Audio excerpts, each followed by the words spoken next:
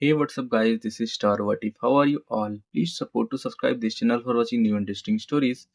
This video includes a self-recorded human introduction in the first 30 seconds, followed by AI generation for creative storytelling purposes. So in this video, we're gonna see second part. What if Harry Potter became Snape's son in all but blood? But before we start, if you want more stuff like this, then be sure to subscribe this channel and share with your friends. Now let's start the video. Here is short summary. When Snape unexpectedly becomes Harry's guardian, a reluctant bond grows into real family.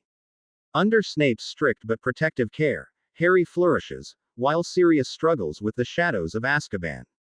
As danger mounts, Harry discovers that the man he once feared may be the father he needed all along. But before we start, if you want more stuffs like this, then please support to subscribe this channel and share with your friends. Let's start the video. Snape closed his eyes for a moment as he rested his head on the sofa cushion behind him. He tried to clear his mind of the hundreds of thoughts that were racing through it and concentrate solely on Harry. Despite the fact that earlier that morning he had been so sure that punishing Harry was for the best, now he wasn't so sure. He certainly didn't feel like administering a punishment. Still, he had seen how Harry had just responded to being dismissed. He wasn't daft enough to think that the boy wanted to be punished, but he obviously needed some kind of closure. Something to let him know that his guardian still cared enough to correct him. A small part of Snape hoped that being sent to his room was enough. He remembered when Harry had ended up in the hospital wing, though. He remembered the boy confessing that it was when he had broken rules without punishment that he really thought that he had wanted to push his responsibilities onto Remus. Now, with things an utter mess over this adoption procedure, he undoubtedly did not want his child, to feel that way. He had blocked out most of his own childhood. He was sure it was a defense mechanism. If he forced himself to forget it, then it couldn't hurt him the way that it used to. From what he could remember, though, there was no worse feeling than feeling as though no one cared for him. Despite the fact that his own father was abusive at best, he could still remember constantly yearning for the man to care for him and about him. He could remember how dreadful it made him feel when he consistently came up short. His father could throw him into a wall for doing something as simple as breathing too loudly, but when he really did something wrong, the man never cared. Snape slowly opened his eyes. Suddenly he knew exactly what needed to be done. He needed to be firm and somber. He couldn't allow Harry for even a moment to think that what he had done in class was excusable or all in good fun. The child was already grounded, making that option obsolete and leaving him only one other choice. He needed to punish the child for his actions before Harry had any more wild thoughts about being unwanted. He also needed to take care of the boy. He needed to see to it that he rested. He needed to be sure that Harry knew how loved he was. He needed to swallow his own foolish thoughts and pride. He needed to take the final step that he had always been so hesitant to take. If he couldn't do so, then he might as well just send Harry with Fudge this very moment. Snape stood and walked across the room and down the hall to his private laboratory. He opened the large cupboard behind the door and quickly removed 2 vials. He instantly opened one of them and digested the liquid inside. Within seconds of doing so, the headache that had felt as though it was splitting his skull in two rapidly disappeared. He slipped the second vial into his pocket as he exited the room. He paused outside of Harry's bedroom door and said a silent prayer that he would find the boy as he had instructed him to be, in his bed while wearing night clothes. He had warned Harry not to disobey, and he certainly did not want to have to increase the punishment he was about to dole out if the child had not listened. He smiled softly to himself as he opened the door to find that Harry had done just as he had asked.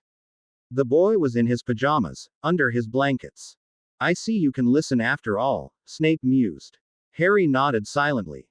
His face was still a sea of worry, and Snape wondered if it was due to the impending punishment, the situation with the ministry, or a combination of both. If it was a combination, he wasn't going to make Harry wait. He was going to take care of his part as quickly as possible. "When I asked you repeatedly to behave yourself, did you doubt for one moment that if you failed to obey me you would not be punished for your actions?" Snape didn't feel particularly angry at the moment, but he hoped his voice was strict enough to hide his true emotions. "No, sir," Harry nearly whispered. Harry's response told him everything that he needed to know. He was definitely coming across just as strictly as he wanted to. No, indeed, Snape replied sternly. Turn over this instant. Harry gave his guardian a questioning look but wasted no time obeying. There was no way he was going to make Snape tell him twice. Snape took a deep breath before quickly moving the heavy quilt. He grabbed a hold of the waistband of Harry's pajama pants and in one quick movement, pulled both the pants and his briefs down as far as they needed to go. He watched as Harry's back and shoulder tensed. The child gripped his pillow tightly with both hands. The actions weren't lost on Snape. He knew that Harry was expecting to feel the sting of the thin paddle assault his backside. Snape raised his hand and brought it down hard, not once, not twice, but 3 times. Harry yelped each time, a fresh batch of tears escaping his eyes on the third. Snape hadn't thought that he had been hard enough on the child to produce such a reaction. Seconds after the thought crossed his mind, though, he realized that the crying was likely left over from the day's events and not necessarily just in regards to the quick spanking he had received. Just as quickly as he had bared the small bottom, Snape reclothed it once more before sitting next to Harry on the edge of the bed. He rubbed his back for just a moment before clearing his throat. Roll over, please. Quickly, Harry rolled over, wincing slightly as his bum made contact with the bed. He looked up at Snape as he brushed the tears from his face. You do understand why that had to be done.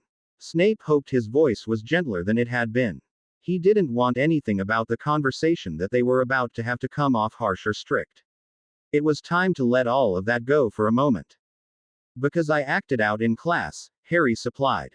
His tears had stopped. He was grateful that Snape had given him such a short spanking, as he really hadn't wanted to meet that dreadful-looking paddle.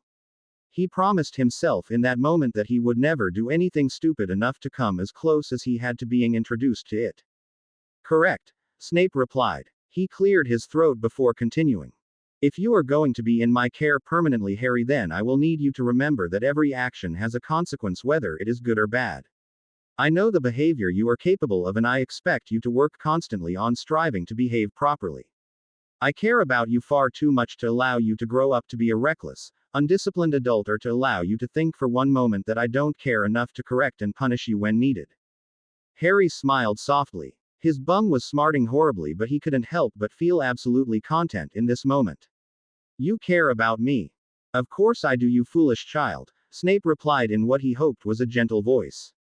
I must confess, Harry, that although I never saw myself with a child, I have grown to love you over the past few weeks. Harry felt his eyes fill with tears, but for the first time all day, they weren't tears of dread and fear. You do.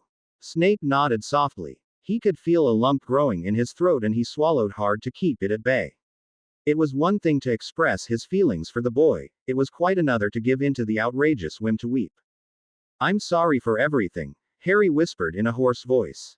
He had tried his hardest to keep his tears from falling, but his hardest wasn't enough as one single tear escaped from the corner of his left eye. It's over with, Snape shook his head.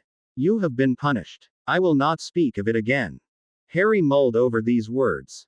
Snape seemed calmer than he had all day. If there was ever a time to ask a question, it was in this moment. What happened in the meeting? Harry didn't miss the look of worry in his guardian's eyes, though he hoped he was just imagining it. Professor Dumbledore is working on things as we speak.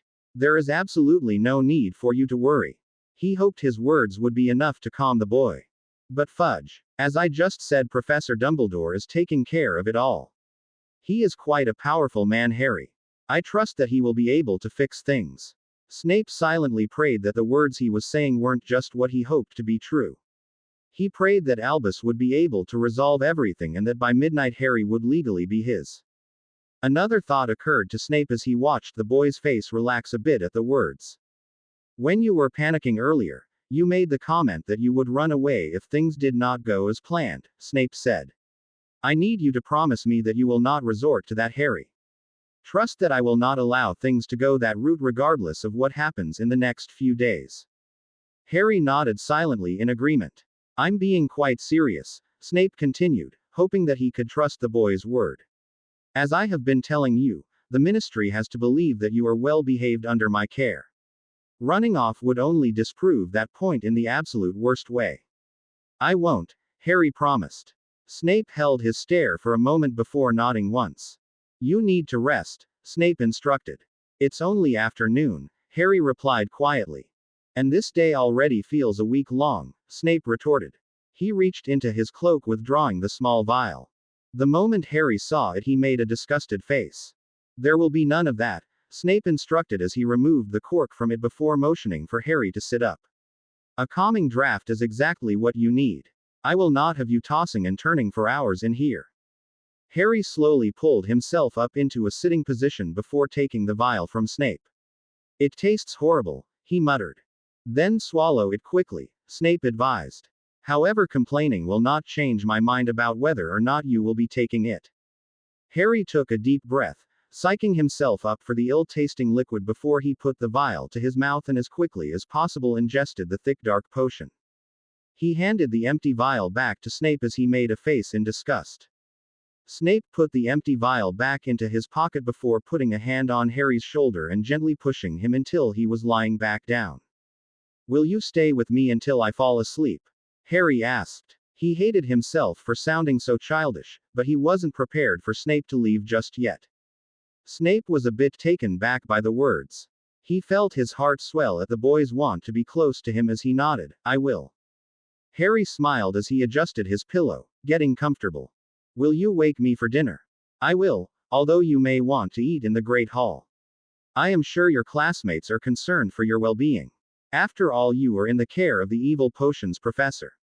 Harry smiled at these words and how easily Snape poked fun at himself. I want to eat with you.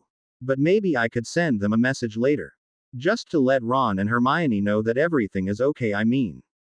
Not because they think you are horrible, they really don't, you know. Harry quickly tried to explain his request. He certainly didn't want Snape to think that his two best friends were like the others. Perhaps after you rest I could permit you to go to the Gryffindor Tower and visit with them, Snape suggested. Harry smiled widely at these words.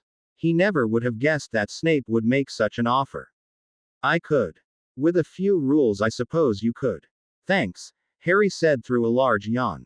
Snape smiled softly as he reached over and gently rubbed the boy's arm. He knew that he was only moments away from a peaceful sleep and he hoped to help him along.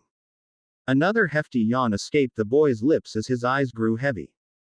Thank you for staying with me, Harry said as his eyes began to close.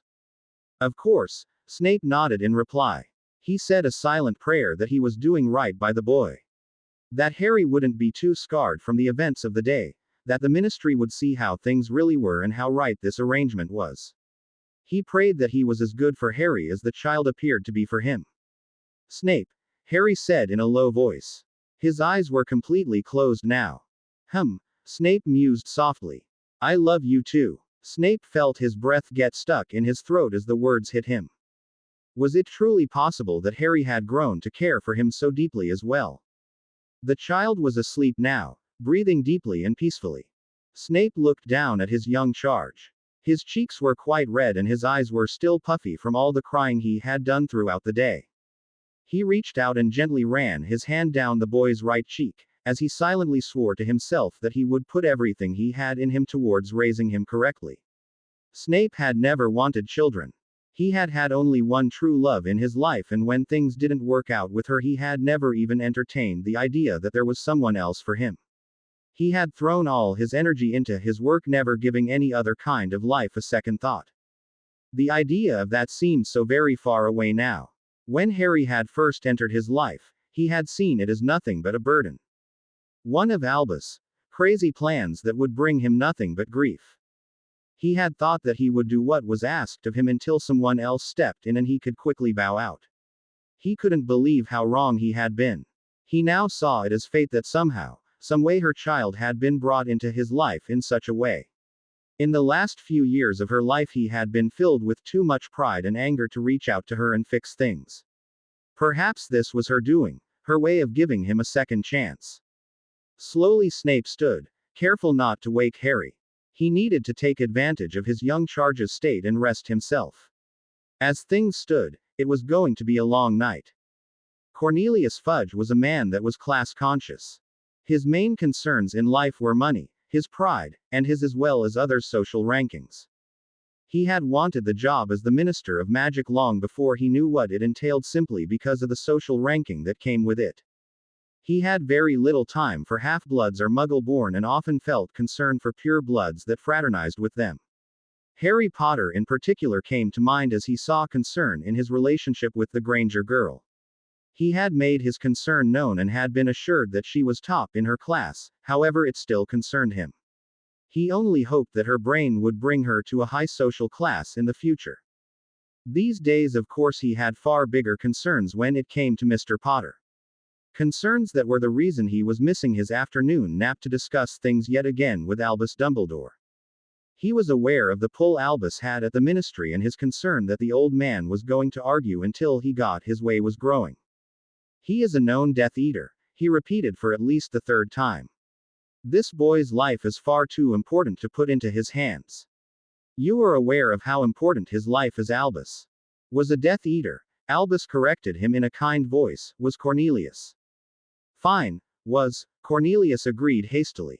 However, I am not convinced for one moment that if given the opportunity Severus would not go back to his old ways. I disagree immensely, Albus replied softly. As I said earlier, I would trust my life in his hands. Certainly you know how I feel about Harry. I loved his parents dearly and I love their son just as much. He is one of my own and I would never put him into a situation where he was in danger. Yet in the past 2 years the boy has been in several life-threatening situations under your eye. Albus, Cornelius pointed out in a smug voice. Perhaps, Albus responded. However, I never encouraged him to do so and you must admit Cornelius he did so in order to help others. He never did so irrationally for a quick adventure. Why he did it is not of importance to the ministry. As I have said numerous times, our concern is keeping Mr. Potter safe and I hardly feel as though placing him in the hands of someone like Severus Snape is a wise decision. I would think that the ministry would also want Harry to be happy and in an environment where he is thriving, Albus replied. Harry is happy with Severus. As it is, the boy was a mess all afternoon with the fear that what you witnessed in his classroom today has ruined any chances he has of staying with the man he has grown to care for. As it is, he has good reason for his fear, Cornelius retorted. Albus smiled softly at the man as he masterfully concealed his frustration and anger. Do not mistake my kindness for weakness, Cornelius. I know you are well aware that when it comes to Hogwarts and my students I have some say over things. I will not back down from a fight nor will I stop fighting until Severus and Harry are together. Snape was exhausted in every sense of the word. He had woken Harry before supper as he had promised. The two had eaten together down in his quarters. Although they had done so many times in the past, Snape had felt something different this evening. A shift in their relationship that was so big that it demanded to be felt. Harry had been happier during dinner than he had been earlier in the day, but he still wasn't his normal self. Snape was sure that he had never in his life wished for a child to actually be a bit mischievous or cheeky, but if Harry would have demonstrated either behavior at dinner it would have been a welcoming change from his melancholy disposition. He only hoped that when he returned from the Gryffindor Tower that there would be an improvement in his mood. Harry turned the corner that led to Snape's chambers. The large oak door that led to Snape's private quarters was usually such a welcoming sight, but with the impending threat of losing everything looming over his head, he was dreading even seeing Snape. He was thankful that they had talked and that things were so good between them. He was beyond grateful and elated that Snape had actually said that he loved him. Never in a million years would he have imagined that those words would have come out of his guardian's mouth. He wanted to remember that moment. It had been perfect. He didn't want his last conversation with Snape to be one where the man was telling him that Fudge had won and the ministry was taking him. All Harry wanted was this whole horrible day to be over with. He pulled open the large oak door to find Snape sitting in his armchair. How was your visit with your classmates? Snape asked. He could read Harry's face so easily these days. He could see the worry that was hiding behind the fake smile that the boy had plastered on, and it concerned him. Good, Harry answered. He wanted to elaborate. He wanted to tell Snape that Hermione had lectured his ear off for how he had acted in class and that if he just gave her a chance that he'd probably really like her. He wanted to tell him that Seamus had admitted that Snape being strict in class didn't necessarily mean that he was evil. He wanted to, but he didn't. Shall we have tea before you go to bed? Snape asked. Harry shook his head. I'm actually really tired. I was just going to go to bed now if that's okay. Of course it is, Snape replied. Harry was tempted to ask the man to come and tuck him in, but he resisted the urge. He had lived his entire life up until a few weeks ago with no memory of ever having been tucked in, and if the ministry took him, he likely never would be again. He couldn't ask Snape to do so knowing it might be the last time. It was just too heartbreaking for him. Besides, he was 13. He didn't need to be tucked in like some sodding toddler. Night, Harry said softly before heading down the hall to his room. Snape tried his hardest not to be hurt by the boy's actions. He knew that Harry was nervous and worried. He knew that it had been a long, stressful day for him and that his shortness with him likely had very little to do with anything else. Still, Snape had grown so accustomed to tucking the child in that Harry not requesting him to do so felt like a punch in the gut. Snape forced himself to shake the feeling as he pulled himself from his armchair and walked into his kitchen. He took the bottle of the dark liquor out of the cabinet and quickly fixed himself a nightcap. He shook off the feeling that Harry had left him with. The child likely just needed some time alone to process his feelings. Snape could certainly relate to the feeling. He returned to his armchair once more, his nightcap in his hand. The Daily Prophet was sitting untouched on the table next to him. It was an unheard of occurrence that he did not read the day's paper, but he knew that doing so today would be pointless. He could hardly concentrate on anything that did not involve the adoption procedures. He took a drink from the glass in his hand before placing it on top of the paper. He closed his eyes, allowing himself to relax for a moment as he rested his head on the soft cushion behind him.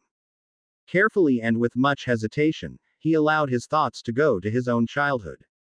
He was not a man that only saw black and white. He knew that there was a fine line between discipline and abuse.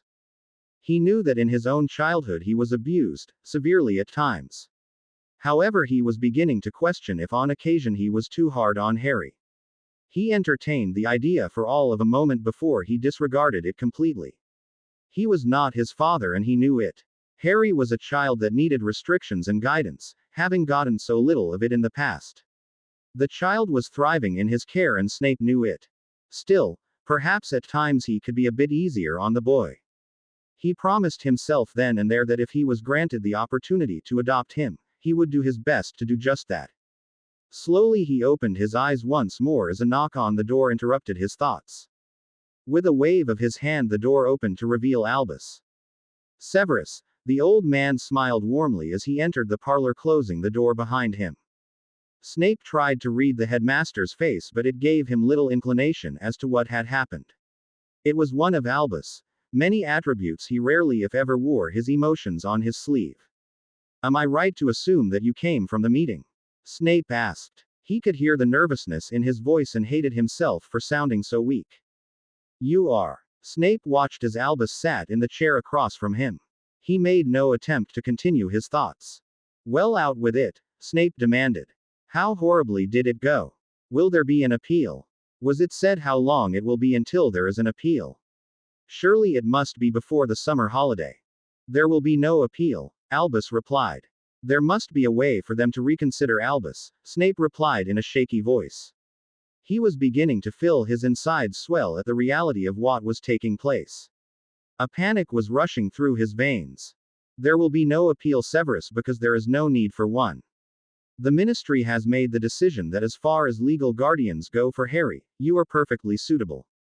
The feeling of panic paused for a moment. Surely he had heard the man wrong. But Cornelius and I had a small chat and I think he realized how wrong he was in his assumptions.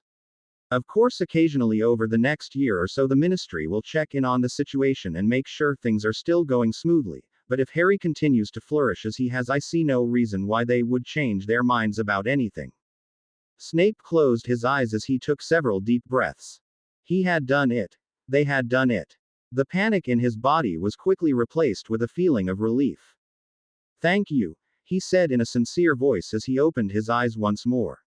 A million times over, Albus, thank you. Albus smiled warmly as he nodded his acceptance. It's late, Severus, and this day has been exceptionally long. I think it's time that we all get some much needed rest. Perhaps before you do that though you should go let your son know that he won't be going back to his relatives again. His son. Snape nodded in agreement though he was sure Harry was long asleep. Waking the boy would be outlandish. Surely the news could wait until breakfast. Both Professor McGonagall and Hagrid have excused Harry from his classes tomorrow. I think it would be reasonable to say that the boy deserves a day to celebrate the news. As do you, Severus. Professor Lupin has agreed to teach your morning class for you if you'd like. That won't be necessary. Harry does not need to miss his classes, and Snape trailed off as he thought of the promise he had made to himself only moments earlier. On second thought, taking the day off may be nice. Perhaps taking Harry out of the castle for a bit would do some good. I dare say it would, Albus smiled. Now if you'll excuse me, I have a nightcap of my own calling my name. Snape sat in his chair as he watched Albus leave. The feeling of relief that had slowly started to make its way through his body moments earlier was now rushing through his veins. It was over. Harry was his. Slowly he stood, abandoning his nightcap as he made his way down the long hallway. He passed his private laboratory and the door which led to his own bedroom. He hadn't changed his mind. He still thought it would be completely ludicrous to wake Harry. The news would keep until morning. He just wanted to see the boy. He wanted to tuck him in despite the fact that only moments ago he had convinced himself that such things didn't matter. Those thoughts all seemed so far away now, and tucking Harry in was suddenly his main priority. He gently pushed open Harry's bedroom door, pleased with himself when he accomplished the task silently. "You're awake?" he questioned as his eyes adjusted to the dark room.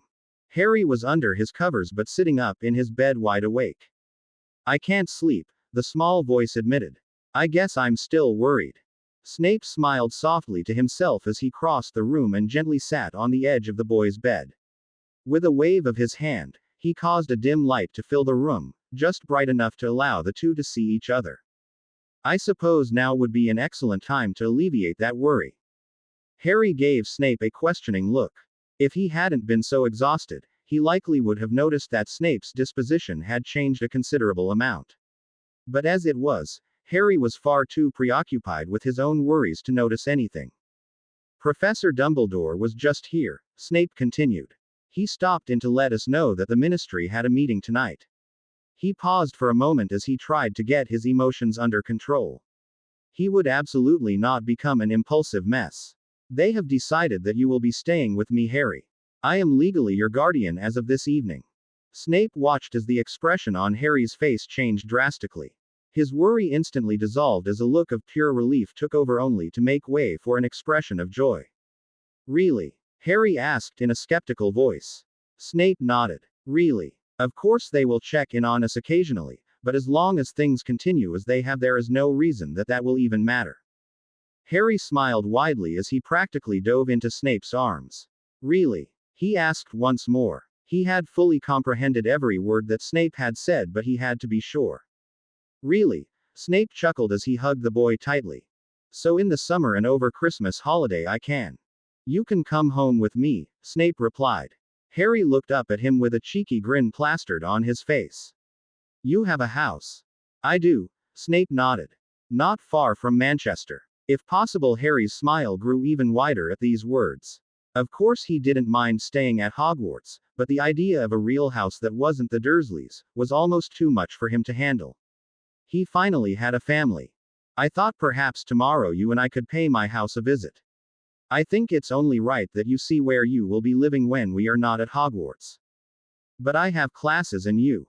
A day off would suit us both quite well, don't you agree?" Harry nodded as he hugged Snape once more. "Thank you," he whispered. Snape nodded softly as his right hand gently made its way through Harry's unruly hair. His heart was full of happiness that he owed all to a boy that several weeks ago he didn't care a lick for.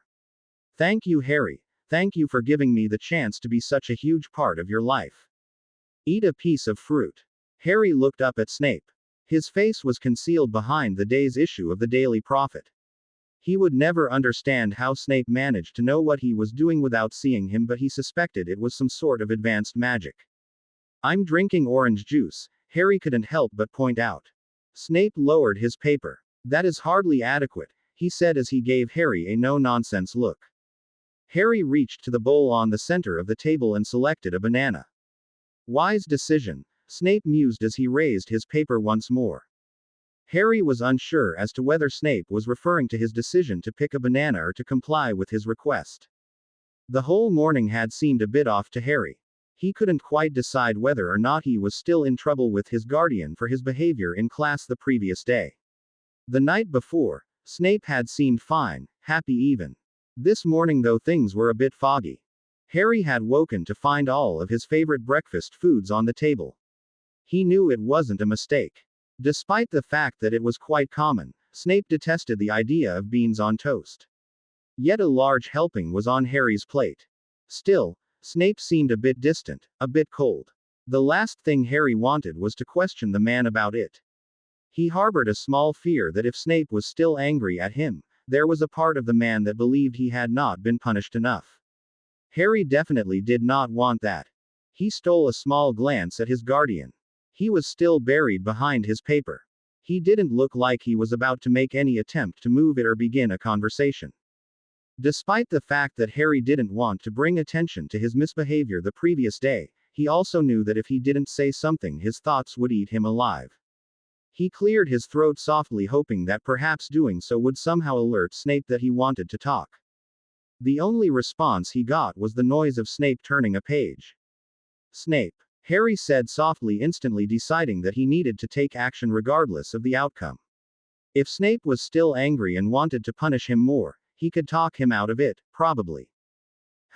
Snape mused from behind his paper. Are you still angry with me?" Harry asked instantaneously, hating himself for it. His voice sounded so meek and childish as he stumbled over the words. Snape's paper quickly lowered. Harry looked up to see Snape staring at him, a confused look on his face. "Not at all," Snape replied. "Why do you ask?" Harry shrugged and instantly realizing his mistake opened his mouth to reply. "You seem it, I guess." He suddenly felt stupid for even bringing it up. Just because Snape didn't want to have a conversation over breakfast didn't mean that he was mad. He probably just wanted some quiet with his meal, and now he had gone amok that all up. "I assure you that I am not cross with you at all," Snape replied. "I have a lot on my mind this morning." "About me?" Harry couldn't help but ask. "About topics which are none of your concern," Snape answered. Harry nodded as he digested these words. He wanted to argue that he was old enough to be included in such topics, but he thought better of it. "Are we still going to your house today?" he asked, changing the subject entirely. "After lunch," Snape replied as he folded his paper and set it on the table, now giving Harry his full attention. "I have to meet with Professor Dumbledore this morning. Can I come?" Harry asked before he could stop himself. "May you?" Snape corrected him. "And no, you may not. I have several topics to discuss with the headmaster that are not meant for your ears or your concern." Harry's shoulders slumped as he gave Snape a pitiful look. "But it's probably about me, right? Or at least about the adoption. Shouldn't I be included in that? If my memory serves me correctly, which it should considering it has been less than 48 hours, I believe, you were plenty included. I also believe that the last time I allowed you to come to a meeting with Professor Dumbledore and myself, you couldn't control your behavior. But if the meeting is about me, then Harry, Snape said in a tired voice. You asked me only a moment ago if I was still angry with you, and I assured you that I was not. However, if this conversation continues, I cannot promise you that my feelings will not change." Harry took a deep breath as he forced himself to calm down. He knew he was pressing his luck with his guardian, and the last thing he wanted was to get into trouble again. "I'm sorry," he offered up the words. Snape nodded once, his normal acknowledgement when Harry apologized for any cheekiness. "Finish your breakfast and then you may go find your friends." Harry looked up at Snape. He was sure he had heard the man wrong. It had been ages since he had been allowed to roam around with his friends instead of spending his free time in Snape's quarters. "You heard me correctly," Snape said. "After giving our situation some thought last night, I decided that perhaps it would be best to start this new arrangement with a clean slate. So I'm not on restriction anymore." Harry asked before eating a large helping of his beans. If he was allowed to go find Ron and Hermione, then he was going to finish his breakfast as quickly as he could. "Against my better judgment, you are not," Snape replied. Harry smiled widely at these words. Wicked. Thanks. See to it that you keep yourself out of trouble, or you'll be referring to me as wicked with a much different definition. Harry nodded earnestly at these words as he shoveled the last forkful of his beans into his mouth. And stop eating like an animal, Snape scolded lightly. Harry swallowed his food before opening his mouth. Sorry. Another nod. Go on then before I change my mind. Harry jumped out of his seat, practically knocking his chair over in the process. Snape resisted the urge to scold the boy once more and instead focused on giving him a different direction. Make sure you are back in my parlor immediately after lunch. I will be, Harry promised, stopping only to grab his jacket before running out the door. Snape watched the child go, the door closing loudly behind him. Sighing to himself, he picked up his newspaper once more. He wasn't sure that letting Harry off of restriction was for the best, but he knew that keeping the boy on punishment forever wouldn't help either. He opened the paper to the third page, and for the second time that morning his eyes skimmed over the latest article about Sirius Black. He had been spotted less than 5 miles from Hogwarts. Snape's dark eyes locked in on Black's vicious face as he thrashed around in his picture. Silently he prayed that he could trust Harry to obey the rules and keep himself away from danger. Harry practically ran through the castle. It was Wednesday. Breakfast had just ended, and if he knew his friends, they would be spending their free morning outside. It was November, and despite the fact that it was quite chilly outside, the students still preferred to spend their free time on the school's grounds before the bitter winter started and forced them to stay inside. Harry came to a halt on the castle steps as his eyes scanned the area by the lake. He smiled widely as he saw Ron and Hermione sitting under a tree, a book resting on Hermione's lap. He took off in a jog towards them. Ron spotted him first, giving him a cheeky grin. Snape let you out? Ron asked in a happy voice. Harry nodded. Yep. I'm off of restriction. Harry, that's wonderful. Hermione smiled as Harry sat down next to his friends. You can come back to the dormitory now, Ron added with a smile. Seamus just got these wicked smokeless fireworks. He wants to try and set them off out of the window one of these nights.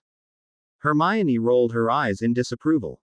Harry was shocked to find himself agreeing with her assessment of the situation. A year ago he would have been thrilled about the idea of smokeless fireworks, but today he was sure that Snape would murder him if he had any parts in something so dangerous. Aside from that, the idea of moving back into his dormitory hadn't occurred to him until Ron had said something. When Snape had first forced him to stay down in his quarters, Harry had been devastated at the idea. Now he wasn't so sure he wanted to go back to his bed in his dormitory. He wasn't sure how he felt about being so far from his guardian. He didn't say anything about that, Harry replied. I'll have to ask him. But you're off restriction, Ron clarified in a confused voice. Yeah, Harry nodded. I'm just not sure if that is included. Ron shrugged. It should be. I mean, being off restriction should include everything. I'll ask, Harry nodded. He was more interested in asking Snape if he could still spend some nights in his bedroom down in the dungeons, though. He's letting me skip history of magic this afternoon, Harry continued, changing the subject entirely. He's taking me to see his house. I think that's wonderful. Hermione smiled widely at her friend. Really, Harry? Do you know where it is? Are you close to either of us? Near Manchester, I think, Harry replied. You'll still come stay at the Burrow for a week or so, Ron insisted. You always do in the summer. Harry nodded in agreement. He wasn't sure about a week's stay, but surely he could go for a night or two. Is Professor Snape teaching now? Hermione asked. Harry shook his head. He had a meeting with Dumbledore this morning. Ron made a face at these words. Before he even opened his mouth, Harry knew where he was going, and although he agreed with his friend, he wished he could stop him. And he wouldn't let you go. It's probably all about you. Harry agreed with Ron's words. Still, he couldn't bring himself to agree verbally. Instead, he looked to Hermione for her help. Surely she would change the subject. Possibly, Hermione agreed. Her attention was now completely on their conversation, her book having been abandoned. Or it could be about whatever he was involved with. Harry had filled his friends in on the details of his last meeting with Dumbledore and on how quickly he had been asked to leave. He was beginning to feel a pang of curiosity about the meeting he was currently being excluded from. For a split second he entertained the idea of getting his cloak and doing some investigating. He quickly pushed the thought out of his mind though. Snape would murder him. He had literally been off of restriction for less than 30 minutes and the last thing he wanted was to go back on it. Aside from that, he knew that his guardian would be disappointed in him. That was worse than any punishment. That's probably it, Ron agreed. You said they tossed you out the minute it came up. I wonder what it is. He's probably having second thoughts, the voice came from behind Harry. Trying to back out of the whole arrangement before it's too late. Within a second Harry was on his feet facing his owned classmate.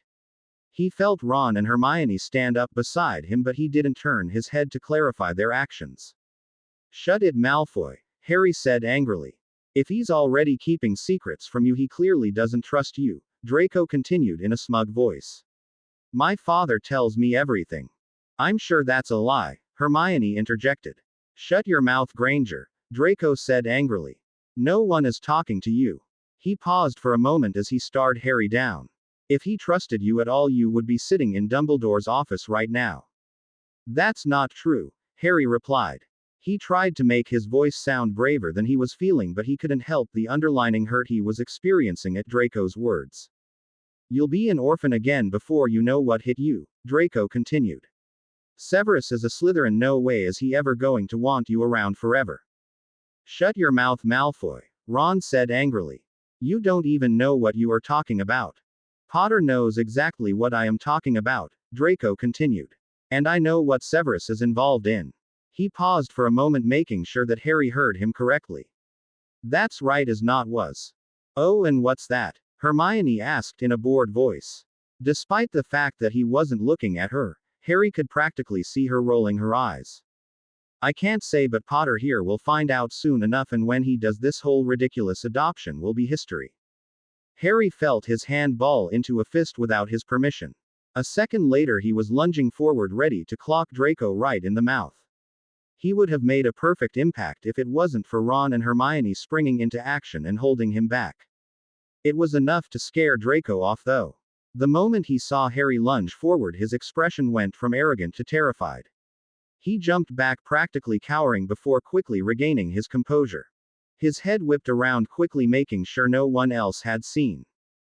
Get out of here before all three of us punch you, Ron said in an angry voice.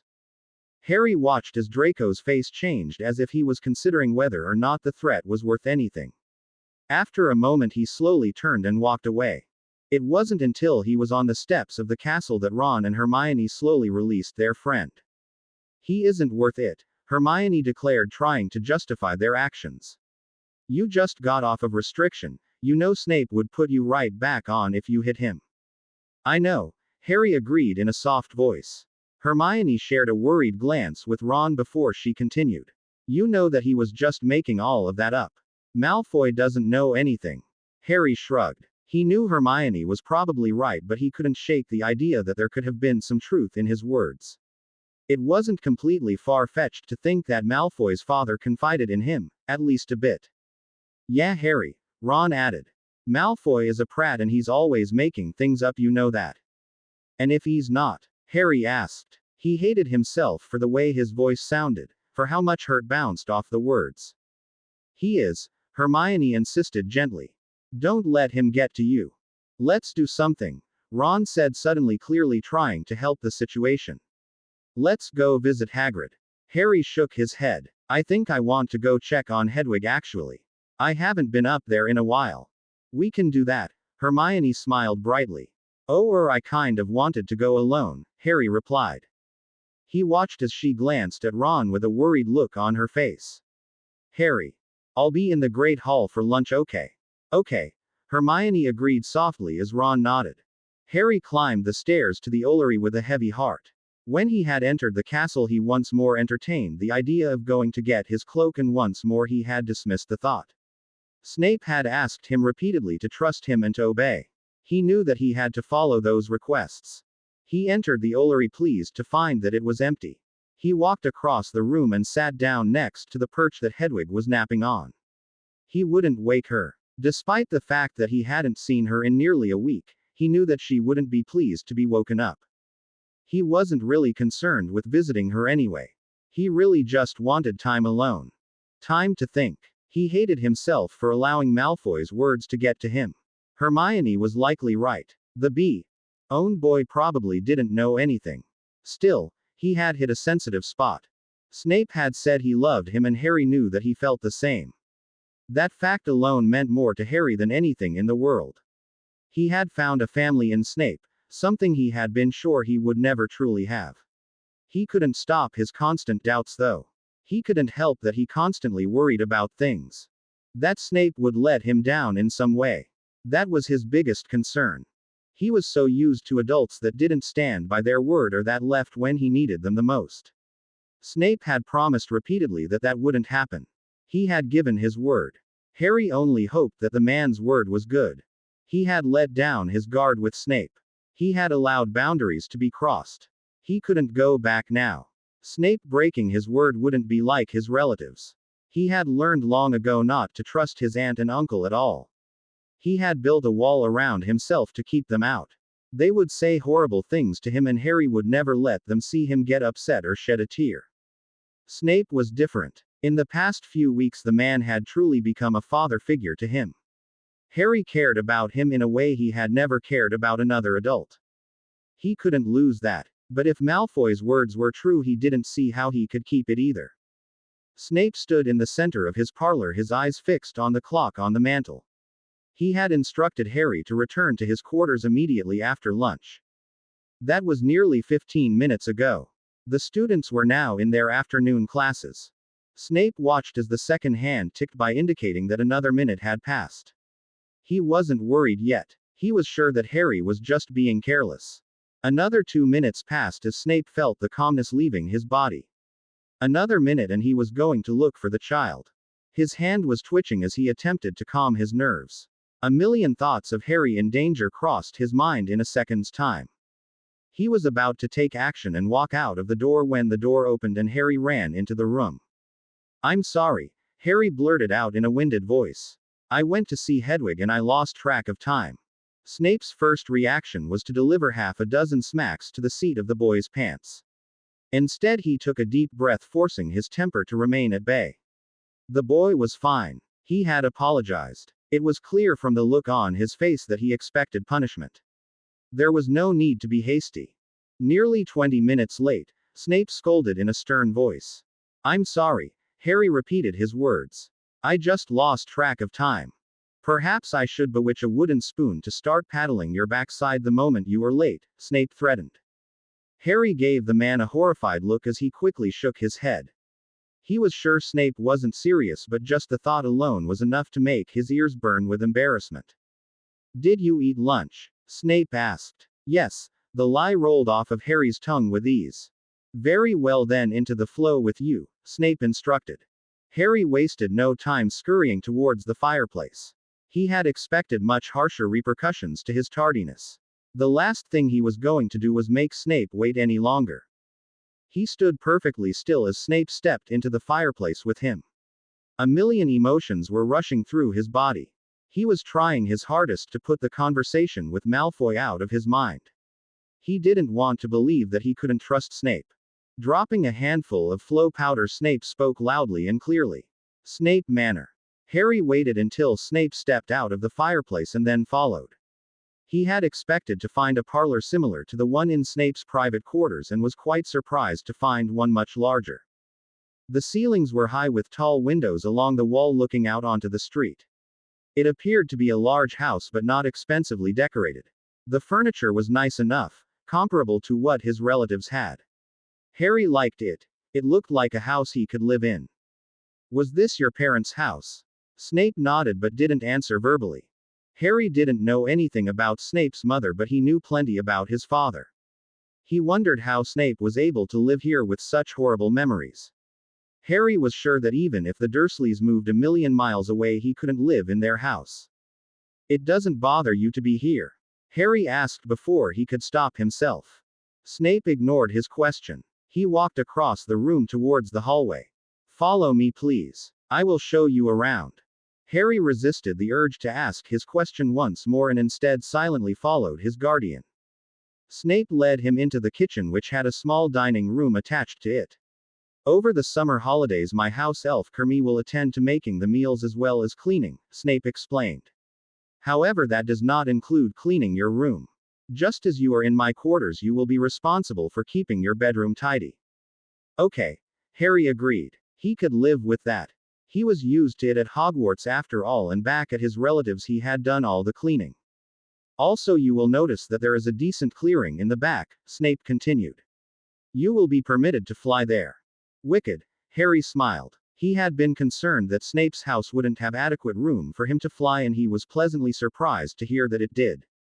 Snape walked up a back staircase with Harry a step behind him. He paused outside of a bedroom door for a moment before pushing the door open to reveal a bedroom with a private bathroom attached. This will be your room. Harry smiled as he stepped into the room. It was roughly the same size as his room in Snape's quarters. The one difference was the large window that looked out over the field. He was pleased to see a window that wouldn't end up with bars on it. My room is at the end of the hall, as well as another bathroom and my work room, which will be off limits to you. Harry nodded. Yes, sir. Aside from that room, you are free to roam the rest of the house as you please. Was this your room when you were a kid? Harry asked. No, this was my parents' room. The room that I currently use was my room as a child. Was your mum nice? The question left Harry's mouth before he could stop it. Very, Snape replied. I'm inclined to think that she would have liked you very much. Harry smiled softly at these words as he ran a finger along the wardrobe. I like this room a lot. Thank you. Snape nodded softly. Professor Dumbledore will be putting several spells on the house in order to be sure it is completely safe and hidden. Is that what your meeting was about today? Harry asked. He had crossed the room now and was leaning against the post of the bed. Partly, Snape replied. Harry didn't miss the look that had momentarily swept over the man's face. More than ever, he was beginning to feel that Draco had been right. There was something major going on. What was the other part? Harry asked. He hoped his voice sounded as innocent as he wanted it to. The last thing he wanted was for Snape to think that he knew something. As I told you earlier, Harry, the contents of the meeting I had with Professor Dumbledore is absolutely none of your business. Harry didn't miss the strictness of the man's voice. He was playing with fire and he knew it. Harry shrugged softly, hoping to appear nonchalant. Can I bring my pillow from your quarters here for the summer? I really like it. Snape raised an eyebrow at the sudden change in the conversation. If you wish. Harry was sitting at the round table trying to do his history of magic homework. Hermione had happily brought it to him only 20 minutes earlier. He would have liked to tell her to get lost with it, but Snape had seen, thanked her, and then immediately after she left instructed Harry to sit and do it. It wasn't that he didn't want to get it done, it was just that his stomach was growling with hunger. When he had skipped lunch several hours ago, he hadn't been hungry at all. His mind had been completely consumed with Malfoy's words. Now, however, skipping lunch seemed like the stupidest idea he had ever had. It was still at least 2 hours until dinner and he was starving. Worse, he was trying to hide it. If he had been honest when Snape had asked him if he had eaten, he likely would have been scolded and then made to eat.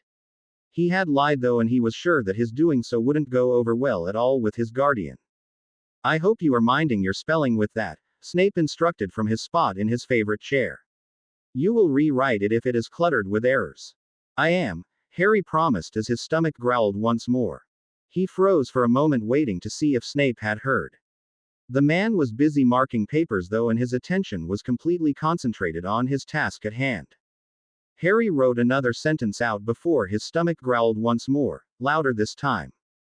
He closed his eyes tightly as he silently told himself that he could make it 2 more hours. He opened his eyes only to have his stomach growl loudly once more. Instantly he abandoned his self-control. There was no way he was going to make it. Snape, he said softly. What is it? Harry swallowed hard. I have to tell you something. What's that? Harry glanced over at his guardian. The man was still grading his papers, his attention on his work. I lied, Harry confessed softly. Snape's head snapped up as the words left Harry's mouth. He now had the man's full attention. His eyes narrowed at the boy as a stern look overtook his face. I didn't eat lunch, Harry said quickly before Snape could jump to any conclusions or make things any worse. The stern look was replaced by one of concern, but only for a fleeting moment. Why on earth not? Snape was on his feet now, and within a second's time he was towering over Harry. Harry shrugged as he tried to gather his thoughts. He wasn't quite sure that confessing to his conversation with Malfoy was the best idea. Do not shrug your shoulders at me, Snape warned. I asked you a question and I expect an answer. Harry's stomach growled loudly as he resisted the urge to shrug once more. Before Harry knew what was happening, Snape had took a hold of his arm and pulled him from his seat. Seconds later, Harry found his cheek resting on the table. Snape had bent him over so easily that Harry couldn't help but wonder how the man had gotten so strong. Harry closed his eyes tightly, preparing himself for what he knew was coming. He hated himself for already having tears clinging to his eyelashes. He hated himself even more for being Snape's legal child for less than 24 hours and already finding himself in this position. A moment later, Snape's hand made contact with his jean-clad backside not once but twice. Harry resisted the urge to cry out in pain. Just as quickly as he had been pulled from his chair, he was deposited back into it. Before Snape could see the few stray tears that had managed to escape his eyes, he quickly brushed them away. Snape tapped the table twice, causing a plate of hot food to appear. He moved Harry's school books out of the way and pulled the plate towards the boy. Eat, he instructed. Harry looked down at the food on his plate to find all of his favorites. Despite the fact that his was starving, he could feel the lump in the back of his throat practically doubling in size. He would never understand how Snape could be so angry with him and yet still make sure he had his favorite foods. Harry watched as Snape walked back to his armchair, picked back up his papers, and went back to grading. His stomach gave another growl, but his guilt over the whole situation was weighing heavy on his heart. Eat, Snape instructed once more. We will have a discussion when you are done. Harry glanced in Snape's direction. The man wasn't even looking at him. He'd never in a million years understand how Snape did that. Eat, Snape said once more, this time in an annoyed voice. If I have to say it again, the outcome will not be pleasant. Harry picked up his fork and slowly took a bite. He highly doubted that Snape was going to let his lying slide with the small punishment he had just received. He wanted nothing more than to take his time eating, prolonging whatever was to follow for as long as possible. Unfortunately, he was so hungry that before he knew it, he was taking the last bite. He picked up his glass of pumpkin juice, finishing its contents. I'm done, he announced in a small voice. He hated his voice for sounding so vulnerable. Snape stood and crossed the room once more. He tapped the table twice, causing the dinnerware to vanish. Harry watched as his guardian took a hold of the chair next to him and pulled it away from the table, taking a seat. Explain, Snape said in a deadly low voice. Harry quickly weighed his options. Snape seemed plenty cross, but he had seen him angrier. He could easily lie once more and simply tell the man that he hadn't been hungry at lunch, but he was sure if he was caught he would be in a sea of trouble. I had a row with Malfoy, Harry confessed. You fought with. Verbally, Harry quickly interrupted. The last thing he needed was Snape thinking that he had been dueling or physically fighting. This verbal spat took place while you should have been eating. Snape's voice was still plenty stern, but Harry could hear that it had softened just the slightest bit. No, sir. Harry shook his head. It happened before lunch and then I went to the Ollery because I wanted to be alone. That's why I missed lunch. What was this argument about? Snape asked. Harry had known that this question was coming, but it didn't make answering it any easier. You, he said softly. I beg your pardon. The firmness had now left his voice completely. He said that if you trusted me at all, I would have been in the meeting with you today, Harry replied softly. He said that you were probably already trying to get out of the adoption and that that was what the meeting was about. You can't tell me that you believe that, Harry, Snape said gently. I've told you how I feel about our arrangement as well as about you. I know, Harry replied softly. Is that all that was said? Snape inquired. Harry shook his head. He said that you are involved in something and once I find out what it is, it will destroy everything. Snape felt the words hit him like a punch to the gut. He would have to speak to Lucius about what was shared with his son. I promise you, Harry, those words have no truth to them. Then why did you make me leave the meeting when it came up? As I have told you from the moment this arrangement began, you need to trust me, Harry. There are things that are not your concern, things that you do not have to worry about. You are a child and there are things that you need to allow me to handle. Harry mulled over these words for a moment before he opened his mouth once more. He called you Severus. The Malfoy family has been friends of mine for quite some time. He was raised to call me by my first name. Harry shrugged at this explanation. Snape was silent for a moment before he cleared his throat. If you would like to call me by my first name, you may do so. Harry considered this option. A day ago he might have liked the offer, but after hearing the name roll off of Malfoy's mouth, he wanted no parts of it. I like Snape, Harry finally answered. That's fine, however, in the future, if you change your mind, the offer stands. Thanks, Harry nodded. It would also do you well in the future to remember that if Mr. Malfoy attempts to start a row with you, he is likely only doing so to get a rise from you.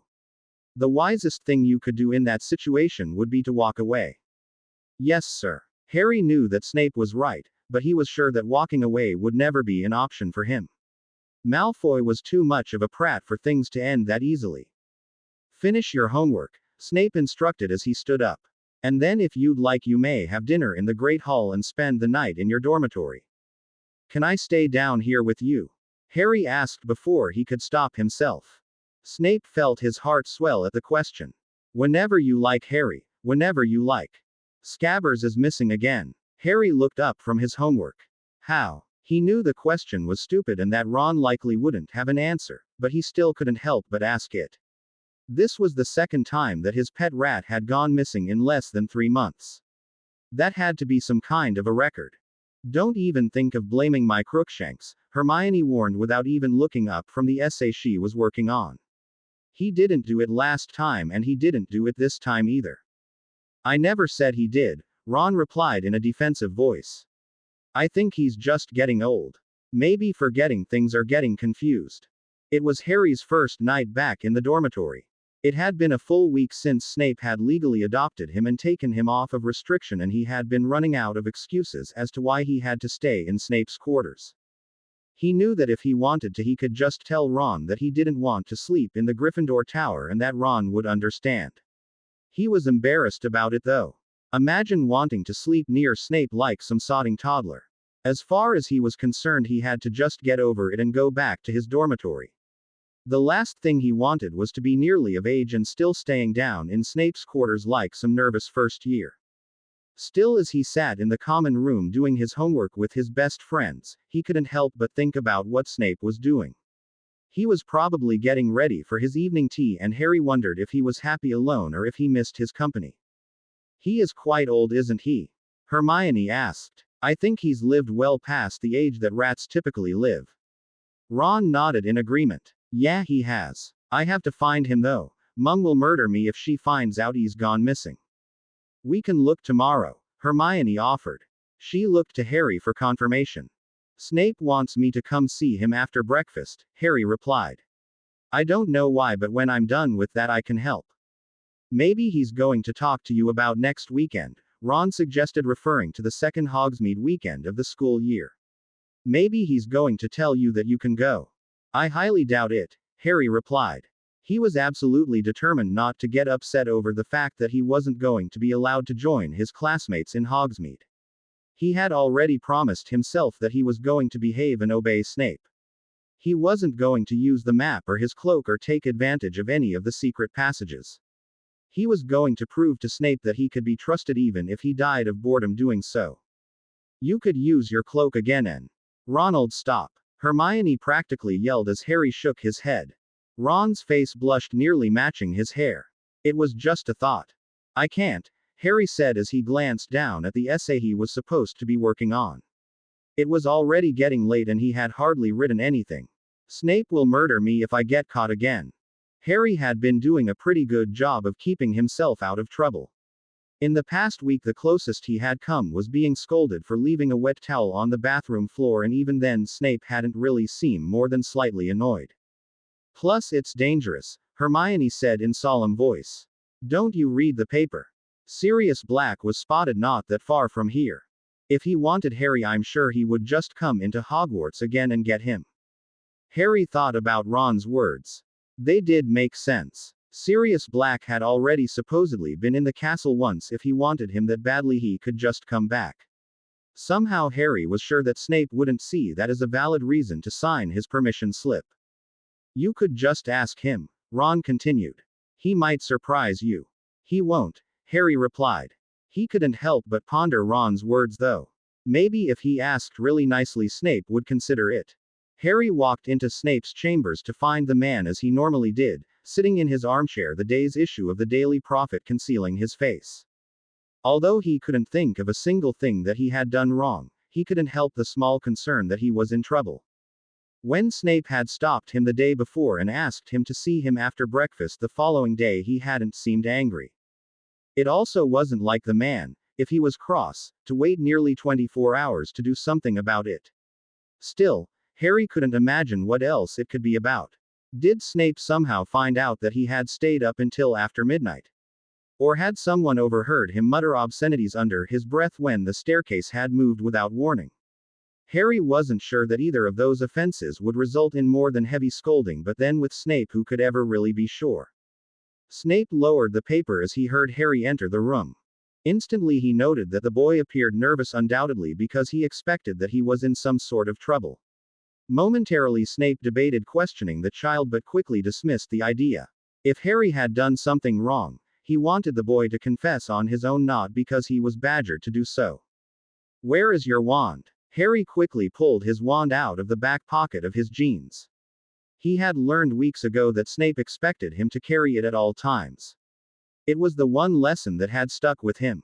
Professor Lupin wished for me to express his sincere regret as he must cancel his lesson with you scheduled for tomorrow. He is a bit under the weather. Oh, Harry replied. He felt absolutely stupid for the disappointment that he knew could be heard in his voice. Is he okay? However, I did not feel as though the weekend should be a total loss. Snape continued, ignoring his question completely. Learning defensive magic will only be beneficial to you. He paused for a moment, fixing Harry with a serious stare.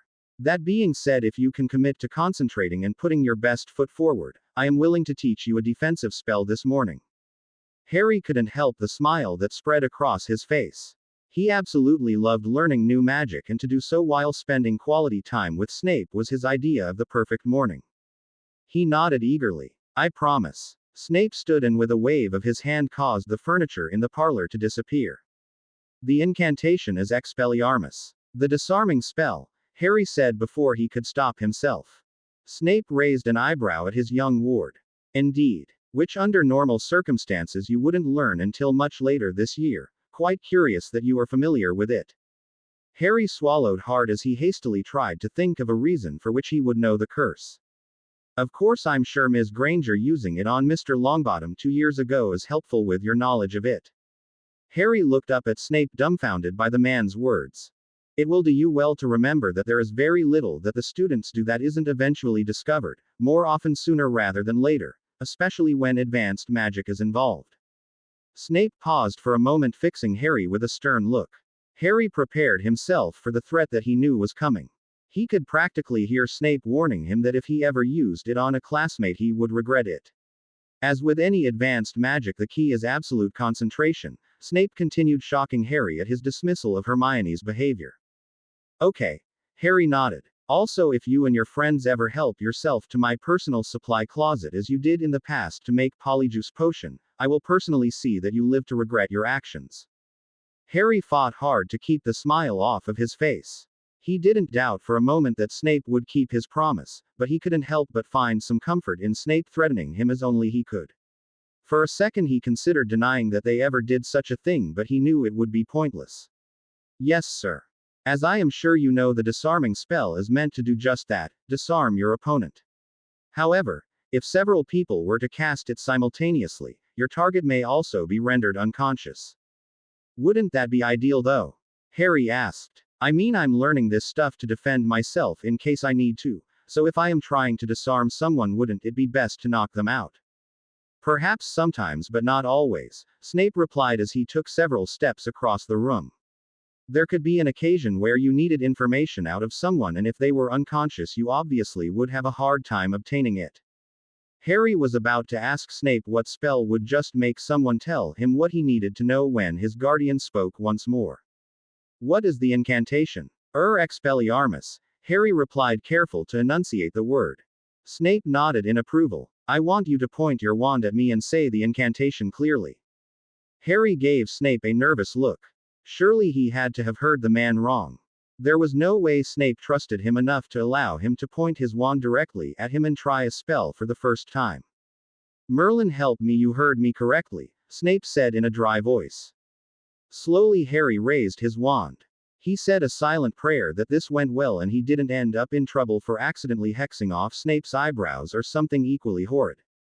Expelliarmus, he said loudly and clearly as he pointed his wand at his guardian. Harry gave Snape a questioning look when nothing happened. Advanced magic is called such for a reason, Snape said in what he hoped was an encouraging voice. I hardly expected you to master it on your first try. Harry nodded as he pointed his wand at Snape once more. Try saying it a bit slower, Snape suggested. It came out quickly and was hard to decipher. Harry nodded once more. Expelliarmus, he said in a slow, loud, clear voice. A smile spread across his face as he watched Snape's wand fly from his hand. Very good, Harry, Snape smiled proudly. I don't know many students that could master that on their second try. Thanks, Harry smiled as Snape snapped his fingers, causing his wand to jump into his hand once more.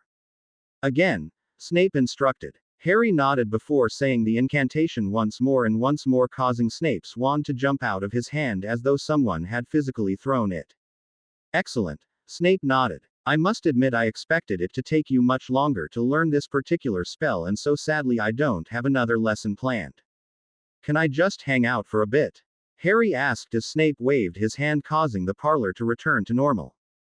You may, however, I do have a potion to work on that is quite important, so I ask that you keep yourself out of the way, Snape replied as he walked towards his private workroom. Harry was a step behind him. It was rare that he was allowed into Snape's laboratory. On his first morning with the man, he had been warned to stay out of it and he had followed that rule. He was curious to see if he tried to follow Snape if he would be made to leave. Perhaps you should work on your homework, Snape suggested as he pushed open the door to the laboratory. I did it all last night, Harry replied. He looked around the large room. A large cauldron was sitting on the wooden counter in the center of the room. You finished all of your weekend homework in one evening? Snape asked in a suspicious voice as he walked over to the cauldron. Yep, Harry replied. He followed Snape across the room but walked to the other side of the wooden counter. He leaned on the counter as he watched Snape pick up a long spoon and gently stir the potion. And Hermione didn't even help. I'll have to remember to assign more next Friday, Snape said as he added a small container of something that smelled dreadful to a large cauldron. Harry made an annoyed face. That's not fair. If you wouldn't have asked me, you'd never add more homework. Hand me that glass of fairy wings behind you. Harry turned around and carefully picked up the glass bottle. The last thing he wanted was to break something and have his doing so result in him being kicked out of the room. Carefully he handed it to Snape and watched as the man removed one and dropped it into the cauldron. What will it do? Harry asked curiously. Fairies are very peaceful creatures, Snape explained as he stirred the potion. Their wings hold much of their personality traits, so by adding a wing to this potion it will help the person that consumes it to feel their peace. What is the potion? Harry asked as he peered down at the swirl of colors in the cauldron. It is none of your concern. Harry noted that although Snape's voice was firm, he didn't sound the least bit annoyed. Can I ask you something? You may. Promise you won't go mental and that you'll hear me out, Harry dared. I'll do no such thing, Snape replied as he picked up a small vial and emptied the contents into the potion. Snape. Harry practically whined his name. If you are going to whine like a toddler, I can find a corner for you to sit in, Snape threatened. Harry fought the urge to roll his eyes.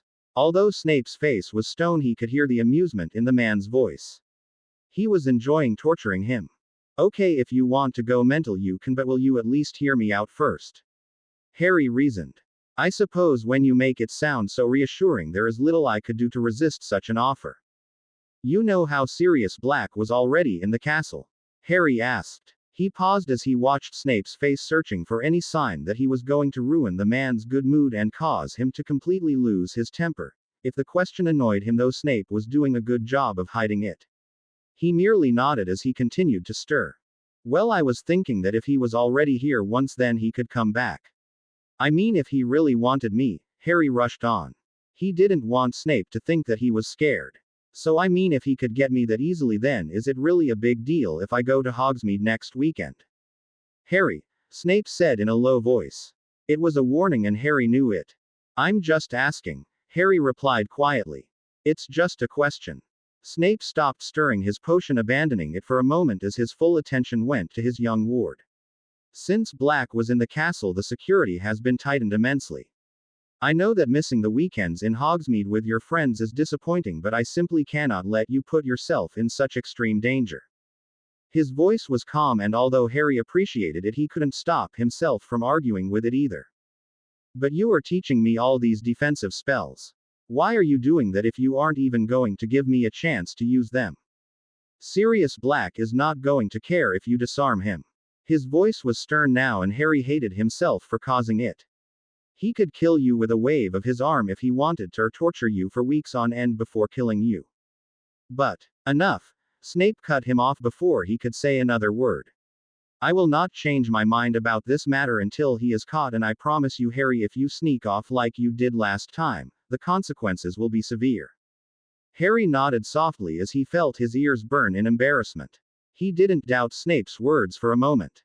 A verbal response, Snape demanded.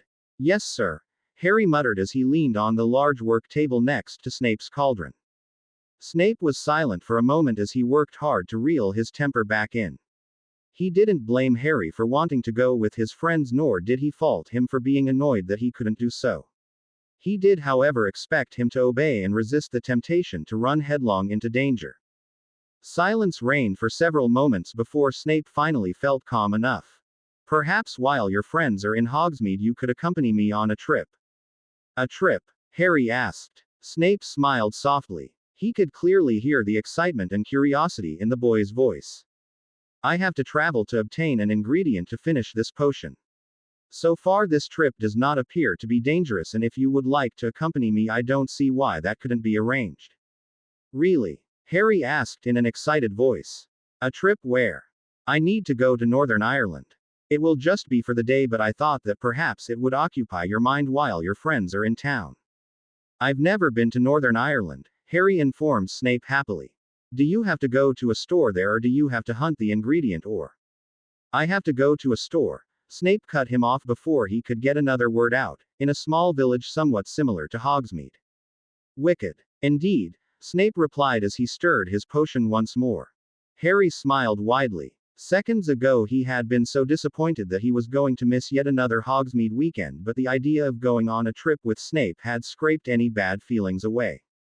Despite the fact that things had been good between the two of them, Harry still couldn't shake the feeling that Snape didn't fully trust him. He had been trying so hard to stay out of trouble and gain the man's trust once more, and he was hopeful that Snape's inviting him along was a big step in the right direction. It had started on Tuesday with a scratchy throat, first just when he swallowed something, and then within a day it lasted around the clock. The only relief was when cold pumpkin juice numbed his pain for the seconds it took to travel down his throat. By Thursday his head was also pounding most of the time. When it wasn't throbbing with a headache, he felt foggy, dizzy almost. He had barely made it through divination without putting his head down on the hard round table and taking a nap.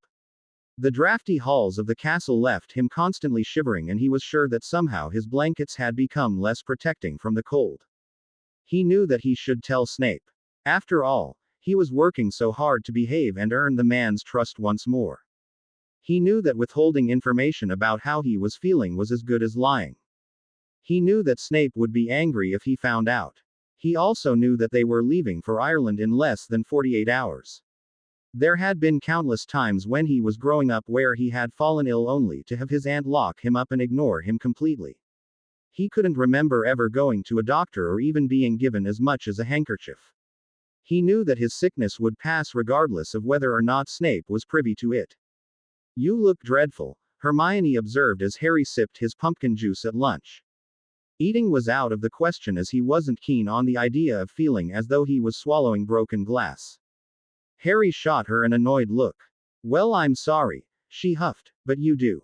Would it be that horrible to just tell Professor Snape that you don't feel well? Harry thought about the idea of staying behind at the castle while Snape went off to Ireland by himself before he nodded. Yeah, it would. Hermione rolled her eyes slightly. Well, I think you are being ridiculous. Harry shrugged at her words. He knew that her concern came from a good place, but regardless, he wasn't about to listen to her advice. Maybe you can see Madame Pomfrey without Snape knowing about it, Ron suggested as he shoved a forkful of chicken into his mouth. Now it was Harry's turn to roll his eyes.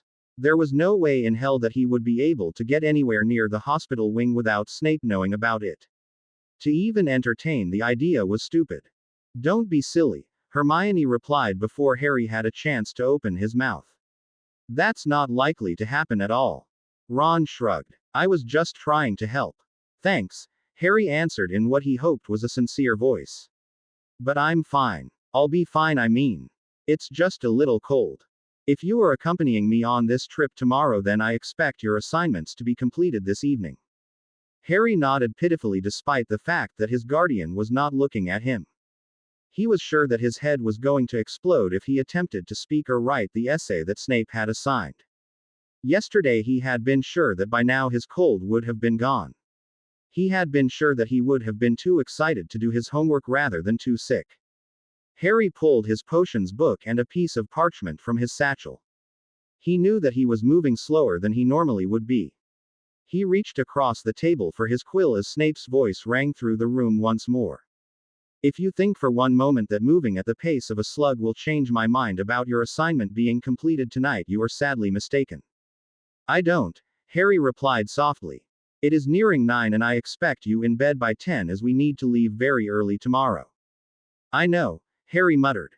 Normally by this point in a lecture he would have his quill dipped and the first few sentences written, anything to make his guardian see that he was listening. Today though he just sat there, all his concentration going towards keeping his head up.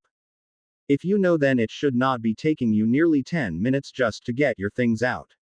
Honestly, Harry, I don't know what has gotten into you the past few days. I don't know, Harry muttered softly. He could feel his dinner moving in his stomach. His mouth felt dry and the room was beginning to spin around him. Snape was talking again, but Harry wasn't listening. He stood up so quickly that he sent the chair he had been using flying backwards. What in Merlin's name are you? But Snape trailed off, his face changing as Harry's hand covered his mouth. Now there was concern and panic in the man's eyes. Harry raced down the hallway with Snape only a step behind him. He no longer cared if the man knew that he was sick, his only concern in the world was doing whatever it took to feel better. Harry made it to the bathroom just in time and within seconds threw up his entire dinner. Snape reached around the child and gently removed his glasses from his face before his hand found its way to Harry's back.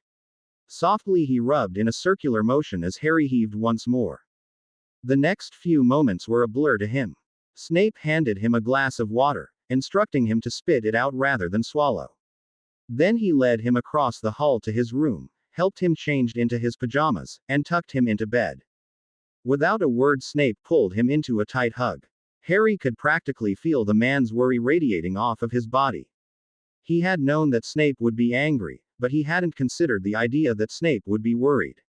In retrospect, it was obvious, of course, but he was still getting used to this parent thing. No one had ever cared if he was ill. Slowly Snape released him. Harry felt his stomach flip as he looked at the man's face. The worry was written all over it and in everything from his concerned eyes to his furrowed brow. I'll be back in a moment, Snape promised as Harry nodded miserably in reply. There went all his hard work. All the sneaking around and keeping his illness from Snape was a waste, all because he had to go and sick up. Harry watched as Snape walked into his room once more. He was carrying a tray of assorted small bottles. Harry involuntarily cringed at the mere thought of what was to come. Snape sat the tray down on Harry's bedside table before perching on the edge of the boy's bed. Gently he reached over and placed his hand on Harry's forehead. A disapproving look swept across his face before he picked up a strange-looking device. Silently, Snape unbuttoned Harry's pajama top. "Arm up," Snape instructed. His voice was dripping with concern and Harry couldn't help but feel comforted by it. He obeyed his guardian, immediately raising his right arm into the air. Snape placed the device under Harry's armpit before gently pushing the boy's arm back down. A moment later, the device let out a bright red glow. Snape removed it from the crevice and read the numbers on it, frowning deeply as he did. "What?" Harry couldn't help but ask. "You're burning up," Snape replied. "How long have you felt ill?" He could have lied. He could have easily said that it had started that evening after supper. It wasn't as if Snape would ever find out. He couldn't bring himself to do it though. There was something in Snape's concerned face that made it impossible for Harry to do anything but tell the truth. "A couple of days," Harry replied in a soft, clear voice. The concern faded now, replaced by annoyance. "It wasn't this bad though," Harry quickly tried to explain. "Just a bad cold, really." Snape said nothing as he reached over and picked up one of the bottles. He pulled the cap off and handed it to Harry. "Drink," he instructed. Harry sniffed the dark liquid before making a horrid face. "Drink it or spend the remainder of the evening with that dreadful fever you have acquired." Harry knew that despite Snape's words, he didn't have a choice. There was no way that Snape was going to allow him not to drink the potion regardless of what he said. Before Harry could give his situation much more thought, he put the bottle to his lips and quickly drank the potion. The horrible liquid wasn't even completely down Harry's throat when Snape took the small bottle from his hand and replaced it with another one. Harry swallowed hard, a pitiful look washing over his face. "You're a wizard. It's a comfort to know that despite the fact that you are ill, your intelligence has not suffered," Snape replied sarcastically. "Drink." "It's disgusting," Harry replied. "Can't you do some magic to make it taste better?" "Could I?" "Absolutely, and perhaps if you hadn't kept your sickness from me for days, I would." "Snape." Harry practically whined his guardian's name. Snape raised an eyebrow at the child's immaturity. It appeared that not feeling well caused Harry to regress a few years. Harry not only looked miserable but small in his bed. It took all Snape had in him not to accommodate the boy's every wish. "Do not for a moment act as if you were not aware that keeping such crucial information from me, such as being ill, is not as good as lying. As it stands, you should be thanking your lucky stars that I am trying to nurse you back to health when in reality you should be over my knee and preparing to nurse your backside." Harry blushed involuntarily and profusely as he quickly drank the second potion. He handed the bottle back to Snape and received a third. Without a single complaint, he brought it to his lips and ingested the liquid. He knew that Snape was right. He knew that keeping his sickness from Snape was as bad as lying, and he knew he was fortunate to have someone who cared enough to take care of him. "I'm sorry," Harry said softly once he was sure that he wasn't about to be handed a fourth potion. "I only kept it from you because I didn't want you to cancel our trip. Had you told me when this started, it is likely you wouldn't have gotten this sick and by tomorrow you would be well enough to go. However, as it stands, you will be resting until Monday." Despite the fact that Harry had known that it was inevitable, he couldn't help his shoulders from slumping, nor could he help the frown that set in. "I'm sorry, Harry, but even if you woke up tomorrow feeling completely well, I don't think that gallivanting out of the castle would be a wise decision for your health." Snape paused for a moment. His voice had been gentle, but Harry watched as a stern look took over his face. "Perhaps missing this trip will serve as a reminder to you to be honest with me in the future." Harry nodded miserably in agreement. His eyelids were beginning to feel heavy. Instantly he realized that the last potion he had swallowed had been a sleeping draught. He had known it had tasted familiar, but he couldn't place it until now.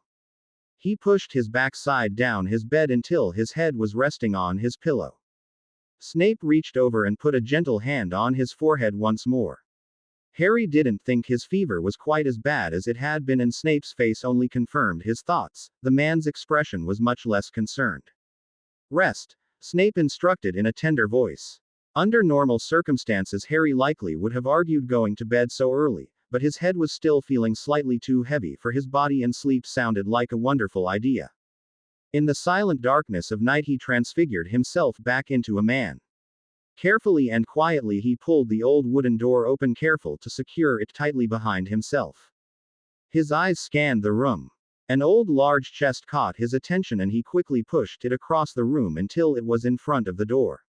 He knew it was juvenile and that an old chest likely wouldn't protect him, but it made him feel better about the situation. He hadn't had a wand in his possession for years and he knew his wandless magic was rusty at best. Still, he muttered a quick spell in an attempt to secure the house. It was only when he felt comfortable enough with his safety that he allowed himself to finally relax and take in his surroundings. As a student, he had been in this house countless times. Despite the fact that most students were terrified of the so-called haunted house, he and his own mates had found comfort in it. The stories of hair-raising activities happening in the very rooms that they had spent countless hours in had never affected them. Now, as an adult, he found some comfort as well. For weeks he had been sleeping in caves and rock piles. For 2 lucky nights a Muggle family had taken him in. A stray dog, the family pet the children had always wanted. The father had decided that a dog was too much trouble though, and before they could call someone to take him he had fled. It was nice to be back in a familiar place. It would be nice to have a bed to sleep in, albeit an old dirty one, but a bed nonetheless. Perhaps the biggest comfort though was how close he was to Harry. He wanted to watch him, learn as much as he could about the boy, and when the time was right, reveal himself to him. Harry was standing in the middle of the Forbidden Forest. He was alone. For a moment he couldn't help but think that if Snape knew where he was, he would die a slow, painful death, or at least his bum would. He pushed that thought from his mind. He didn't care if Snape found out. He felt invincible. It was so silent that he was sure he could hear the earth turning, and then the silence shattered as he heard a woman screaming his name. His head whipped around as he tried to figure out where she was. It was the same woman he always heard. He was sure it was his mother. He was about to run deeper into the forest to try and find her when the large black dog appeared out of nowhere. Everything in him was telling him to run, but suddenly his legs turned to jelly. They absolutely refused to obey his brain. He couldn't bring himself to run or even to walk. The dog charged at him and leapt through the air.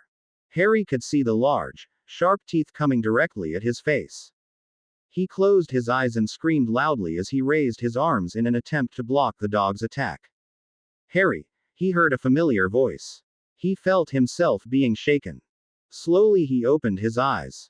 The forest was gone. He was on his bedroom floor in Snape's chambers, only it wasn't Snape that was crouched down next to him with a concerned face, it was Remus. Harry felt himself blush to the tips of his ears as he quickly grabbed his pillow and blanket and stood up, practically throwing himself back into his bed. Bad dream? Remus asked in a concerned voice. I'm fine, Harry quickly replied.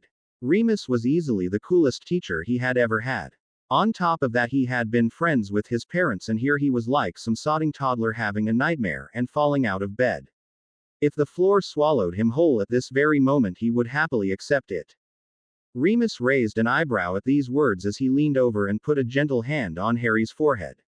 Feel a bit warm to me, he mused. Severus was quite insistent that if you are running even the slightest fever, you are to have another dose of temperature reducer. Harry made a face at these words.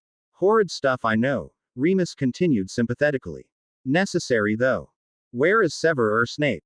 He traveled to Northern Ireland to obtain an ingredient for a potion, Remus explained as he searched through the assortment of bottles that Snape had left on the bedside table. I thought you knew that though. Harry felt his shoulders slump as he leaned back on his pillow. He went without me. It wasn't a question, more of a statement to himself. He didn't have a choice, Harry. The potion must be completed in a timely manner and the ingredient cannot be found elsewhere. It says a lot about his character, the dedication to his work. Remus paused as he held up a small bottle.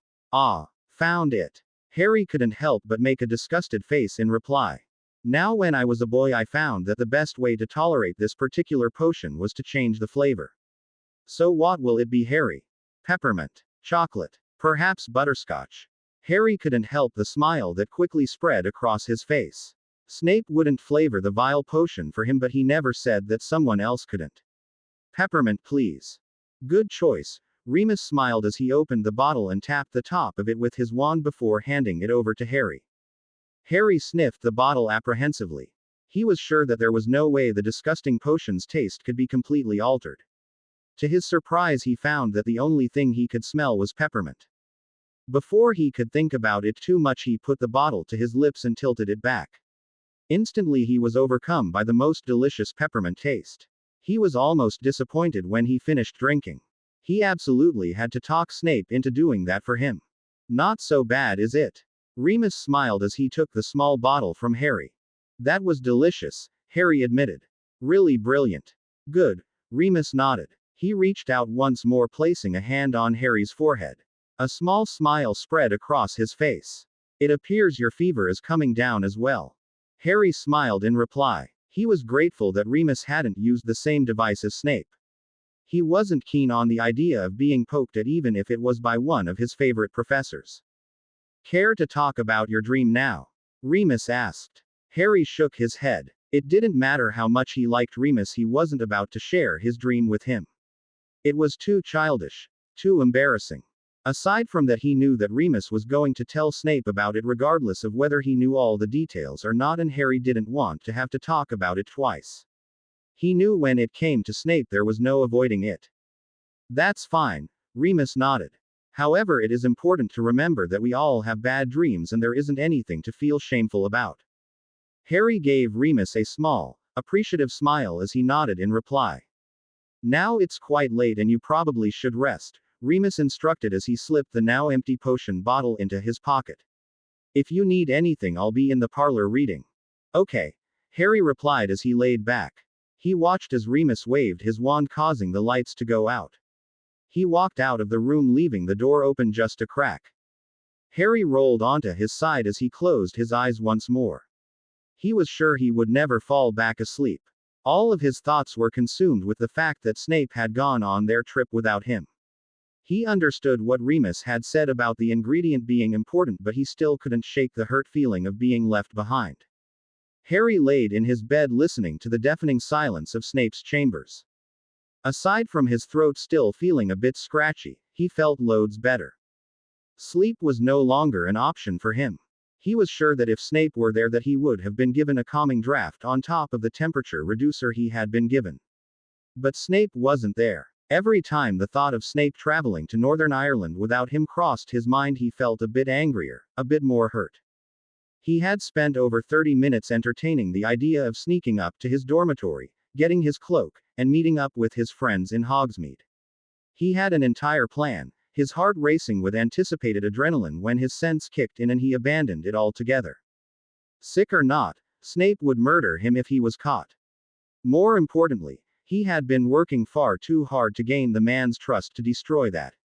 Twice now Remus had checked on him, and both times Harry had quickly shut his eyes, faking sleep.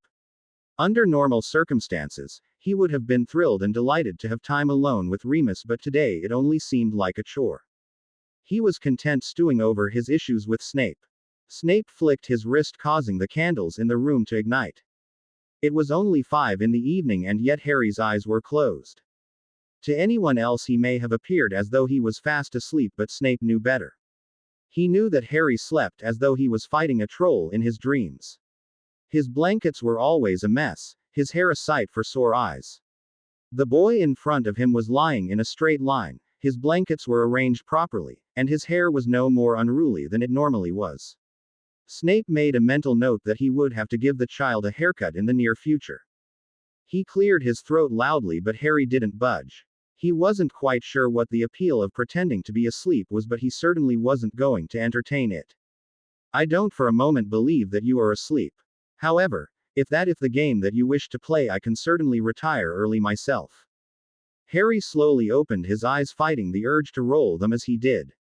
How are you feeling? Snape couldn't shake the absolute guilt he felt for leaving the child for the day. Had it been any other ingredient for any other potion, he would have put it off. The full moon was fast approaching though. As it was, he was still concerned that the potion would not have adequate time to brew. Harry shrugged in reply. He knew that doing so would annoy his guardian, but he didn't think that he cared. I suppose that if you are unable to answer my question like an educated human being, then another dose of medications will likely suffice. I feel fine, Harry quickly replied. Despite Snape's harsh words, the man didn't seem mad, and despite how Harry had felt only seconds prior, he quickly decided that he didn't really want to make him mad either. Snape reached a gentle hand out and placed it on Harry's forehead. A small smile graced his lips when he found it to be cool. The smile quickly vanished though as a concerned look took over his face. Professor Lupin informed me that you had quite the nightmare this morning. It wasn't a nightmare, Harry replied defensively. He said that he found you on the floor in a panicked state. I wasn't panicked, Harry replied. He could feel the shame on his face at Snape's words. He couldn't believe that Remus had said such a thing. Harry. He had practically demanded that Snape call him by his name, but when he said it like that, he honestly wished he never had. Okay, it was a nightmare, Harry admitted reluctantly. But I wasn't panicked. A nightmare about what exactly? It was a question, but Harry could read Snape's tone like a book. Not answering was not an option. I was in the Forbidden Forest and that black dog showed up and there was a lady screaming. He paused for a moment as he eyed Snape. That's it. Then I woke up. Harry watched as the concern on Snape's face deepened. It was just a dumb dream, Harry muttered. I just fell out of bed as all. Silence reigned. How was your trip? Harry asked in an annoyed voice. Snape locked eyes with the child.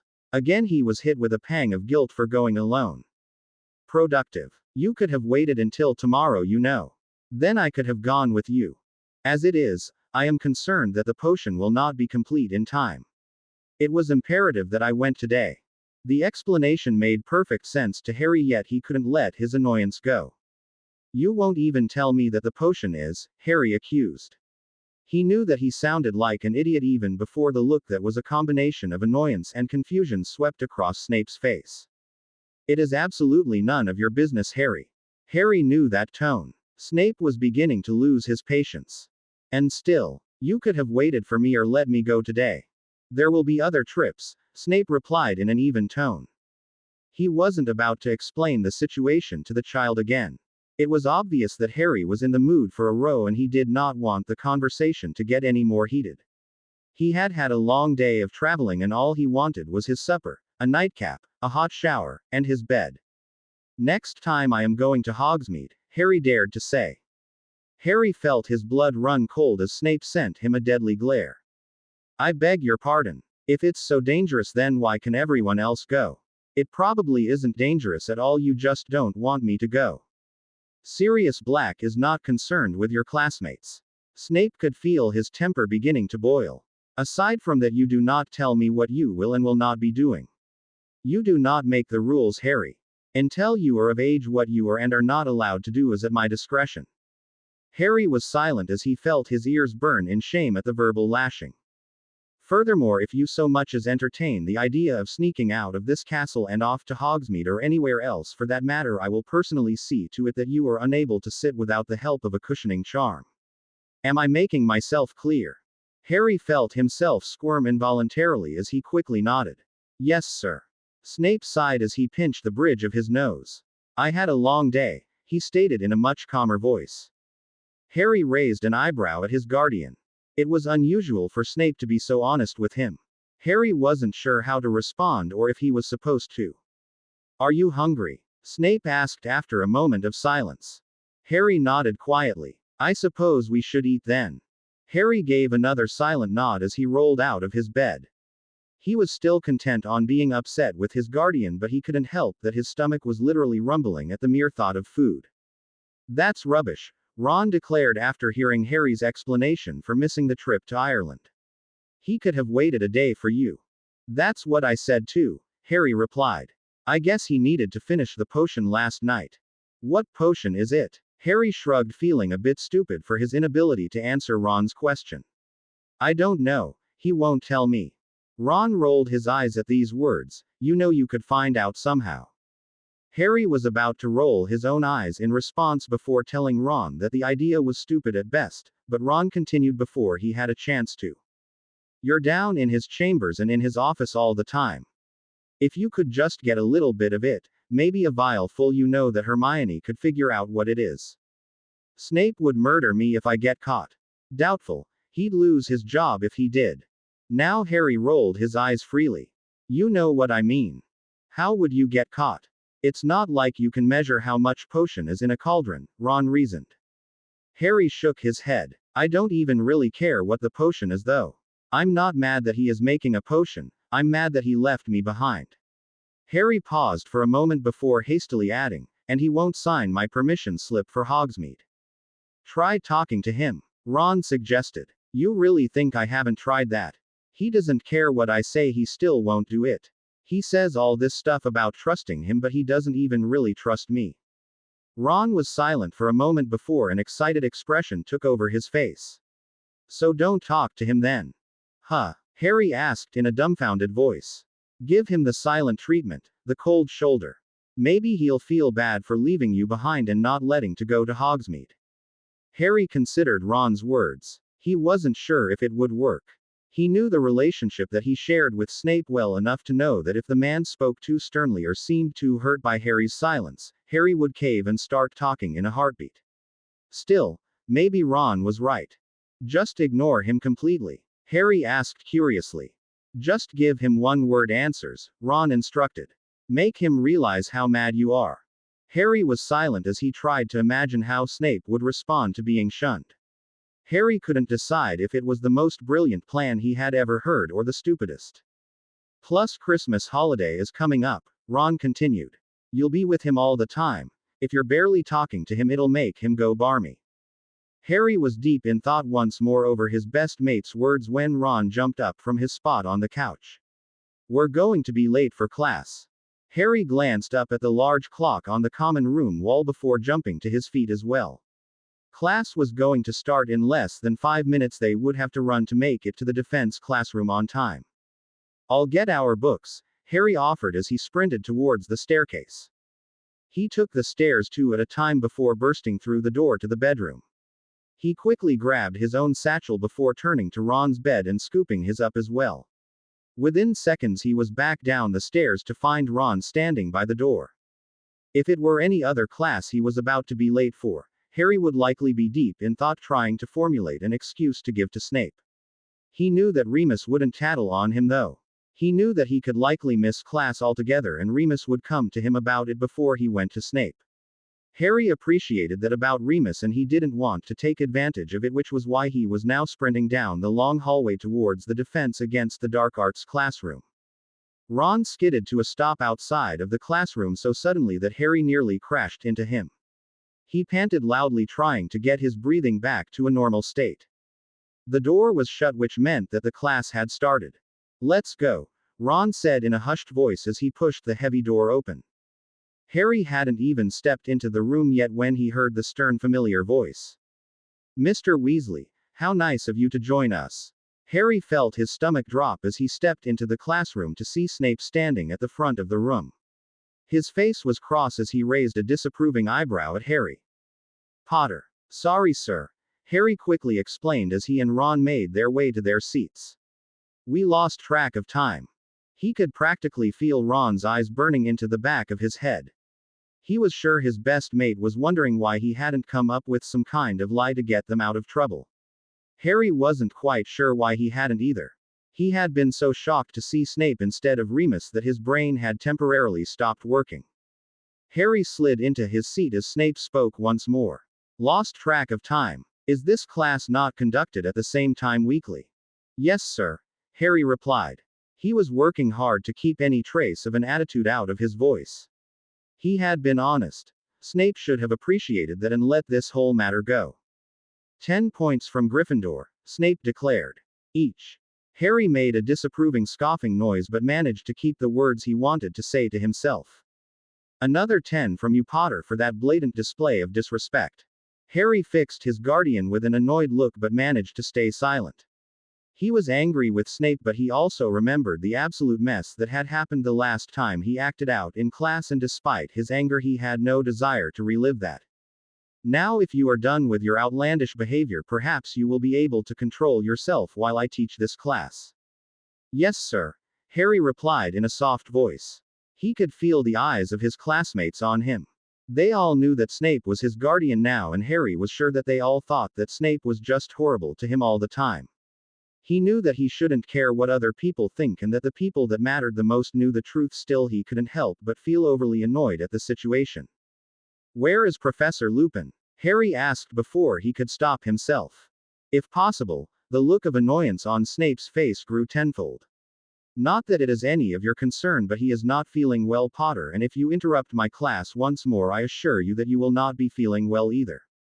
Harry gave Snape a desperate look. He understood that how he conducted his class wasn't going to change just because of their arrangement, but he wished Snape would just be a little nicer to him in front of his classmates. Snape felt a pang of guilt before he quickly moved his eyes from Harry to the class as a whole. He couldn't favor the child, he wouldn't, it wasn't even an option. Turn to page 394, Snape instructed in a dry voice. Werewolves, Hermione gasped loudly. But sir, we aren't meant to learn about werewolves for weeks. I wasn't aware that you had been hired as a professor of this school, Ms. Granger, Snape spoke sternly. Nor was I aware that the Gryffindors as a whole would be so poorly behaved today. 10 points will be taken and the next student that speaks out of turn will serve detention with me this evening. Harry stared down at the image of the werewolf in his book. He used every ounce of self-control he had not to tell Snape to sod off. It was one thing for the man to be mean to him, but it was quite another for him to be so ill-tempered with his friends, especially Hermione. She rarely got points taken, and Harry was sure she was devastated that she had. Worse, he knew that talking to Snape wouldn't help. He knew no matter what he said, what his guardian's answer would be, he wouldn't change how he ran his classroom. He wouldn't change how he treated his students, Harry included. He was in charge, he made the rules. Harry was beginning to wonder if maybe Ron had been on to something with his silent treatment idea. Harry walked down the long dreary hallway towards Snape's private quarters. Unlike in the past when Snape requested a dinner alone with him, Harry would have much rather been in the Great Hall with his friends. He was still angry at Snape for several reasons, the most recent being the way he had treated both him and Hermione only hours earlier in their defense class. When Harry had received the note that Snape had had a first-year Slytherin deliver to him at lunch, he had wanted nothing more than to write, "Sod off," and send it back to his guardian. He knew that doing so would be completely unacceptable, though. He was angry, not stupid, and certainly not suicidal. His next thought had been to go to the Great Hall instead and just tell Snape later that he had forgotten. He knew Snape would come looking for him though, and he would probably be cross that he had to do so. Harry ran his fingertips across the castle wall as his mind went back to the conversation he had had with Ron hours earlier. It seemed that his best friend's idea was all he had to work with. He paused outside of Snape's door. He could do this. Snape deserved it. And really, he wouldn't be doing anything wrong by treating Snape exactly how he deserved to be treated. Despite the fact that he truly believed these words, he couldn't help the uneasy feeling in the pit of his stomach. He swallowed hard as he tried to force it to go away. He had done so well being good. He had even been honest with Snape in class, and in return Snape had been mean. Harry held onto these words as he pushed the door open and walked into Snape's parlor. As per usual, his guardian was sitting in his favorite armchair, his face concealed by the day's issue of the Daily Prophet. "Harry," Snape greeted the boy in an even tone. The paper didn't move an inch. Harry instantly noticed Sirius Black's face gracing the front page. The man looked like an animal, screaming in the picture, a look of pure rage on his face. Despite this, Harry couldn't help but continue to stare at the picture. Something about his eyes was off to Harry. Almost as if he was looking directly at him. The paper quickly dropped, causing Harry to jump slightly. Snape closed the paper, glancing down at the front page before looking back up at his young charge. Harry instantly noticed the concerned look on the man's face. He forced himself to ignore it though as he broke off the staring contest with Snape. He walked across the room and sat down on the couch. Part of him wanted to go directly to his room. He knew Snape would follow him though, and that was the last thing he wanted. "Does Professor Lupin allow you to be late for his class on a regular basis?" Harry noted that Snape's voice, although not his normal tone, didn't exactly sound stern either. Harry shook his head. "Care to tell me the true reason that you were late?" A bit stern now, but certainly not nearly as stern as Harry knew it could be. "We lost track of time," Harry replied. 5 words, he quickly noted, 4 more than he planned on using in any response, but likely unavoidable. Snape didn't respond verbally but raised an eyebrow in disapproval. Harry was sure that the man thought that he was lying, but he didn't care. Snape could investigate the situation all he wanted. He wasn't going to find anything worth finding. Across the room, supper suddenly appeared on the wooden round table. I suppose we should eat then, Snape noted as he placed the paper on the table next to him before rising to his feet. Harry was already up, across the room, and at the table before Snape even stood. As far as he was concerned, the quicker they ate, the quicker he could leave. He knew that Snape would expect him to spend the night. After all, he normally wanted to when he came down for dinner. It wasn't going to happen tonight though, Harry had promised himself that. He waited until Snape was sitting before serving himself.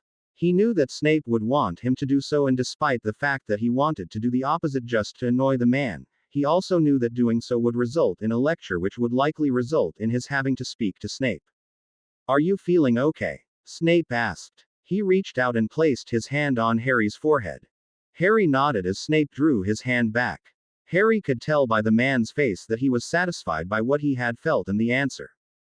Harry took a bite of his roast. If his mouth was full, surely he couldn't be expected to talk. "You're quiet this evening," Snape mused as he cut his roast. "It's a bit peculiar." Harry, mouth still full, shook his head in reply. Snape watched silently as Harry swallowed the food in his mouth, and before his guardian could so much as speak a word, shoved in another heaping furkful. "It's as if you are purposely avoiding any conversation," Snape mused. Harry could hear the suspicion in the man's voice mixed with another emotion that he couldn't quite put his finger on. Harry shook his head as he swallowed his food. "Just hungry." Snape nodded a silent reply despite the fact that he didn't believe the words for a moment. Harry was obviously upset with him. He watched as the child continued to eat his food. He was staring across the room at absolutely nothing, going out of his way to avoid any kind of eye contact that may accidentally occur. "If you are upset about what transpired in class today, you will be hard-pressed to receive an apology. I have told you numerous times that regardless of our situation, I will not change how I run my classroom, nor will I change how I deal with students that break rules while in my classroom." Harry swallowed his mouth full of food. "I'm not upset," he replied, making no attempt to look at his guardian as he did. He could feel Snape's eyes on him, though he couldn't decide if that was a good thing or a bad thing. Part of him was quite pleased that Ron's plan was working so well. Snape was obviously concerned about why he was hardly speaking to him. On the other hand, Snape wasn't one to let him get away with any sort of misbehavior or cheek. Harry was just waiting for his guardian to ground him or send him to his room. Snape remained silent as they finished their meal though. As always, moments after they were finished, the table cleared itself, not a speck of food left behind. Normally moments after this happened, the evening tea and desserts would appear. Tonight, however, the table remained bare. "If you refuse to discuss what is bothering you like a civilized human being, then you may show yourself to your room and go to bed early." "I'd like to stay in my dormitory tonight," Harry dared to say.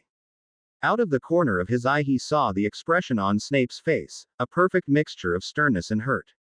"Hurry and go then," Snape instructed in a firm voice. "It's near curfew." Looking at the clock on the mantel, Harry instantly noted that he had nearly an hour before it would be past curfew, but he didn't mention this. Instead, he quickly stood up, pushed his chair in, and headed for the door. "Good night, Harry." Harry paused for a moment, his hand on the doorknob. Normally he would turn around and say good night. In the past week or so he had even gone as far as to add a hasty, "love you." Tonight though he didn't make any attempt to turn around. Instead he pulled the door open and quickly replied, "Night," with hardly any feeling in his voice at all. "I don't think it's a wise decision." Snape fought the urge to roll his eyes as he took a sip of his nightcap. He tried to collect his thoughts as he did so.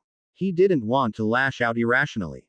"He is a child," Albus continued in a concerned voice. "I can't help but worry that if he were to know, he would run headlong into danger's way." While I agree that Harry does not have the best track record when it comes to keeping himself out of trouble, I do not think that ignorance equals bliss in this situation, Snape replied calmly. After the dinner he had shared with his young charge not even an hour prior, the last thing he wanted to be doing was having a discussion with the headmaster about the boy. What he wanted to do was go up to the Gryffindor Tower and check on his child. At the very least, he would have liked to send up a house elf to make sure Harry was okay. He knew that Harry was cross with him for what had happened in class that afternoon, and while Snape wasn't about to apologize for his actions, he did want Harry to understand why he couldn't treat him differently in the classroom. He also wanted to make sure the boy wasn't too upset. Despite the fact that Harry had been trying to put up a front of not caring, Snape had clearly been able to see the hurt in the boy's eyes. I'm certainly not implying that he be completely ignorant to the situation. What exactly would you call keeping the facts from him then? Snape asked. He couldn't keep the annoyance out of his voice despite how hard he tried. Sirius Black is his godfather whether we like it or not. Keeping that from him will only result in making the situation 10 times worse when he discovers it. Snape's temper was now boiling. He noted how heavily he was breathing and worked hard to regain normality. He won't find out Severus. The Ministry is hot on Sirius' trail. He should be caught any moment now, and when he is, he will be taken back to Azkaban. The Ministry has been about to catch him for weeks now, Snape replied in an irritated voice. I don't believe they are any closer to catching him than they were weeks ago. In the meantime, keeping such vital information from Harry is only going to hurt him in the long run. If I remember correctly, there have been times in the past where you thought he wouldn't find out about something only to have him do just that, the stone for instance. Snape wasn't an idiot. He knew damn well that if Harry were to somehow discover that Sirius Black is his godfather, that he would be the one dealing with the aftermath of it all. He would be the one trying to explain why it was kept from him, drying the tears, and trying to explain. He was sure that even telling him this very moment wouldn't be completely without some drama, but he was also sure it wouldn't be nearly as bad as it could be. You agreed to protect Harry Severus. I feel as though this is in the best interest of his well-being, Albus said in a somber voice. I also agreed to do whatever it takes to make sure the child is well cared for and raised properly. I disagree with your view of this situation immensely, Albus, Snape replied in a sharp voice. And fortunately you gave the power of making decisions for Harry to me. With the confidence that you would listen to reason, Albus responded softly. Your concerns have not fallen on deaf ears, Snape assured the man in an irritated voice. However, I refuse to allow my child to be treated as if his feelings do not matter. I will speak with Harry about this when the moment is right, and I promise you it will not result in him hunting out Sirius Black. The silence of the forest was deafening around him. He took a step, causing a twig to snap loudly under his foot. He paused as he looked around. He couldn't shake the feeling that someone was watching him, despite the fact that as far as he could tell he was completely alone. He took another step, and then the silence around him suddenly broke. Deeper into the forest he could hear a woman screaming. Something in him tried to warn him that it was a trap, but he pushed the thought out of his head. There wasn't a doubt in his mind that the woman screaming wasn't his mother. Without a moment of hesitation he took off, running deeper into the forest. The screaming never stopped. The woman never paused to catch her breath. Mum! Harry called out loudly. The only answer he received was the same dreadful scream. He was running faster now. He could feel the sweat dampening his hairline. Mum! He called out once more. When he had started running he had been sure that he was heading in the direction of her screams, but now he wasn't so sure. Now it seemed as if the screaming was coming from all around him. He halted to a stop, trying to listen carefully at which direction the screaming was coming from. His head whipped around as he heard a loud snarl. The large black dog was slowly approaching him. He was staring at Harry almost as if he knew who he was and what he wanted with him. Harry felt paralyzed. He took one small step backwards and found himself up against a large oak tree. The dog snarled once more, causing Harry to instantly take note of its huge, sharp teeth. Harry! He heard a familiar voice call out. He turned his head, trying to see where the voice was coming from, but saw no one. The dog was inches from him now, growling loudly, foam forming at its mouth. Harry! The voice called out once more, this time yelling. The dog was pacing in front of him now as if it was trying to figure out which side of him to rip to shreds first. Harry, wake up! He felt someone pulling at him, but the dog wasn't touching him at all. Harry, you're dreaming. He opened his eyes to see Neville towering over him. You were dreaming, Neville said in a hushed tone. Harry felt the tips of his ears burning in embarrassment. He quickly sat up in his bed, thankful that at least he wasn't sprawled out on the floor. The others were still fast asleep. Sorry I woke you, Harry offered. He was thankful that the room was dark, concealing his shame from Neville. It's okay, Neville replied. He paused for a moment. Are you okay? Yeah, Harry replied a bit too quickly. I'm fine. He forced a loud fake yawn. I'm tired though. I'm going to try and go back to sleep. Okay, Neville agreed with a nod before heading back over to his own four-post bed. He didn't for a moment believe that Harry was completely okay, but he also knew that he likely wasn't going to tell him what was wrong. It was also nearly 3 in the morning, and unlike Harry, Neville was tired. Thanks again, Harry said as his head met the pillow once more. He rolled onto his side, now wide awake. He wasn't tired at all. He didn't want to go back to sleep. What he wanted was Snape. If he had been down in his own bedroom like he was supposed to be that night, he would have his guardian this very moment.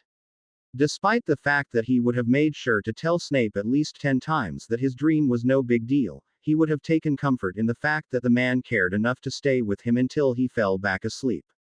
Snape would have wanted him to talk about his dream, and Harry would have acted annoyed by the man's request, but in reality it always made him feel so much better to talk about things. He wasn't down in his bedroom though. He was in his dormitory with his friends, who aside from Neville were all asleep. For a split second he toyed with the idea of sneaking down to Snape's quarters and waking the man up. He quickly pushed it out of his mind though. Aside from the fact that his guardian would absolutely thrash him for wandering through the castle at 3 in the morning, he was still mad at him. So mad in fact that he was starting to feel annoyed with himself for even thinking about him. He closed his eyes tightly as he tried to force himself to go to sleep. Harry yawned loudly as he read his History of Magic book. I certainly hope you aren't yawning because you were up too late last night, Snape commented from behind the day's issue of the Daily Prophet. He had sent Harry a note at breakfast requesting that he join him after supper for tea. Harry had instantly tried to get out of it by claiming he had too much homework to do. Unfortunately, Snape had told him to bring his homework with him, leaving him with no other option. I wasn't, Harry replied with as much attitude as he dared.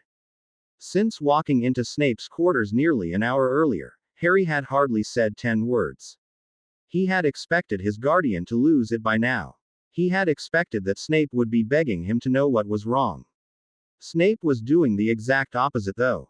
Instead, the man had instructed Harry to work on his homework before their tea and then disappeared behind his paper. It was hard to give someone the silent treatment when they weren't talking to you. Without thinking about his actions, Harry yawned loudly once again. The second the sound came from him, Snape dropped his paper. All right, enough. Into bed with you. Harry made a face at his guardian.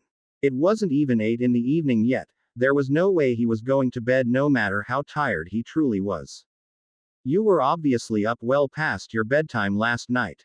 I am not going to sit here and listen to you yawn all evening long.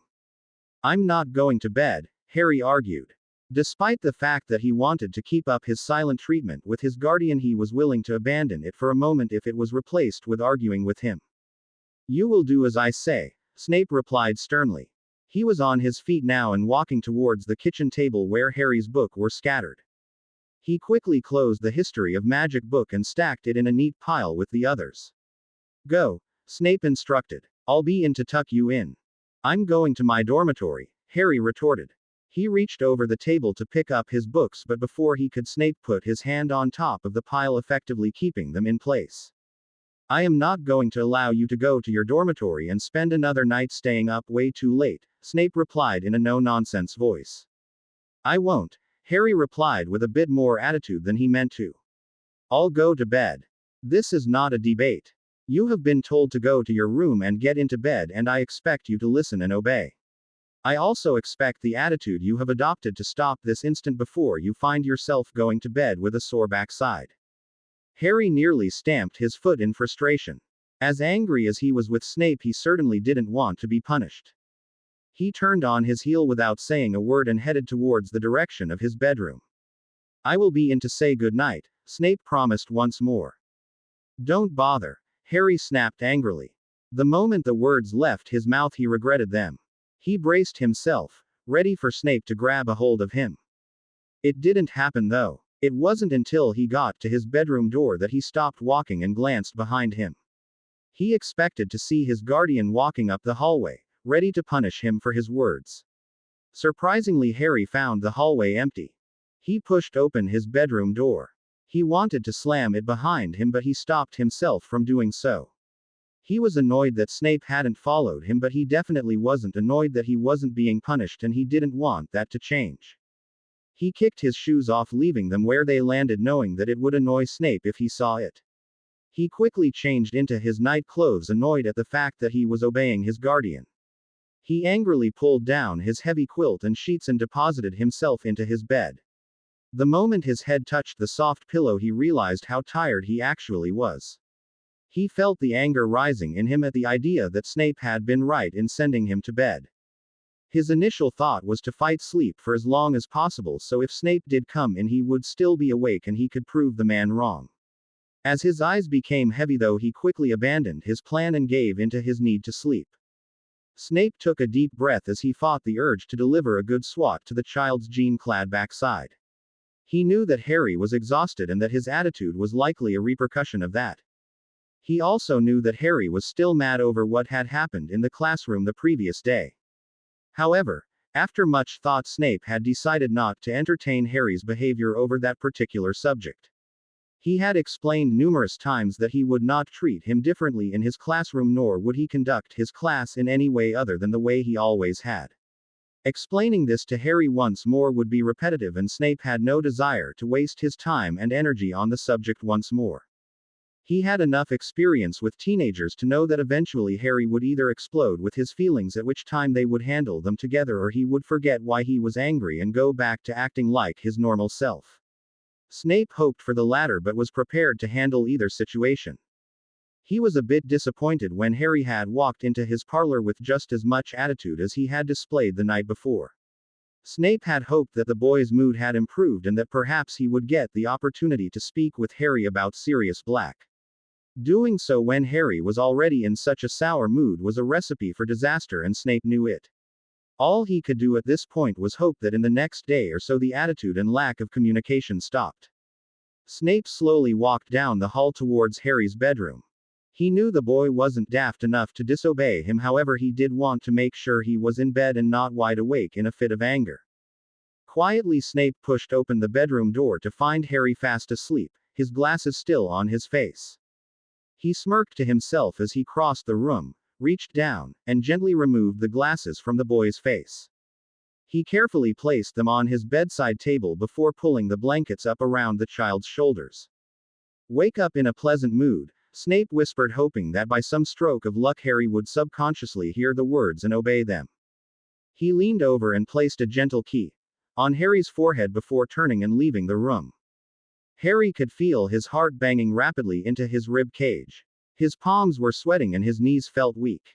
The sharp bark of the tree was scraping his back, and the bitterness of the cold winter air was causing him to shiver without his jacket.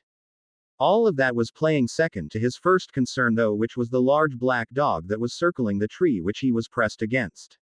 The woman's screaming, which had lured him deeper and deeper into the forest, had stopped completely. The only sound now was the snarling of the dog.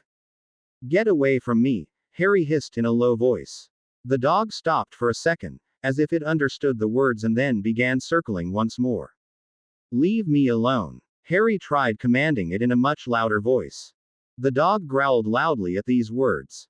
Harry gasped as he watched the dog's face transform from that of a mutt to the face he had seen gracing the cover of the paper for the past few months. Despite the fact that the animal now had the head of a man, it continued to growl as if it didn't know how to speak properly. Harry contemplated making a run for it. The thought entered his mind for only a second, but the dog appeared to sense it as he stopped circling the tree and instead planted himself in front of Harry, snarling loudly at him. Stop, Harry yelled loudly. Just leave me alone. He leaned back into the tree, but somehow the tree gave way, causing him to fall hard onto the forest ground. He desperately tried to get to his feet, but they were caught in a mess of branches and vines. The dog was walking towards him slowly, foaming out the mouth. Stop. Harry tried once more. He felt someone grab his arm. He tried to turn his head to see who it was, but he found himself unable to do so. He quickly pushed the person away from him, too scared that it was someone who wanted to hurt him rather than help him. No, stop. Harry yelled louder as an evil smile spread across Sirius Black's face. Harry, he heard the familiar voice respond in a panicked tone. Snape, help. Harry yelled. He could feel his throat growing hoarse from the yelling he had done. Please help, he added in a much softer, much more panicked tone.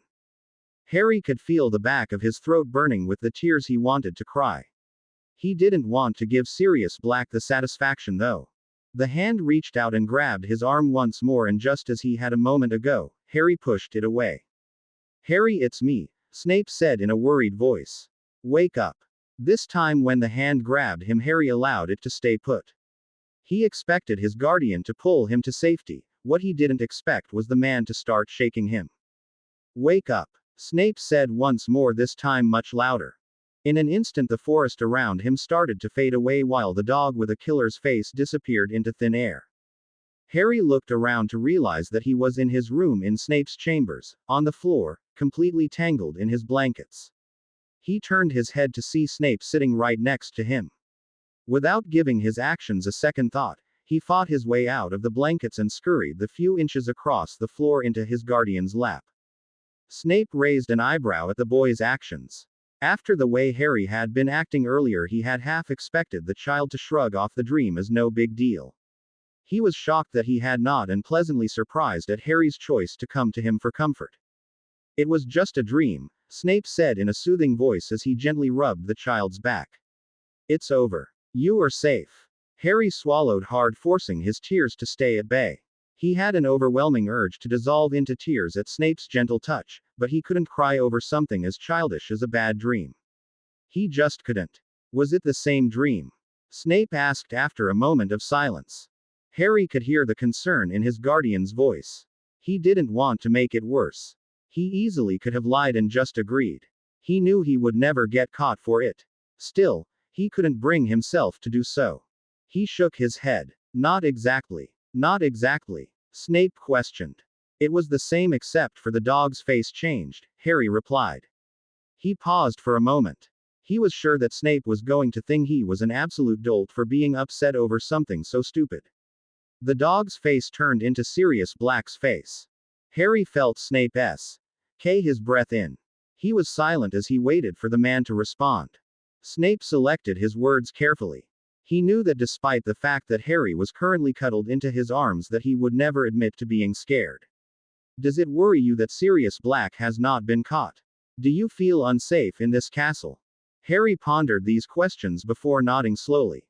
I'm not scared or anything like that, he clarified in what he hoped was a voice free of any shakiness. It's just that if he can get to me, Harry tailed off. Your concerns are justified to say the least. I would be worried if you didn't have them, Snape replied gently. But you are very well protected, Harry.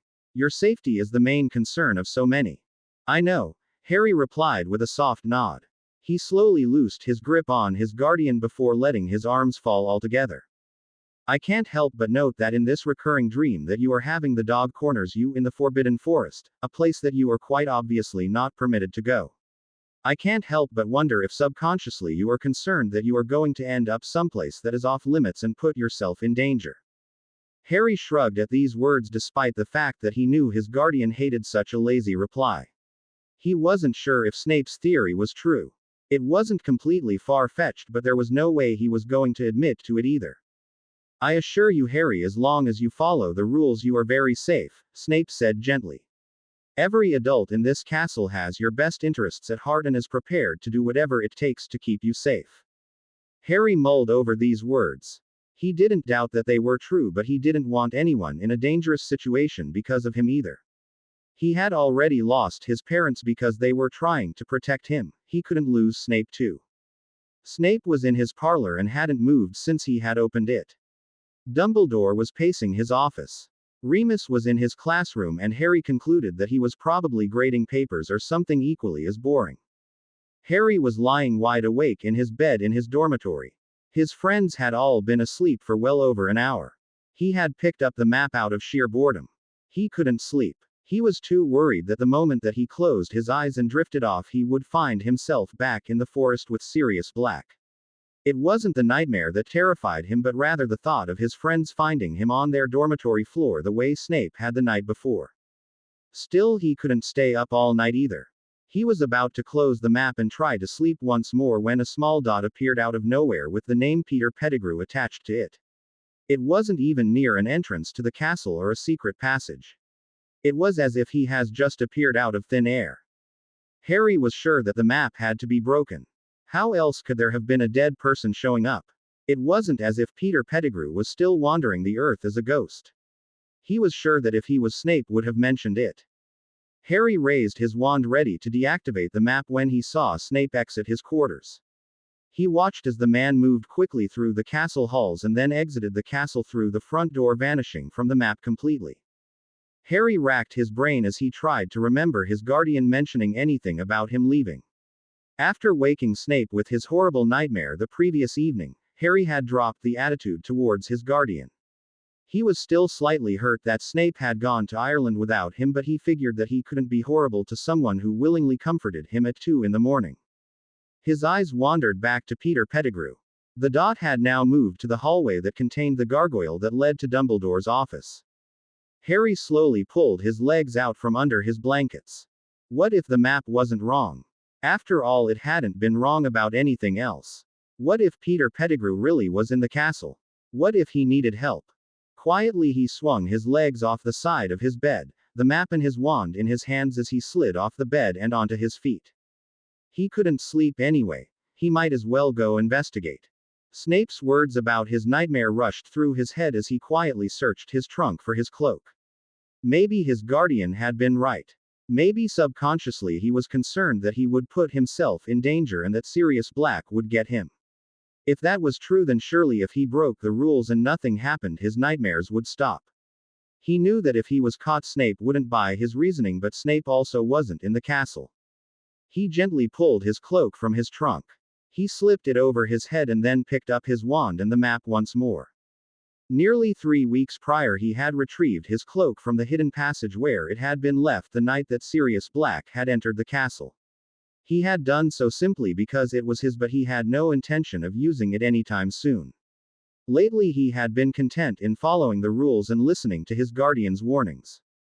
Tonight was different though. Tonight he was sure that there was something going on, and he was sure that he would never sleep again if he didn't figure out what it was. He crept out of his dormitory whispering the word, Lumos, before heading down the staircase.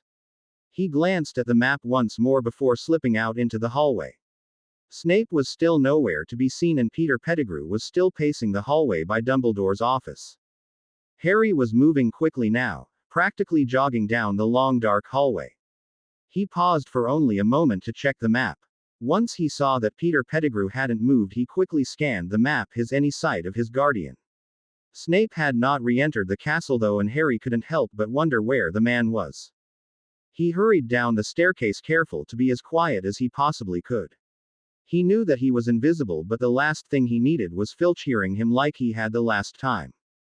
His jog slowed to a walk as he approached the large gargoyle statue.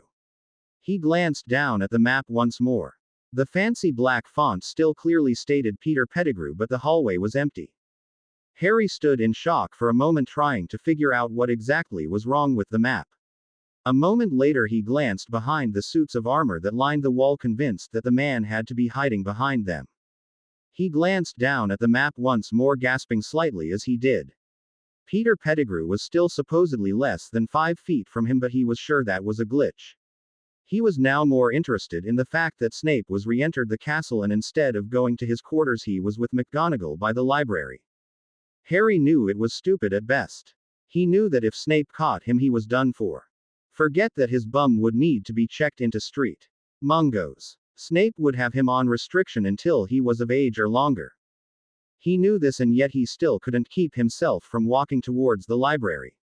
After all, He had his cloak on, and as long as he didn't get too close and didn't make any noise, he wouldn't get caught. He was still sure that something was going on. He could feel it racing through his veins. Snape wouldn't just leave the castle so late for no reason. He glanced around the empty hallway once more, completely baffled as to why Peter Pettigrew was still there on the map but nowhere to be seen. Slowly Harry turned on his heel and headed in the direction of the library. He crept up the staircase, careful to keep a close eye on the map. The absolute last thing he needed was for someone to sneak up on him and catch him off guard. He stopped around the corner from where Snape and McGonagall were talking. Their voices were soft, but he could make out most of what they were saying. "This is preposterous," Snape hissed angrily. "He shouldn't be able to get this close. This shouldn't even be an issue. Severus, please try and calm down. I know that this is a horrible situation, but—" "A horrible situation?" Snape cut her off with an exaggerated laugh. "First years on a sugar high from too many chocolate frogs is a horrible situation, Minerva. This is disastrous. I am dealing with a child who can't make it through the night without having a nightmare about that blasted mutt chasing him through the forest only to find out that he was spotted in that very place. Have you any idea how that would damage Harry if he were to find out?" Harry felt his blood run cold as these words washed over him. Sirius Black was in the forest. His nightmare was coming true. "Harry will not find out," Minerva replied forcefully. "We will make sure of it. Trying to keep secrets from that child is exhausting. He is too smart for his own good, too curious as well. He has yet to find out that Sirius is his godfather. If that can be kept from him, I would think that anything can." Harry took a step backwards as the words hit him. He leaned against the cold castle wall as he tried to regain control over his breathing. His heart was beating miles a minute and he had a small fear that he was going to faint. He forced himself to stand up straight. He quickly took off down the hallway in the opposite direction. He had heard enough. Snape had been lying to him all along. He took the steps towards his dormitory, two at a time. He felt like he was about to explode. He wanted to scream and hit something and get all of his frustrations out, and at the same time he wanted to curl into a ball and cry in his bed until someone made him move. How could Snape ever have kept something so important from him? He knew that Snape didn't share everything with him. He knew that there were things that his guardian deemed inappropriate to tell him. As far as Harry was concerned, this was not something that should have been kept from him at all. "Fairy wings," Harry practically yelled at the fat lady as he ripped off his cloak. "Wandering the halls in the middle of the night, Mr. Potter. I think you are determined to give every member of the staff a gray head of hair. I said the password, just let me in, please." A hurt look swept over her face as she swung open. "As you wish. However, the next time you wake me up at 2 in the morning, I'll make you sleep in the hallway." Harry ignored her words as he stepped into the Gryffindor common room. It was a threat that she made nearly every time he snuck out, and she had yet to follow through on it. The common room was empty, just as he suspected that it would be. He kicked the leg of an old wooden table in anger before sitting down in a large armchair. He dropped his wand, the map, and his cloak on the floor next to him. His right hand slowly went to his face, removing his glasses and placing them on the table next to him. The realization that Snape had been lying to him for months swept over him once more as he brought his knees up to his chest. His arms wrapped around his legs as he hugged himself tightly. His tears came slowly, blinding his vision and burning his tired eyes. He leaned his head back into the fluffy chair cushion as he tried to figure out how to handle the information he had just uncovered and tried to fathom how Snape could lie to him about something so important. "Your godfather?" Ron asked in a shocked voice. Harry nodded as he leaned against the cold stone ledge. He blinked several times in an attempt to keep the tears that were threatening to fall once more at bay. "You're sure that you didn't mishear?" Hermione asked in a gentle voice. She could easily see how close her friend was to tears. When she had found him in the common room on her way to the library before breakfast, she had been surprised to see him sleeping in the armchair. Instantly she had noted his red eyes and realized that he had likely cried himself to sleep. From the moment that his eyes opened, he was obviously embarrassed by the situation. It wasn't until Ron was with them and they were up in the East Tower that he agreed to explain anything. "I heard perfectly," Harry replied in an annoyed voice. "Of course, I'm sorry. Hermione quickly replied. I guess I just hoped that it was an option. Sorry. Harry offered up the single word for his harshness. I know you didn't mean anything by it. I'm just upset, I guess. Of course you are, Hermione said gently. Do you have any idea what you are going to say to Snape? Hermione, Ron hissed from his spot sitting on the stone ledge. Say to him, Harry questioned. I'm assuming that you're going to go talk to him after defense class, Hermione replied. You should have some idea of what you want to say. Why would he want to talk to him? Ron asked in a confused voice. Yeah, Harry agreed. I don't even want to see him, let alone talk to him. Maybe he had a good reason through, Hermione tried.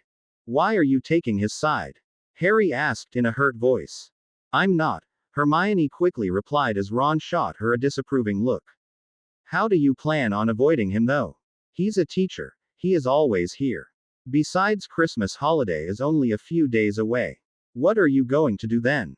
I don't know, Harry answered honestly. I'll figure it out. Yeah, Hermione, he'll figure it out, Ron added, causing Hermione to shoot him a disapproving look. She rolled her eyes. I'm not taking his side, I'm not. But I think that you are being dumb if you don't just go and talk to him about this. He cares for you, Harry. You know that he does. I just can't believe that he would purposely set out to hurt you. It doesn't matter if he did it on purpose or not, Harry retorted in an annoyed voice. Hermione sighed softly before replying. I just don't want to see you get more hurt than you already are. Harry heard her words but ignored them. As far as he was concerned, his relationship with Snape was over. If he didn't have a relationship with the man, then he couldn't get any more hurt than he already was. I'm not going to talk to him, Harry replied in an even tone. I don't care if you think that's dumb, I'm not. Perhaps the most important thing to remember when attempting to control. Harry's body jerked slightly as he fought the urge to drift off to sleep once more. He could feel Ron's eyes silently questioning his actions. Despite the fact that he had gotten very little sleep in the armchair, he had felt fine when Hermione had woken him. Apparently, though, talking with Ron and Hermione and avoiding eye contact with Snape throughout breakfast in the Great Hall had used up the little energy he had. Now he was sitting in defense against the dark arts, trying his hardest to stay awake and listen to what Remus was saying. His eyes were heavy though, and he couldn't help but rest his head down on his book. He really thought that if he could just close his eyes for a moment he would feel better. He would still listen to what Remus was saying. He could easily listen with his eyes closed. Besides, Remus was just reviewing things that had already learned to prepare them for an exam. It wasn't as if they were learning anything new. He pushed the thought of Snape out of his mind. He knew that his guardian would be less than pleased at his being so tired in class. It annoyed Harry that despite how mad he was at Snape, he still worried what the man would think about his actions. He yawned loudly once more as Remus' voice began to sound far away. Harry, Ron hissed. Harry, wake up. Harry slowly opened his eyes to find the classroom completely empty aside from Ron and a concerned-looking Remus. Go on to lunch, Remus instructed Ron in a kind voice. Harry will join you in a moment.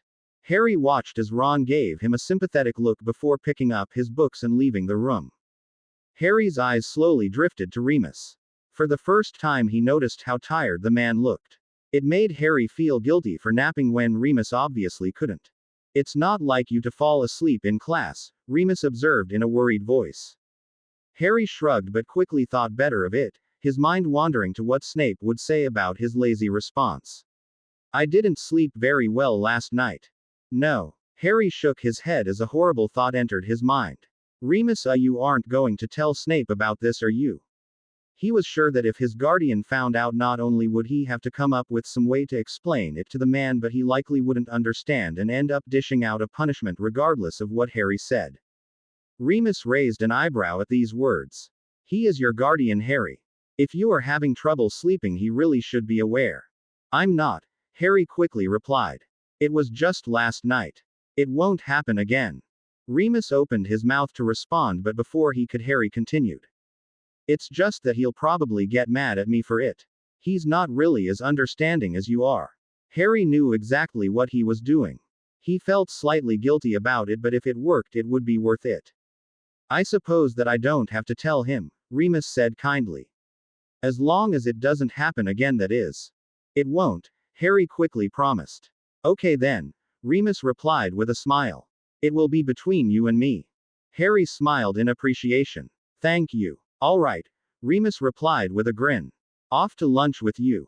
You have to be the luckiest person, Ron muttered in amazement. Who falls asleep in class and gets away with it? Lucky this time, Hermione added. If it happens again though and Snape finds out. It won't, Harry replied before she could finish her thought. He took a sip of his pumpkin juice before glancing up at the staff table. Snape's chair was empty. He couldn't help but notice that Dumbledore's was as well. I still don't see why you just don't go talk to him, Hermione said as she watched Harry's eyes search the room for his guardian. Because I don't want to, Harry replied in an irritated voice. Aside from the fact that I would have to explain to him how I found out, I don't want to hear his stupid excuses. But maybe they won't be stupid. Hermione, Ron hissed in an annoyed voice. No, Hermione replied in an annoyed whisper. I don't care if you two get mad at me. You are being ridiculous, Harry, and she trailed off as her eyes drifted up from Harry's face. Harry was about to turn and see what she was looking at when he felt a hand grip his shoulder. He turned his head instantly, recognizing the hand. Come with me, the familiar voice said in a voice that told Harry that the words were not up for debate. For a second Harry debated arguing with his guardian or ignoring him completely. He quickly thought better of it though.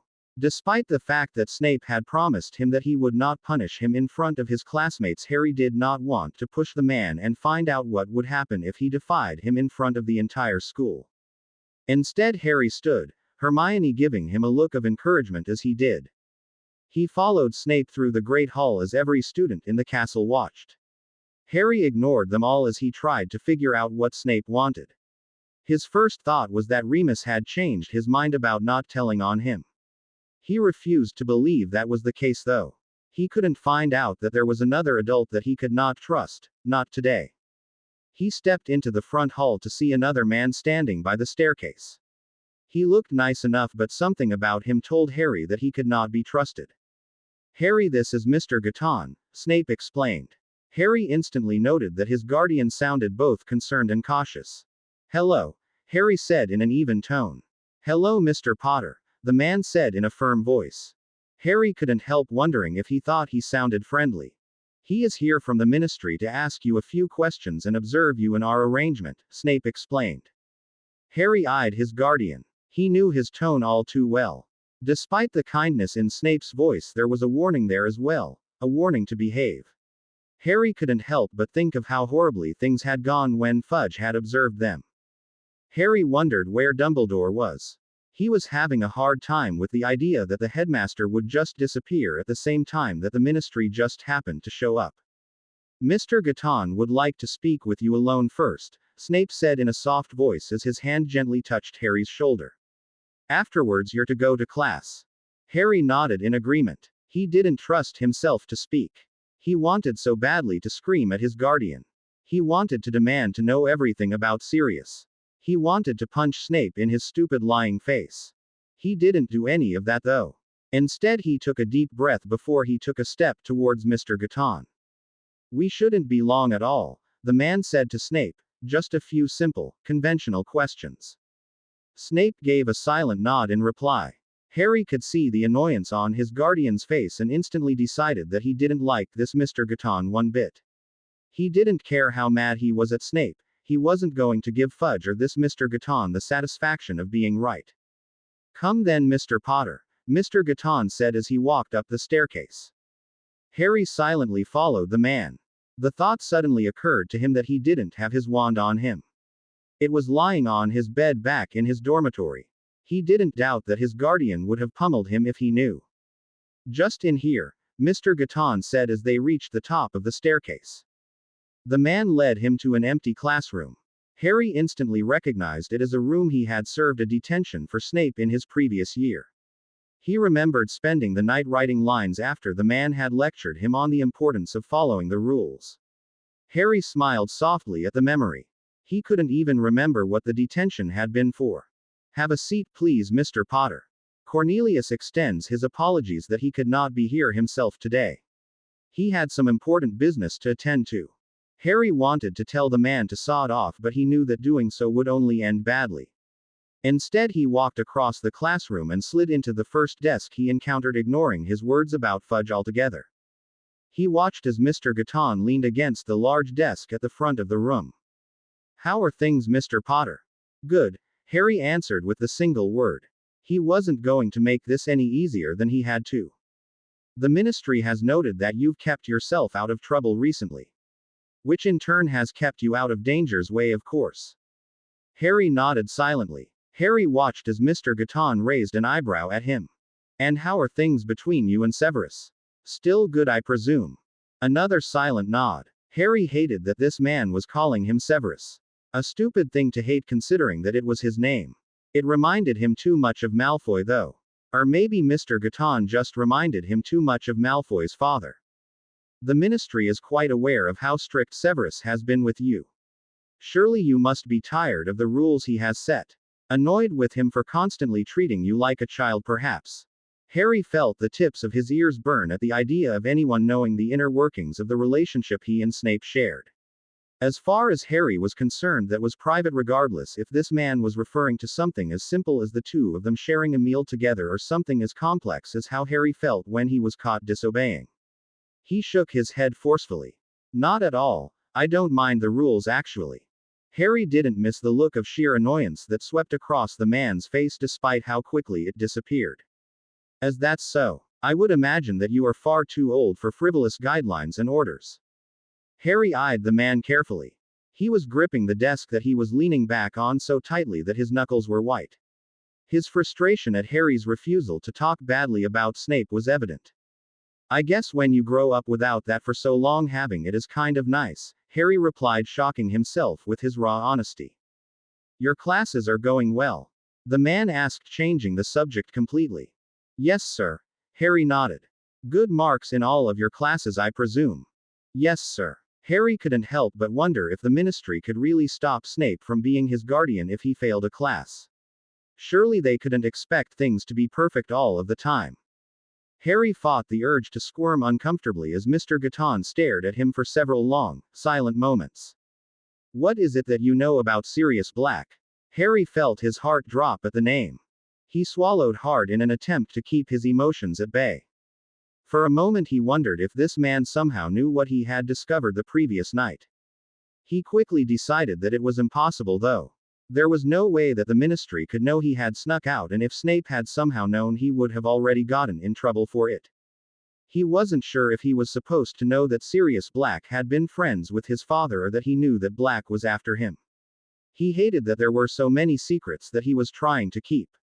He wanted nothing more than to tell this Mr. Gaton exactly what he knew right after he told him to sod off. He cleared his throat softly. "Just that he broke out of Azkaban, and I'm to obey the rules because he has been spotted close to here before." Harry watched as frustration flashed across the man's face once more. "I suppose you should be getting to your class." Harry fought the urge to smile as he stood up.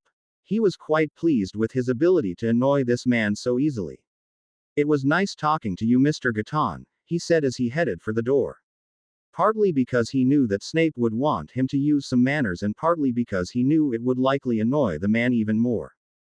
"You as well, Mr. Potter. I am sure we will be speaking again soon." "So you didn't even talk to Snape?" Hermione asked in a miffed voice. Harry shook his head. "Nope, not really. I just agreed to talk to Mr. Gaton." "What do you think he was playing at, asking you, or serious?" Ron asked in a voice that was a mixture of curiosity and annoyance. Harry shrugged. "I think he was trying to find out if Snape told me about him being my godfather, or maybe if I knew anything about him at all." "Definitely whether or not you know he is your godfather," Hermione said with a nod. "I mean, of course you know about him. His name has been all over the papers. He was in the castle for Merlin's sake." Harry mentally kicked himself as he realized that he hadn't somehow added that into the conversation. He tried to remember exactly what had been said and whether or not he should have mentioned that. It had been too hard trying to remember what he was supposed to know and what he wasn't. "And he didn't talk to you again today?" Hermione asked in a curious voice. Harry shook his head. Mr. Gaton had shown up in his history of magic class as well as in the Great Hall during dinner. Harry had expected the man to pull him aside or tell Snape that he wanted to talk to him once more, but he hadn't. Harry had also expected Snape to request that he join him for dinner to discuss Mr. Gaton's visit or even after dinner for tea, but he hadn't spoken to Harry all day. As angry as he was with the man and as much as he didn't want to spend any time alone with him, he still couldn't help but feel slightly hurt by Snape's silence. "What do you think it means?" Ron asked Hermione in a puzzled voice. "I don't know," she answered honestly. "But I do think that the Ministry will be back to check on things soon." "I didn't give them anything though," Harry replied. "I didn't say one bad word about anything." "Exactly," Hermione retorted. "And even though that's a good thing, it probably made them mad." Harry pondered these words. He hated to admit that Hermione was probably right. Fudge wanted nothing more than to destroy the relationship he had with Snape. He probably wouldn't stop until something happened, and he had an excuse to do just that. "On the bright side, the Christmas holiday is so close that I doubt they'll come back around until after," Hermione said in what she hoped was a cheerful voice. "That's some bright side," Ron smirked. Harry laid awake in his bed as the events of the past 24 hours played in his mind. He was trying to figure out whether Snape hid Sirius being his godfather from him because the man was truly dangerous and Snape was afraid it would tempt Harry to seek him out, or if it was because the man really wasn't that bad and Harry would want to live with him instead. He knew that the latter was a ridiculous idea at best. The man was a murderer. There was no way that he wasn't really that bad. Harry rolled onto his back as he yawned. He was exhausted but terrified to sleep. The last thing he wanted was to have one of his stupid nightmares again. He was sure that the new information he had would make them 100 times worse than they already were. He glanced over at Ron, who was breathing deeply, completely consumed by sleep. He couldn't help but be envious of how easily his friend could sleep without a care in the world. He glanced at his bedside table to see the map sitting beneath his wand. Slowly he pushed himself up into a sitting position before reaching over the retrieving the two objects. He tapped the piece of parchment, whispering the incantation to make it come to life. His eyes scanned the castle. Dumbledore was pacing his office once again. Malfoy was in his common room, making Harry wish for a fleeting moment that he wasn't angry with Snape and that his guardian knew about the map so that he could show him and get the owned brat in trouble. Remus was in his private quarters and appeared to be asleep. Harry's eyes quickly scanned the map, and when he came up short he looked over it once more, this time much slower. He still couldn't find who he was looking for though. The realization suddenly hit him that once again Snape was not in the castle. Who was able to tell me one of Gamp's laws of elemental transfiguration? Harry's head bobbed as he struggled to keep his eyes open. He had spent most of the previous night looking at the map. Snape hadn't returned to the castle until nearly 3 in the morning. Harry was finding the idea of sleeping more and more discomforting as the nights went by. He hated himself for being afraid of something as childish as a nightmare. "Miss Granger." "Food," Hermione replied proudly. "Food cannot be produced out of thin air. It can be moved from one place to another by magic, or changed, but it cannot be created out of thin air." "Very good," Professor McGonagall nodded. Harry's eyes slowly closed once more. His head was resting on his hand and he was sure he had never felt more comfortable in his life. "Ms. Brown, are you able to tell me another?" Harry didn't hear Lavender's response. Instead he gave in to the insistent nagging of his eyes and allowed them to close all the way.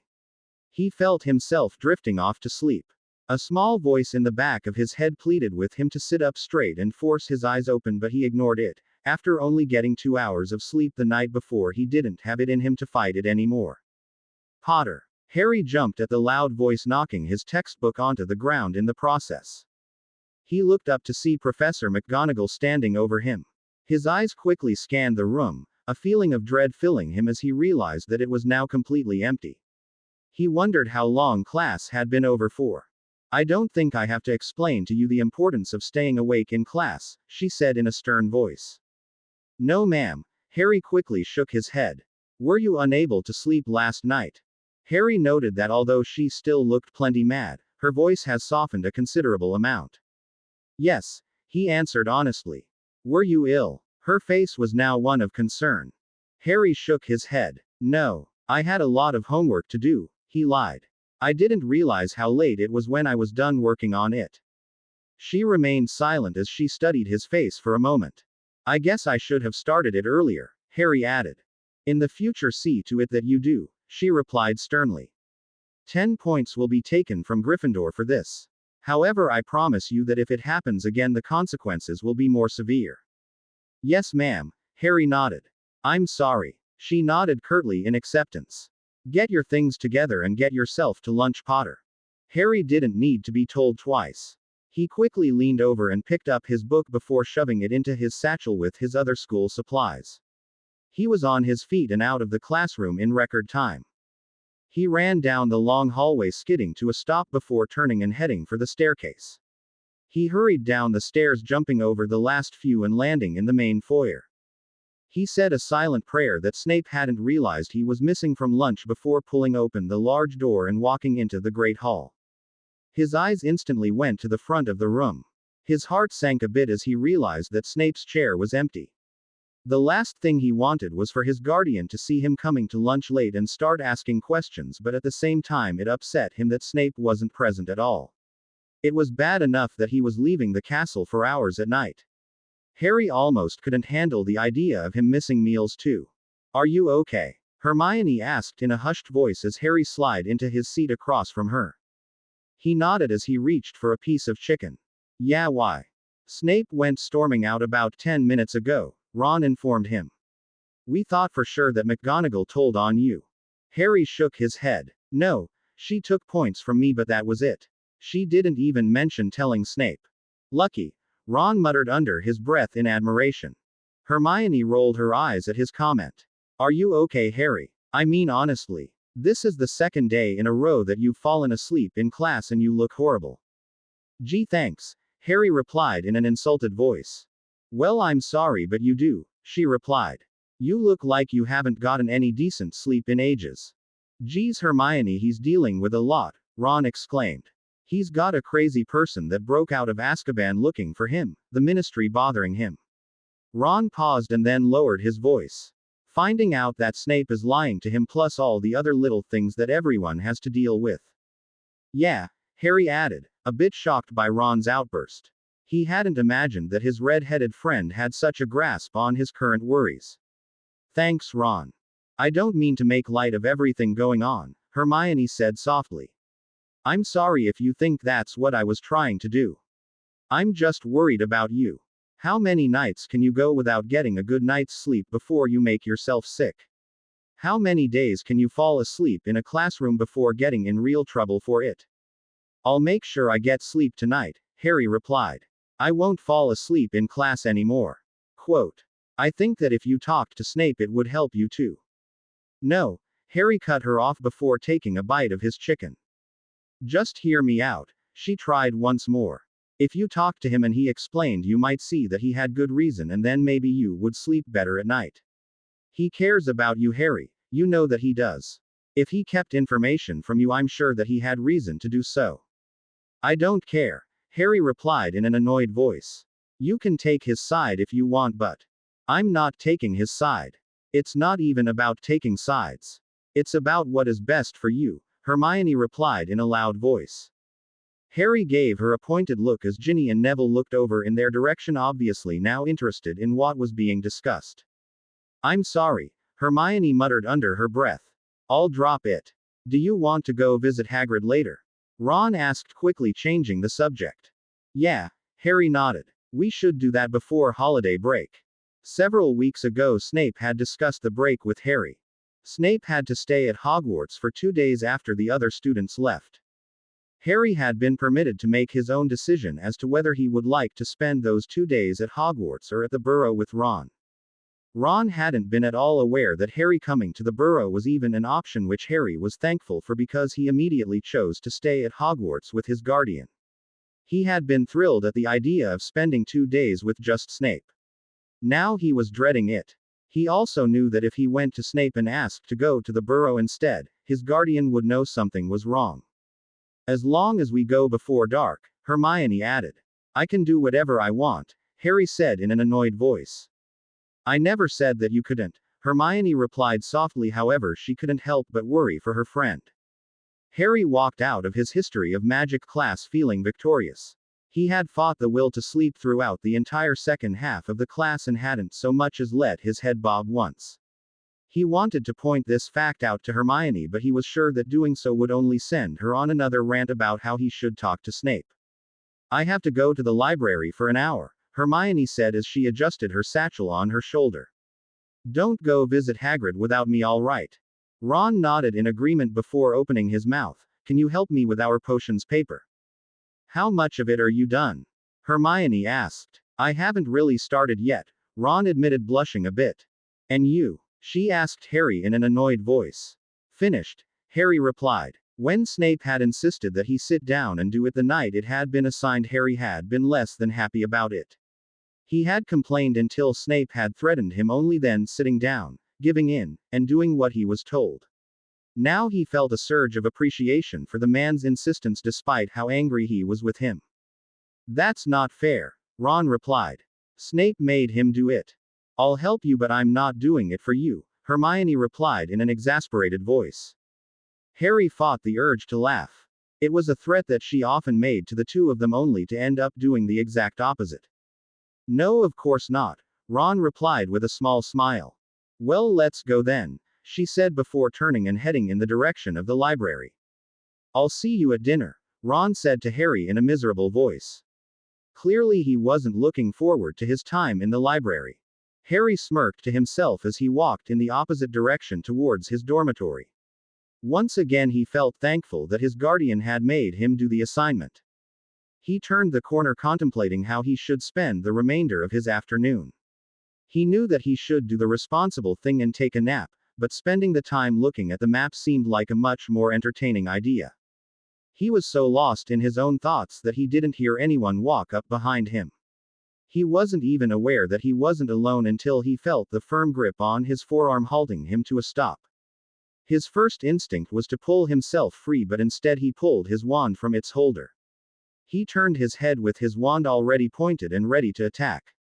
He nearly jumped when he realized who he was pointing his wand at. Snape did not flinch or waver at the wand that was pointed directly at his face. Instead, he raised an eyebrow. Sorry, Harry said as he dropped his wand to his side. I didn't know it was you. Obviously, Snape replied in an even tone. He eyed his young charge for a moment before remembering why he had sought him out in the first place. Anger quickly took over his emotions once more. Do you have any idea how embarrassing it is to be told that your child has fallen asleep in class in front of my colleagues? I'm sorry, Harry quickly offered. He felt a surge of affection for the man at the fact that he referred to him as his child. He quickly pushed it aside though. He wanted to ask Snape if he had any idea how embarrassing it was to tell his friends that the one adult he trusted had been lying to him for months. Snape loosened his grip on Harry before letting go completely. What is the meaning of your behavior? You had better not be staying up all hours of the night playing with your friends. Harry wanted to tell him that he and his friends didn't play. He wanted to tell him to sod off. He wanted to tell him to leave him alone. I couldn't sleep, Harry replied. He paused for a moment. Snape's face hadn't changed at all, the man was still plenty angry. I had a really bad headache, he lied. He knew that he would likely get lectured for staying in his bed instead of going to Madame Pomfrey, but he also knew that if Snape thought for even a second that he was still feeling ill, that he wouldn't be punished. A bad headache? Snape questioned in a concerned voice. The hand that had just been gripping Harry so tightly quickly moved, now resting gently on Harry's forehead. You don't feel warm. I feel better now, Harry continued. It went away before breakfast. Why didn't you go to the hospital wing? Harry didn't hear suspicion in the man's voice, just annoyance. It didn't start until after hours. I didn't want to get in trouble for leaving my dormitory and walking to the hospital wing. He hoped that his words made Snape feel guilty. Sickness is an exception to the rules, Harry, Snape replied, his annoyance now gone. In the future, if you feel ill, you are to go directly to Madame Pomfrey, understood? Harry nodded. Yes, sir. Snape sighed softly. Where are you going now? Harry could hear the guilt in the man's voice, despite the fact that less than a moment ago he had tried his hardest to put it there. He now hated the sound of it. I have some homework to do, Harry lied. I was going to go to my dormitory and work on it. Very good, Snape nodded. He paused for a moment. You are sure that you are feeling better now? Harry nodded. Yeah, I feel fine. Snape nodded, though Harry could still see the underlining concern on his face. I'll see you at dinner then. Harry nodded before he turned to walk away. Harry. Harry turned around to face his guardian once more.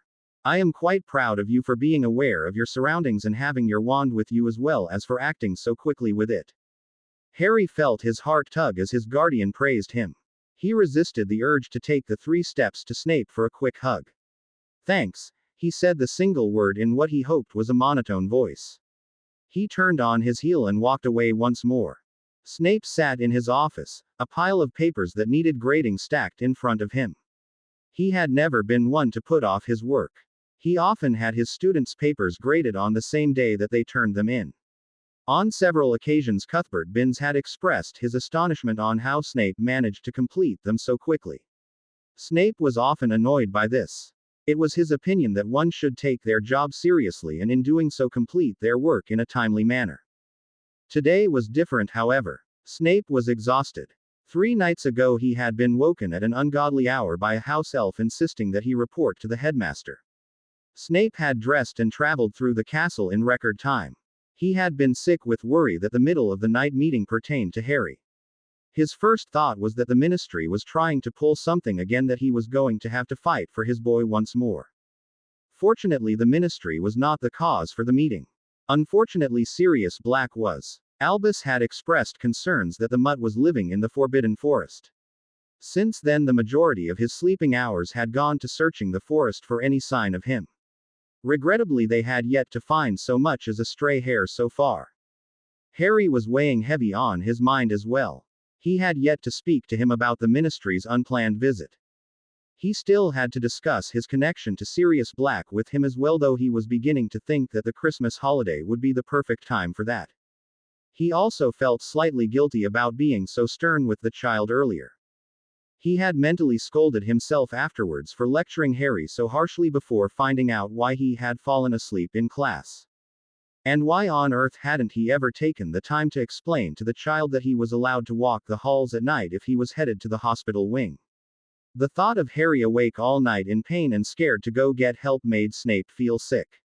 Perhaps they would need to have a talk about the rules and what the exceptions were in more detail to avoid a situation like that from occurring again. He sighed to himself as he looked at the stack of papers once more.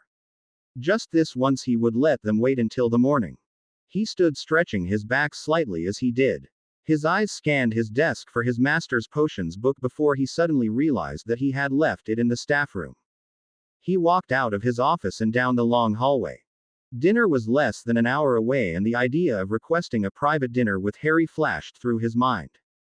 He walked into the staff room to see Minerva sitting with a cup of tea. The relationship he had with her had never been an easy one. Their ideas often clashed, and he found himself annoyed with her on more than one occasion. Today, though, it was a new kind of annoyance. Minerva, in the future, may I request that before you discipline Harry you find out why he has misbehaved? I beg your pardon, she replied in an irritated voice. Remus and Rolanda were sitting at a table a mere 10 feet away, and although they weren't staring, Snape could easily see that they were paying close attention to the conversation. I spoke with Harry not long ago, and he informed me that the reason he fell asleep in your class was because he was ill last night. Surely you can't punish a child for being ill. You are correct, she replied in a haughty voice. A child can be punished for telling an outright lie, though. Are you implying that Harry isn't being truthful? Snape asked. He could feel his blood beginning to boil, though he wasn't quite sure if it was directed at Minerva or Harry. I asked him if he was ill last night, and he told me that he was not. He told me that he fell asleep in class because he was up too late doing homework. I certainly do not mean to interfere, but I cannot help but think that Harry was hesitant to tell you the real reason and therefore lied. Perhaps you should teach the child some better study habits. Now wait just a minute, Snape said in an angry voice. If I may interject, Remus said in a soft voice. I don't wish to get Harry into any trouble, but I must add that his classroom habits could improve. Are you meaning to tell me that he has fallen asleep in your class as well? Or was he acting out in another way? Snape asked. He now knew exactly where his anger was directed. I don't mean either, Remus replied. It's simply an observation. We all care for Harry, Minerva said gently. I am confident in saying that I speak for the entire staff when I say that none of us would set out to deliberately get Harry into any trouble. He doesn't need you to, Snape said angrily as he turned to leave. He gets into plenty of trouble all by his blasted self. The three of you better be getting back to the castle, Hagrid said as he peered out the window. It's getting close to supper time. Are you coming up to the castle to eat tonight? Hermione asked. Unlike the rest of the staff, it wasn't unusual for Hagrid to miss a meal or two a week in the castle. He often cooked for himself in his hut. Not tonight, Hagrid replied. I'll see you lot for breakfast. Harry smiled as he stood and walked towards the door, his friends only a step behind him. Night, Hagrid. Night, you three. Straight to the castle now, no wandering around. Harry stepped outside, but he didn't miss the fearful look on Hagrid's face. Wonder what that was about, Ron asked as he stepped outside. He looked scared. It's a dangerous time to be out of the castle alone, Hermione said as they walked up the walkway. I don't think it's that weird that Hagrid is concerned. Harry mulled over these words. He supposed that Hermione had a good point. They reached the top of the hill when Harry looked at the front steps of the castle. Snape was standing there, his mouth in a tight line. We didn't do anything wrong, Ron said in a hushed voice. It's daylight out. Hello, Professor Snape, Hermione smiled as they walked up the staircase. Harry instantly realized that she was up to something. He wanted nothing more than to tell her to shut it. Miss Granger, Snape nodded. It's not even dinner yet, Harry couldn't help but point out.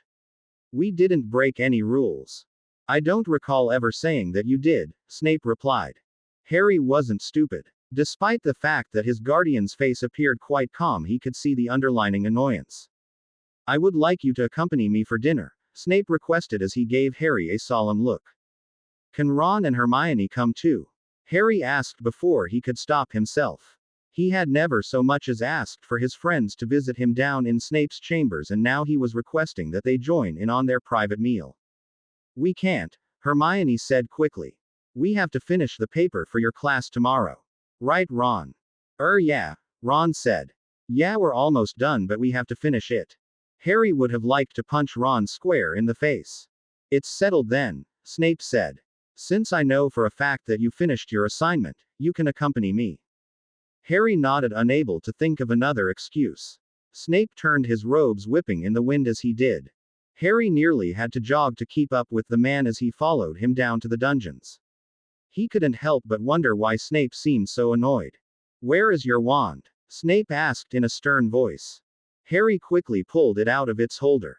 I have it. Snape didn't reply to this but walked on in silence. Harry was sure that the man was making sure he hadn't gone to Hagrid's without it.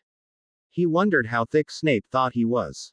Snape approached the door to his chambers and flicked his wrist, causing it to open on its own. Harry was barely inside when the door shut loudly behind him. A second later, his guardian had him by the arm. Snape quickly spun him to the side, landing a hard smack to the jean-clad backside before releasing his grip on the child. What was that for? Harry asked in an accusatory voice. His hand instantly went to his bum, trying desperately to rub the sting out. He couldn't believe that Snape had only smacked him once. He felt as though an ant colony had attacked him. Sit, Snape commanded in a stern voice. What was that for? He asked once more, ignoring Snape's demand. Sit, Snape repeated himself much more sternly. And be thankful that you aren't over my knee receiving a dozen more. At this threat, Harry quickly obeyed, sitting on the couch. I'm going to ask you a question that I asked you earlier, and if you lie to me, Harry, you will be over my knee for a spanking you won't soon forget. Harry felt his stomach flip at the words. It often amazed him how Snape could make him feel like he had already been spanked simply by threatening him. Why did you fall asleep in Professor McGonagall's class this morning? I was sick last night, Harry lied just as he had earlier. Harry, Snape said in a dangerously low voice. I was, Harry quickly replied. A second later, Snape was reaching down, a firm grip on Harry's arm as he pulled the boy, attempting to bring him to his feet. Harry pulled back, resisting with all his might. He knew where this was going and there was no way he was going to go over Snape's knee. I swear I was, Harry said in a desperate voice.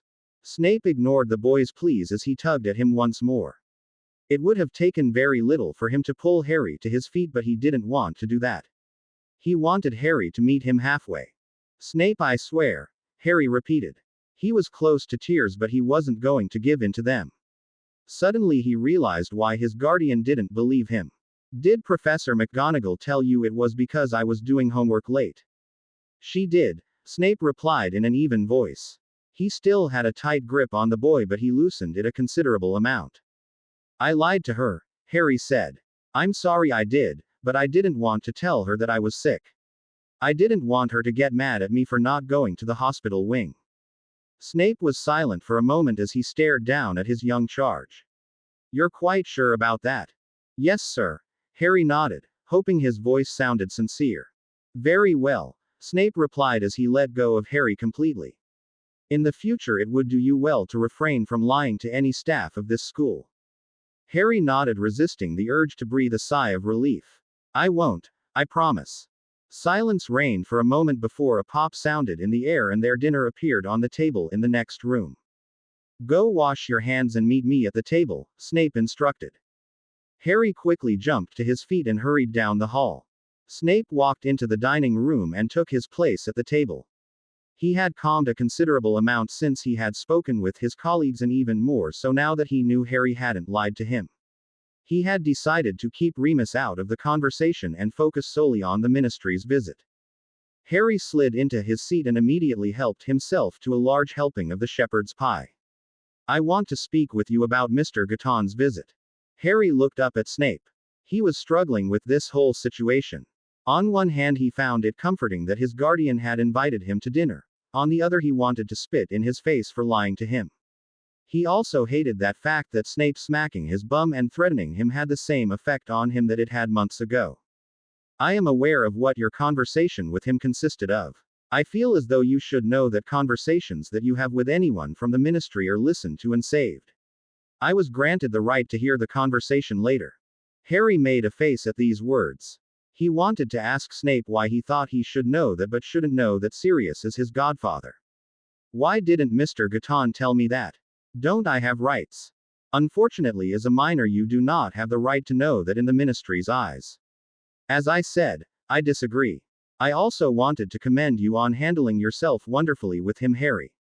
I am quite proud of you for keeping your temper under control. Harry resisted the urge to thank Snape and instead shoved a forkful of shepherd's pie into his mouth, making it impossible for him to talk. I believe Cornelius was quite upset by your lack of wretched things to say about me. Harry swallowed before putting another forkful in his mouth. He wanted to tell Snape that it had nothing to do with him and everything to do with not letting Fudge win.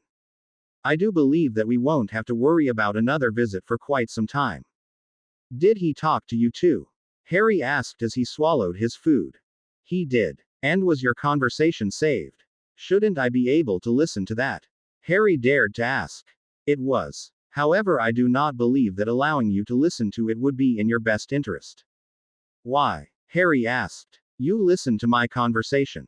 He shoved another heaping forkful into his mouth. I am an adult, Snape said in a calm voice. He resisted the urge to tell the child to eat like a proper human being. He hadn't spent time alone with Harry in days and he didn't want to ruin their meal any more than the swat he had given him already had. As well as your legal guardian, I had the right to listen to it. Harry rolled his eyes as he shoveled the last of his food into his mouth. He chewed quickly, trying his hardest not to choke in the process. The moment he had swallowed the last of it, he looked at Snape. Can I be excused? I want to go back to my dormitory and read. It amazed him how easy it was to lie once he got started. Snape tried not to feel hurt by the child's words. You may not. I am still eating, and aside from that, I think it would be in your best interest to sleep down here tonight. You look exhausted from being ill last night. I think a calming draft would help you to sleep this evening. Harry's face fell at these words. Come on, Snape, he said in an annoyed voice. I want to read and my book is upstairs. You are welcome to go fetch your book and bring it back. Forget it, Harry huffed. Can I just go to bed?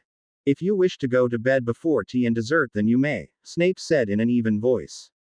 He was fighting between wanting to put the cheeky brat over his knee or force him to sit at the table until he cracked and confessed to exactly what his attitude was about. He pushed the thought from his mind.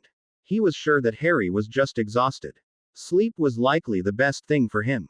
Harry stood up quickly, nearly knocking his chair over in the process. I'll be in after I finish my meal. If you are still awake, you are taking a calming draft, Snape promised.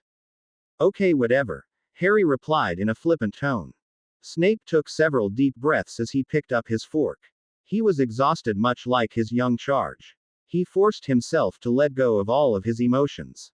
Things would be better after they both got a decent night's sleep. Snape ate his dinner slowly, giving his young charge plenty of time to fall asleep on his own. He didn't want to have to force a draft into the child. More specifically, he didn't want to have the argument that he suspected would occur if he insisted that Harry take one. It often amazed him that as little as 8 weeks prior he would have cared very little about whether or not his forcing Harry to do anything upset him. Now he almost would have liked very much to find Harry sound asleep without any need to play the role of the authoritarian. It actually would suit him just fine if Harry behaved for the rest of his life without ever needing discipline again. Snape nearly snorted at the thought. It was more likely that Cornelius Fudge would knock on his door any moment and offer his sincere apologies for everything. When he ate the last bite of his supper, he slowly stood, pushing his chair in as the remainder of the meal vanished from the table. He walked down the long hallway to his laboratory. Harry's room was silent as he passed it, and he hoped that that was a sign that the boy was in a deep slumber. He opened the door to his laboratory, his eyes scanning the room for any sign of disturbance. He breathed a soft sigh of relief as he realized that everything was just as he had left it. Instantly he mentally scolded himself for his thoughts. Harry had yet to break the rule about his personal work room. He had to stop expecting the child to misbehave before he even did. He opened his supply closet and pulled out the calming draft, slipping the small phial into the pocket of his cloak. He paused for a moment, his hand frozen in the air, hesitating. After a split second of thought, he plucked the other small flask from the shelf and slipped it into his pocket as well. He exited the room and made his way down the hallway. He pushed Harry's bedroom door open as quietly as he could as not to wake the child if he was already asleep. Harry was lying on his side, his eyes tightly shut. Snape rolled his eyes as he walked across the room. With a wave of his hand, Harry's desk chair scooted across the floor, stopping right behind him. Snape sat down, his eyes staying on the child. He hadn't planned on trying to have a conversation with the boy. He had planned on coming in the room, forcing him to take the drafts, and leaving him to sleep. He couldn't find it in him to leave him alone though. He felt the unexplainable need to make sure that Harry was just tired and that there wasn't something else upsetting him. You aren't asleep, Snape said in an even voice. Harry made no attempt to open his eyes. Harry, Snape said in a low voice. The sound of it sent a chill down Harry's spine, causing him to open his eyes immediately. He really disliked that his guardian had that kind of power over him, however there was no denying that he did. What? Harry asked in an annoyed voice. I'm not quite sure where this cheeky attitude of yours has come from, but I will warn you that it would be in your best interest to lose it this instant, Snape replied. Harry was silent as he resisted the urge to roll his eyes. I understand that you are tired, Snape continued, and that perhaps that is the culprit. But, tired or not, it is not acceptable and I will not stand for it. Harry could practically feel the annoyance radiating off of his guardian. For the first time, Harry actually felt a pang of guilt at how he had been treating the man. He toyed with the idea of coming clean. He could explain to Snape about the map and that he had only been wandering the halls because Peter Pettigrew had shown up on there. He could ask why he hadn't been told about Sirius being his godfather. He could talk to him about the nightmares and how they were the real culprit for his falling asleep in class. He quickly forced the idea out of his mind. If he thought Snape seemed annoyed now, he could only imagine how the man would react to all of that. He would likely be on restriction until he got married, after he checked out of St. Mungo's for his broken bum that was. He knew that he could live with all of that. What he couldn't live with was Snape's disappointment. He couldn't live with the man no longer trusting him. Sorry, Harry said softly. Silence reigned. Harry's eyes drifted to Snape's face. The light from the hallway was illuminating it in the dark room. Harry couldn't help but notice that his guardian looked as exhausted as he felt. He wondered why he hadn't noticed that earlier. Snape's eyes were full of concern as well. Harry couldn't help but wonder if he was the cause or if there was more to it than just him. I want to know if I am correct that your sudden attitude is solely due to your lack of sleep or if there is another reason. Harry heard the seriousness in the man's voice. I'm just tired, Harry replied. The guilt hit him once more as the lie rolled off his tongue. He forced himself to remember that Snape had lied to him. Snape's eyes locked with Harry's. Harry held the stare for a moment before allowing his eyes to drift down to Snape's knees. He could lie, but he couldn't bring himself to look into Snape's eyes while he did it. You're sure about that? Snape asked. His voice had softened a considerable amount. Harry instantly realized that it was the second time that evening that Snape had asked him that question. It also the second time that evening that Harry was going to lie in response to it.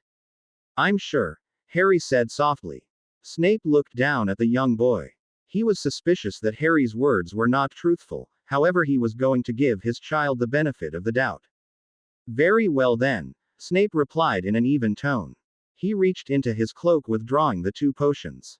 Sit up so that you can take these drafts, please. The use of the plural word was not lost on Harry. Snape, he practically whined. I don't want to. I don't recall asking you, Snape replied in a dry voice. Furthermore, whether or not you will be taking them is not an option, nor is it up for discussion. Harry could hear the sternness in his guardian's voice. He knew that Snape was serious. Still, he couldn't bring himself to just comply. He was sure that if he took the potions he would sleep, and if he slept he would have a nightmare. I can sleep without it, Harry tried in a desperate voice.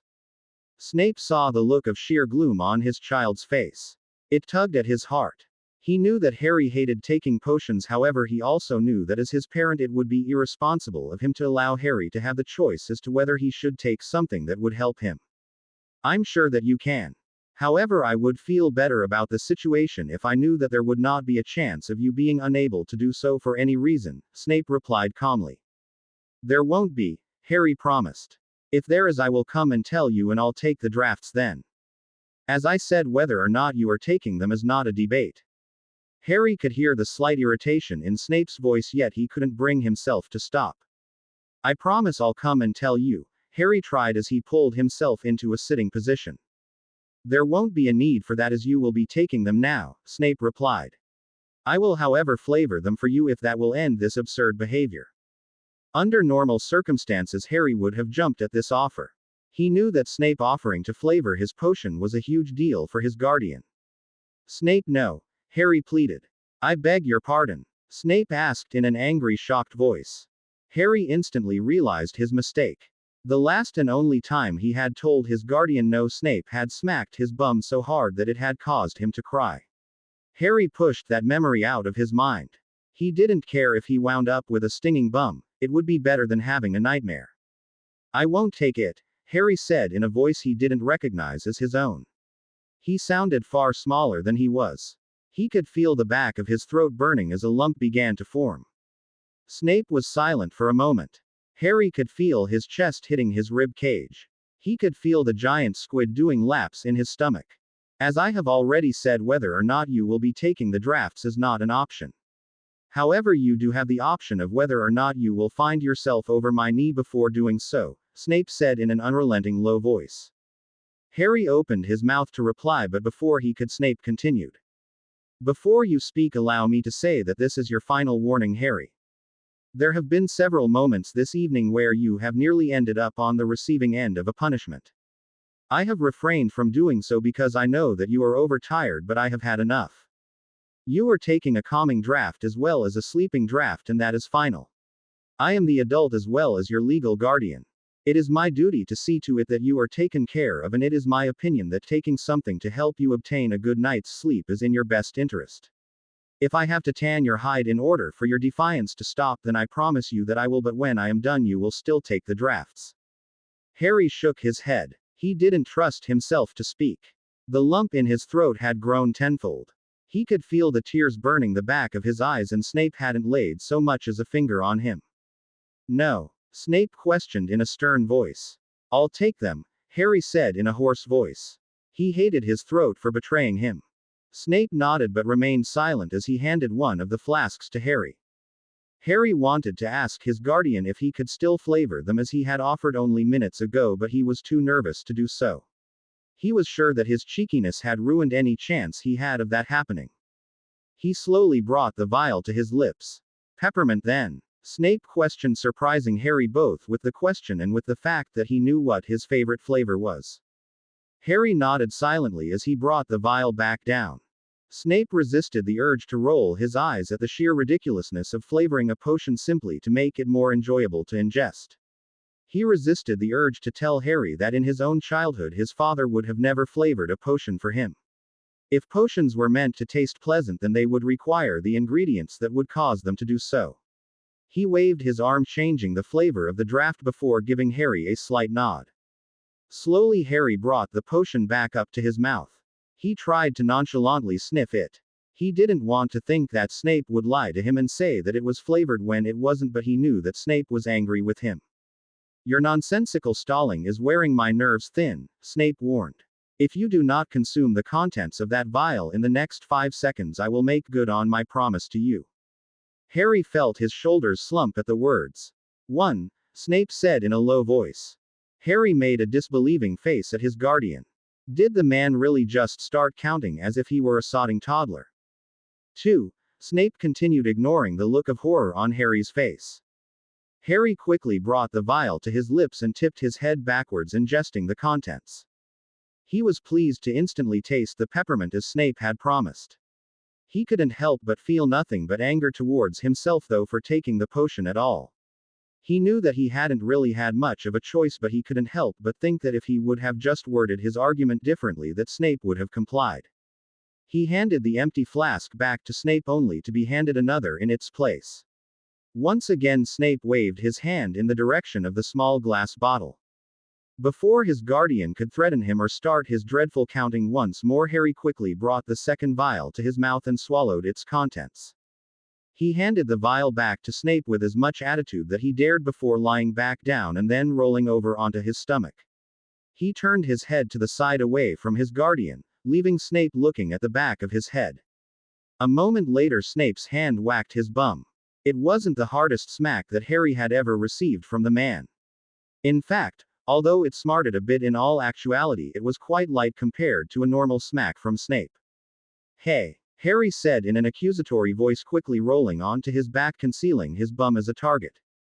As I said earlier, with the attitude you have displayed this evening, you should be thankful that you aren't over my knee for a proper spanking.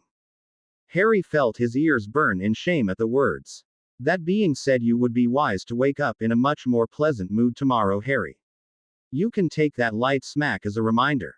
Harry didn't respond to these words. Instead, he pulled his blankets up tighter around his shoulders. Relax and get some sleep, Snape instructed as he stood up.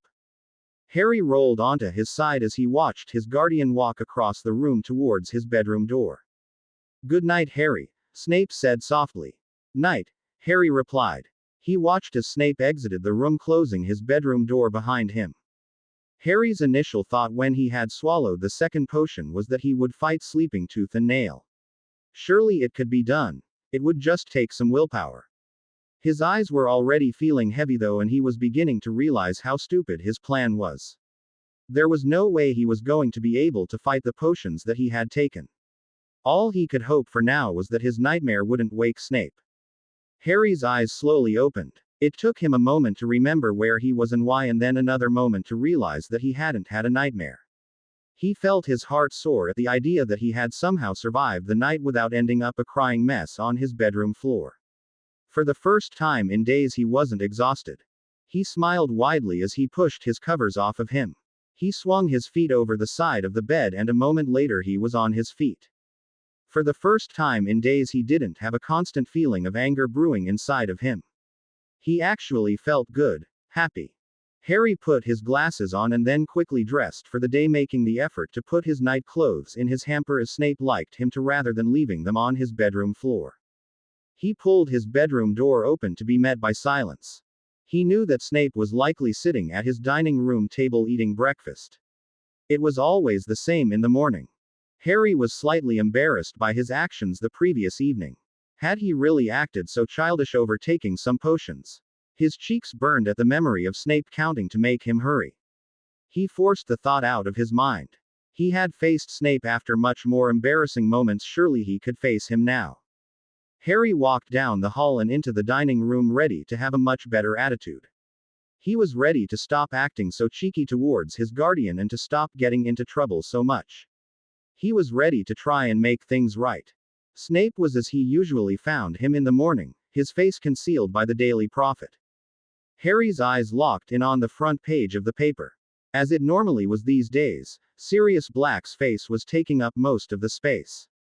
He was screaming, and despite the fact that Harry obviously couldn't hear him, he could almost feel the man's anger. His black eyes seemed to be watching Harry as he approached the table and slid into his seat next to Snape. "Good morning," Snape said without moving his paper at all. "Morning," Harry replied as he forced himself to stop staring at the man that was his godfather. Silence reigned for several long moments. Harry looked down at his eggs. He wasn't sure why, but he suddenly felt the overwhelming urge to make things better with his guardian. "Are we still staying here for the first 2 days of break?" Harry asked in a soft voice. "Yes," Snape answered, his paper staying in place. "Can I stay in my dormitory? Seamus is staying for the holidays, so he'll be there too." "Yes," Snape answered once more. Harry paused for a moment. His questions weren't getting him anywhere. He wondered if Snape was still mad at him for his behavior the previous night. I'm sorry about last night," Harry said softly. "It's fine." Harry made a disapproving face in Snape's direction. The man was barely speaking to him and he still hadn't moved that damn paper. "Thank you for flavoring the potion," Harry offered, hoping for a more in-depth reply. Snape mused softly. Harry could feel his mood shifting. "I slept really well," he added. The same reply came. He could feel the anger building up in him. Snape wasn't even listening to him. It was the final straw for Harry. Snape had lied to him. And where was he going every night when he vanished from the map? Did it have to do with the secret thing that Malfoy knew about? And why did Harry allow Snape to control him? It infuriated him that Snape had the power to make him obey all his stupid rules. Why did he even listen to a man that he couldn't even trust? Harry felt like he was going to explode. He looked at Snape. His face was still concealed by the paper. He hadn't moved it so much as an inch since Harry had entered the room. Harry could feel the anger pulsing through his veins. Before he could stop himself, he reached his arm out and smacked the paper out of Snape's hands. "Stop bloody ignoring me," he nearly yelled at the man. Snape was on his feet seconds later. With very little effort, he grabbed hold of Harry's arm and pulled him from the chair. Instantly, Harry regretted his actions. "Snape, don't," Harry muttered under his breath. If the man heard him, he ignored him completely. Harry S. Caught his breath in as Snape waved a hand, causing everything on the table to vanish. Snape easily bent Harry over until his cheek was resting on the shiny tabletop. He raised his hand and brought it down hard. Harry yelped softly. Snape ignored the boy's reaction and brought his hand down in the same spot 4 more times, each a bit harder than the previous. On the 5th, Harry squirmed, involuntarily fighting Snape's grip on him. Snape brought his hand down a final time, causing Harry to let out another yelp. "Don't you ever speak to me like that again," Snape said in a stern voice as he pulled Harry back to a standing position and deposited him roughly back into his chair. Harry quickly tried to brush the tears off of his face before his guardian saw them, a pointless task as he hadn't completely stopped crying yet. Snape tapped the table with his finger, causing breakfast to reappear. "Eat," he ordered in a grim voice. Snape picked up his paper and then sat down in his seat, causing Harry to flinch slightly as he did so. A small part of Snape felt guilty for being so harsh with his child. He knew that he had been being short with him. His mind was a million miles away this morning. His thoughts were consumed with Black and where in the forest he could be hiding. He hated that Harry was crying, but he didn't blame the boy. His own hand was throbbing as if he had touched fire. He was sure Harry's backside was smarting, to say the least. For a moment he considered apologizing to the boy for being so hard on him. He forced himself to remain solemn. Nothing would be more counterproductive than apologizing. He could not allow Harry to act like a cheeky brat and get away with it. He thought he had been clear last night that he expected better behavior today, but obviously he hadn't. Eat, Snape ordered once more when Harry hadn't made any attempt to do so or even pick up his fork. He watched as Harry worked to get his hitched breathing under control. A moment later the child picked up his fork, though he still hadn't actually eaten anything. I warned you last night, Harry. I am not going to allow you to act the way that you have been. No child of mine is going to be so disobedient. Harry didn't respond to these words, instead he ate a fork full of his eggs. I was not ignoring you. This may come as a shock to you, but there are times where I have a lot on my mind. This morning happens to be one of those times. Harry didn't respond to these words. The lump in his throat was far too big. He no longer trusted himself to speak. Snape resisted the urge to scold the child some more. Instead he opened his paper once more, his face concealed from Harry a moment later. Harry felt his eyes fill with tears once more. Things were a mess, and as far as he could see there was no way to make them right. Snape strode down the hallway, his cloak whipping the air behind him. He had woken up in a much better mood. For the first time in days he had felt refreshed and relaxed. He had been hopeful that his talk with Harry the night before had made an impact on the child. He had hoped that Harry would have woken up in a good mood and that they could have shared a nice breakfast together. Obviously he had been very wrong. He pushed the door to his classroom open so roughly that it swung back and hit the castle wall, banging loudly before slamming shut behind him. He approached his desk, glad that he had 10 minutes before any of his students would be arriving. Harry was in his first class of the day and he wasn't looking forward to seeing his child. He was far too concerned that Harry was going to act out in class, causing him to have to punish him more. Despite what he was sure others thought, he did not enjoy punishing his child. On the contrary, he quite disliked it. It was his job though, and he was never one to shy away from a job or to perform a task without doing so properly. He wasn't going to fail Harry. Of course, the obvious and most difficult task at hand was that he was going to do everything in his power to keep Harry alive. He also wasn't going to let him behave as though he didn't know how to act though. No child of his was going to act disrespectfully. He wouldn't stand for it. He pulled his lesson plan from his top desk drawer, trying his hardest to concentrate on the class that would be starting momentarily. He couldn't stop his brain from being consumed with Harry though. The door to his classroom opened as several of his students trickled in. He considered the idea of having his class read silently, but he quickly disregarded it. He never changed his lesson plans at the last minute, and he didn't intend to start. He wasn't going to let an imprudent child affect him. He heard the classroom door open once more and he looked up to see Harry enter with several of his friends. He watched as his child moved through the classroom deep in conversation with Weasley. He watched as Harry pulled his seat out. The youngest Weasley turned his head to talk to Longbottom, missing Harry, wincing slightly as his bottom made contact with the hard wooden chair. A pang of guilt hit Snape. He considered sending a silent cushioning charm in Harry's direction. He quickly deemed the idea as unacceptable. Harry would know without a doubt where it had come from, and doing so would only confuse the boy. Besides, Snape tried to rationalize with himself, he didn't deserve one. He had acted like an animal, smacking his newspaper out of his hands. As it was, the child should have been thanking his lucky stars that he hadn't transfigured his fork into a paddle and set in on his backside until his arm grew tired. He was Severus Snape after all, the feared potions master. He couldn't go too soft, not even for his Harry. Open your books to page 271, Snape instructed once the last of his students were in his classroom and in their seats. As this is your last class before your Christmas break, we will be reviewing the effects of Wiggenweld potion. Which one of you is able to tell me which ingredient gives the potion its red color? Hermione's hand instantly went into the air. Potter? Snape asked. Harry felt his blood boil at his guardian. His hand hadn't been in the air. He hadn't even made eye contact with Snape. I don't know, Harry said in an irritated voice. He would have liked to pick up his textbook and throw it at Snape's head. Snape ignored Harry's response completely. He knew that the boy knew the answer.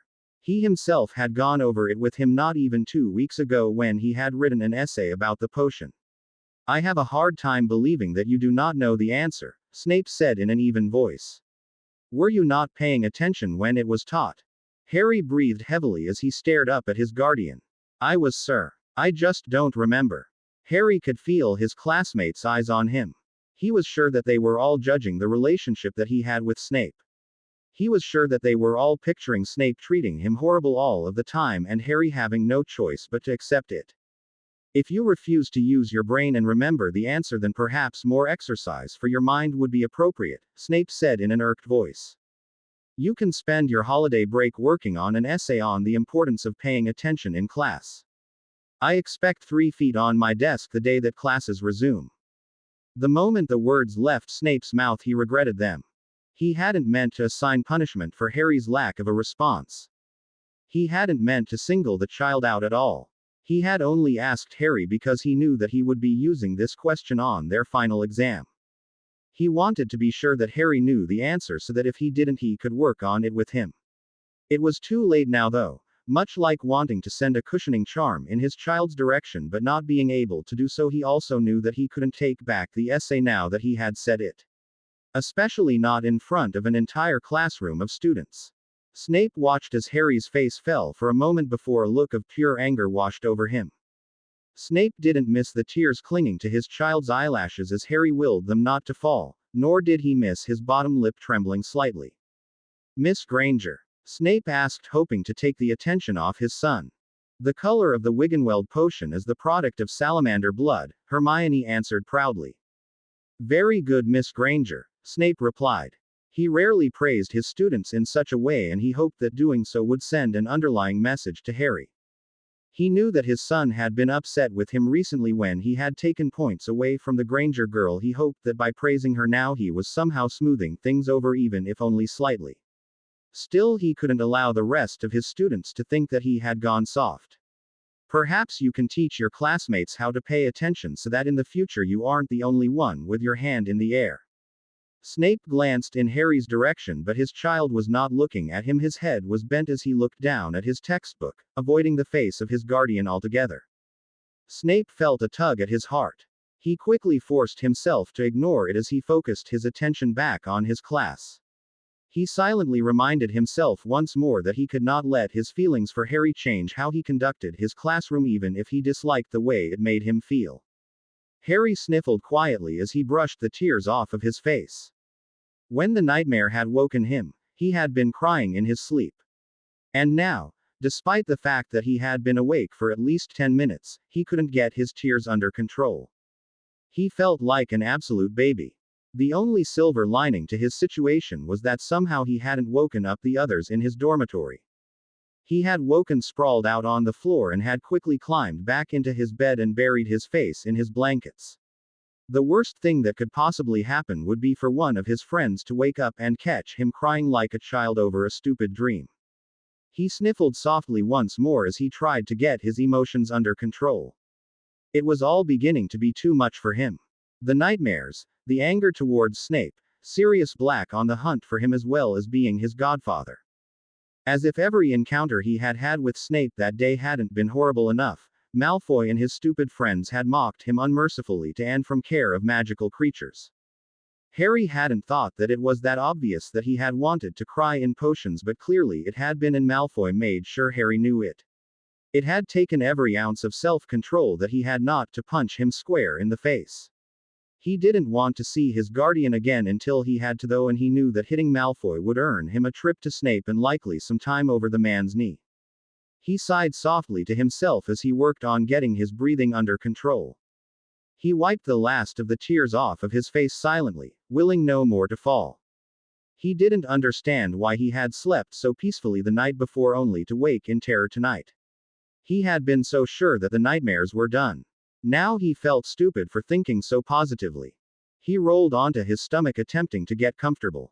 The action made him think of the previous evening when he had done so in an attempt to be rude to Snape. Suddenly the other events of the evening came rushing back to him. The only thing that he had done differently was take the potions that Snape had insisted on. They had to have been the reason for his nightmare-free sleeping. A surge of hope rushed through him. All he had to do was get some of the potions in his possession and he would be able to sleep peacefully every night. The reality of what he was thinking hit him like a ton of bricks. The only person in the castle that would have the potions he needed would be Snape. He couldn't ask him for them. Aside from the fact that the two of them hadn't been on the best of terms lately, he knew that he couldn't ask for them without explaining why he needed them, and that was not an option. He knew that if he explained his nightmares to his guardian, the man would likely overreact. Harry could practically already hear him insisting that he sleep down in his quarters every night. Harry's stomach flipped as he realized what he was going to have to do. He was going to have to steal the potions from Snape. Did it hurt? Hermione asked in a mock concerned voice. Did what hurt? Harry questioned her with a dumbfounded look on his face. When you hit your head, she said in a slow voice. Harry made an irked face at her and opened his mouth to respond, but she continued before he could. Did you lose consciousness? Did you visit Madame Pomfrey? Did you tell Snape? Hermione, Ron hissed. I didn't hit my head, Harry said in an annoyed voice. He should have known that telling her wasn't a good idea. You must have hit it pretty hard if you don't even remember doing it, she replied in phony troubled voice. You should probably go to the hospital wing and get yourself checked out. I get it, Harry replied. You think it's a dumb idea? No, she shook her head. I think that you're refusing to talk with Snape is a dumb idea. I think that the idea to steal from him is absolutely idiotic. If you think for even a minute that this will end in any other way than catastrophic, then you are only fooling yourself. Harry listened to his best friend's words. He resisted the urge to point out the fact that she hadn't said the same when they had stolen from Snape to make Polyjuice Potion. Instead, he focused on explaining why his plan would work. It won't end badly because I won't get caught. Hermione rolled her eyes at these words. Harry, you. No, listen, he cut her off. The thought instantly occurred to him that if he had interrupted Snape in that way, he would be getting scolded right now. He hoped that his face wasn't blushing at the thought. Snape knows I hate taking those disgusting potions. He would never think that I would steal them. And if I take them from the storage closet in his classroom instead of his private laboratory, then he's bound to think that it could be anyone. Everyone has access to it. That does make sense, Ron chimed in. Okay. So let's just say that you get away with it and you don't get caught stealing from him at first. How are you going to take the potions while you are home over the holiday? Don't you think you might get caught then? Harry shrugged. It was true that he was a bit nervous about this as well. He had never stayed at Snape's house with him. He didn't know the layout of the house well or how to sneak around there. I'll figure it out, he replied. I'm not worried. Hermione held his stare for a moment before shaking her head. I just think you could avoid all of this by just talking to him. I told you, I tried to yesterday morning and when things didn't go your way, you yelled at him and knocked his paper onto the ground, she interrupted. You don't understand, you weren't there, Harry replied in a hurt voice. The three of them were silent for a moment. Ron gave Hermione a pointed look, clearly begging her to apologize. You're right, Harry, I wasn't there and maybe I don't understand, but I'll tell you what I do know. Snape loves you and everyone can see it. Did you hear him praise me in potions yesterday? When was the last time he did that? Never, but. Exactly. She cut him off in a pliable voice. He has never done that before, and a second after he did, he glanced in your direction. Harry's face softened at her words. He did. Yeah, he did, she nodded. He only praised me to make you happy. Doubtful, Ron muttered under his breath. No, it isn't doubtful, Hermione replied in an irked tone. I saw it with my own two eyes. I'm sorry that you two are too thick-headed to pick up on things like that, but I saw it and I'm tired of trying to convince you to do the right thing. If you want to steal from Snape, then go ahead, but don't be surprised when it just makes your whole situation a million times worse. Now, if you'll excuse me, I have to get my things together before it is time to go. The boys watched as she turned on her heel and headed towards the portrait of the fat lady. She's mental, Ron muttered once she had disappeared completely. She worries us all, Harry replied. Despite the fact that he didn't agree with her concerns, he still appreciated that she had them. He wouldn't deny that it was sometimes annoying to hear her constantly voice her worries, but at the same time it was comforting that she cared so much. I don't see a reason to worry. As long as you have your cloak and the map, you'll be fine. Harry nodded in agreement as the two of them started towards the Gryffindor Tower. Just make sure you hide them really good, Ron added. Yeah, I know. If Snape finds them, you're as good as dead. He'll probably put you on restriction for the rest of the year or longer. Thanks, Harry replied. That's very comforting. Sorry, Ron replied in a sheepish voice. It's probably true though. Harry didn't respond. He knew that Ron was right. It was absolutely true. Stealing from Snape was likely the worst thing he could possibly do. He wasn't thick enough to think for even a moment that it wasn't. He didn't see where he had much of a choice though. Even if he confessed about the nightmares and nothing else, Snape would still be furious at him for keeping them a secret. No matter what he did, he was going to get himself into trouble. All of the extra protective spells were set in place. Albus nodded softly. And then some. I'm not sure you could find a more protected house in all of Britain. Snape nodded his approval as he eyed the old man. He was sure that his next sentence would be met with argument, but he did not care. I will be informing Harry of the rest of the information regarding Sirius Black while we are home. The twinkle in the man's eye diminished as his smile faded. Do you think that is wise? As I told you before, I do not think it is wise to keep the information from him. Ignorance does not always equal bliss, Albus, and I will be damned if I am going to allow Harry's ignorance towards this particular situation go on any longer. Albus was silent for a moment before replying, his tone quite serious when he did. And if he grows too curious about the connection and attempts to seek the man out?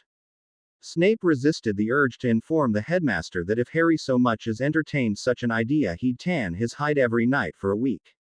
I believe that Harry knows better. He is aware of what I expect from him, and I do not think that he would purposely put himself in harm's way. Snape fully believed the words he spoke. Despite Harry's new attitude he had developed, it had been quite some time since he put himself in a dangerous situation. I'm sure that you are correct. However, I cannot help but have some concern that there is a chance that you are not, Albus replied. Once more, Snape found himself resisting the want to tell the headmaster to mind his own business. When he had agreed to take Harry, he had made it very clear that he did not want others interfering. With all due respect, Albus, I am the one who is solely responsible for Harry. It is my decision whether or not information will be shared with him or kept from him, and as I have said, I feel as though he has the right to know. I am not inviting him to come into the forest with us and hunt Blackout. I am simply sharing information with him, information that he should have been privy to from the beginning. Silence enveloped them. Snape watched the old man as he drummed his fingers gently on his desk. He knew that the headmaster disagreed with everything he had just said. He wanted Harry protected. Snape agreed, of course. As far as he was concerned, Harry should be protected, but he couldn't help but feel that with this particular situation, knowledge was power. I certainly cannot stop you from sharing this information with Harry, Albus finally replied. He paused for a moment as he looked Snape in the eye. I hold you responsible for his safety and well-being. As you should, Snape replied in an unwavering voice. If you get away with it, send Hedwig to tell me, Ron said as he adjusted his satchel on his arm.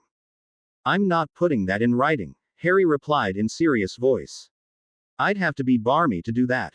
Ron shrugged. So just write I got a new quill, he suggested with a grin.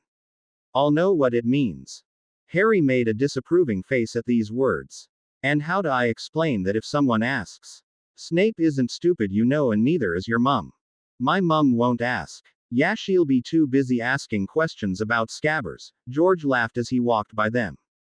That's right, Fred added. That'll take up most of her time.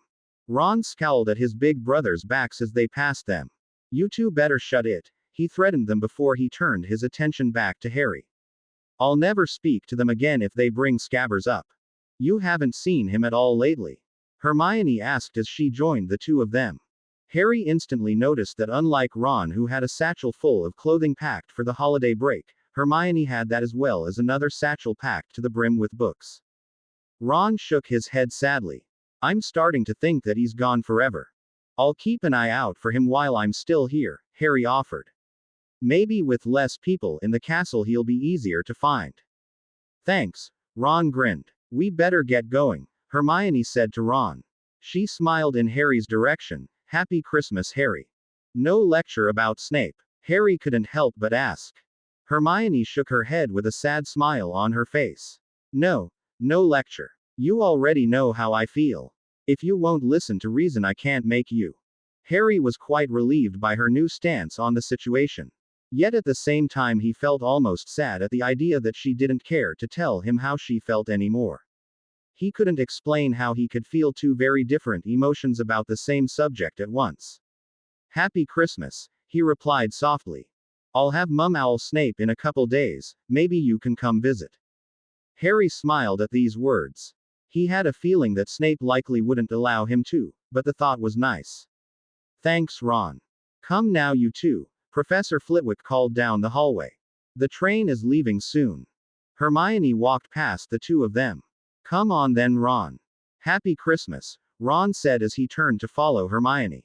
See you when we get back. Harry forced a smile as he watched his friends rush down the hallway. He waited until they were out the large front door before he let the smile vanish. Not long ago he had been absolutely thrilled about having time away from Hogwarts with his guardian, and now he was dreading it as though he was being carted off to Azkaban. He sighed softly to himself as he turned on his heel and headed in the direction of the Gryffindor Tower. Maybe he could find Seamus and see if he wanted to do something, perhaps a game of chess or exploding Snap before dinner. He walked up the large staircase, turning the corner when he reached the top. Harry, he heard the familiar voice call out. He stopped dead in his tracks as he turned around to see Snape approaching him. What? He asked in an annoyed voice.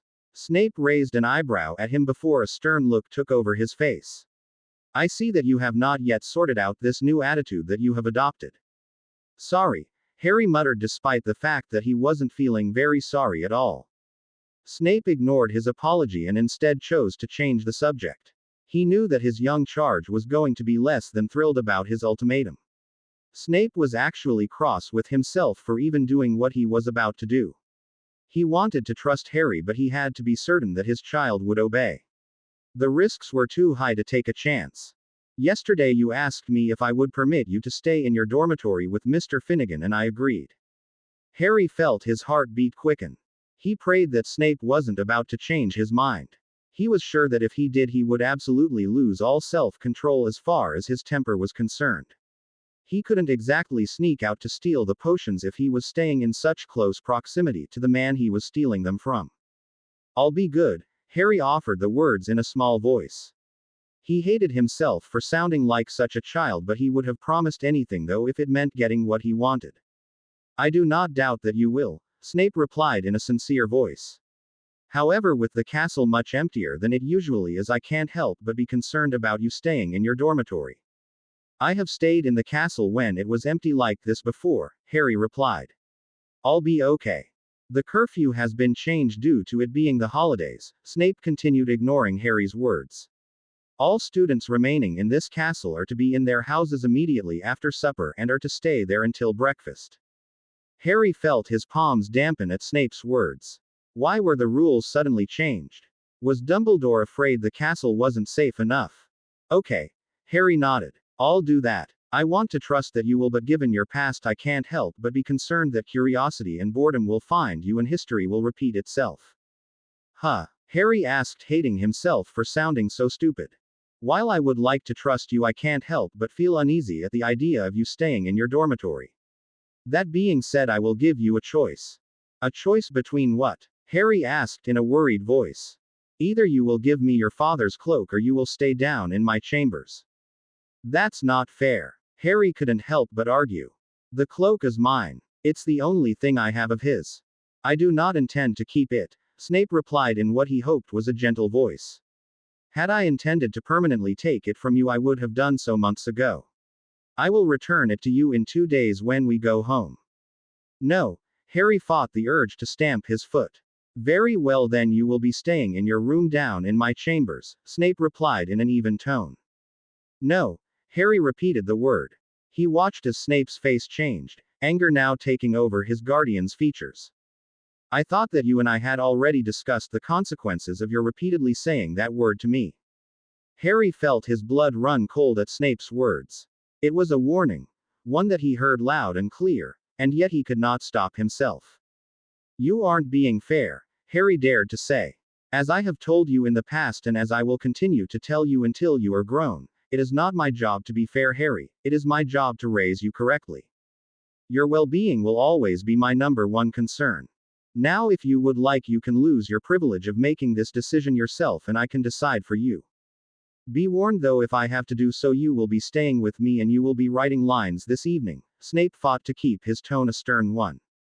Despite the fact that he was becoming more and more agitated with Harry's new-found attitude as the days passed, he couldn't help but feel bad about constantly scolding the child. He would have liked to have a nice, calm conversation with his child. He would have liked to discuss things rationally. That didn't seem to be an option though. Harry's constant attitude made it nearly impossible. He didn't want to spend all of his time scolding the child and in the same breath he knew he couldn't allow him to get away with how he had been acting either. Harry resisted the urge to scowl at his guardian. He was silent as he weighed his options. I do not have all day to stand here while you make a decision, Snape said in what he hoped was a rigid voice. You have 10 seconds to tell me what you want to do before I decide for you. Harry was about to open his mouth to reply when Snape beat him to it. 1. The man said in an annoyed voice. Harry glared annoyingly at Snape. That was the second time in less than 24 hours that the man had counted in an attempt to get him to do something. 2. Snape said sternly. Take my cloak, Harry muttered. He fought the urge to add, and then sawed off. Very well, Snape nodded. I'll send Minka to fetch it momentarily. How will she know where to find it if I'm not there to show her? Harry couldn't help but ask.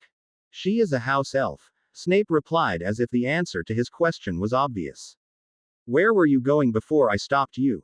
To find Seamus, Harry answered honestly. I was going to see if he wanted to play some exploding snap before dinner. Snape resisted the urge to suggest that perhaps starting on homework would be a better use of the time. Very well, he replied in an even tone. I will see you at dinner. Harry watched as his guardian turned and began to walk away. And stop counting at me, Harry couldn't help but demand. I'm not a child. Snape turned with a confused look on his face. What exactly are you then? He knew that he should scold Harry for being so impudent but he couldn't bring himself to do so. If anything he was having a hard time keeping a straight face at the child's words. I'm a teenager, Harry replied in an annoyed voice. Which is just another variation of a child, Snape replied. It isn't, Harry argued bravely. And no one counts at teenagers, that's something that you do to little kids. Snape sighed as he felt the irritation course through his veins. Enough was enough. It appears as though you are absolutely determined to get yourself into trouble these days, so allow me to save us both another 5 minutes of arguing. You will not tell me which disciplinary actions I will use. If I wish to count, I will do so. However, if you do not like it, then I would advise that you do not give me a reason to do so. Now, as for this cheekiness that you cannot seem to get control of, you can report to my classroom tomorrow after lunch where you will spend your time until dinner cleaning cauldrons. Harry felt his shoulders slump a considerable amount at Snape's words. He had pushed the man too far once again. I am warning you now, Harry, this is your last chance. One more cheeky reply, one more toe out of line and you will find yourself reporting to my parlor for punishment. Am I clear? Harry could feel his cheeks blushing as he nodded. Snape didn't need to spell it out for him, he knew exactly what the man was referring to.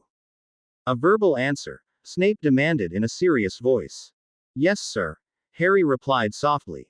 It didn't matter how annoyed he was at Snape, he wasn't stupid enough to make the man any angrier. Snape gave the child a stern look before turning and walking away from him once more. He silently prayed that Harry would take his warning seriously. The last thing that Snape wanted was to start the holiday break doling out a punishment. Harry lay awake in his bed as he waited for Seamus to fall deep enough asleep. Having spent the last 3 years sharing a room with the Irish boy, Harry knew what signs to watch for. Seamus would begin breathing deeply, would likely roll onto his stomach, and once he started snoring softly, he was out for the night. 2 of the 3 signs had already occurred. Harry was just waiting to hear the snoring before acting on his plan. Slowly and quietly he reached for the map which was sitting on his bedside table. He picked up both it and his wand before sinking down under his covers. With his quilt over his head, he cast a lumos in a soft whisper before saying the correct words to bring the map to life. With nearly all of the students home for the holidays, the activity on the map was much less lively than Harry was used to, even at nearly 1 in the morning. The first thing he noticed was that not only was Snape missing once again but that Dumbledore was as well. Harry felt his curiosity awaken at this discovery. He would have loved to know where the two of them were. He was almost certain that they were together. As far as Harry was concerned, there was no other explanation. His eyes scanned the map to see McGonagall in her office, sitting at her desk. Filch was in the kitchen. Remus was up in the Ollery, which Harry found unusual. He wondered if perhaps Remus had an owl up there himself. He was pulled from his thoughts as he heard Seamus light snoring. He felt his heart beat quicken at the idea of what he was about to do. When Snape had taken his cloak, he had seriously considered scrapping his plan altogether. He knew it wasn't an option though. He had to start sleeping again. Besides, his plan wasn't completely dependent on his cloak. He still had the map. As long as he paid attention to it, he would be fine. Before he could lose the nerve, he quietly pushed the covers off of himself. He quickly reached under his bed and pulled out the empty satchel that he had stashed there hours earlier. He slung it over his shoulder. With his wand and the map in his hands, he tiptoed out of his dormitory and down into the common room. He checked the map to make sure no one was anywhere near him before pushing open the portrait and stepping into the hallway. "Mr. Potter," the fat lady said through a yawn. "What is the meaning of this? Waking me up in the middle of the night?" Her eyes grew huge as her own words suddenly made sense to her. "Breaking the rules again. You'll be in a world of trouble if you are caught." "I won't be," Harry whispered. "Just like your father," she mused as she yawned once more. Harry couldn't help but smile at her words. "Go on then. Let me get some sleep before you are waking me up once more." "Sorry," Harry whispered. He hadn't taken into consideration that he would be bothering her sleeping schedule. She waved a hand at his apology as her eyes began to close. Harry turned ready to head in the direction of Snape's classroom. His eyes gazed over the map as he suddenly remembered that he was in the hallway at 1 in the morning without the protection of his cloak. Filch was still down in the kitchen. The only other teacher that was out of their own chambers was Remus. He had moved from the Ollery all the way down to the Great Hall. Harry made the mental note to keep a close eye on Remus, moving name. He walked as quietly as he could down the long hallway. He would have to take the back staircase to the dungeons if Remus was lurking around by the front of the school. He glanced down at the map once more, making sure that no one was in the hall ahead of him. When he was certain that it was empty, he started off in a jog, skidding to a halt as he approached the top of the staircase. He consulted the map once more before hurrying down the stairs. The potions classroom wasn't far away from him now.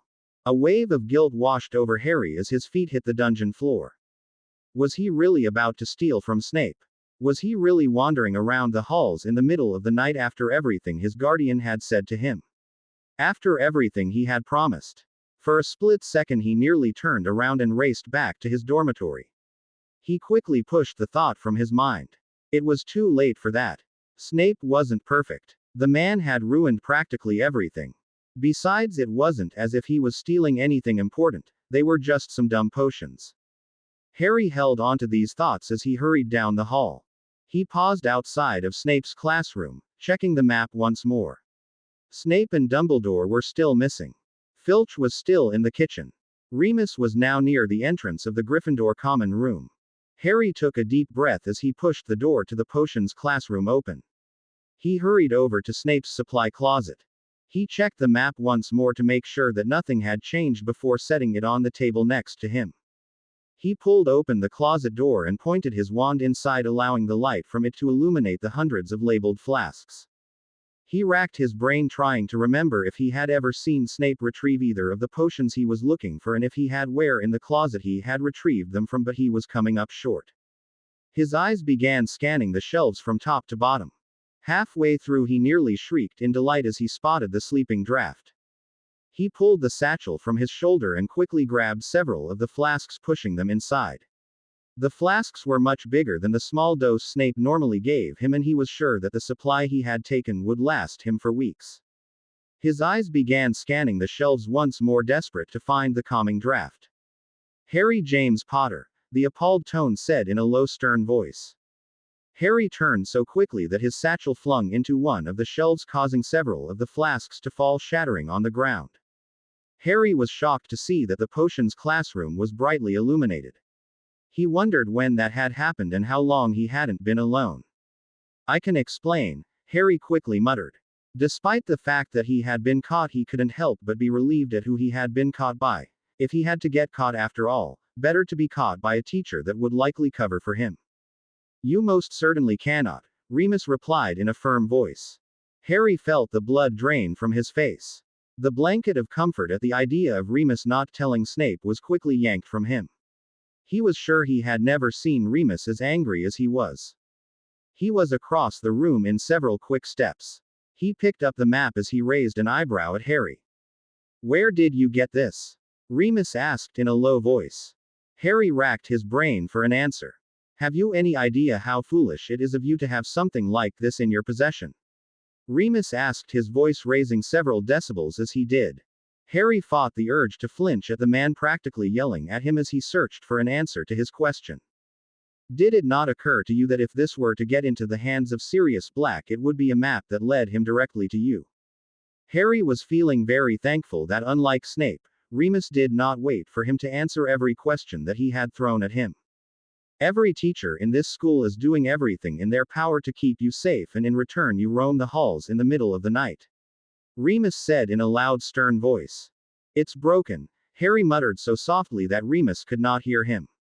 What was that? Remus asked, trying to control his temper. It's broken, Harry repeated louder. Broken. Harry nodded as he looked away from Remus, angry eyes. Yes, sir. It has showed people that aren't in the castle, people that are dead and can't be. Such as whom? Remus couldn't help but ask. Peter Pettigrew, Harry answered honestly. Snape told me that he died and I saw him on that map. Remus S. Caught his breath in tightly as he eyed the child sternly. And stealing? He asked in a grim tone. I can explain that too, Harry replied in a desperate voice.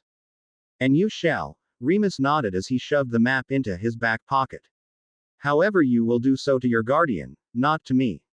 He gently removed the satchel from Harry's arm and placed it on a desk. Harry felt his stomach drop at the words. But Remus, I. Absolutely not. Remus shook his head firmly. I cannot and I will not keep this from him. That being said, I will give you until breakfast to confess to him yourself, otherwise, Harry, I am afraid that I will have to make him aware of your actions. Now you will come with me and I will walk you back to your dormitory.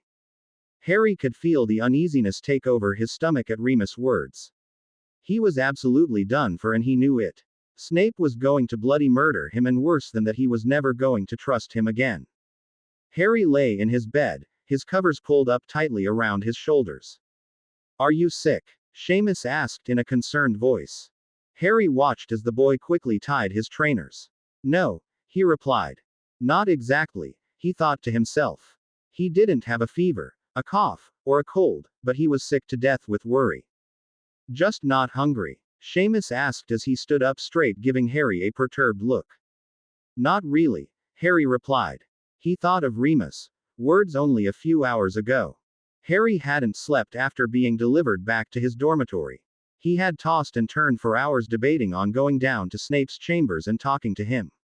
Several times he had wished that he had the map so he could see if his guardian was back in the castle, and if he was talking with Remus. When morning had finally broke, deeming the time acceptable for Harry to be out of his dormitory, he suddenly lost all of his nerve. His thoughts had then been consumed with plans.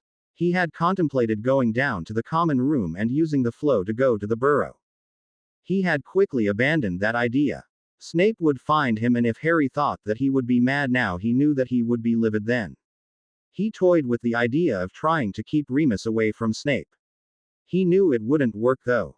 He even considered going back down to Snape's supply closet and stealing a memory modifier.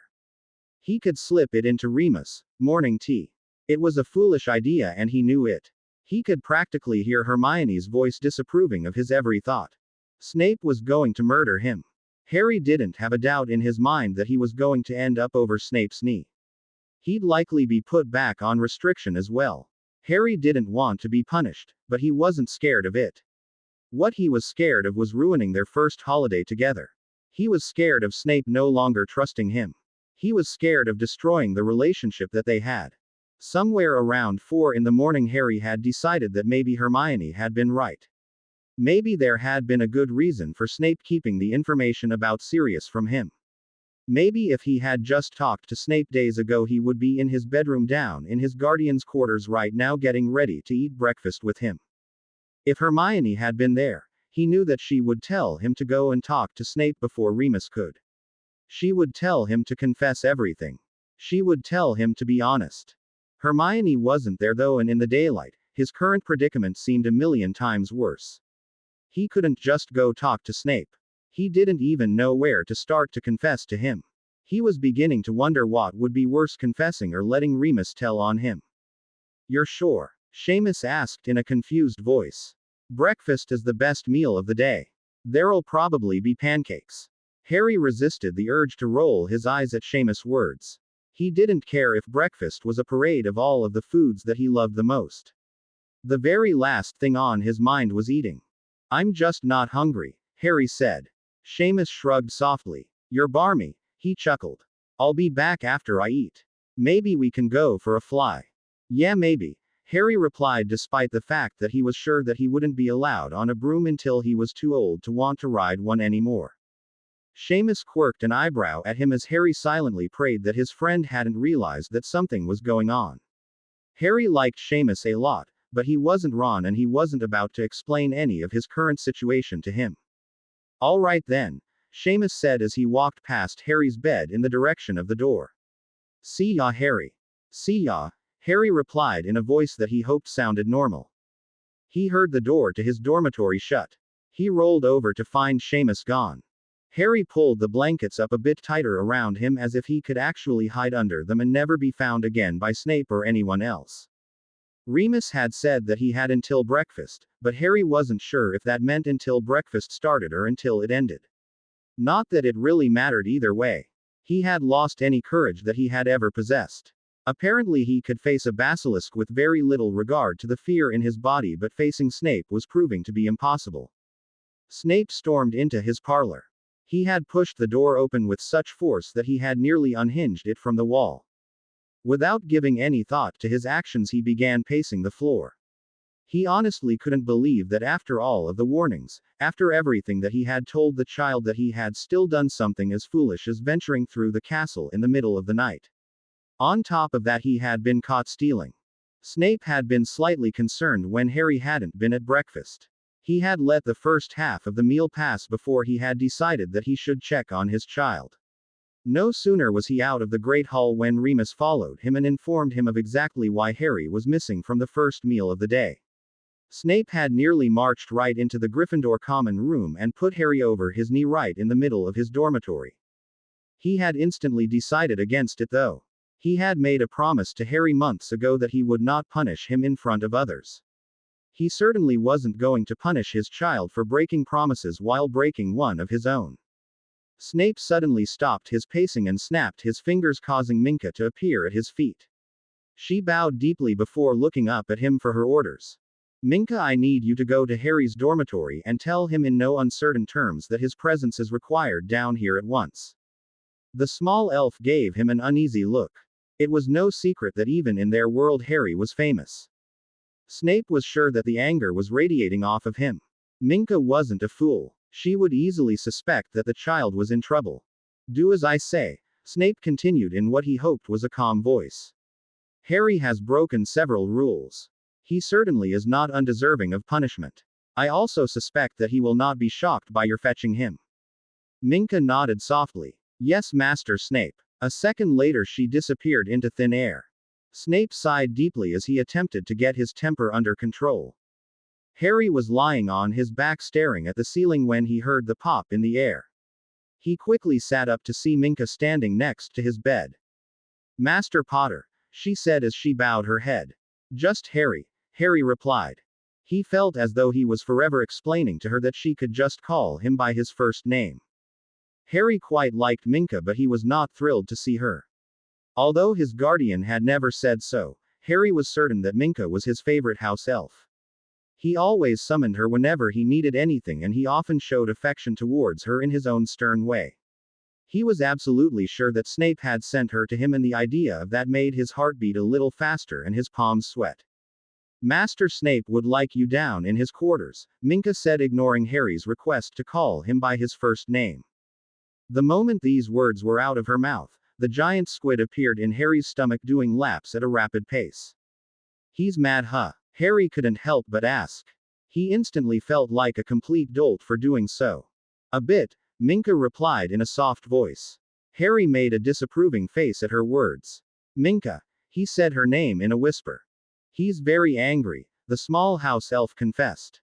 The giant squid somehow suddenly multiplied into several giant squids. I have to get dressed, Harry stuttered over his words. Despite the fact that he said them, he felt like someone else was in his body as he pulled the covers off of himself and climbed out of his four-post bed.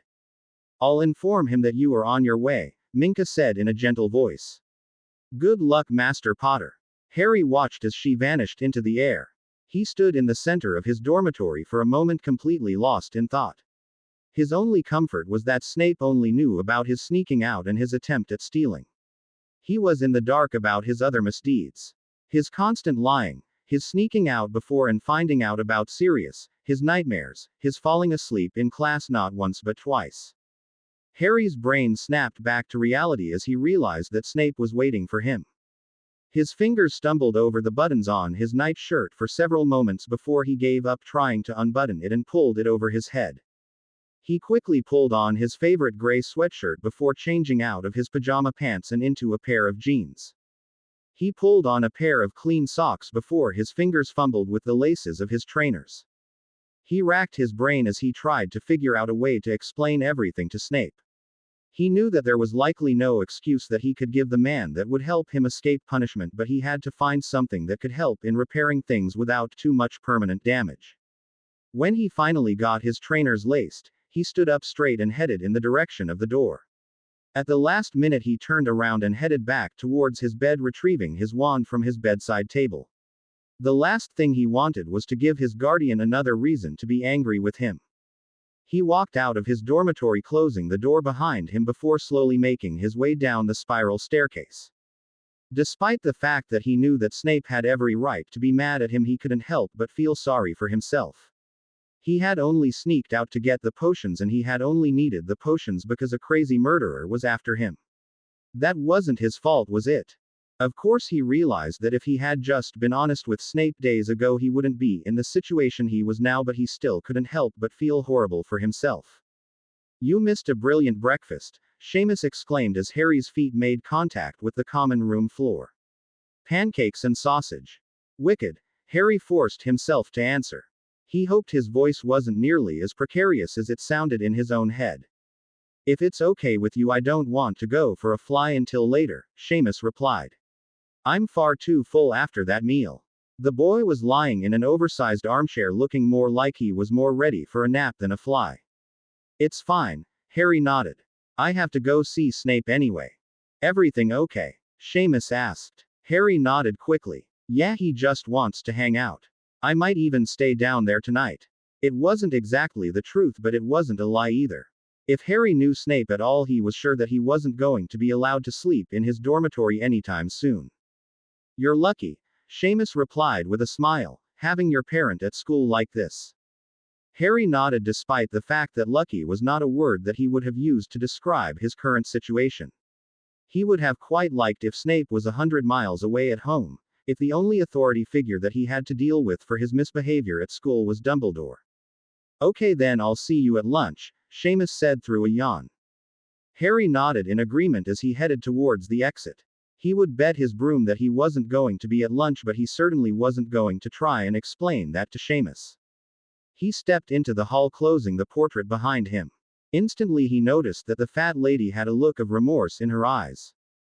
Morning, Harry said softly. Despite the fact that he was miserable, he still felt bad for waking her the night before. Oh, thank goodness, she gushed in a relieved voice. I was simply sick with worry that you would be angry with me. Angry with you? Harry asked in a confused voice. He is a professor of Hogwarts after all, she continued, not realizing his confusion. I simply cannot lie to a professor when they ask a question. I just simply can't. I did remind him that he was right beside your father several times when committing the same crime. The pieces suddenly came together.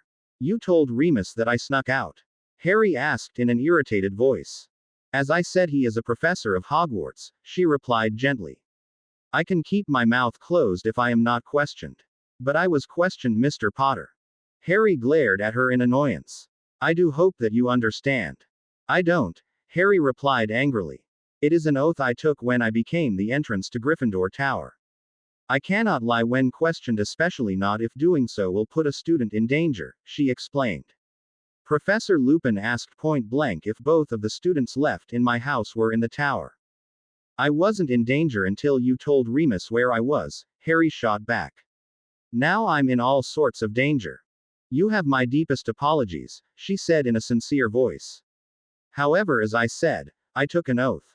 Harry was about to argue with her when he realized where he was headed and how much time had passed. I have to go, he quickly said as he turned away from the fat lady and started down the hall. Do I have your forgiveness? She called after him. Huh, Harry replied as he stopped and looked back at her. Yeah, sure, whatever. I just have to go. Harry turned once more and began jogging down the hall. He was nearly to the top of the back staircase that he had snuck down only hours earlier when Snape appeared at the top of them. I have been waiting for you for nearly 30 minutes, Snape said in a deadly low voice. You can't imagine how that thrills me. I can explain everything, Harry blurted out without giving a second thought to his words. Never mind the fact that he didn't have an explanation aside from the truth. I am not interested in your trivial excuses, Snape replied in a grim voice. You will follow me to my quarters this instant. But Snape, Harry trailed off as Snape's features angered even more. His eyes narrowed as the lines on his forehead deepened. From the beginning of our arrangement, I have made it a point to respect your dignity and pride by making certain that any physical discipline you have received has been done so privately.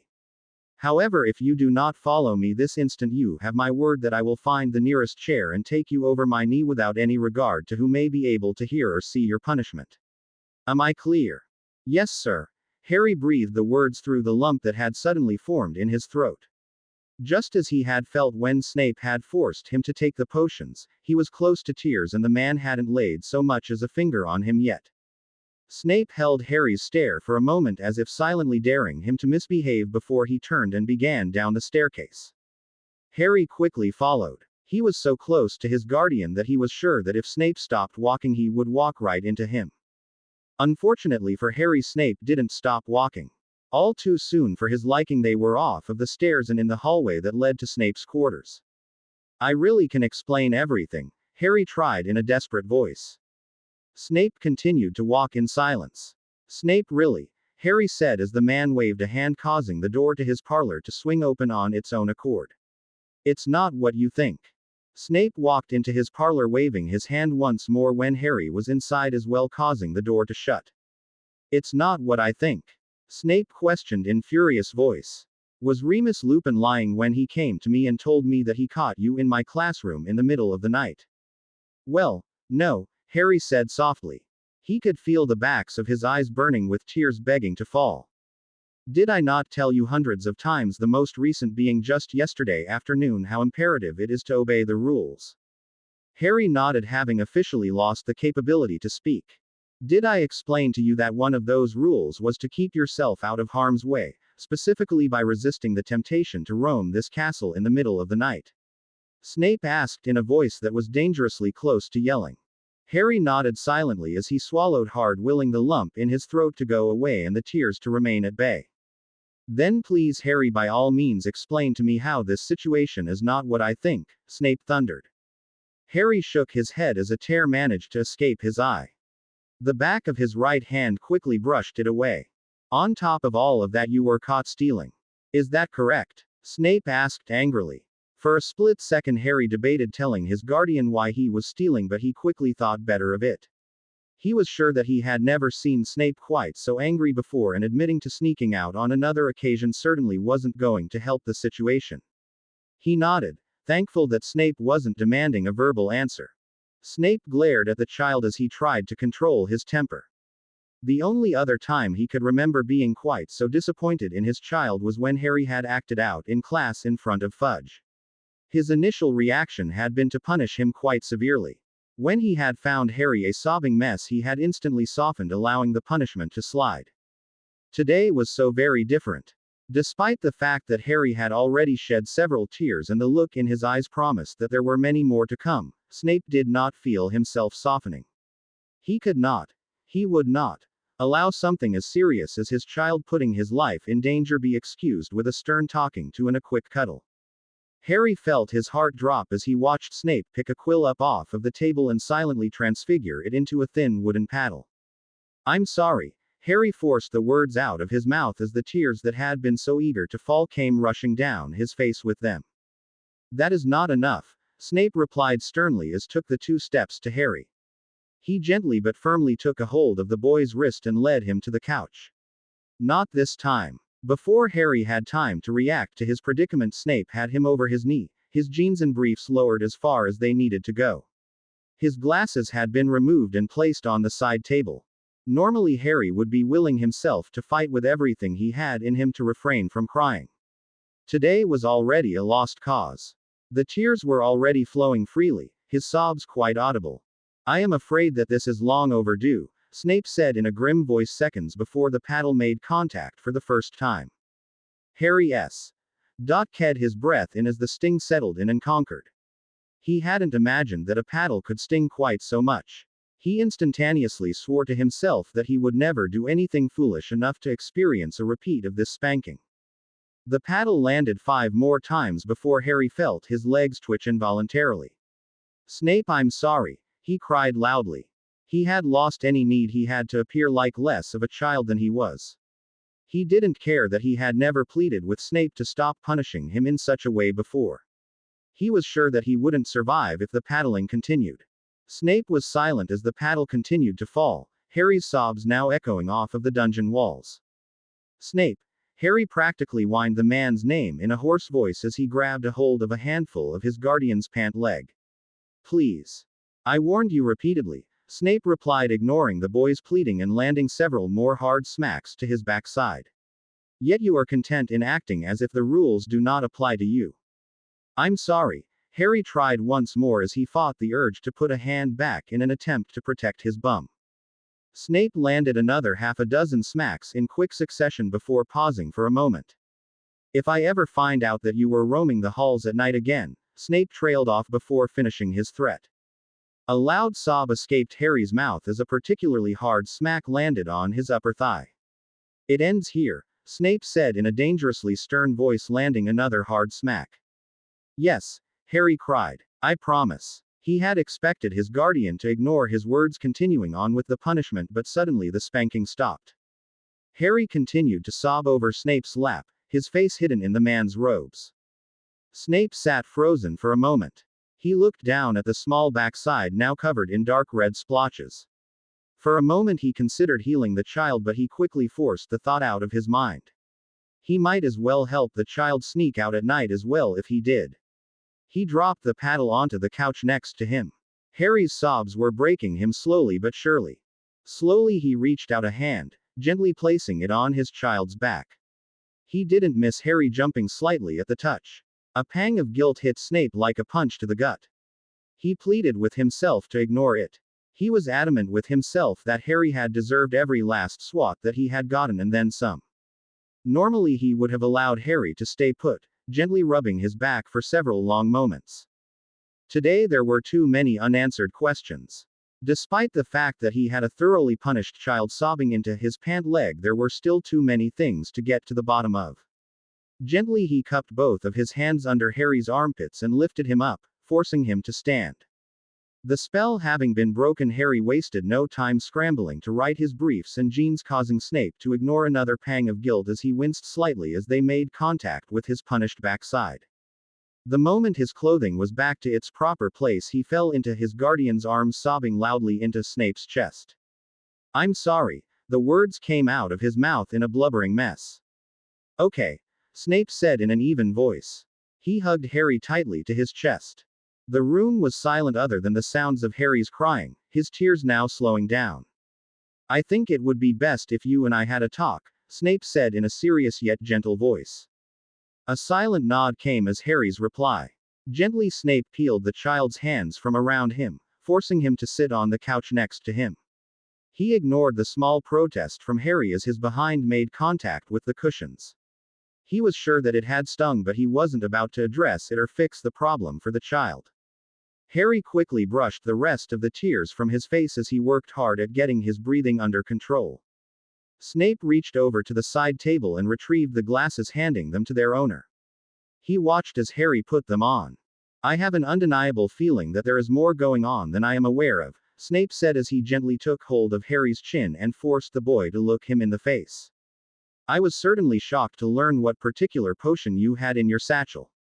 I also can't help but wonder if your theft is related to the attitude you have adopted recently or to the stomach ache that caused you to fall asleep in class.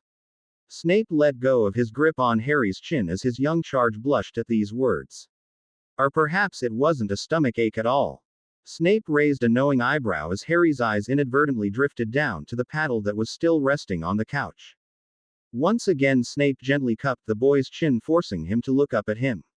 You have been punished quite thoroughly, Snape said as Harry's cheeks blushed deeply. I do not intend to punish you any further despite anything that you may confess to. He paused for a moment as he searched Harry's eyes for some glimmer of truth. Understood? He asked in a soft voice. A small silent nod came in reply. Very good, Snape replied as he gently released Harry once more. He had expected his child to start explaining, but instead he remained silent, more interested in the knees of his jeans than speaking. Despite the attitude you have been displaying, I am inclined to think that you have not been happy with the way our relationship has been. Is that correct? Harry nodded. Therefore I cannot help but conclude that talking can only help the current situation. Harry knew that Snape was right. He could hear the gentleness in the man's voice. It would never cease to amaze him how Snape could assault his bum one moment and comfort him so lovingly the next. I snuck out to steal the potions because, Harry trailed off as he tried to gather his thoughts. For about a week now, maybe even longer, I haven't been sleeping.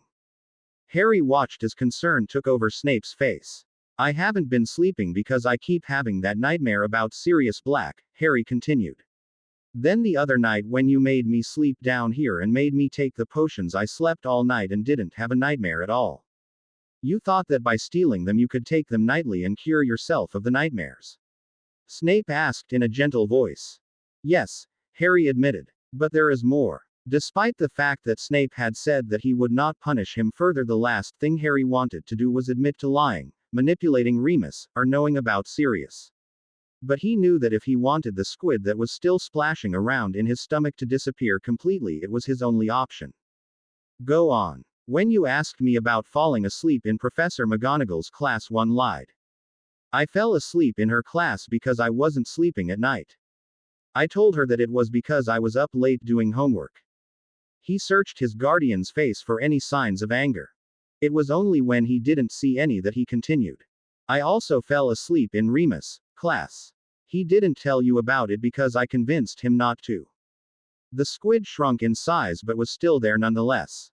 The real reason that all of this started though is because I snuck out a week or so ago. I heard you and Professor McGonagall talking. Harry watched as a look of worry swept over Snape's face. He couldn't shake the feeling that Snape already knew what he was about to say. I heard her say that Sirius is my godfather. Harry couldn't help the new lump that had suddenly formed in his throat. Harry, Snape said softly. You lied, Harry replied in a quiet voice.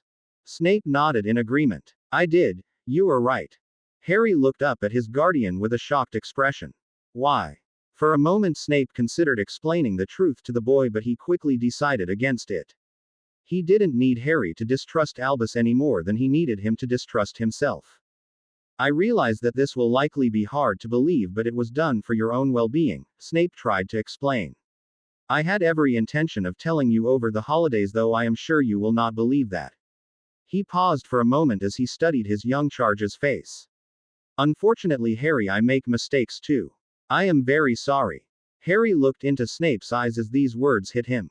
He had never heard Snape apologize so sincerely for anything before. I should have told you that I knew, Harry admitted in a soft voice. Perhaps, Snape replied in a soft voice. I was just so angry, and the more I didn't say anything, the angrier I got.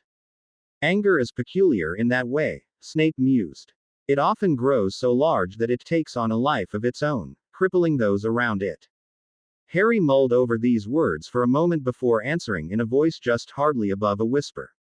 I am sorry. Forgiven. Snape nodded. The moment the word left his mouth, Harry moved across the couch, sinking into his guardian for another hug. Without giving his actions a second thought, Snape wrapped an arm around his child, squeezing him tightly. He sighed in content at the warmth in his heart. They would be just fine, he was sure of it. So now what? Harry couldn't help but ask in a small voice. He had been cuddled up next to Snape on the couch for nearly 30 minutes. He was quite content in the moment, but he wasn't naive enough to believe that their discussion was over, nor did he believe that his only punishment for all his misdeeds was the time spent over Snape's knee. He was sure that when his guardian said he wouldn't punish him any further, he meant physically. Harry was appreciative of it. It had been nearly an hour since the paddle had last smacked his bum, and it was still aching. He was absolutely positive that he would never do anything foolish enough to be reintroduced to the dreadful thing. First, you are going to eat something, Snape replied after a long pause. He waved a hand, causing a plate of food to appear on the dining room table behind them.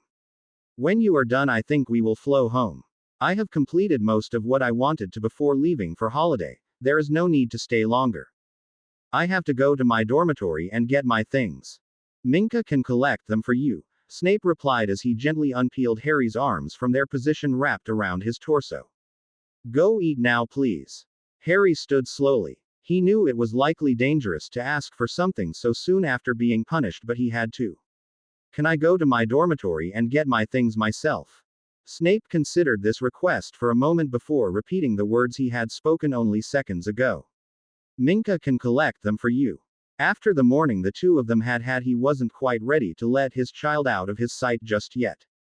Harry had assumed that Snape wouldn't allow him to go, but he couldn't help but explain himself further. I only asked because I need to talk to some people, apologize to them. Snape raised an eyebrow at these words. To whom might I ask? Remus, Harry replied in a soft voice, and the fat lady as well. Snape was silent as he mulled over these words. Go eat your breakfast, he finally replied. When you are done, I will permit you to go to your dormitory. Professor Lupin, however, is not in the castle and will not return until after we have left. Therefore, your apology for him will have to wait. Thank you. Harry grinned softly before taking a step in the direction of the dining room. Harry, Snape said in a serious voice. Harry stopped dead in his tracks, turning back to look at his guardian. He knew that tone. It was reserved for solemn warnings or disbelief in his behavior. You will have 30 minutes to speak to the portrait, collect your belongings, and return to this parlor, Snape said in a stern voice. It would be exceptionally wise of you to go to great extremes to make sure that you are on time, as we are not done discussing your recent behavior. Harry felt his face fall at these words, despite the fact that he had expected as much. He felt his ears burn in shame at Snape's words. It amazed him that less than an hour ago the man had walloped his bare bum with a paddle, yet the simple mention of such an act could still cause him to blush with embarrassment. I won't be late, Harry replied in a sincere voice. He wanted to think that given the severity of the punishment he had already received this morning, his guardian wouldn't smack his bum regardless of whether or not he was late, but then he was Snape. Harry could never quite figure him out completely. He turned once more and continued on his trek to the dining room table. He smiled as he realized that his breakfast consisted of beans and toast, an exact moment that proved he would never completely understand his guardian. He had just doled out the hardest punishment Harry had ever received. Harry had admitted to all of his wrongdoings, and the man had been calm while listening, but then made sure to point out that he would obviously be punished for them in some way. He threatened even more punishment if he was late in collecting his things, yet he made sure that Harry's favorite breakfast was on the table. Thanks, Snape, Harry couldn't help but say as he slid into his chair, wincing. The small yelp that escaped his mouth as his bum made contact with the hardwood was much louder than he would have liked. He felt his ears burn at the idea of Snape hearing him. For what exactly? Snape asked as he stood up. If he had heard the yelp, he didn't address it. He walked over to his desk in the parlor. Harry watched as he flicked his wrist at a stack of papers, causing them to disappear. Where did they go? Harry questioned, forgetting all about the conversation they were already having. To my desk at home, of course, Snape replied. Now what are you thanking me for? Breakfast, Harry replied as he picked up his fork. Snape huffed at these words. Of all the ridiculous, he trailed off as he flicked his wrist at another tall stack of papers. You act as if you don't always receive adequate food. Of course you would have breakfast this morning. There is no need to show your gratitude for such things. If my memory serves me correctly, withholding meals has never been used as a punishment, nor will it ever. It's my favorite though, Harry explained. That's why I was thanking you. A mere coincidence, Snape replied in a bored tone. Now I would appreciate it if you did less talking and more eating, as I would like to get home before nightfall. Harry smiled softly at Snape's words as he ate a mouthful of his breakfast. His guardian could act annoyed and bored all he wanted. Harry knew him well enough to know what his voice would sound like if those emotions rang true, and the tone he was using couldn't have been further from it. On the contrary, Snape sounded happy. Harry couldn't help but hope that the man's good mood would work in his favor and he wouldn't be on restriction until he was of age. Maybe, just maybe, Snape would allow him to go back to his dormitory when he turned 16 rather than 17. You said that we aren't done discussing my behavior, Harry said. Correct, Snape replied as he flicked his wrist at several small flasks that had been on a small table next to his desk. I would go as far to say that the majority of our afternoon will be spent in a lengthy discussion. Given your recent behavior, I would consider myself lucky if I were you. Harry swallowed his food as he mused over these words. He wasn't quite sure why Snape felt he should be lucky. His bum was still smarting terribly. But you said I wouldn't be punished anymore, Harry couldn't help but point out, even though he had suspected that his earlier punishment would not be the end of it. Snape stopped his packing and looked over at his young charge. I apologize if you misunderstood me, Harry, but that is absolutely not what I meant by my words. Harry looked up at Snape. What I meant and what I thought you understood is that you will not find yourself receiving another spanking for any transgression that you have already confessed to me. However, I would not be keeping my promise to you, nor would I be doing my duty as your parent if I allowed you to go without punishment. Despite the fact that his heart swelled immensely at Snape calling himself his parent, Harry could feel his face burning at the words. You don't have to keep your promises to me, he replied softly. Besides, you walloped me with a paddle. He paused for a moment before adding another thought. That really hurt. It was not meant to be a pleasant experience, Snape replied in a calm voice as he went back to flicking his wrist, causing items to disappear. As I said, you should consider yourself lucky, Harry. Should I find that you have been wandering the halls at all hours of the night again, what you received this morning will merely be a preview of what is to come. Harry cringed at these words. He instantly made a promise to himself that he would never roam the castle at night again. He didn't care if his favorite Quidditch team was signing autographs in the Great Hall at 2 in the morning, he wasn't going. Harry ate the last forkful of his meal as Snape stopped packing once more. Harry watched as the man walked across the room and through the archway to the dining room. He pulled out the chair across from Harry and sat down. I apologize if you feel as though I was too harsh on you this morning, Snape said in an affable voice. I know from your squirming both on the hard chair that you are currently occupying as well as on the couch that your derriere is still in some pain. He paused as Harry's face turned a deep shade of red. Be as that may, I am inclined to think that it will certainly have an effect on your decision to roam the castle in the middle of the night next time. I'm never doing it again, Harry replied in a serious voice. Never. Because you don't want to experience a punishment like that again? Snape questioned in a knowing voice. Harry thought about these words for a second before nodding. Yes, he paused for a moment before deciding to be more honest with his guardian. He figured that it certainly couldn't hurt anything. That and because when you were on the stairs before we came down here and even after that, until after the SP after I was punished, Harry quickly corrected his words. It didn't matter to him how close he had become with the potions teacher, he just couldn't bring himself to utter that word. It was far too embarrassing. You had that look in your eyes. Explain, Snape requested in a curious voice. Harry shrugged and then instantly realized his mistake. You know that look. Like I really disappointed you. You weren't just angry, you were kind of sad too. Harry swallowed hard. He could feel his ears burning at the fact that he was so open with his feelings, but at the same time he couldn't deny that it felt nice. Snape hummed softly at these words before tapping the table, causing the remains of Harry's breakfast to vanish. He hadn't imagined that Harry cared quite so much about disappointing him. All right then. Go collect your things and talk with your portrait. Harry pushed himself away from the table. He was nearly out the door when Snape called his name. He turned on his heel and looked at his guardian. He knew what was coming, and for a second he thought about beating Snape to the punch, but instead he kept his mouth shut. 30 minutes, Snape said in a serious voice. Harry nodded. I know. Do not make me regret this. I won't, Harry replied in a voice that he hoped sounded sincere. I promise. Snape held the boy's stare for a moment before he nodded his approval. Go on then. He watched as his young charge turned and dashed out of the door.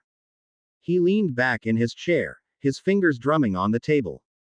It was quite a shock to him that Harry was observant enough to pick up on his inner feelings.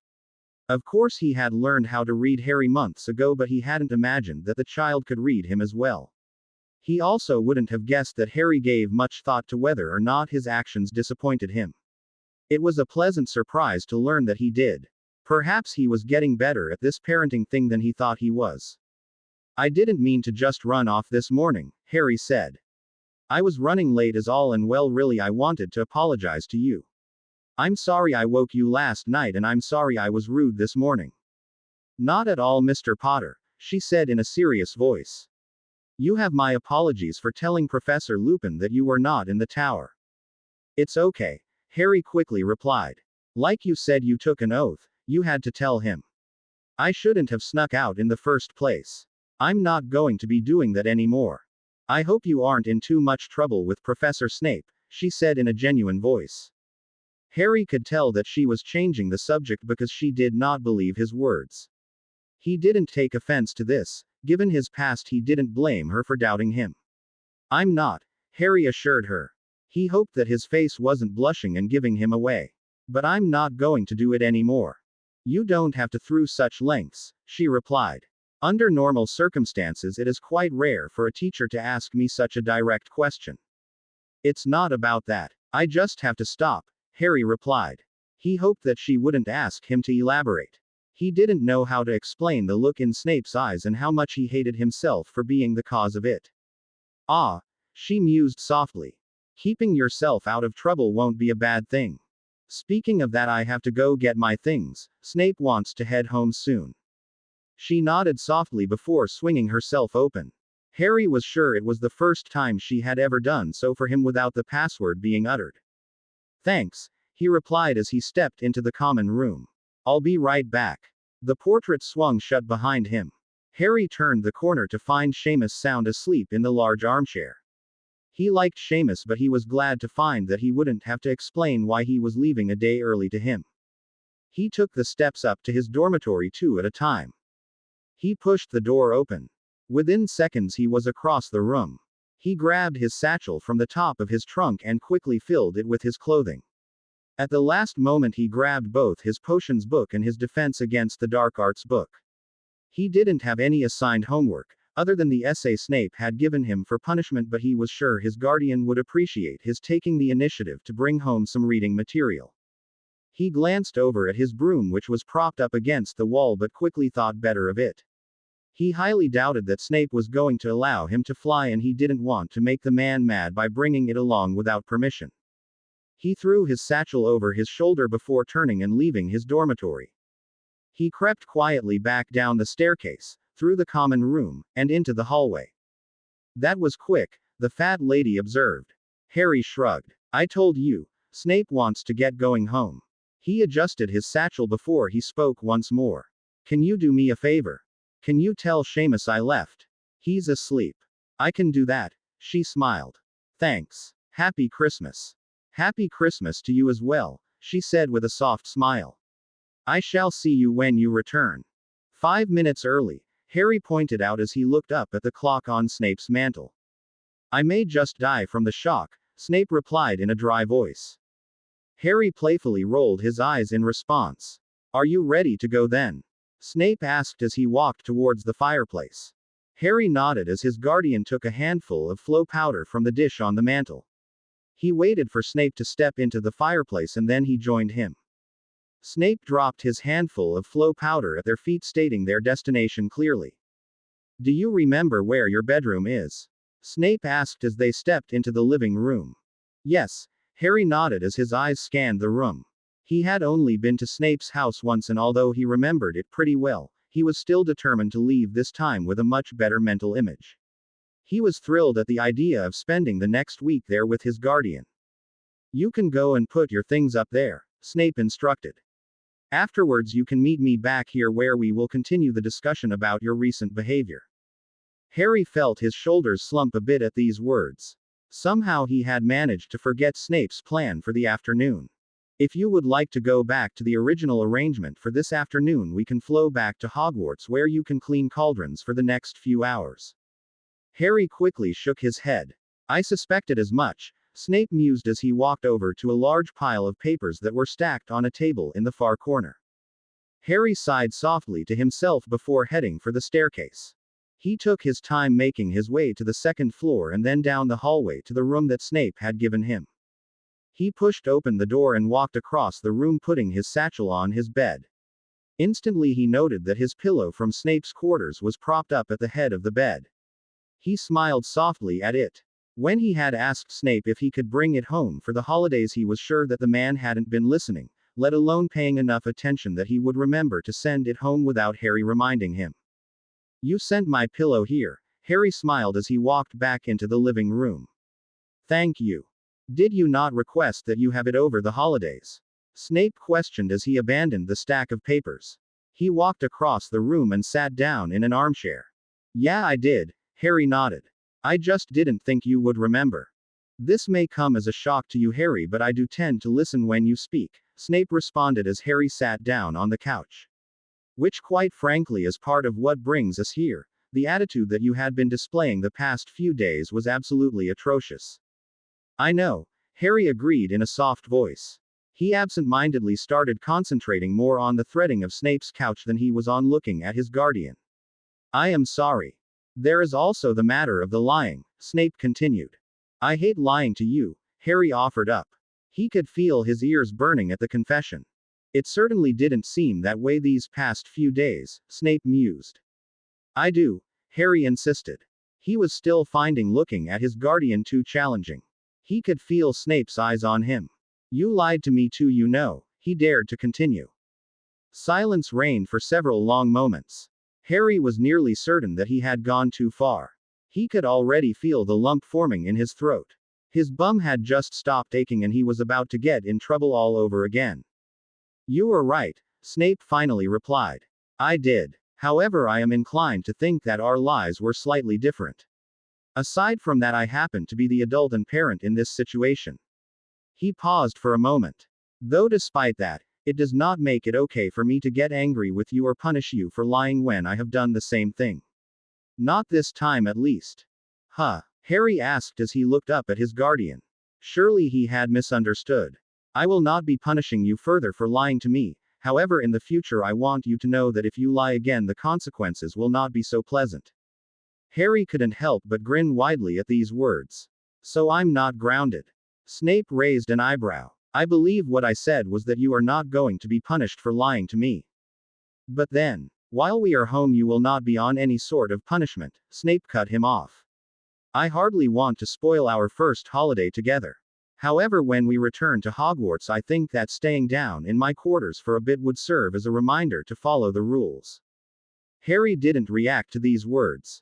He assumed that Snape expected him to be upset by them, but he really wasn't. As far as a punishment went, staying down with Snape really wasn't that bad. I also think that you should spend tomorrow afternoon working on the essay I assigned you, Snape continued.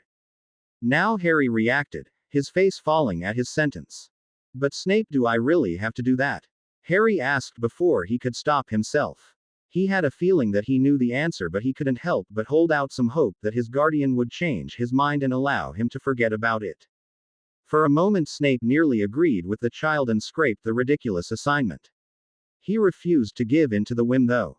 With all of the misdeeds Harry had committed, he was getting off quite easily, even with the essay. Absolutely. Snape nodded. I don't know why you would think that you wouldn't have to complete it. In fact, I think that doing the essay will adequately take care of a punishment for your cheekiness. Harry resisted the urge to scowl at these words. Which leaves your stealing as the only misbehavior you have yet to be punished for, Snape continued. You wallow. I know. Snape cut Harry off before he could finish his sentence. I nearly slaughtered you with a paddle, so you have said. I thought that was for the stealing too, Harry replied in a small voice as his attention went back to the couch. He had expected Snape to instantly contravene his words. What he hadn't expected was the silence that was suddenly deafening in the room. After several long moments, Harry spoke once more. I know that stealing is wrong. I won't do it again. The silence reigned on. Harry refused to look up at his guardian. He was sure that he would not like what he found. He could feel his ears burning at the idea of being punished further for stealing.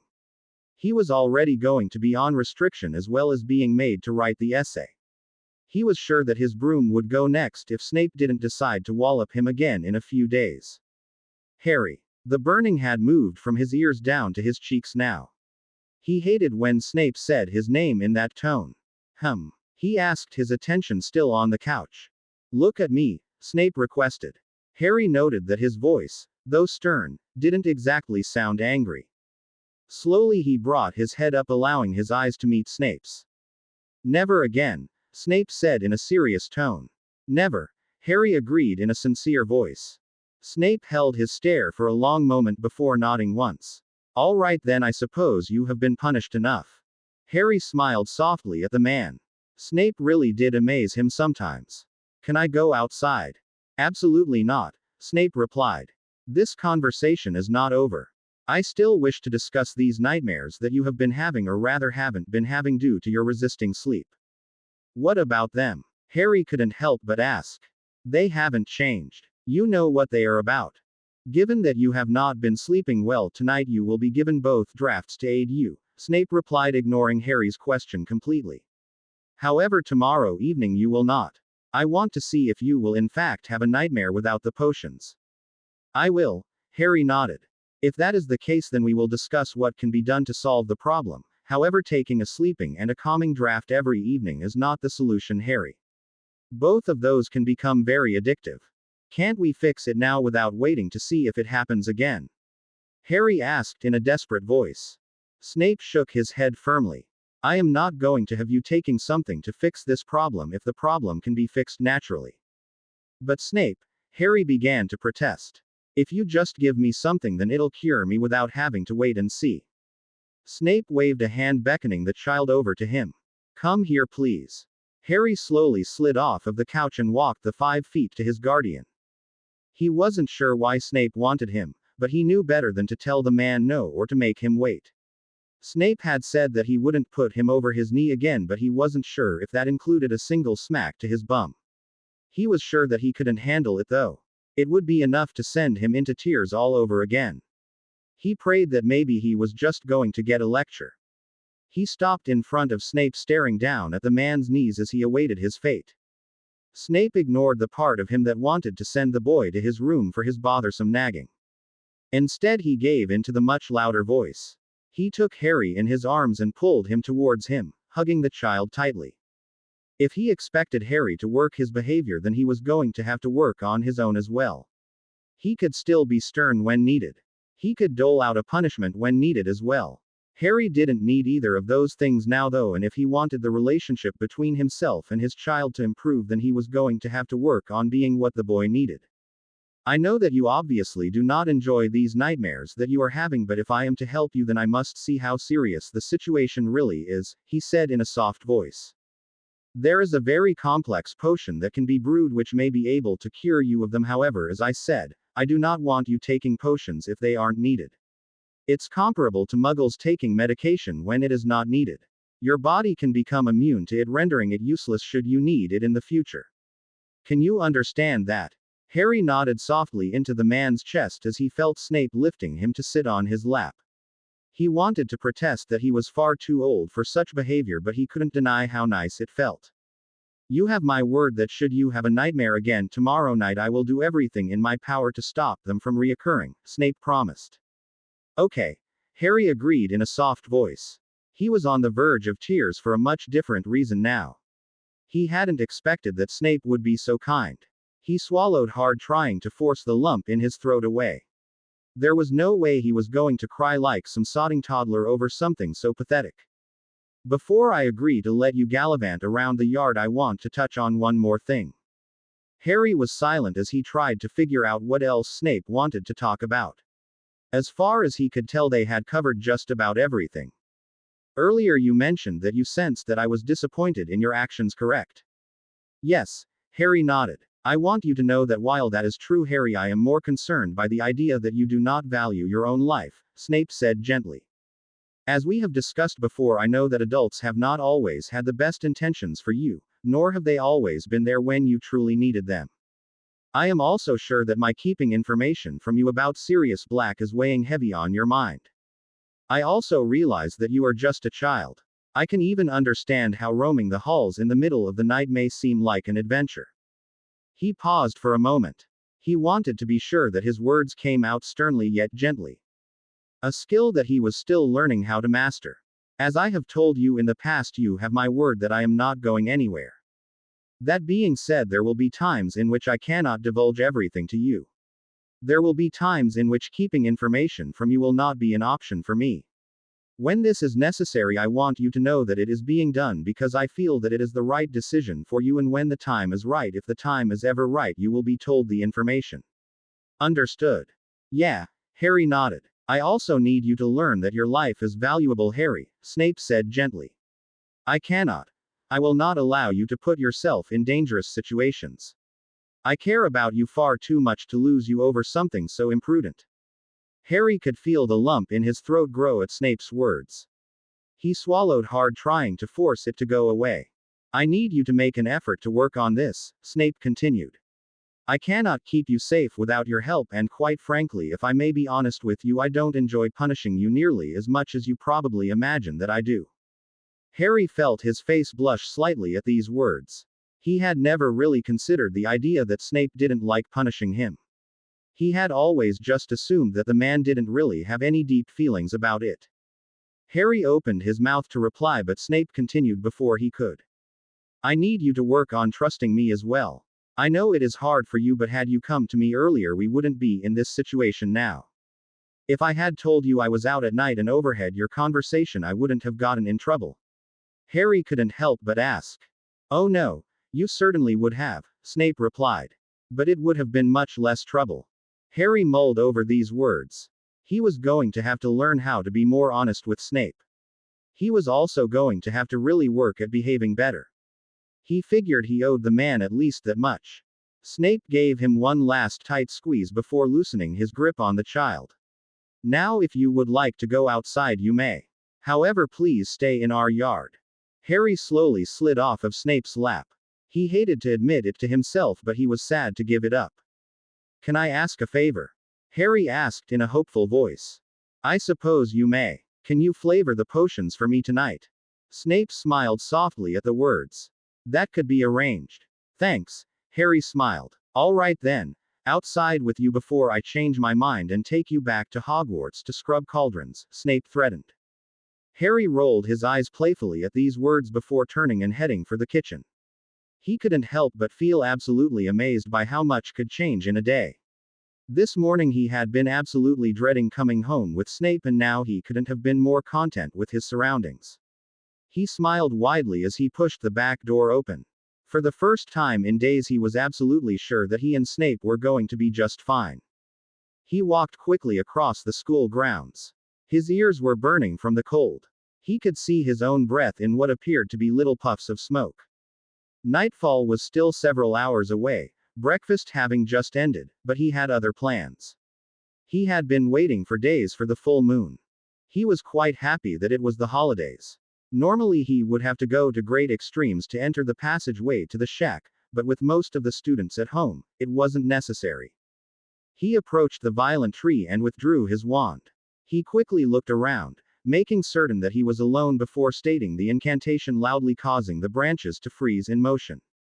He hurried towards the small hole at its trunk and quickly lowered himself inside. His wand still drawn, he slowly made his way down the long dark passage. He was not frightened. Over the course of the evening the pieces had started coming together for him.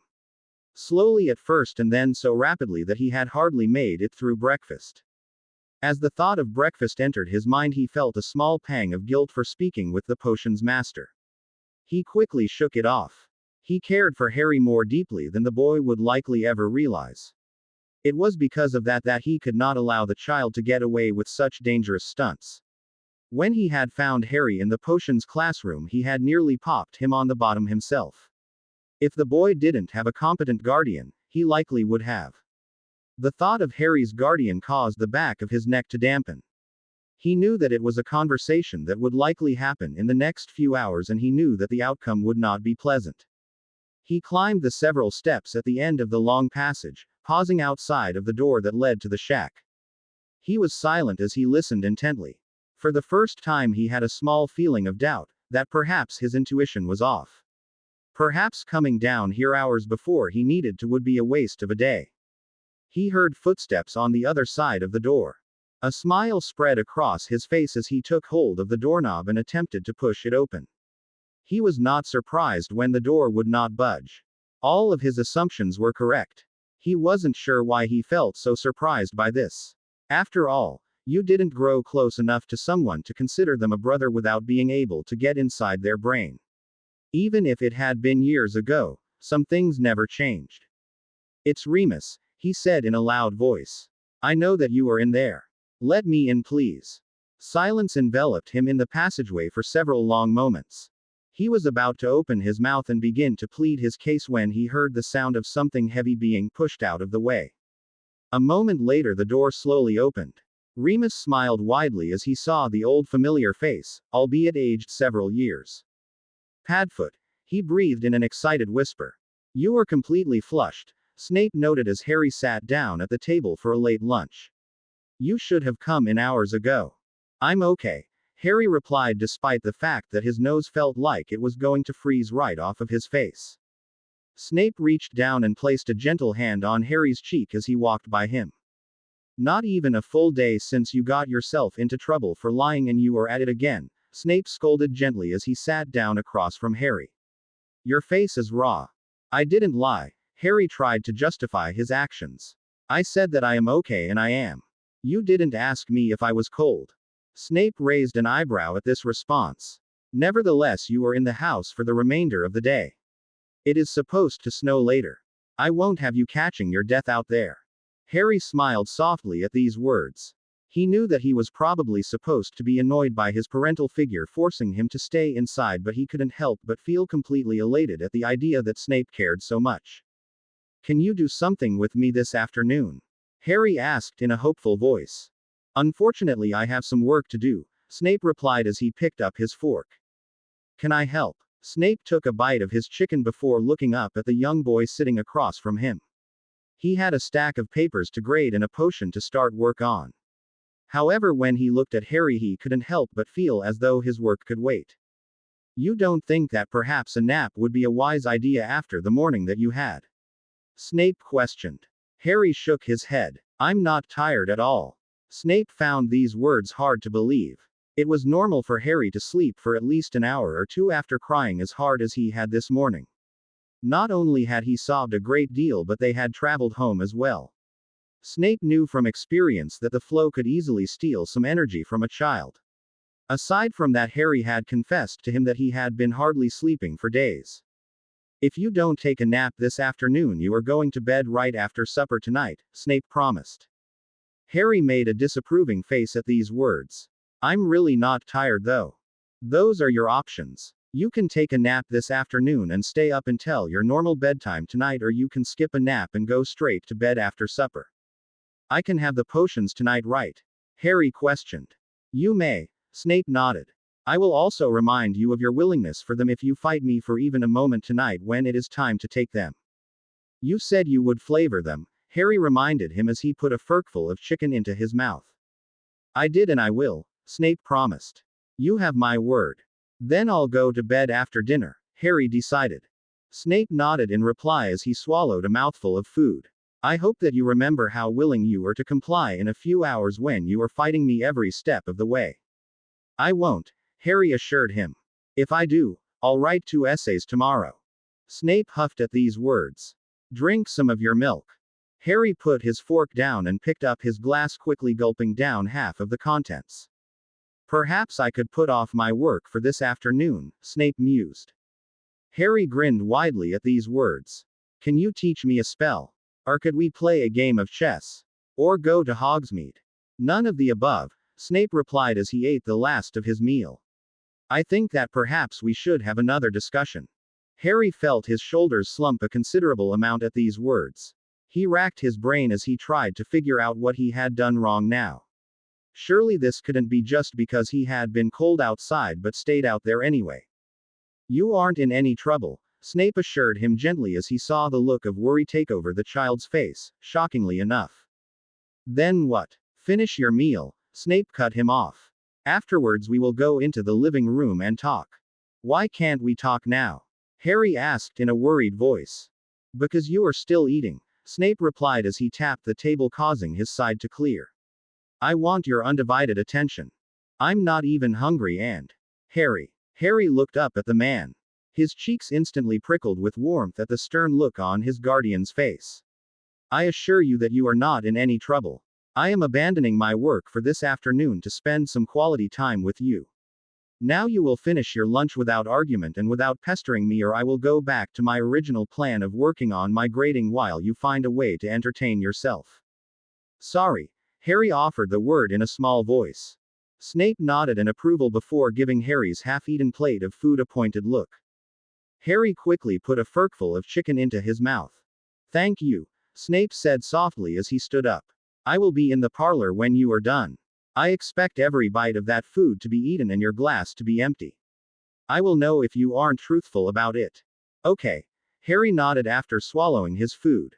He wanted to ask Snape how he would know, but his mind was far more consumed with why Snape wanted to have another discussion. How did you know? Remus looked into the dark gray eyes before answering slowly. I think I've always known. Part of me has anyway. Then I caught Harry in the halls last night and he had the map on him. I was beyond shocked to see it after all of these years. When he told me that he saw Peter on it, the pieces started coming together. The map never lies, you know. Remus paused for a moment. He swallowed hard as his emotions raced through his veins. I know you, Sirius. We were like brothers for years. I know your heart and I apologize for doubting it for even a moment. I knew you would be here in the shack. I can't explain how I knew that, I just did. I didn't have a single doubt that I was mistaken. Harry, Sirius whispered the name in a heartbreaking voice. Remus nodded softly. Despite the fact that he had only been able to watch the boy grow for the past few weeks, he couldn't help but feel serious pain. He couldn't imagine not being able to see him at all. He looks just like James aside from his eyes.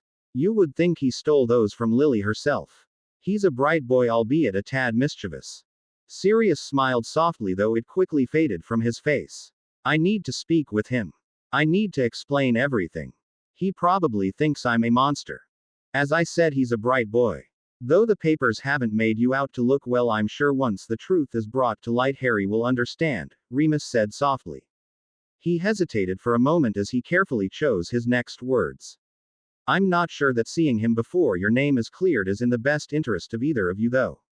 I'm sure that you don't want to startle him. I plan on having him live with me once my name is clear, Sirius breathed in an excited voice, ignoring Remus' warning altogether. Remus nodded softly in reply. He couldn't find the words to explain to his oldest friend that Harry already had a guardian. Clearing your name may take some time.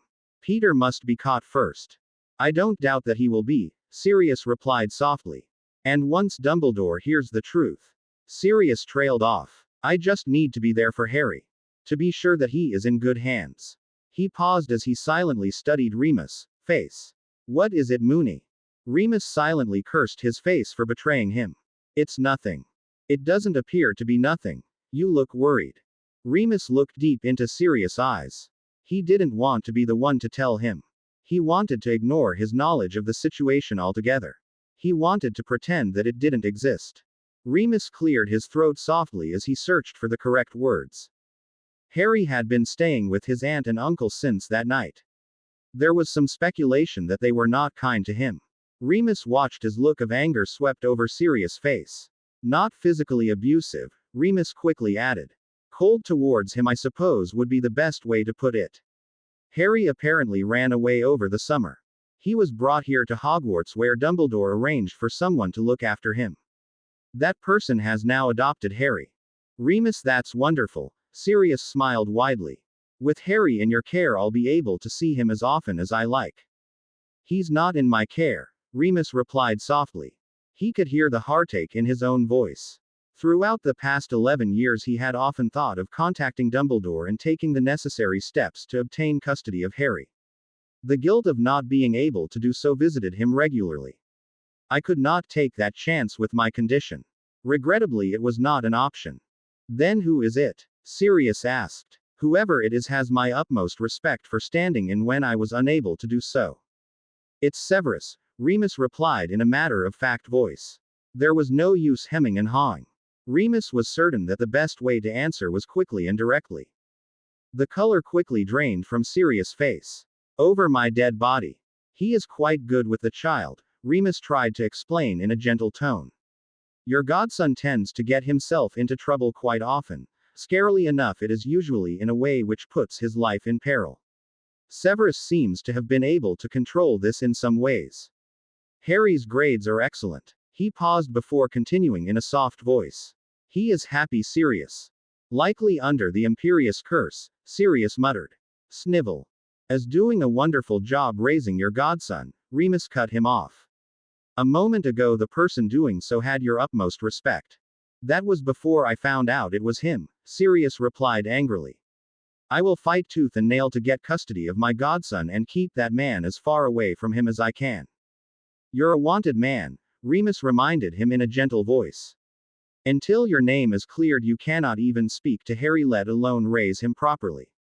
Peter will be caught soon, Sirius replied bitterly. I am sure of it. And when he is, I will have Harry and I will keep him safe. You are not in trouble, Snape reassured Harry once more as he observed his child. Harry looked absolutely nerve-wrecked. He looked as though he was sure that at any moment he was going to have a front-row view of the hardwood floor while his backside was assaulted for the second time that day. It almost made Snape wonder if there was something else that Harry hadn't confessed to. Really? Harry asked in a skeptical voice as he sat down on the couch. He wanted to believe his guardian, but he couldn't help but feel apprehension at the word discussion. You have my word, Snape said in an even voice. Unless, of course, there is something I don't know about. I must say your demeanor does raise suspicion. Harry quickly shook his head. No, I told you everything. I just thought maybe you decided I should be in more trouble. Do you honestly think that given the severity of your punishment this morning I would punish you again so soon? Harry shrugged before quickly changing his answer to a nod. Yes. Snape raised an eyebrow at this response but decided not to address it verbally. I assure you that you are safe from added punishment, he replied. However, earlier I explained to you that there are aspects of the way things are that I cannot always share with you. I also told you that when I felt that the time was right I would do so. While I am not certain that the information will not shock you, I do feel as though the time may be right to disclose some history. History? Harry questioned. Snape nodded as he tried to decide the best place to start. He was sure that the information would dumbfound the child. He was also sure that if he did not divulge it, Harry would eventually find out on his own. Snape did not feel as though the information would upset the child or lead to another dramatic week ending in Harry putting his life in harm's way, but he couldn't be certain, and if there was even a small chance that it would do so, he would eliminate it. This was not a subject that he wanted his child to be educated on by someone else. He would not have that. You asked me in the past if I was friends with your parents, Snape replied. I was quite short with you when you did so, as I was not sure that you could handle the truth. It is also not a subject that I am particularly keen on discussing daily. However, I do feel as though it is information which you should be made aware of. Harry looked over at Snape, who was sitting in his armchair next to the fireplace. He wanted nothing more than to know the whole story, but he couldn't help but feel a bit nervous about hearing it. Your father and I were never friends. Snape paused as he debated going into greater detail. He quickly decided against it. It hardly mattered what his feelings towards James Potter were. Harry was his now, and scarring the child with horrible thoughts about his father would only hurt the boy. Snape was not daft enough to think that Harry would believe him regardless. It didn't matter how close he had come to the child, James was still his birth father. Snape knew that Harry idolized the man. Your mother and I, however, did share a relationship. At these words, Harry's face changed dramatically. He looked curiously in Snape's direction. While I will not go into exact details, I think that you should know that I was very close with her for most of our childhood. She actually grew up in a house not far from here. I met her long before our days at Hogwarts. We often played together as children. Snape took a deep breath before continuing. I was quite fond of her. You were? Harry asked in a small voice. I was. Snape nodded. She was my first real friend as a child. The two of us would go down to a lake less than a quarter-mile away and play for hours on end. She was an excellent listener. I valued her friendship immensely. Why didn't you tell me sooner? Harry couldn't help but ask. He wasn't angry at his guardian for not doing so, just curious as to why it was. Snape pondered these words for a moment before answering honestly. She is not an easy subject for me to speak about. I often feel a great deal of sadness when I remember her, or rather remember that she is no longer here.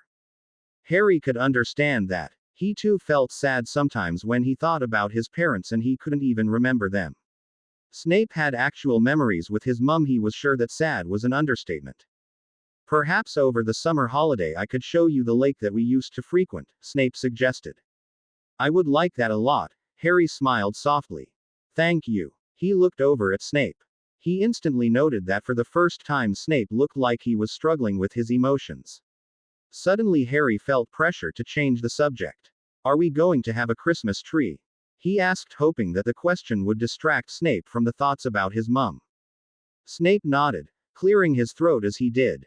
We are. My house elf Kermie will fetch one tomorrow morning. I spoke with Professor Dumbledore as well, and we will have Minka on a loan from Hogwarts over the holidays starting tomorrow. If all goes well, she will stay with us over the summer also. Harry smiled softly at these words. He quite liked Minka despite the fact that he was sure she saw and knew everything when it came to his relationship with Snape, which was a bit embarrassing. Are we going to decorate the tree, or will they do it? Harry asked. Would you like to decorate it? Snape questioned in a curious voice. Harry nodded. Yes, but I don't know if I would be any good at it, he admitted. I've never decorated a tree before. Your aunt and uncle didn't believe in Christmas trees? Snape asked before he could stop himself.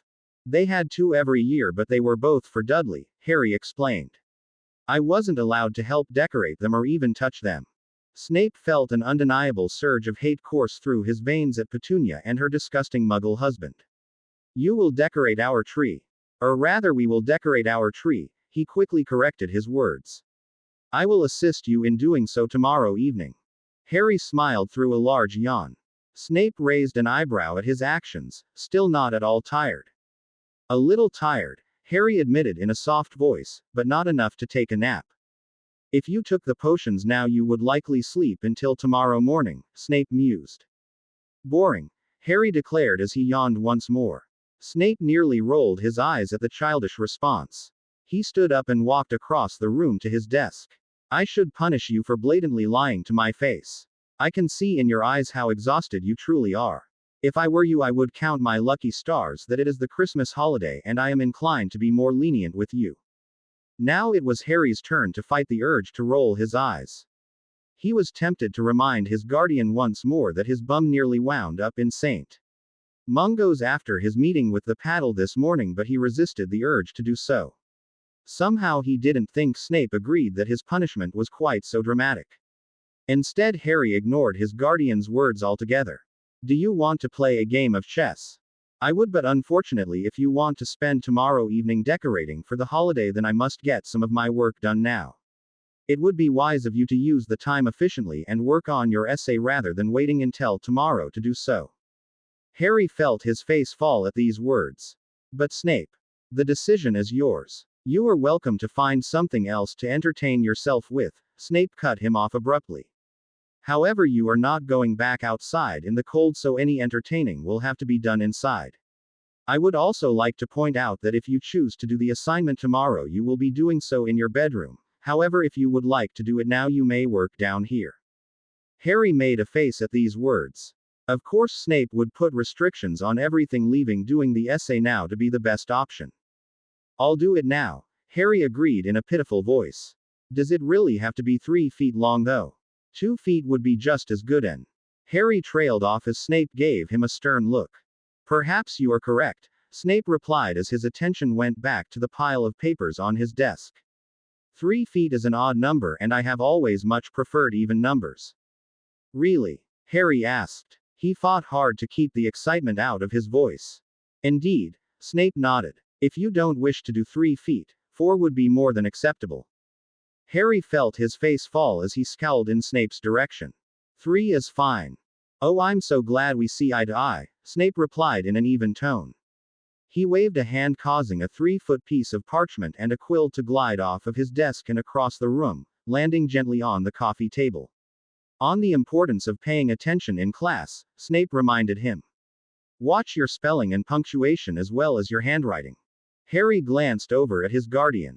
The man was now sitting at his desk, hunched over a pile of papers. Another larger pile was stacked next to him. Harry sighed softly as he slid off of the couch and onto the floor. He pulled the piece of parchment closer to him and picked up the quill. He hated to admit it, but despite the fact that he didn't want to do the essay, it was nice to work in the same room as Snape. It had been far too long since he had done so. Remus stole a glance across the room at his sleeping friend. Despite the fact that the full moon was still hours away, Sirius had insisted on napping in preparation. Remus knew that he too should be resting, as the night promised to be a long one. He could not calm himself enough to do so though. His body was pulsing with excitement, anxiety, and glee. The realization that his assumptions about Sirius had been right was enough to keep him awake for days. He watched as Sirius shifted slightly, his face scrunching up as he did. Harry, the man muttered softly in his sleep.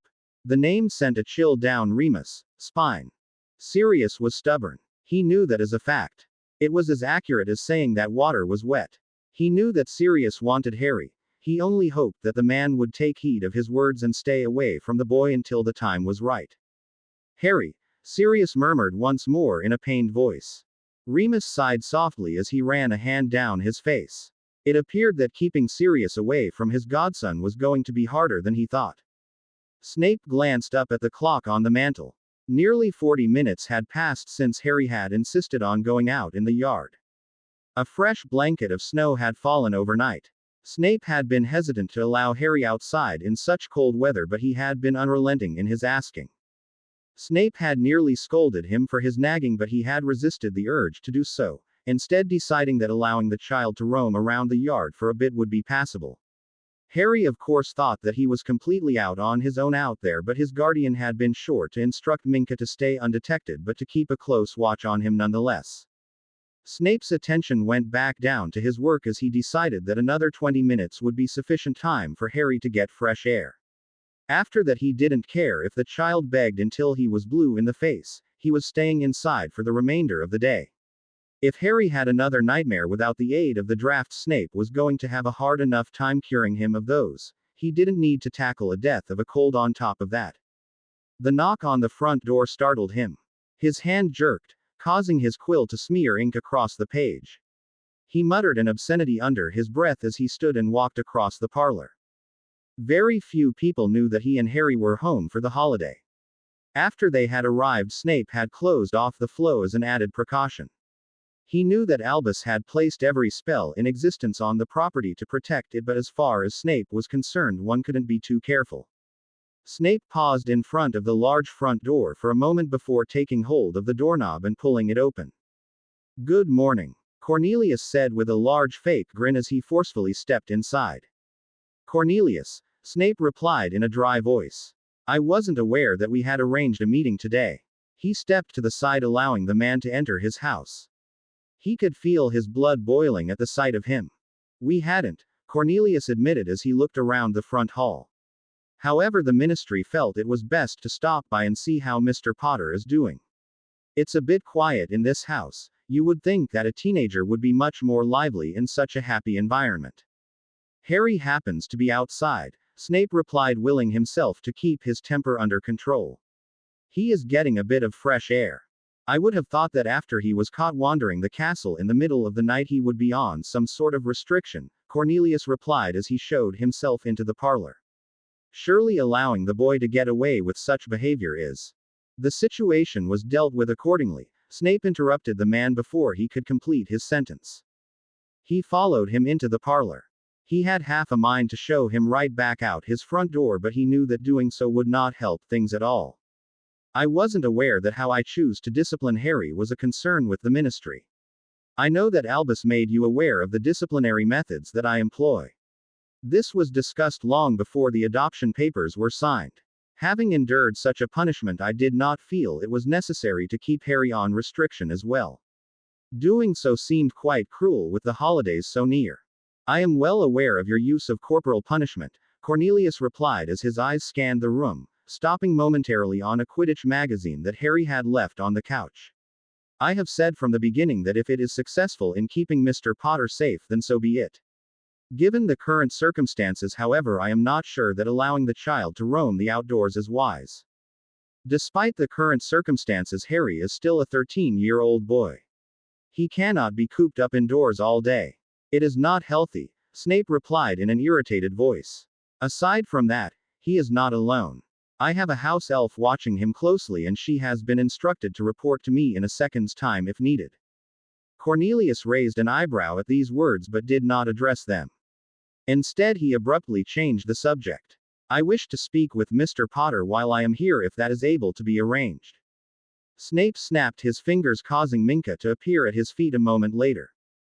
The small house elf bowed deeply before looking up at him for her orders. Minka, would you please fetch Harry and ask him to come inside immediately? There is someone here that wishes to speak with him. Snape gave the elf a pointed look, hoping that she would catch on and warn Harry of exactly who was standing in their parlor. She nodded before bowing once more and disappearing with a small pop. Aside from Harry's late night endangerment, I take it he has been well behaved. Snape nodded. It did not surprise him that Cornelius knew about Harry's roaming the castle. He was sure that they were being watched. He was a bit shocked that he did not know about Harry's falling asleep in class, lying, or attitude. But then Snape also knew that the staff at Hogwarts was doing everything in their power to protect him, and if that meant keeping things from the ministry, then so be it. Happy as well? Cornelius asked. Snape nodded once more, willing himself to stay silent. He wanted nothing more than to tell the toad of a man standing in front of him to get out of his house. He absolutely hated discussing his child in this way. Of course, that is just an added bonus, Cornelius went on. Mr. Potter's safety is the #1 concern as always. Snape was about to open his mouth and give the man a well-deserved piece of his mind when he heard the back door slam loudly. A moment later, Harry came running into the parlor looking as though he had just fought a troll. His hair was a mess with strands sticking straight into the air, his cheeks red from the cold, and he was completely out of breath. He did not look shocked to see Cornelius though, and Snape silently thanked Minka for using her brain. I ran back, he explained through gasps. Snape resisted the urge to scold him for his appearance. Mr. Fudge would like to speak to you, he explained in a voice that he hoped sounded gentle. Privately, of course, Cornelius stated with a smug grin. Harry, show Cornelius to my study, Snape instructed. Harry looked up at his guardian. He wanted to tell Snape no. He wanted to tell him that he didn't want to talk to Fudge alone and that he didn't care what that meant, he wasn't doing it. Snape gave Harry a stern look that clearly demanded he do as he say. Harry was silent as he walked across the parlor, into the hallway, and then into the study. His annoyance at the situation quickly changed to anger as Fudge shut the study door behind him. Well, Mr. Potter, I have to say that I had not planned on visiting again quite so soon, but given your late night escapade through the castle, it appeared to be necessary. Harry didn't respond to the words as he sat down in the chair in front of Snape's desk. He watched as Fudge walked behind the desk and sat down in Snape's chair as if it were his own. Nothing to say for yourself? Fudge asked in a mock concerned voice. Of course, at your age, I'm sure it's quite the blow to your pride to know that the ministry is aware of your misdeeds as well as the punishments that follow. However, given the special circumstances surrounding you, it is necessary. Harry felt his face burn at the man's words as he shrugged in response to his question. He didn't care that if his guardian was in the room, he likely would have gotten the lecture of a lifetime for his actions. He hated Fudge and he was tired of playing his stupid games. Had Snape told Fudge that he walloped him with a paddle? Or did Fudge just somehow know? Either way, Harry was done with the horrible man sitting across from him. Fudge frowned at the child's response. As I said, Mr. Potter, you are a very unique case. The ministry cannot simply allow someone like Seve. Snape is great. Harry abruptly cut the man off in an annoyed voice. He treats me great. As that's so? Fudge questioned in a curious voice. It's peculiar that given the history he has with your father, he is able to see past that for your sake. Splendid, of course, but peculiar. Harry was silent at these words as he tried to figure out what Fudge was talking about. Oh, you don't know? Fudge asked with a tisk. I would have thought that as close as you two have become, he would have shared the information with you. The two of them hated each other. Well past the typical schoolboy bullying. Your father would likely have picked anyone else on the planet for your guardian before he chose Severus Snape. Fudge paused as he made a soft sound of displeasure. It is surprising that you weren't aware of this, but then I suppose keeping you in the dark about it may have been for the best. Harry stared at the man as he tried to figure out if his words were true. He wouldn't have put it past Fudge to make things up just to try and mess with him, but he couldn't figure out why he would lie about Snape. Surely he realized that Harry could just ask him and get the answer himself. If Fudge was lying, Harry would know within the hour. He was close with my mum, Harry responded in a voice that was far too close to a whisper for his liking. He wanted to kick his own ass for how pathetic he was acting. At a time he was. That is true, Fudge replied. That stopped around the time they were 15. He ruined that relationship, and it wouldn't shock me if your mother hated him as well in the end. That's not true. Harry practically yelled, his voice now more than making up for his whisper. He had heard many things about his mother over the years. None of the traits that he had been told she possessed led him to believe that she could hate anyone. My mother didn't hate anyone. You were a baby when she died, Fudge replied calmly with a smug smile. How would you know who she felt hatred for? Harry ignored this question. He wasn't about to try and explain things to Fudge. The way Snape had described his relationship with his mum reminded him of himself with Hermione. He could never hate her. Even if they grew apart as they got older, he still wouldn't hate her. It wouldn't even be possible. She would have hated you, Harry dared to say. The anger in his body was almost too much for him to handle. He wanted nothing more than to punch Fudge square in the face. Fudge huffed loudly at these words. Clearly your behavior still needs a great deal of work. If you cannot control yourself in a simple discussion, you cannot be expected to be able to do so in a serious situation. My behavior is fine, Harry replied angrily. If you ask me, it's you that needs to work on your behavior. How dare you? Fudge replied in a low voice. Myself and the ministry are doing everything in our power to make sure you are safe and well cared for, and you speak to me as if you don't appreciate it at all. You have absolutely no respect for anyone. The ministry needs to leave me alone, Harry nearly shouted. I am safe. Snape keeps me safe. All that you and the ministry want to do is ruin that. It is the job of the ministry to make certain that your safety is never in jeopardy, Mr. Potter, Fudge replied in an irritated voice as he stood up.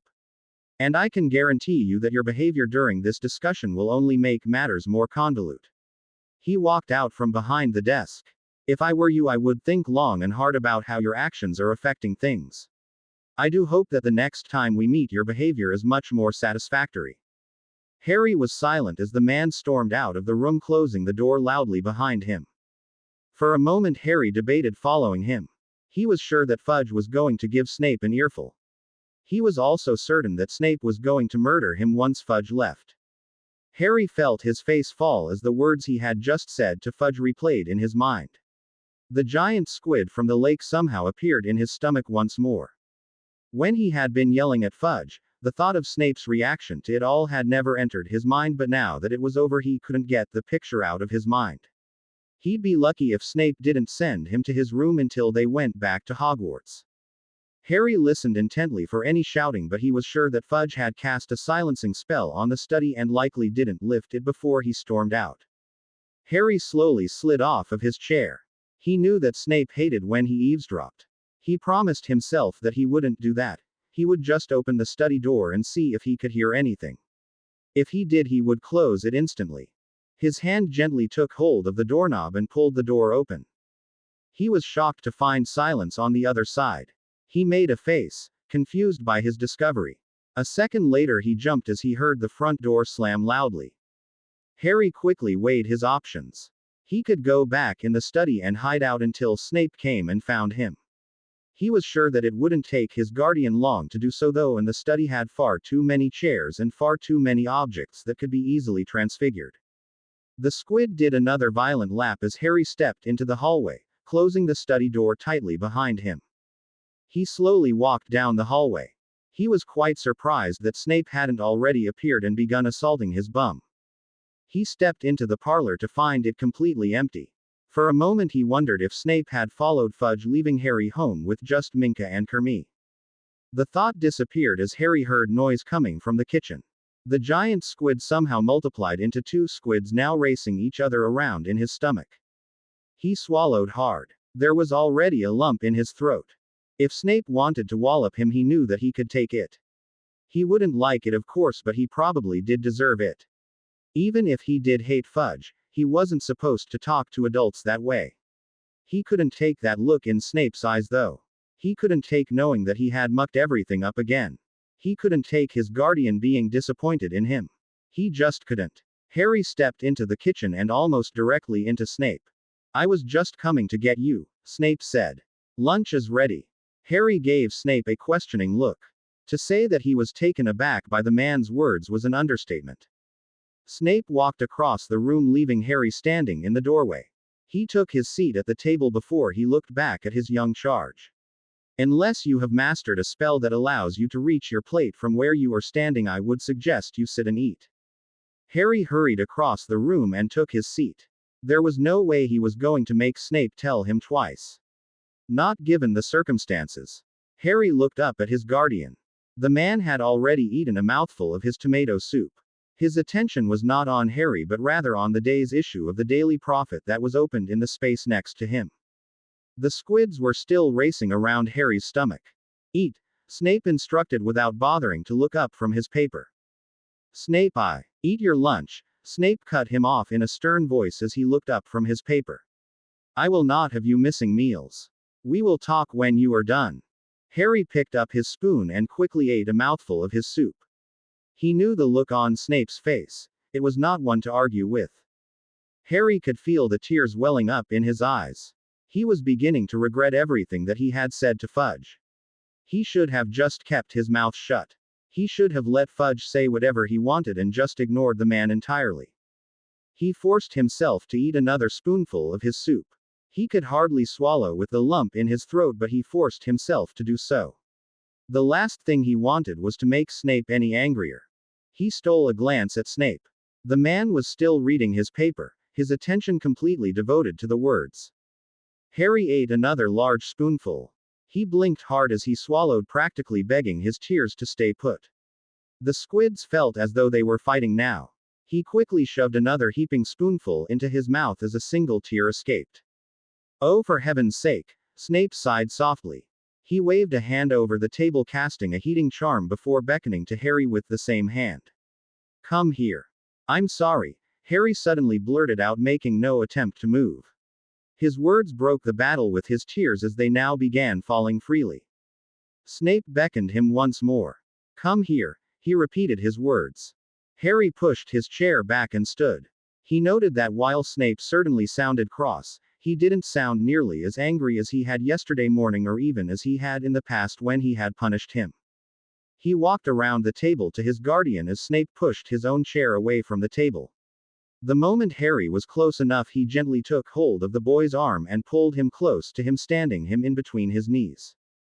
Harry's attention instantly went to his shoes. He couldn't believe that he had mucked up so badly. He was sure that even little children didn't end up being punished twice in such a short period of time. "Look at me," Snape said in a serious voice. Harry's head quickly snapped up, his eyes locking with his guardian's. He was embarrassed by the fact that he was already crying, but he wasn't going to ignore Snape's request.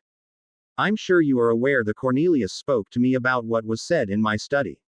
However, if you tell me that he was not being truthful, then I will believe you, Harry," Snape said in a grave tone. "Were you rude to him? Did you tell him that he needed to work on his behavior? Did you tell him that the ministry needs to leave you alone?" Harry blanched at these questions. It sounded a lot worse when Snape said it. The man's eyes made him want to refuse to admit to what he had done. Still, he wouldn't lie. He didn't care if Snape walloped him until he couldn't sit for a week. As long as the man forgave him afterwards, it would be okay. Harry nodded. "Yeah, I did," he struggled to answer through his tears. "Why?" Snape asked in a cross voice. "Why would you do such a thing? Forget the fact that he could make our lives miserable. He is an adult, Harry. You know better than to speak to an adult in such a way. He was saying horrible things about you," Harry tried to explain. "I don't care," Snape replied firmly. "Did it ever occur to you that he was doing so simply to get a rise out of you? To see how you would behave?" Harry shook his head. "He was talking about my mum and—" "I do not care," Snape repeated once more. "I do not care who he talks about to you. You are to remain in control of your temper at all times, am I understood?" Harry nodded as a particularly loud sob escaped his mouth. "And I suppose that you think that being punished for this would be unfair?" Snape asked in an annoyed voice. He wasn't sure how on earth he was expected to punish a child that was already sobbing so hard that one would think he had already been spanked soundly. Harry quickly shook his head. "No, I know that I deserve to be punished." These words shocked Snape. He had expected Harry to instantly agree that the words he spoke to Fudge were justified and that any punishment would be cruel. The fact that his child was so accepting of his fate did not make Snape's job any easier. It took him all of a moment to guide Harry to his side and then tip the boy over his knee. Harry held his breath as he grabbed hold of a handful of Snape's pant leg. A moment later, his guardian's hand smacked his jean-clad backside. It smarted quite a bit. He would be lying if he denied that, but it hardly hurt as much as a usual punishment from Snape. Harry felt stupid for it, but if anything, Snape not punishing him as hard as he normally would, caused him cry even harder. He felt horrible at the idea that his guardian didn't want to punish him, but he had practically forced him to. Snape's hand fell 5 more times as Harry cried in earnest. Seconds later, he was back on his feet. Snape pulled him tightly into his arms. "Controlling that temper of yours is very important," Snape said in a gentle voice. "Regardless of whom you are dealing with. Do you understand that?" Harry nodded into the man's chest as he worked hard to get his breathing under control, to get his tears to stop. "I would rather not have to repeat this particular lesson with you," Snape continued in a soft voice. He paused for a moment as he gently rubbed Harry's back. "I am certainly not a fan of Cornelius either," Snape admitted. "There are plenty of moments where I would like to give him a piece of my mind, but I know that doing so could hurt what I have worked so hard to build with you, and I cannot allow that." A fresh batch of tears ran down Harry's face at Snape's words. "Do you think I hurt it?" Harry asked. His voice was muffled as he spoke into Snape's shirt. "I'm sure that the damage done today is quite reparable," Snape replied in a soothing voice. "You are 13, it is quite normal for someone your age to lose their temper at times. I am an adult. My doing so would be a bit different." Harry silently mulled over these words as he hastily brushed the tears from his face. "Do you think you can finish your lunch now?" Harry nodded as he gently pulled himself away from Snape. "Go on then." Snape nodded in the direction of his chair. "As I said, I will not stand for you missing meals." Harry quickly wiped the remaining tears from his face as he walked back to his seat. He instantly noted that unlike yesterday morning, he felt no pain as he sat back down. He was thankful for that. "I am sorry," Harry stated in a sincere voice. You are forgiven, Snape promised him. And so long as it does not happen again, we will not speak of it again. Harry felt a surge of happiness at these words. The squids had returned to the lake where they belonged the moment Snape had pulled him in for a hug, but it wasn't until the man said he was forgiven that the weight of the world lifted off of Harry's shoulders. Now eat, Snape instructed in a playful tone, before I put you back over my knee for your pure defiance. Harry smiled softly as he picked up his spoon and ate a heaping spoonful of his soup. This was the Snape he wanted all the time, and he swore to himself that he was going to do his best to stay out of trouble so that he could have him. James nearly shit his pants. Sirius chuckled as he recalled the old memory. The look on his face, Moony. I'll never forget that look, it was priceless. Remus laughed loudly at Sirius' description. He was glad that the morning had brought a much happier version of his old friend. We had some good times, Remus said through his laughter. We were thick as thieves, as my father often said. Sirius' face softened as he replied. Has Harry found similar friendships? Remus nodded. He was not surprised by Sirius' question. Despite the man's pleasant mood, their conversations always had a way of finding Harry before too long. He has two very good friends, Ron Weasley and Hermione Granger. The three of them often remind me of our school days, though Hermione is much more level-headed than the boys. Ah, she's the you of the group, Sirius smiled softly. That's good. All groups of friends need one with those characteristics. Remus grinned at the compliment. I have to see him, Moony. It's torture being so close yet so far. It's an unbearable pain. Remus nodded softly at these words. He did not doubt their truth. As I said, Harry is away for the holiday with his guardian, Remus said, avoiding using the man's name. Dumbledore is also out of the castle for several days. The moment he is back, though, I will speak with him. Perhaps he can help. I don't doubt that he will see the truth in your situation, nor do I doubt that going through him is the best way to Harry at this time. And if he doesn't see it? Sirius asked in a grave voice. If he thinks I am guilty. Remus swallowed hard as he digested these words. That is a bridge that we will cross when we come to it. I will not explain this to you again, Snape said in a firm voice as he pulled the covers up tightly around the child. But Snape, I don't want to, Harry replied in a desperate voice as he sat back up, causing his quilt to fall back down once more. Snape raised an eyebrow at the child as he willed his temper to remain under control. He had known that this would not be an easy task. After the disastrous morning they had had with Fudge, their afternoon had been lovely. The two of them had spent nearly 3 hours decorating the large tree that Minka and Kermie had delivered home. Snape had even gone the extra step to bewitch a miniature train to circle the bottom of the tree.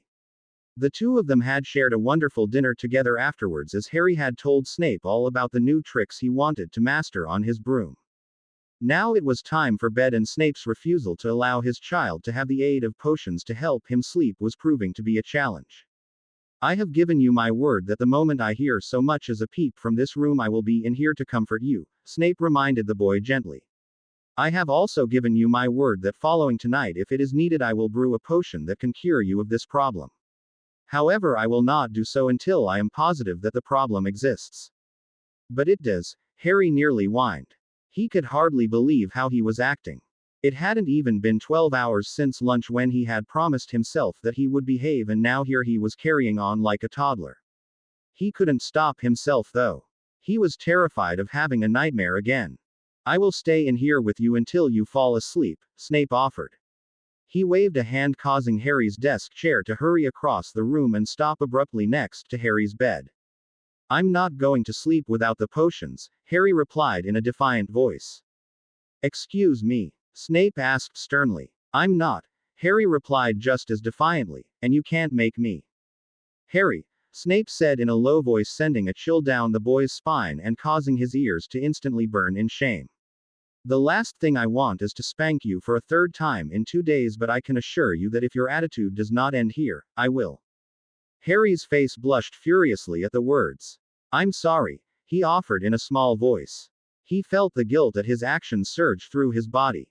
Lie down, Snape instructed. Harry instantaneously obeyed, his head meeting his pillow within seconds. Snape tucked him in once more before he sat on the chair. Now relax and try to sleep. But I won't be able to, Harry replied.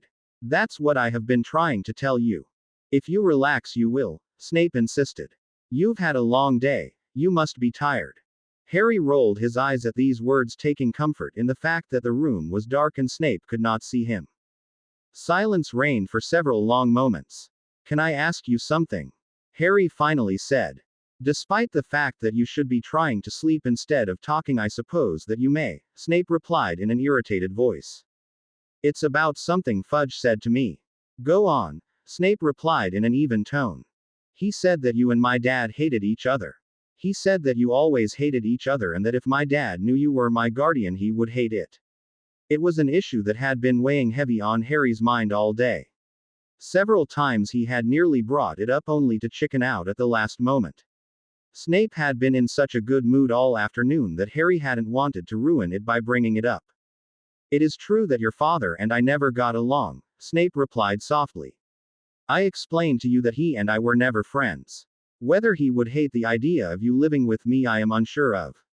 Obviously, such a situation never took place when he was here in order for me to witness his reaction. Harry thought these words over before he responded. Did you hate him because of my mum? Snape was silent for several long moments. Harry was sure that he wasn't going to answer his question, and if he did, it would be by simply telling him to mind his own business. Perhaps in part, Snape finally replied, shocking Harry. However, there was more to it than just that. Children can be cruel, and at times there was a bit of bullying taking place. He bullied you? Harry asked. Or you bullied him? This conversation is over, Snape replied firmly. You are supposed to be trying to sleep, not badgering me with dozens of questions. But no, Snape cut him off in a stern voice. Now either remain silent and try to sleep, or I will get back to my work while you try and fall asleep by yourself. Those are your options. Harry was quiet as he pulled the quilt up a little tighter around his neck. He closed his eyes as he tried to force himself to fall asleep. Once more he promised himself that starting tomorrow he was going to behave himself. He was determined that the rest of their time home would go well. Good night, Harry, Snape said in a much gentler voice. Night, Harry replied softly. Snape watched as Harry breathed deeply.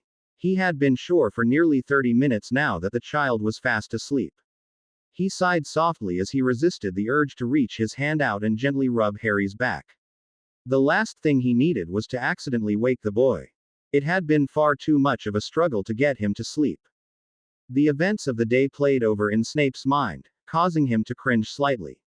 He knew that he was not a perfect parental figure, nor would he ever be perfect.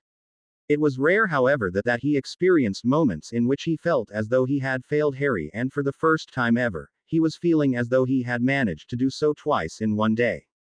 The last thing he had wanted to do when Fudge told him about Harry's behavior was dole out a punishment for it. In all actuality, he would have quite liked to buy Harry a new broom as a reward for telling the repulsive man off. Unfortunately, given the situation with the Ministry as well as Snape's role as the sole authority figure in Harry's life, he couldn't praise the boy for his actions. He had to be firm.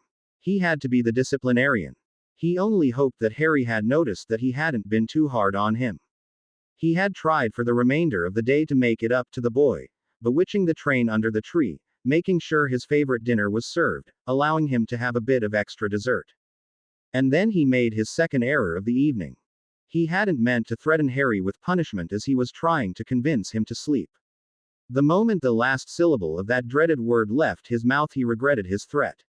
His only solace was that Harry had obeyed and he hadn't had to follow through with his words. Despite the darkness of the room, the light from the hall had hit Harry's face perfectly for Snape to see the look in the boy's eyes as the threat hit him. He would have to make it up to him tomorrow. Snape held his breath as Harry stirred for a moment and then instantly resumed his deep breathing and peacefulness. Snape leaned back in his chair as he tapped it with his finger and transfigured it from the hard desk chair to a much more comfortable armchair.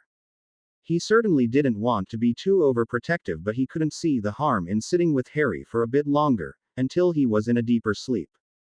Harry could feel his heart hitting his ribcage as he backed up against the hard tree.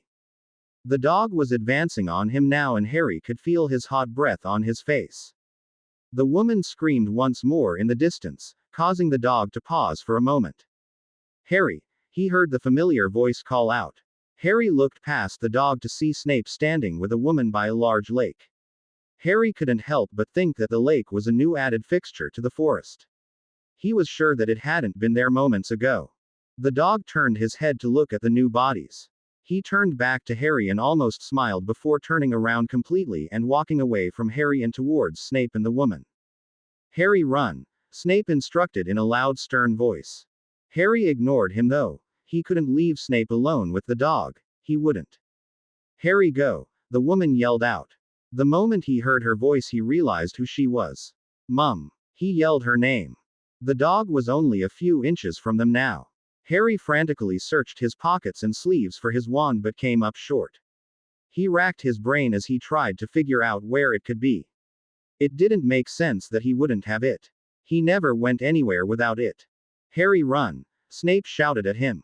Harry could hear the anger in his guardian's voice but he didn't budge. Harry, go now, his mother tried to urge him. Harry leaned over and picked up a large rock from a bed of leaves. He threw it as hard as he could, somehow managing to hit the dog square in the back. Leave them alone, he shouted in what he hoped was an authoritative voice. The dog didn't so much as look back at him. Harry, Snape yelled in a stern voice. What did I say? A moment later, Harry yelled in horror as the dog pounced on the two of them, attacking both of them at once. Mum, Harry yelled loudly. He ran forward a few feet before skidding to a stop as the dog looked back at him. The large mouth was grinning widely as blood dripped from his teeth. Harry could feel the tears coming to his eyes. He wasn't sure if Snape and his mum were dead or alive. Snape. Harry let out an ear-piercing scream. He felt a hand on his shoulder but he quickly pushed it off. He's gone, he heard his mother say in a devastated voice.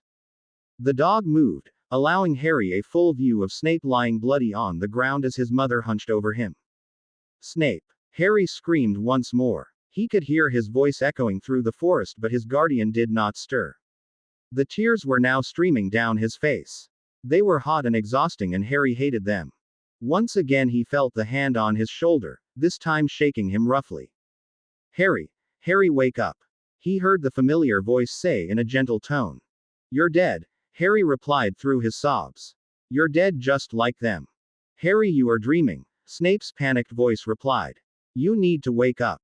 Without warning, the forest around him started to vanish. First the trees, then the grass, his mum and Snape, the dog, and finally the sun disappeared as he suddenly found himself in his own bedroom. Snape was sitting next to him on the floor, his face full of concern. It took Harry less than a moment to untangle himself from his blankets and crawl into Snape's lap. You were dead, he sobbed into Snape's chest. I couldn't save you. You were dead. It was just a nightmare, Snape tried to console the boy in a soft voice. The guilt he felt at forcing Harry to sleep without a potion was radiating through his body. I'm right here. It was my fault, Harry croaked in a hoarse voice. It should have been me. Hush, Snape said gently, trying a different approach. Just be quiet now. The only time Snape could remember seeing the child so worked up in the past was after Fudge walked in on him misbehaving in class. He attacked you and it was my fault, Harry whimpered, not hearing his guardian's words at all. You were dead. Harry, Snape retorted to a tone that he knew would work despite the fact that he thoroughly hated himself for doing so. Look at me. Harry's head instantly snapped up as his eyes locked with his guardian. Snape could see the aversion in his child's eyes mixed with panic. He knew that the tone his guardian had referred to was reserved solely for when he was in trouble. I am right here, Snape said in a much gentler voice. I am not dead. It was a dream, just a dream. Harry's eyes held Snape's stare for a moment before the boy slowly nodded and then hugged the man, tightly burying his face in his chest once more. It was just so real, Harry tried to explain. Snape gently hugged the boy back as he sighed softly to himself. He should have been more understanding of the nightmares. He should have given Harry the potions the moment he asked for them, or better yet, he should have started on working to cure him when Harry had the first nightmares weeks ago. You will take both a calming draft and a sleeping draft now, Snape replied softly. Tomorrow afternoon we will start working on curing you of these horrible dreams. Harry didn't reply verbally. Instead, He gave Snape another tight squeeze before letting go of the man completely and quickly wiping the tears from his face. Are you okay? Snape asked in a concerned voice. Harry nodded silently. It had taken him a moment after waking to realize that the dog killing Snape had been a nightmare and not reality. Now that he was sure that his guardian was still with him, he was feeling loads better, not to mention slightly ashamed of the way he had been crying. It amazed Harry that for as many times as Snape had seen him cry, it never got any easier for him to accept. He always felt like a baby for doing so, and all he ever wanted was for Snape to see him as anything but. Climb up into your bed and I'll go get the drafts for you, Snape instructed. Harry quickly obliged. He sat up in bed as he watched Snape pick up his quilt from the floor and untangle it before covering Harry with it once more.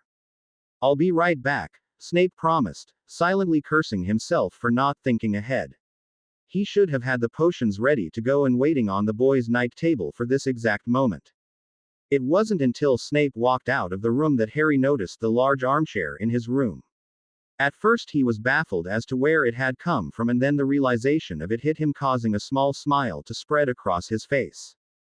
There will be no arguing over this, Snape instructed as he walked back in the room with the two small flasks in his hands. Were you sleeping in here? Harry asked, ignoring the man's words completely. Not at my own free will, Snape replied in an annoyed voice. I stayed in here for a bit, making sure that you were in a deep sleep, and clearly dozed off myself. He held one of the flasks out to Harry as he stood beside his bed with the other. Harry took the flask as he resisted the urge to smile once more. Snape could act annoyed all he wanted, but Harry knew him better than that. He could hear that the man's voice wasn't really annoyed at all. He wasn't completely convinced that Snape hadn't purposely slept in his room either. Harry looked down at the flask and then looked up at his guardian with an apprehensive face. Can you? I've already flavored both of them, Snape answered the boy's question before he had the chance to ask it. Peppermint as you like. Harry smiled softly at these words before bringing the flask to his lips and quickly ingesting the liquid. Thank you, he replied as he handed the first flask back to Snape and took the second out of the man's hand.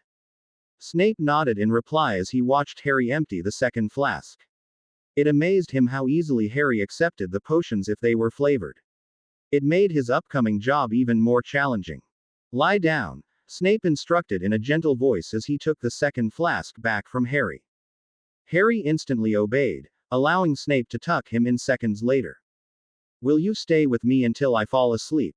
Harry asked. He hated himself for sounding so childish, but he couldn't help it. He was sure that if his guardian left him, he would be terrified.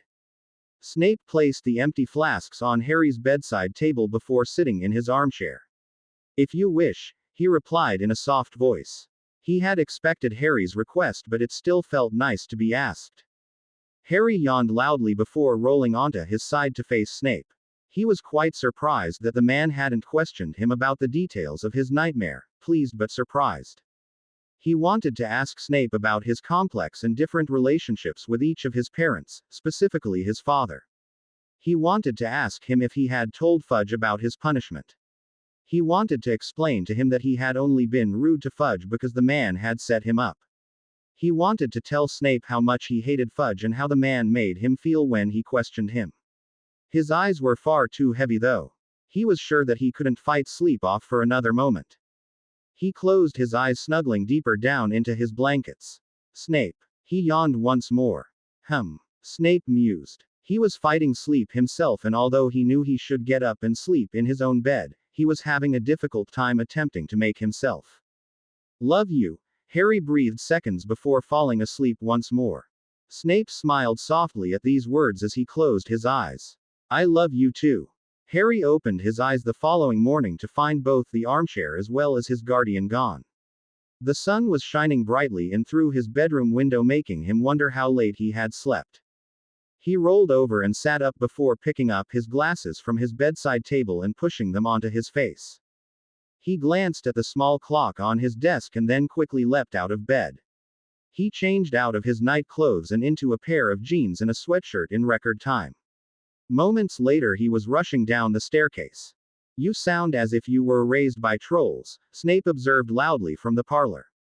It's nearly noon, Harry stated in an accusatory voice as he stepped onto the main floor. I'm aware of the time. Why did you let me sleep so late? Harry asked as he walked into the parlor to find his guardian sitting at his desk. He had a stack of papers piled up in front of him. If you slept this late, you clearly did so because you were tired, Snape replied. Your body likely needed to get caught up on sleep. But now I've missed breakfast and. You may eat breakfast for lunch if you wish, Snape cut him off as he continued to grade the paper in front of him.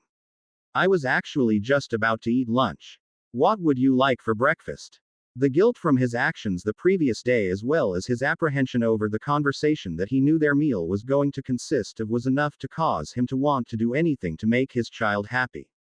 Harry gave Snape a bewildered look. Snape had never, not once, asked him what he would like to eat for any meal. Harry was always just expected to eat whatever was served. I can pick, Harry asked in a skeptical voice. If you would like to do so, Snape replied, just this once. If you don't wish to do so, I suppose I could arrange for you to have cold porridge. Harry rolled his eyes playfully at these words before grinning. Snape. Snape looked up at his young charge and gave him a small smile. Can I have beans and toast? Harry asked in a hopeful voice. Please. Snape made a face at the request.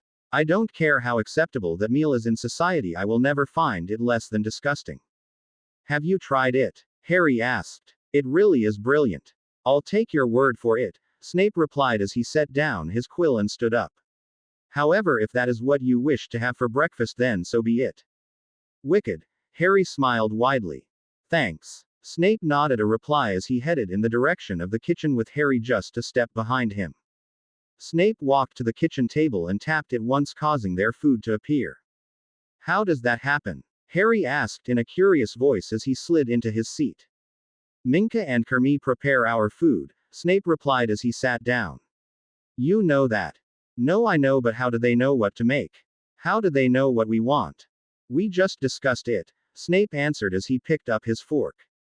So they can hear everything that goes on in this house? Harry asked. He could feel his ears burning at the idea of it. He liked Minka and Kermie just fine, but he didn't like the idea that they were aware of everything that went on.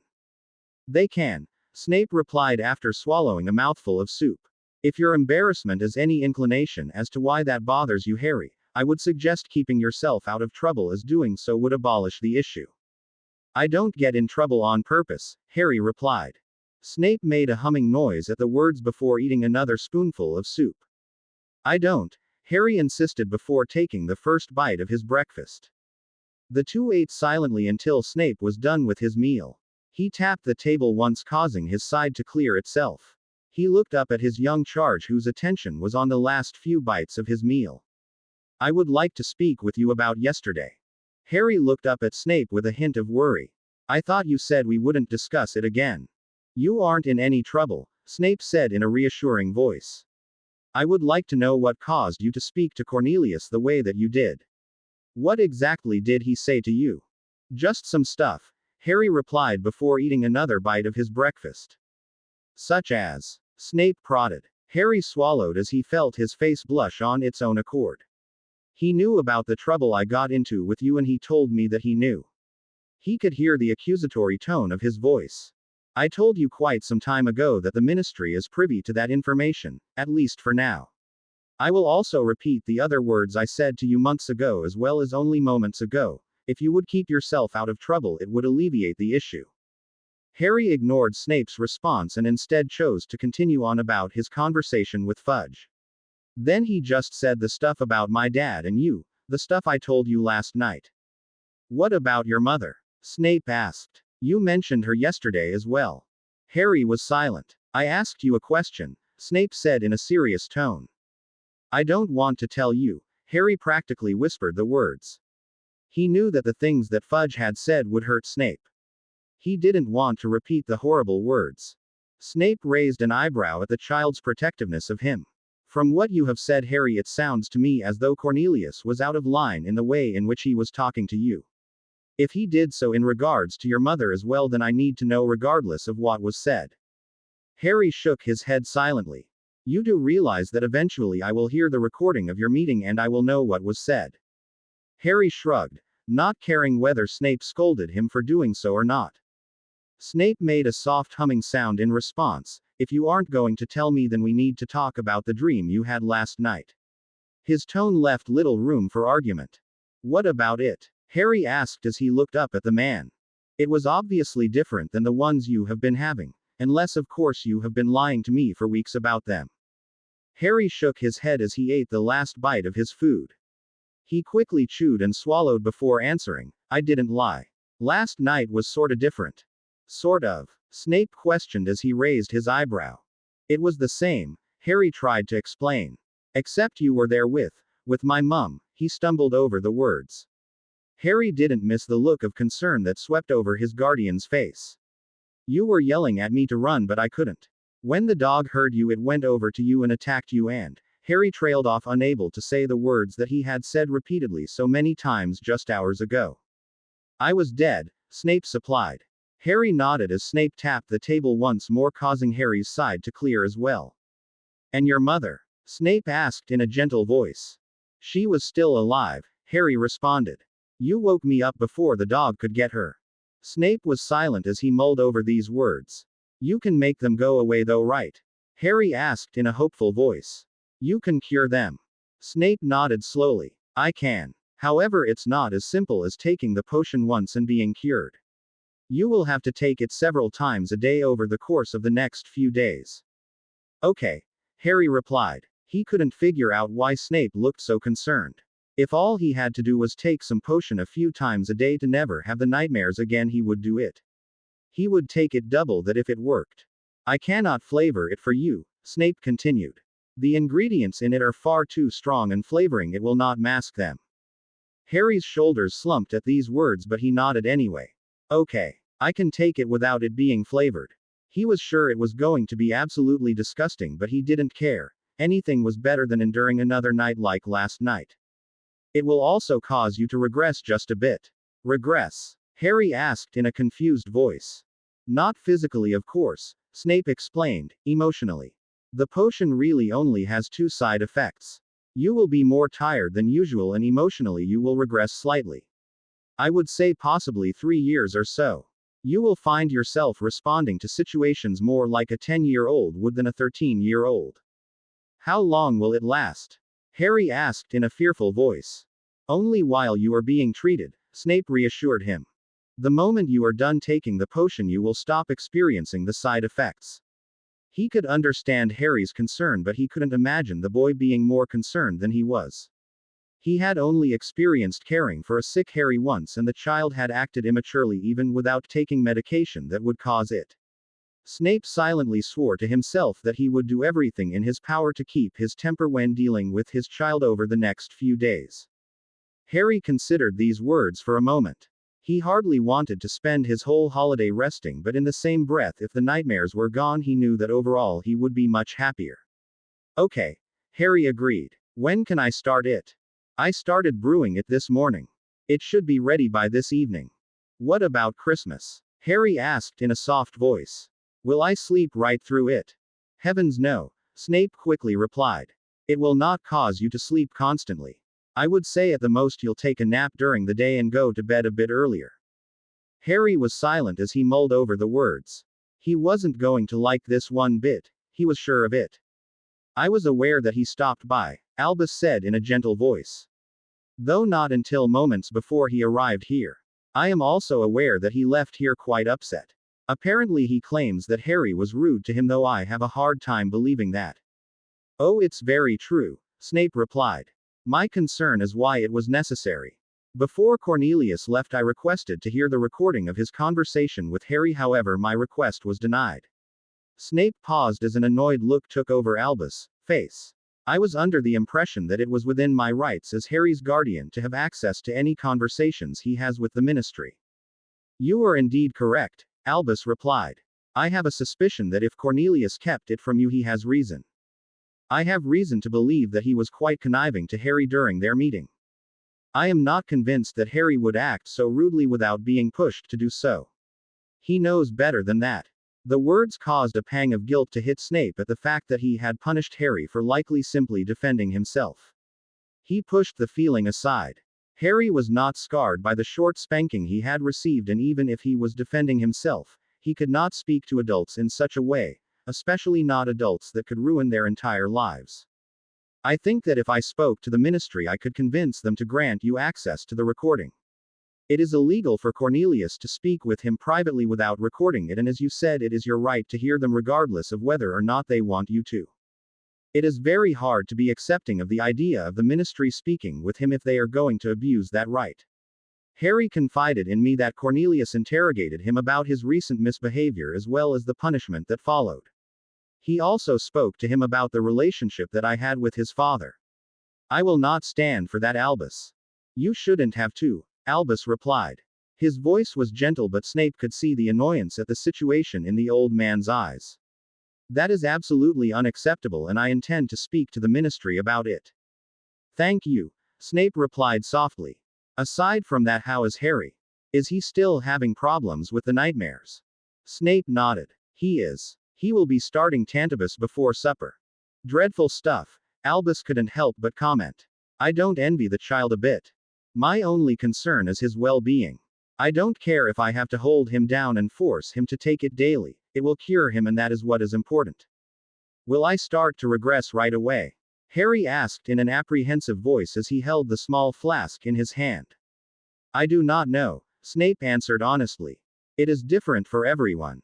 You likely won't notice it until your second or third dose, though. Harry brought the flask to his nose. He felt his stomach turn at the horrible smell. He made a disgusting face as he quickly moved the flask. That smells horrid. I warned you that it isn't the most pleasant tasting potion, Snape replied. He felt quite bad about the idea of Harry having to take the potion, but he wasn't about to let the child get out of it either. He couldn't let Harry suffer through the nightmares any longer. It just wasn't healthy. What if I just won't take it? Harry couldn't help but ask. You are taking it, Snape replied in a grave voice. Harry quickly weighed his options. Arguing with Snape wasn't going to get him anywhere. Besides, he did want the nightmares to end. Before he could psych himself out for it anymore, he brought the flask to his lips and quickly ingested the liquid. He coughed as he handed the flask back to Snape, a disgusted look on his face. That was foul, Harry nearly whined. Snape, I can't take that again. Snape ignored the words. Your next dose will be right before you go to bed, he replied, already dreading the argument that he was sure that would entail. I can't, Harry said once more, his voice now a full whine. What would you like for supper? Snape asked, ignoring the child's irritating whining. The question shocked Harry. He was still amazed that Snape had allowed him to pick his own lunch, and now he was letting him do the same for dinner. Shepherd's pie, Harry asked. It wasn't his favorite meal, but he was feeling quite sorry for himself, and something about shepherd's pie sounded deliciously comforting. Very well, Snape nodded. I will have the same. Harry couldn't help but smile at these words as he followed Snape into the kitchen. He was quite proud of himself for picking a meal that Snape enjoyed as well. And then what times do I have to take it tomorrow?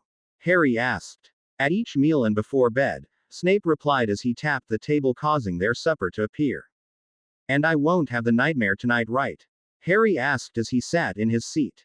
Correct, Snape replied. Harry sighed softly as he picked up his fork. Okay, I'll take it tonight. Oh good, Snape replied in a sarcastic tone. I'm so glad I have your cooperation. I was afraid that I was going to have to beat you into submission or hang you by your toes from the ceiling in order for you to comply.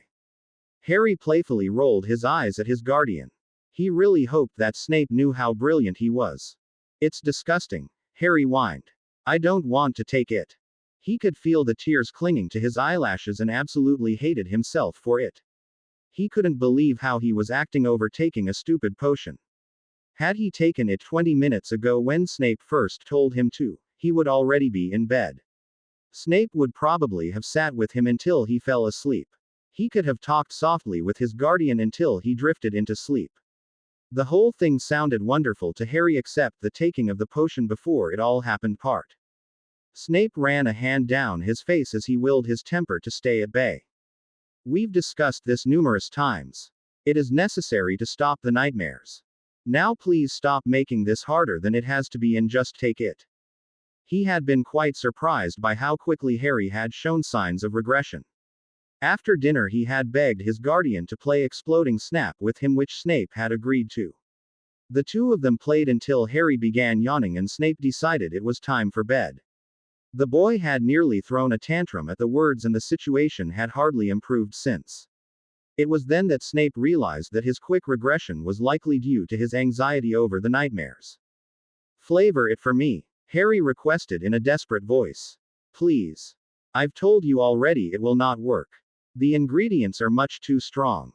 There isn't a spell that will flavor it strongly enough to mask the taste," Snape explained for what felt like the millionth time. "Can you just try?" Harry practically begged. His bottom lip was sticking out in a pout. "If you just try, I'll take it." "I beg your pardon. You will take it regardless," Snape replied sternly. "I am the adult and your guardian. You will not make deals with me with regard to things that you must do. Don't be mad at me," Harry whined, causing Snape to be exceedingly grateful that he was normally a 13-year-old who was well past the whining stage. "Then do as I am asking and take your potion," Snape replied in a much gentler voice. If he had to guess, he would say that Harry had regressed a bit more than expected. He was acting more like an 8 or 9-year-old than the expected 10-year-old child's behavior that Snape had been prepared for dealing with. Given the childhood Harry had described in the past, Snape was sure that the boy wasn't acting as he had years ago, but rather as he may have if he had been given the chance at having a parental figure that he knew loved him unconditionally. He also still harbored all of the feelings, fears, and worries that he had prior to taking the potion. Snape did not doubt that Harry was still slightly upset about the meeting with Fudge and that his behavior was partly a result of that. The only consolation Snape could find in this was that tonight was likely the worst of it. With each day on the potion, the child would get just slightly better in his regression until he stopped taking it. Then, he would be back to his normal self. Snape sighed softly as he looked down at the boy. He looked as though he was on the verge of tears. He hadn't meant to be so stern with the child. He knew that the way Harry was acting wasn't his fault. The potion made it nearly impossible for the child to control his impulses. The whining, the stalling, all were the effects of the potion. Of course, the words were Harry's, but how he presented them were out of his control. Unfortunately for Harry, he would remember every second of his regression. Snape smirked slightly at the thought. He couldn't help but wonder if the boy would be mortified when he was done with the potion and realized how he had acted. Harry shook his head with a fearful look on his face. "I can't. It tastes like old socks." "Very well," Snape replied as he held his hand out. "I will flavor it for you, but I promise you, Harry, it won't make a difference." A huge smile took over Harry's face as he quickly handed the flask over. He was absolutely sure that Snape was wrong. If the man flavored it, then it would taste loads better. "Peppermint, please," he requested as Snape waved a hand over the flask. Snape nodded before handing the flask back over to his young charge. Harry held the flask in his hand as he looked down at it. "I kept up my end of the bargain," Snape said. "It would do you well to keep up your end and take your potion without any more argument." Harry quickly brought the flask to his lips and ingested the liquid inside. He pulled it away as he gagged dramatically and swore under his breath. "I beg your pardon. What was that, young man?" Snape asked sternly. "That was awful," Harry replied in an accusatory voice. "You didn't really flavor it." "I most certainly did," Snape said sternly as he took the flask from the boy's hand and ushered him across the room to his bed. "I told you that it would not work. Furthermore, if I ever hear that word come out of your mouth again, you will be an exceedingly sorry little boy. Am I clear?" He was tempted to land a well-deserved smack on the pajama-clad backside, but he restrained from doing so. Despite the fact that the words being spoken were Harry's, Snape hardly wanted to deal with the meltdown he was sure the child would have if he was disciplined, especially not as he was trying to get the boy into bed. "Yes, sir," Harry answered in a forlorn voice. "Into bed with you," Snape instructed firmly.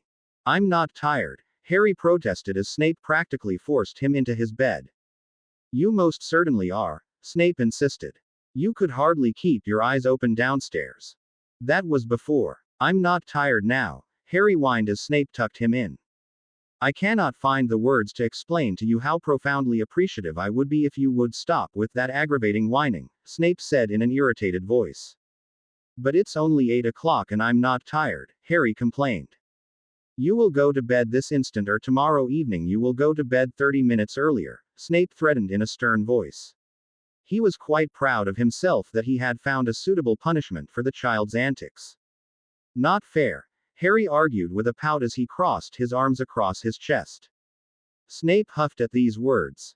How you are acting is not fair to me. Harry considered these words for a moment. Snape had been pretty brilliant. He had played countless games of exploding Snap with him after all. Sorry, Harry offered in a small voice. He could feel a large lump forming in his throat. He swallowed hard trying to make it disappear. He would die of embarrassment if he started crying over something so trivial. It's okay, Snape replied softly. However, I think tomorrow would be a good time to start working on your behavior. I understand that you are currently not in complete control of how you are acting, but you are still in control of your thoughts and words, Harry. You are also well aware of the rules. Surely you can behave better than you just did. Harry nodded in agreement as he covered his mouth with his right hand and yawned loudly. Okay. Snape found himself gently ruffling the boy's hair before waving his hand, causing the lights to dim a great deal. Good night, Snape said gently as Harry's eyes shut. Night, Harry replied through another yawn. Love you, Snape. Snape felt his heart swell at the words. The past few days had been challenging to say the least, but Harry's words proved to him that he was doing something right. I love you too. It is torture, Moony. Pure inhumane torture. Remus had managed to leave the castle for the day. He had made sure to slip in that he was spending the day in Hogsmeade when he had seen Minerva this morning. The idea of lying to her to sneak off to the shack brought back numerous memories from his days as a student. He had been nervous as he walked down the long passage, as if he would be caught at any moment and an owl would be sent to his parents. He had laughed loudly at the very idea. He had planned to share his thoughts with Sirius, but his old mate wasn't in a laughing mood. It was shaping up to be a hard morning for Sirius. It seemed that the closer it got to the holidays, the more despondent the man became. I've told you he's not even in the castle, Remus replied gently. He's with that blasted bat of a guardian, Sirius cut him off in a bitter voice. I'm telling you, James is probably rolling over in his grave. Oh, I don't know, Sirius, Remus replied in a placid tone.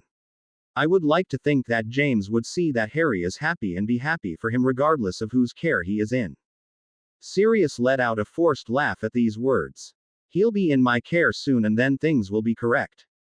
Correct? Remus questioned as he eyed his old mate. James and Lily named me as his godfather, Sirius replied in a somber voice. It has always been me who is supposed to have him. Remus contemplated the words for a moment before slowly responding. That is true, Sirius. James and Lily did choose you for the job. He opened his mouth to continue, but before he could, Sirius beat him to it. Harry doesn't belong with him. He's head of the Slytherin house. He is a Death Eater. Remus corrected him. Was a Death Eater.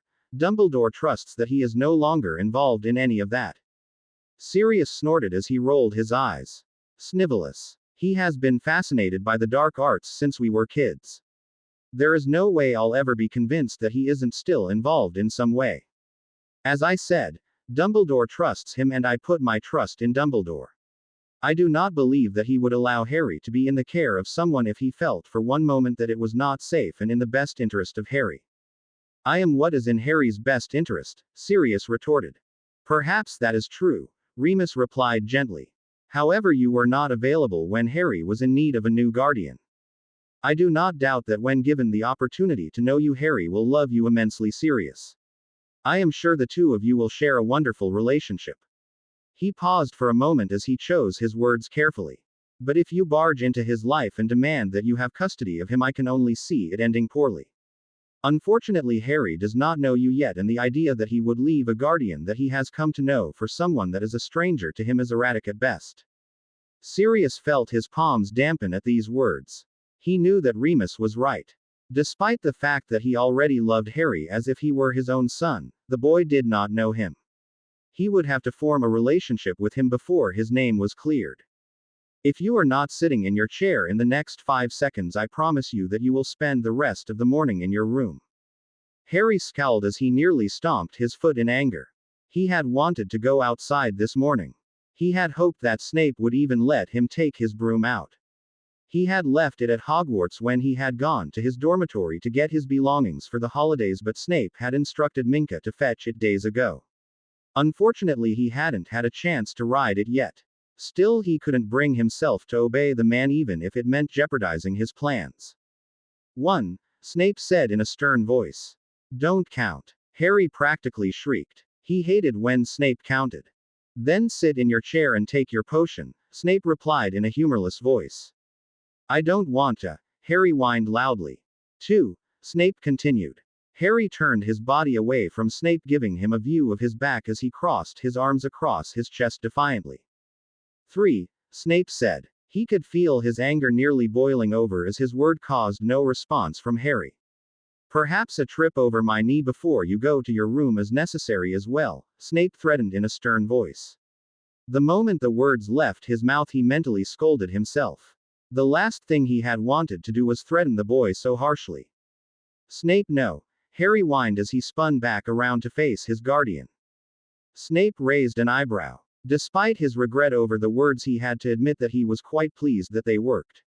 If you do not wish to be punished, then you have the ability to control that, Snape replied.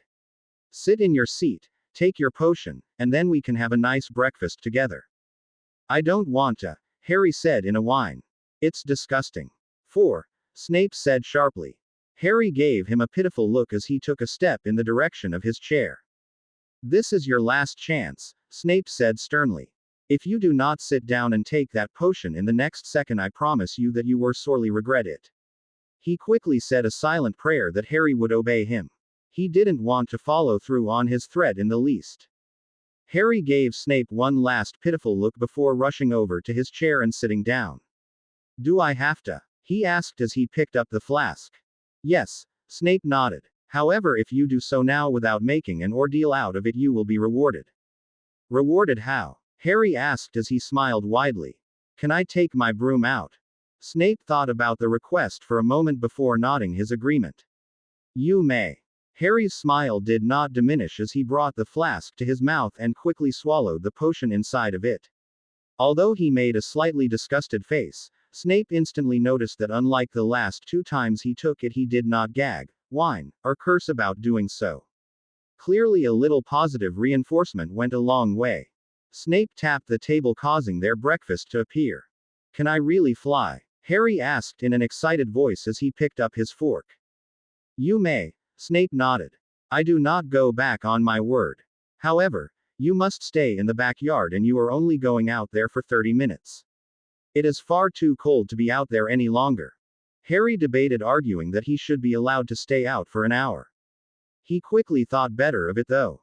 He had a feeling that if he did, he wouldn't be allowed to go out at all, and really Snape was being pretty brilliant. He grinned as he ate a mouthful of eggs.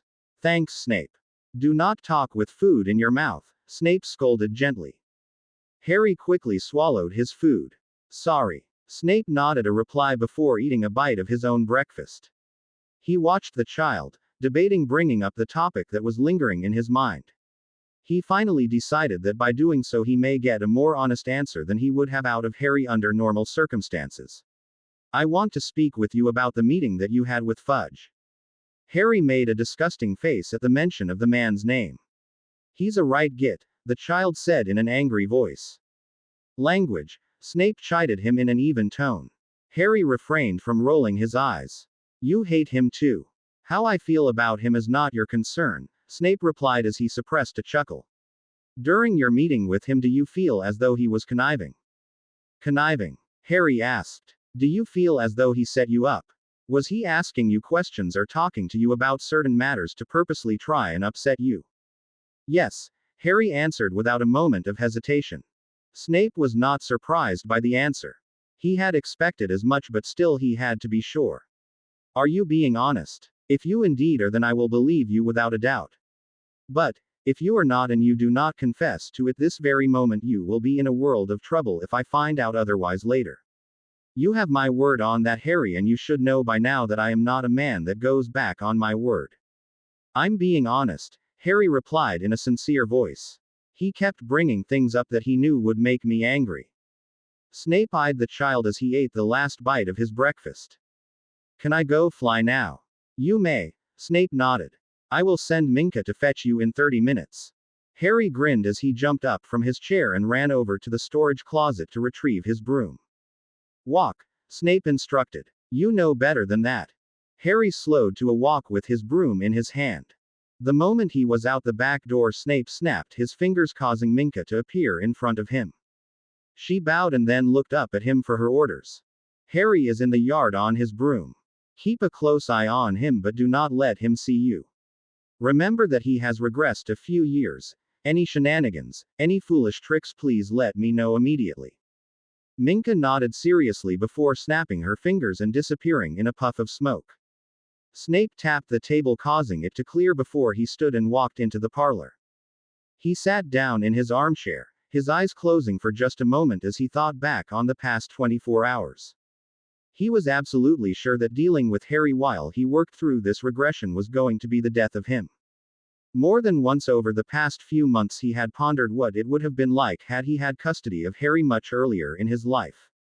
Now that he had a small glimpse of how exhausting a younger child could be, he was perpetually grateful that Harry at 13, although a handful at times, was overall much easier to deal with. He would have to remember how easy he had it the next time the 13-year-old did something that upset him. He was, however, quite pleased with himself that given Harry's behavior he had yet to lose his patience with the child and actually punish him.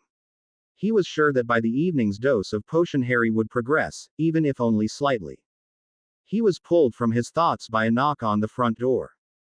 Snape quickly stood, deciding at once that if it was Cornelius or anyone else from the ministry he was not going to allow them to speak to Harry. The boy was dealing with enough right now, he didn't need the added stress. He opened the door and breathed a sigh of relief as he moved out of the way, allowing his guest to enter. You look absolutely exhausted, Albus noted with a small chuckle. I assume it is due to the effects of the Tantibus on Harry. I had expected him to regress to the age of 10 at the youngest, but he appears to be somewhere around 8. A delightful age, Albus smiled widely as Snape raised an eyebrow at the declaration. He has had 3 tantrums so far, Snape informed him. Convincing him to take the potion is a job in itself. Would you care for some tea? Lavender if you have it, Albus replied with a soft smile as he followed Snape into the kitchen. Snape tapped the table, causing a pot of lavender tea, a stack of teacups, and a plate of biscuits to appear. He quickly poured them each a cup of tea as Albus sat down. Tantibus does have a dreadful taste to it. Surely you cannot blame the boy for being hesitant to drink it. I do not blame him for being hesitant, Snape replied as he sat down. The fact remains though that he must take it, and I must be the one to enforce that he does. He paused for a moment as he sipped his tea. Have you spoken with the ministry? Albus nodded. I have the recording of Harry's meeting in my possession. I must confess that I have already listened to it. Snape did not miss the look in the older man's eyes, sadness mixed with anger. Cornelius was unjust. I've arranged for a meeting with several ministry members after the holidays in order to either stop these meetings altogether or demand that they send someone a bit gentler to deal with a child. Snape felt a surge of gratitude at these words. Thank you. I would be immensely grateful if something could be done. Something needs to be done, Albus replied. He waved his hand and a moment later the recording of Harry's meeting with Cornelius was playing loudly. Snape felt his irritation within seconds as he listened to Cornelius go out of his way to mention that the ministry was privy to the paddling that Harry had received. His irritation grew as the man went on to have the gall to speak with the child about his father. His blood began to boil as Lily was brought into the conversation. Once again he was hit with a pang of guilt at punishing Harry for what had happened. He quickly pushed it aside as he forced himself to remember that he had done the right thing regardless of anything else. The recording ended with the slam of a door. He was completely out of line, Albus said in a grave voice. I am confident that when I meet with other members of the ministry they will agree and the situation will be dealt with accordingly. Is it within my parental rights to forbid Cornelius from speaking with him? Snape asked. He could still feel his temper fuming. I believe you have the right to request someone else, but I am not positive, Albus replied before taking a sip of his tea. I will look into it. Thank you, Snape replied softly as Minka suddenly appeared at his feet. Master Snape, she said in a worried voice as she bowed deeply. Is Harry okay? Snape asked in a worried voice. He was already on his feet ready to run outside at a moment's notice. He is not in danger, Minka replied. He is doing tricks on his broom. You asked me to tell you if he did, sir. Tricks? Snape questioned. Yes, sir. Minka nodded. He was standing a moment ago. Collect him and bring him inside at once, Snape instructed as he sat back down. Minka nodded before snapping her fingers and vanishing. The two men sat in silence for several moments as Snape willed his temper to calm down. Had his normal 13-year-old child pulled such a stunt, he likely would have sent him to his room and then followed him up there to paddle his disobedient backside. Adolescent carelessness, Albus said in a kind voice. Quite common. Hardly cause to overreact. Snape opened his mouth to reply, but before he had a chance the back door swung open. It hasn't been 30 minutes, Harry whined as he walked in with his broom in his hand. He spotted his headmaster and instantly blushed at his behavior. Hello, Professor. Harry, Albus smiled widely. I happened to glance out the window and saw you standing on your broom, Snape said in a stern voice. He was quite pleased that despite the way Harry had been acting, the child looked guilty at the accusation. Not only guilty, but nervous, as if he was about to be punished. Given those unfortunate circumstances, I think it would be best if you put your broom away for the day. But, Harry began to protest, but Snape swiftly cut him off. Should you do so without incident, you will be permitted to try and follow the rules and fly again tomorrow, Snape promised.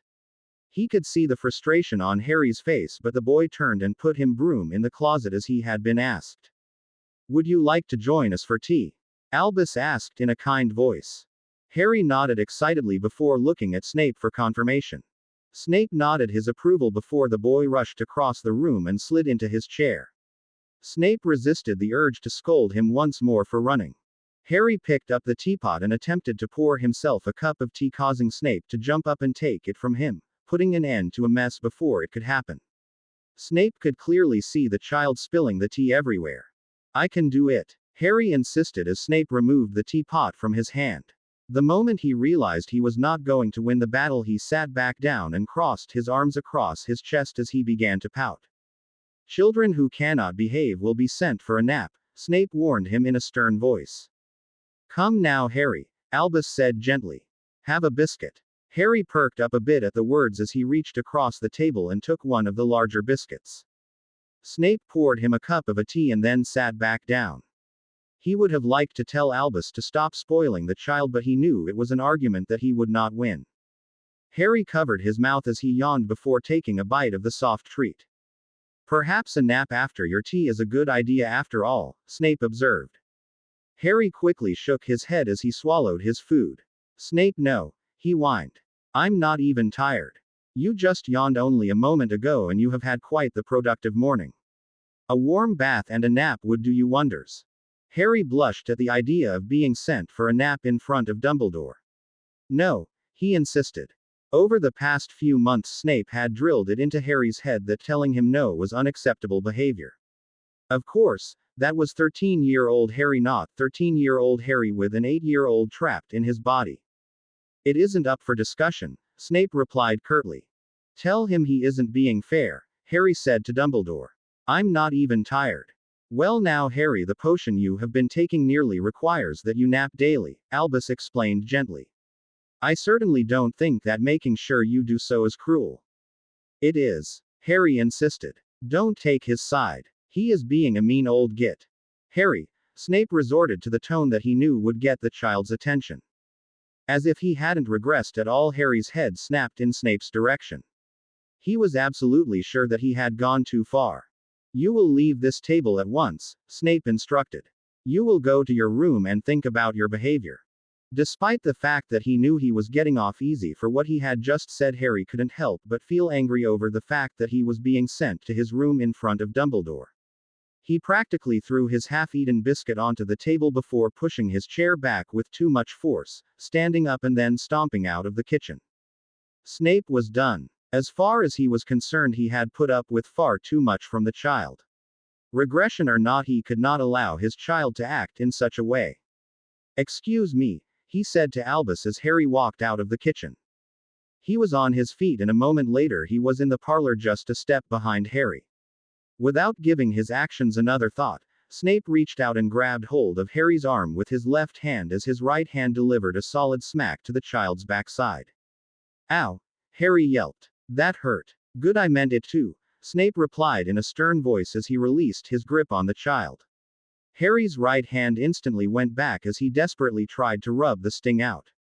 He looked up at Snape, absolutely dreading whatever was to come next. I have had enough of your behavior. You will march yourself up to your room where you will sit and think about what you have done and how you can behave better.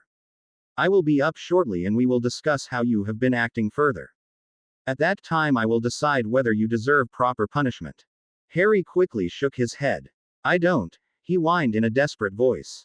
The tears were already clinging to his eyelashes at the idea of being walloped. The single smack he had just received had hurt enough.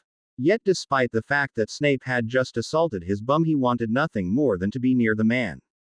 To your room, Snape instructed once more, forcing himself to remain stern. I don't want to go to my room, Harry whined as a single tear rolled down his cheek. And I don't want to be in trouble. I didn't mean it, I'll be good. Standing here and whining does not convince me of that, however obeying what I said and going to your room may do so, Snape replied. He felt dreadful about the idea of Harry sitting in his room worrying over the fate of his backside, but he would not go back on his words. Nothing would be more counterproductive than that. Harry brushed the tear from his face before he opened his mouth to reply, and then thinking better of it, quickly shut it, turned, and rushed up the stairs. Snape turned on his heel and walked back into the kitchen, forcing his feelings of guilt to diminish.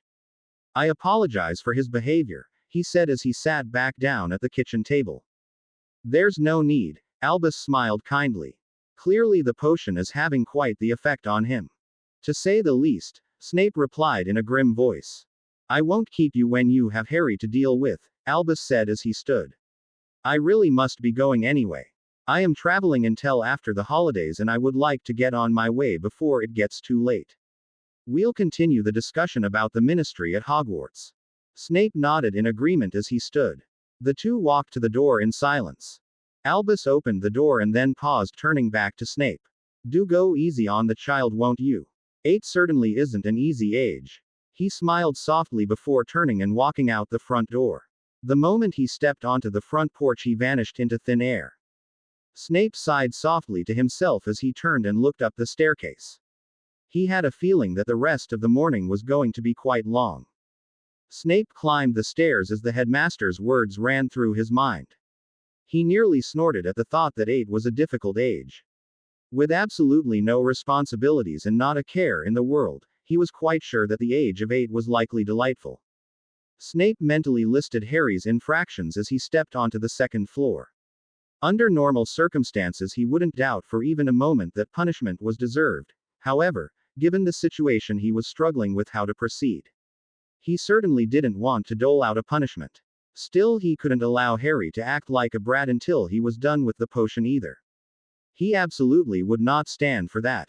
He walked into Harry's room expecting to find the child playing. What he didn't expect was to find Harry sitting on his bed, hugging his pillow to his chest, while he cried. Snape was overcome with concern. He opened his mouth ready to question what had caused the tears, but Harry spoke before he could. You smacked me, Harry said in an accusatory voice as he wiped the tears off of his cheek with the back of his right hand, for no reason. It certainly was not for no reason, Snape replied in a dumbfounded voice. Harry hadn't shed a tear downstairs. Snape honestly hadn't even thought that he had smacked the child that hard. You know better than to behave how you did. Do not for a moment act as if you don't. I just forgot, Harry sniffled loudly as his tears stopped. And now you're going to spank me. Snape raised an eyebrow at the child. In the 5 months that he had been Harry's guardian, he had never once heard the boy utter that word. In fact, he went to great lengths to make sure he avoided it. I don't recall saying that. Yes, Harry replied as he rubbed his left eye with a balled-up fist. You said I need proper punishment. If my memory serves me correctly, I believe what I said is that I would decide if you need proper punishment, Snape said.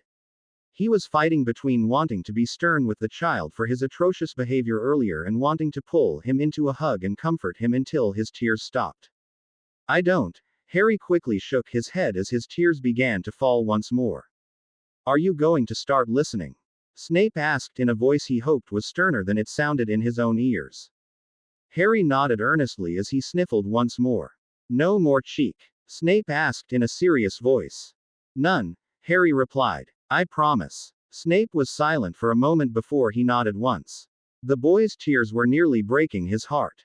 He was sure that he couldn't carry out a punishment when Harry was already so upset.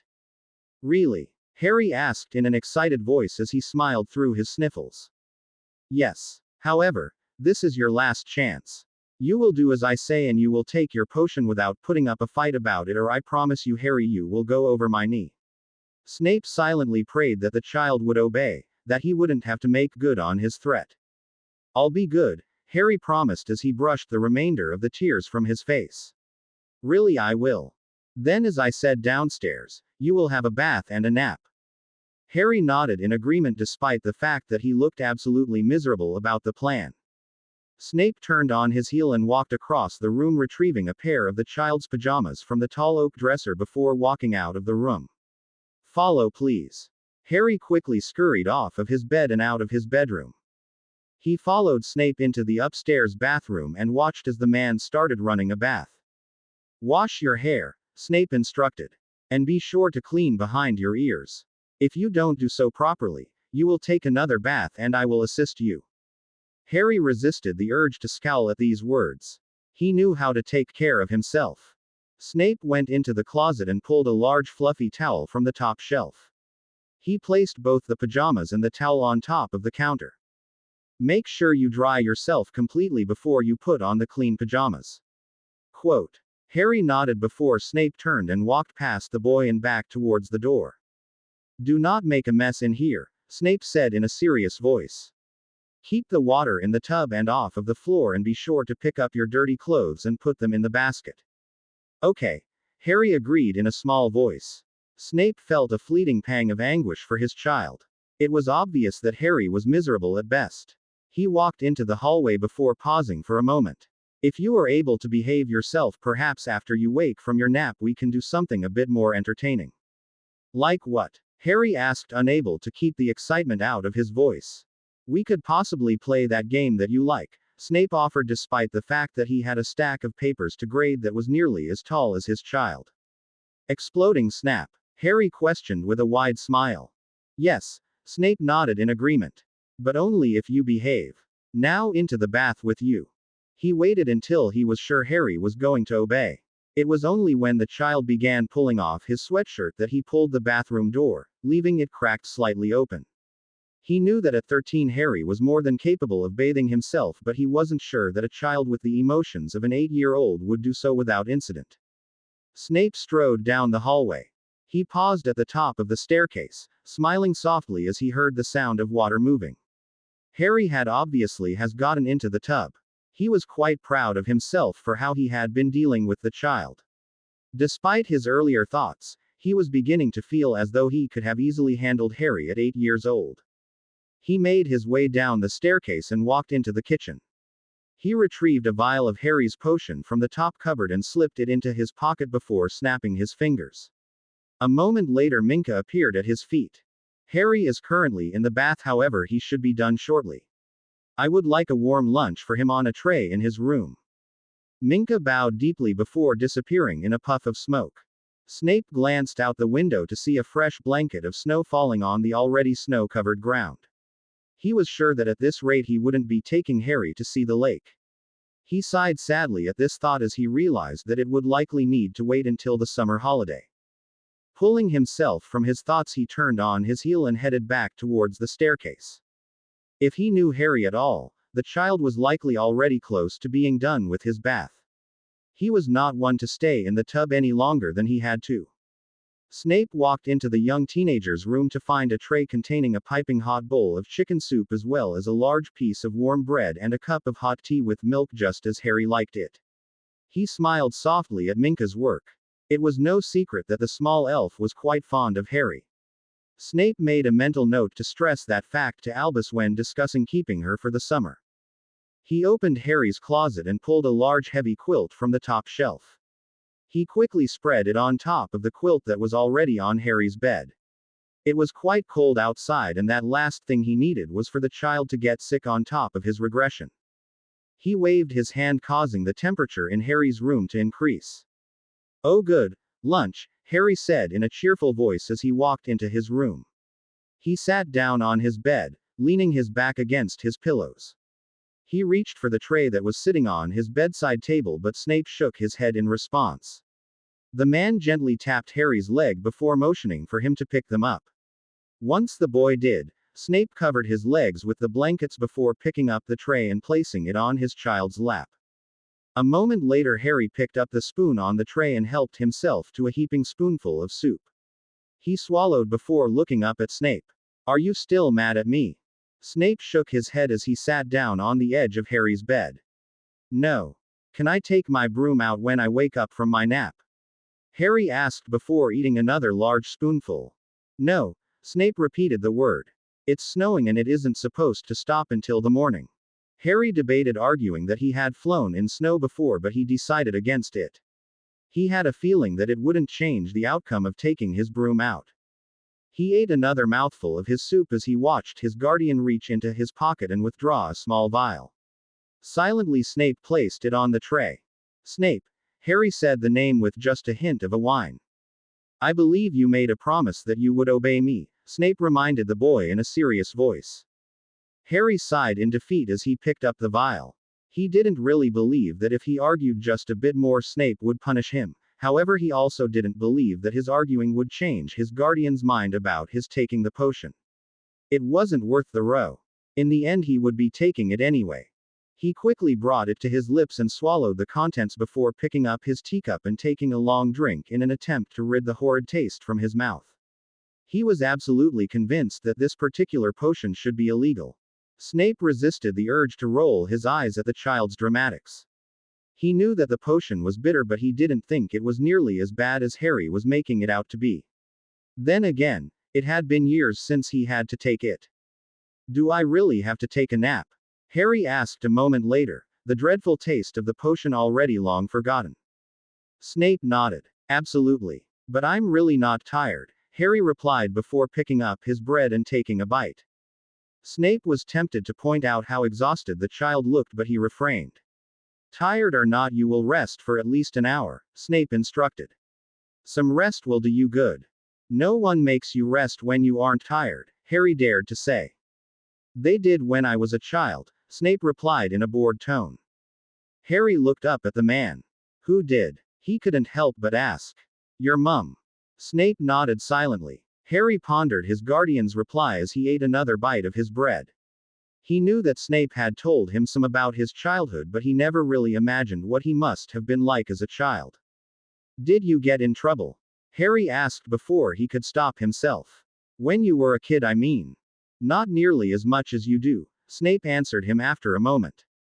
"As I told you before, Harry, my father wasn't the nicest person, so I tended to get in trouble with him quite frequently. In reality, he never actually had a reason to punish me.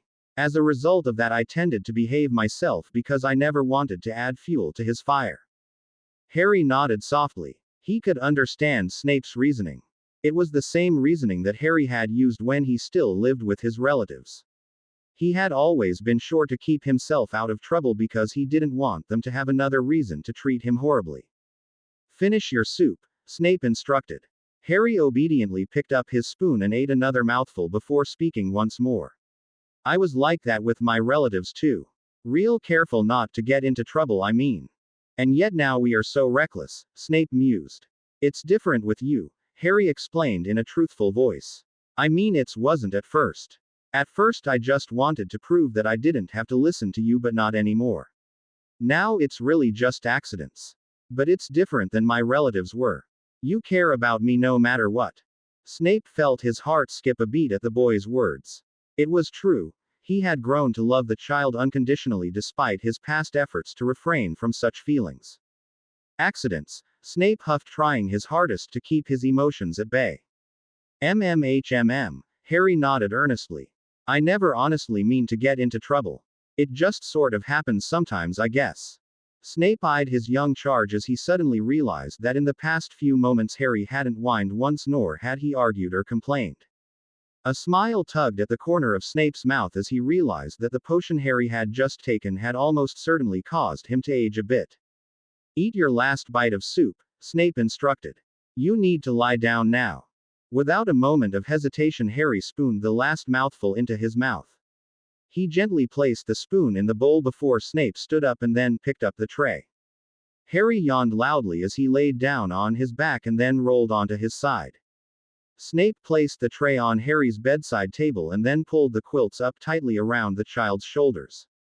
Sleep well, Snape said softly as he gave into a whim and gently ruffled the boy's unruly hair. Wake me for dinner, Harry asked through another yawn.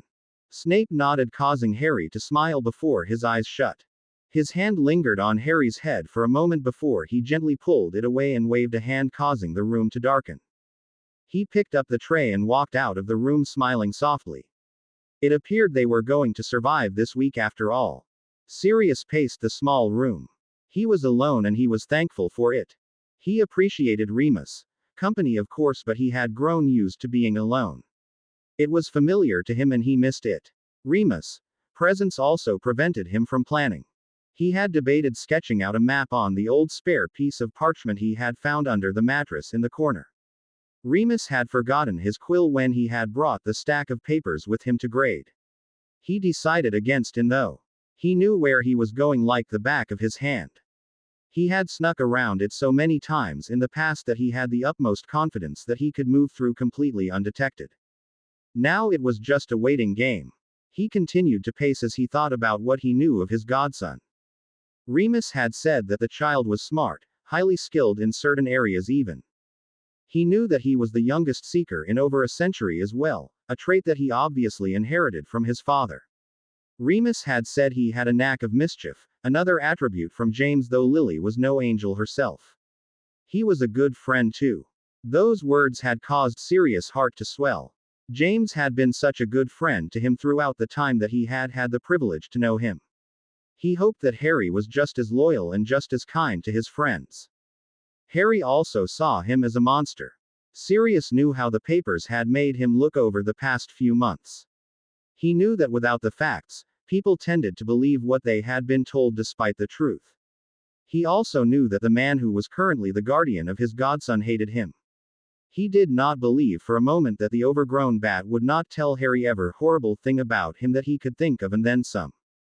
Sirius stopped pacing as he caught a glimpse of himself in the large cracked mirror on the wall. The one thing working in his favor was that Harry was the son of James and Lily. If the boy had any of his parents in him, and it certainly sounded as though he did, he would be open to hearing Sirius' side of things. And once he heard the truth, he would not dismiss it. He would believe it. Sirius was absolutely positive that this was all it would take. Harry would know the truth and then he would surely pick his godfather over anyone else. Sirius felt his heart race at the thought of taking Harry to 12 Grimmauld Place. He could share stories of his parents with him. He could teach him how to sneak in and out of Hogwarts undetected and how to pull off the perfect prank. The two of them could stay up until the wee hours of the morning talking and laughing. As far as Sirius was concerned, it sounded like the perfect life. He was sure that Severus was boring and strict with the boy. He intended to be the exact opposite. He would never make Harry follow another rule again. The thought of having Harry with him calmed him, the anxiety exiting his body at a rapid pace. Slowly he sat down on the large armchair in the corner. Christmas was practically here. Remus had said that Harry would be back before the other students. Sirius was sure it had been an accidental slip of information, but he had taken it without acting as though it mattered to him. He knew that Albus was scheduled to return after the new year. Remus had promised him that he would talk with the headmaster and explain things the moment he was back in the castle. Sirius was certain that he had to get to Harry first though. He had to be certain that the boy heard his story and understood it long before they met in front of anyone else. Do you want to go out and build a snowman tomorrow? Harry asked in a hopeful voice. He was standing in the kitchen, his face nearly plastered on the window watching the snow fall. No, Snape replied. In fact, I can give you a list of mundane tasks that I would rather complete before doing such a thing. Harry playfully rolled his eyes at these words. Well, I am going to, he declared. And it's going to be the best snowman you've ever seen. Delightful, Snape replied in a bored tone. However, if you don't come sit down and eat your dinner, you'll be spending your day inside tomorrow on punishment. Harry made a face at these words before pulling himself away from the window and walking across the room to the table. Tomorrow is Christmas Eve, he pointed out as he slid into his seat. You can't punish me on Christmas Eve. I can if you give me reason to do so, Snape retorted as Harry picked up his fork and ate a bite of his chicken. Take your potion. Harry wrinkled his nose at the small vial next to his plate but made no other remarks and did not attempt to argue before picking it up and ingesting the contents. A repulsed look overtook his face as he placed the now empty vial back on the table and then quickly picked up his glass of pumpkin juice in an attempt to wash the taste out of his mouth. Snape raised an eyebrow at the boy's actions. He was now completely convinced that Harry had aged, likely at least 2 years, with his afternoon dose. He only hoped that this evening's doses as well as the morning dose would hurry the process along. How many days do I have left of that? Harry asked as he placed his now nearly empty glass back on the table. Snape tapped the table with his index finger, causing Harry's glass to quickly fill back up. I can't be certain. Can you guess? Harry questioned. Snape nearly told the boy that he didn't want to try and make a presumption about something so uncertain. Harry's expression was so distressing though that he couldn't bring himself to do so. An educated guess, he replied. A day? Maybe 2. I don't suspect that it will be needed after that. Harry grinned at these words. As I said, Harry, that is only an educated guess, it is not a definite timeline. I know, Harry replied as he picked up his fork once more. But you're hardly ever wrong. And even if you are, it probably won't be by a lot of time, not weeks or anything like that. Snape smirked at these words. I'll remind you the next time you are arguing with me that you think I am hardly ever wrong. Harry made a face at these words as he ate a forkful of his green beans. He swallowed before changing the subject completely. Can I ask you something? I believe you just did, Snape replied in a dry voice. Snape. Harry nearly whined the name in an exasperated tone. Snape sighed softly. If you must. Promise that you won't go mental. Harry asked before eating another bite of his chicken.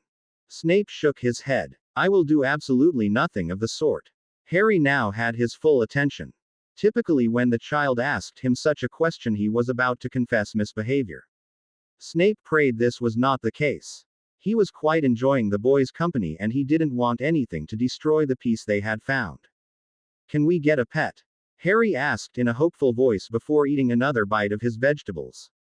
The thought had really only occurred to him about an hour prior. He quite liked being at Snape's house with him, but he had to admit that at times it could be a bit boring. He couldn't really imagine Snape ever going for a fly with him or exploring the yard with him, nor could he really even imagine Ron, Hermione or one of his other friends ever visiting him here. A pet would be nice company and Harry was sure that they would cure all of his boredom. A pet? Snape questioned. Harry nodded as he swallowed his mouthful of food. Like maybe a dog. Snape shook his head forcefully. Absolutely not. But why? Harry couldn't help but ask. I'll take care of it.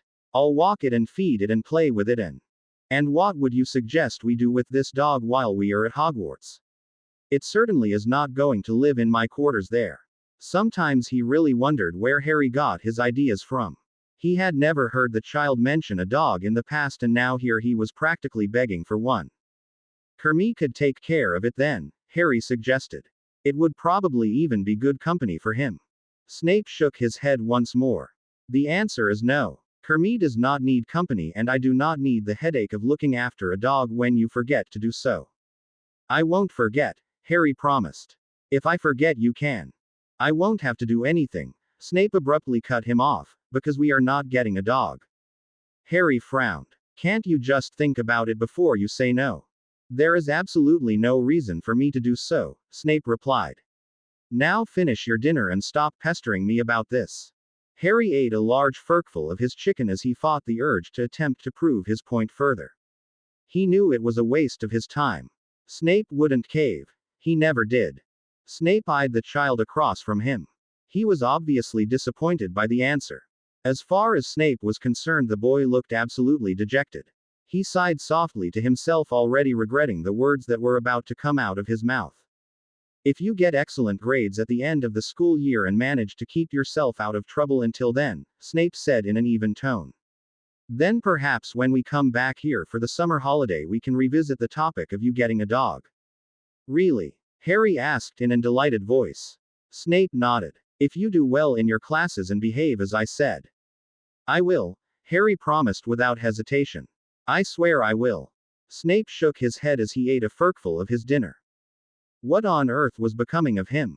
He was supposed to be the feared potions master, and yet here he was giving in to a whim and practically promising the child a dog simply because he seemed sad. He quickly tried to rationalize with himself that Harry never asked for anything. He also promised himself that the moment his young charge became lazy with caring for the animal he would give the dog to Hagrid regardless of whether Harry cried a river over it. Good. Now eat, Snape instructed sternly. Before I change my mind and you wind up with no pet at all. Harry quickly ate another forkful of chicken followed by one of vegetables. Snape nearly rolled his eyes in response. It was nice to know that despite his annoying habit of giving in to his child, he could still produce results with a stern voice when needed. He ate a bite of his own supper as he thought about the possibility of having a dog in the house. He had to admit, it wasn't the worst idea. Sirius sat in the old armchair staring out the dirty window. There was a light snow falling on the already snow-covered ground. He longed to venture outside. He had spent the last few weeks confined to the shack and it was beginning to drive him insane. He knew that it was too risky to leave the old dingy house. Unlike in the fall when he could easily transform to travel, he was beginning to become too paranoid. He knew that very few people knew of his ability, however, he also knew that Harry's guardian was one of those few. He wouldn't put it past Severus to make the ministry aware. He wouldn't take that risk. He wouldn't do that to his godson. He knew that in order to see the boy he had to stay put. He ran a hand down his face as he stood up, abandoning the armchair. He began pacing the small room. It was Christmas Eve. Every year that he had spent the holiday in Azkaban he had promised himself that as soon as he was released he would spend the day with Harry. He would shower the child with presents. They would visit James and Lily. He didn't know if Harry had ever been to the graveyard to see his parents, but if he hadn't, Sirius wanted to be the one to take him. It was important to him for reasons that he couldn't even comprehend, let alone express. The thought of James was nearly too much for Sirius to bear. He knew that his friend knew the truth. He knew that he hadn't died thinking that Sirius had betrayed him. Still, Sirius knew it was his fault. He had made the horrible decision. He should have somehow known better. The guilt was nearly enough to kill him. Harry would be his savior. He would make good through Harry. He would raise his godson the way James and Lily intended for him to do. He would save the boy from the overgrown bat. He stopped pacing as he glared at the door that led to the secret passage. Just a few more days. He could make it. He had to. What do you think of Charlie? Harry asked as he sat down at the table. Snape raised an eyebrow in confusion at his young charge. The child had been outside all morning playing in the snow. His cheeks were bright red and his hair was a mess. Snape was absolutely sure that the boy was both cold and tired. For my dog, Harry explained. I don't recall ever agreeing to allow you to have a dog, Snape replied as he pointed a finger at the small vial next to Harry's plate. You said if I get good grades, Harry reminded him, ignoring the vial completely. As well as keep yourself out of trouble, Snape responded, giving Harry a pointed look. A task that you constantly prove to have difficulty with. Not constantly, Harry argued with a frown. Stop delaying the inevitable and take your potion, Snape instructed. Couldn't I skip it just this once? Harry asked in a small voice. It's Christmas. Christmas Eve, Snape corrected him. And no, you may not. I am hopeful that tomorrow may be the last day you have to take it. Missing a dose could distort that completely. Same difference, Harry muttered under his breath, still making no attempt to pick up the vial. Harry, Snape said sternly. Now please. Harry picked up the vial and slowly twisted off the cap. He knew that arguing with Snape was pointless.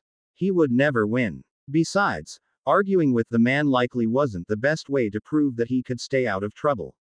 He brought the vial to his lips and quickly tipped it back, swallowing the liquid as quickly as he could.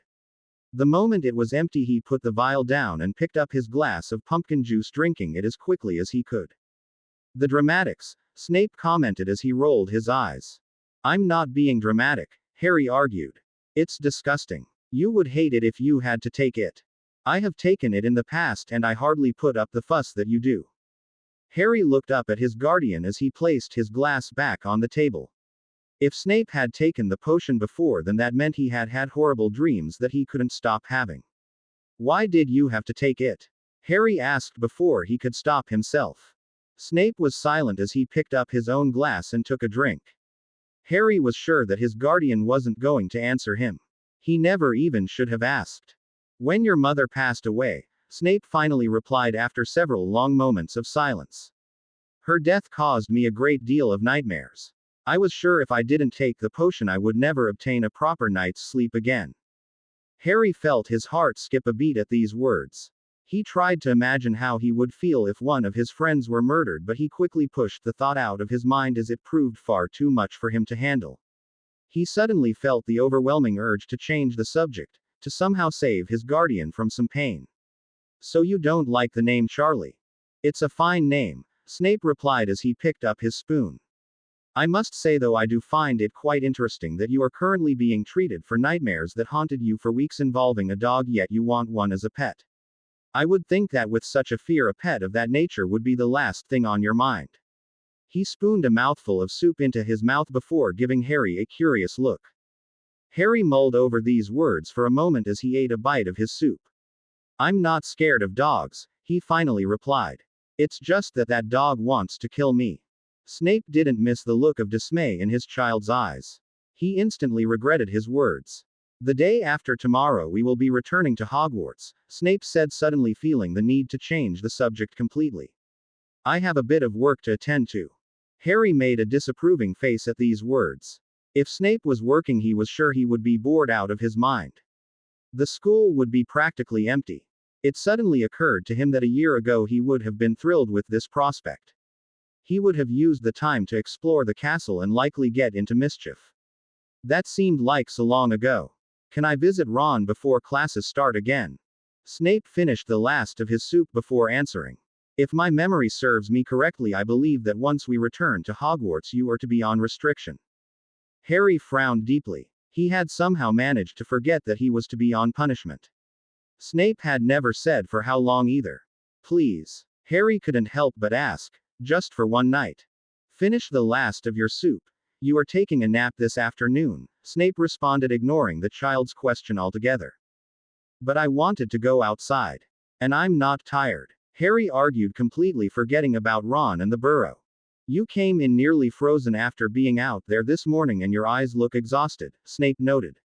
Now eat the last bite of your soup and I will walk you to your room and tuck you in. It's Christmas, Harry said in a pitiful voice. Eve, Snape corrected him once more. I am very aware of the day, however that does not change the fact that you are taking a nap.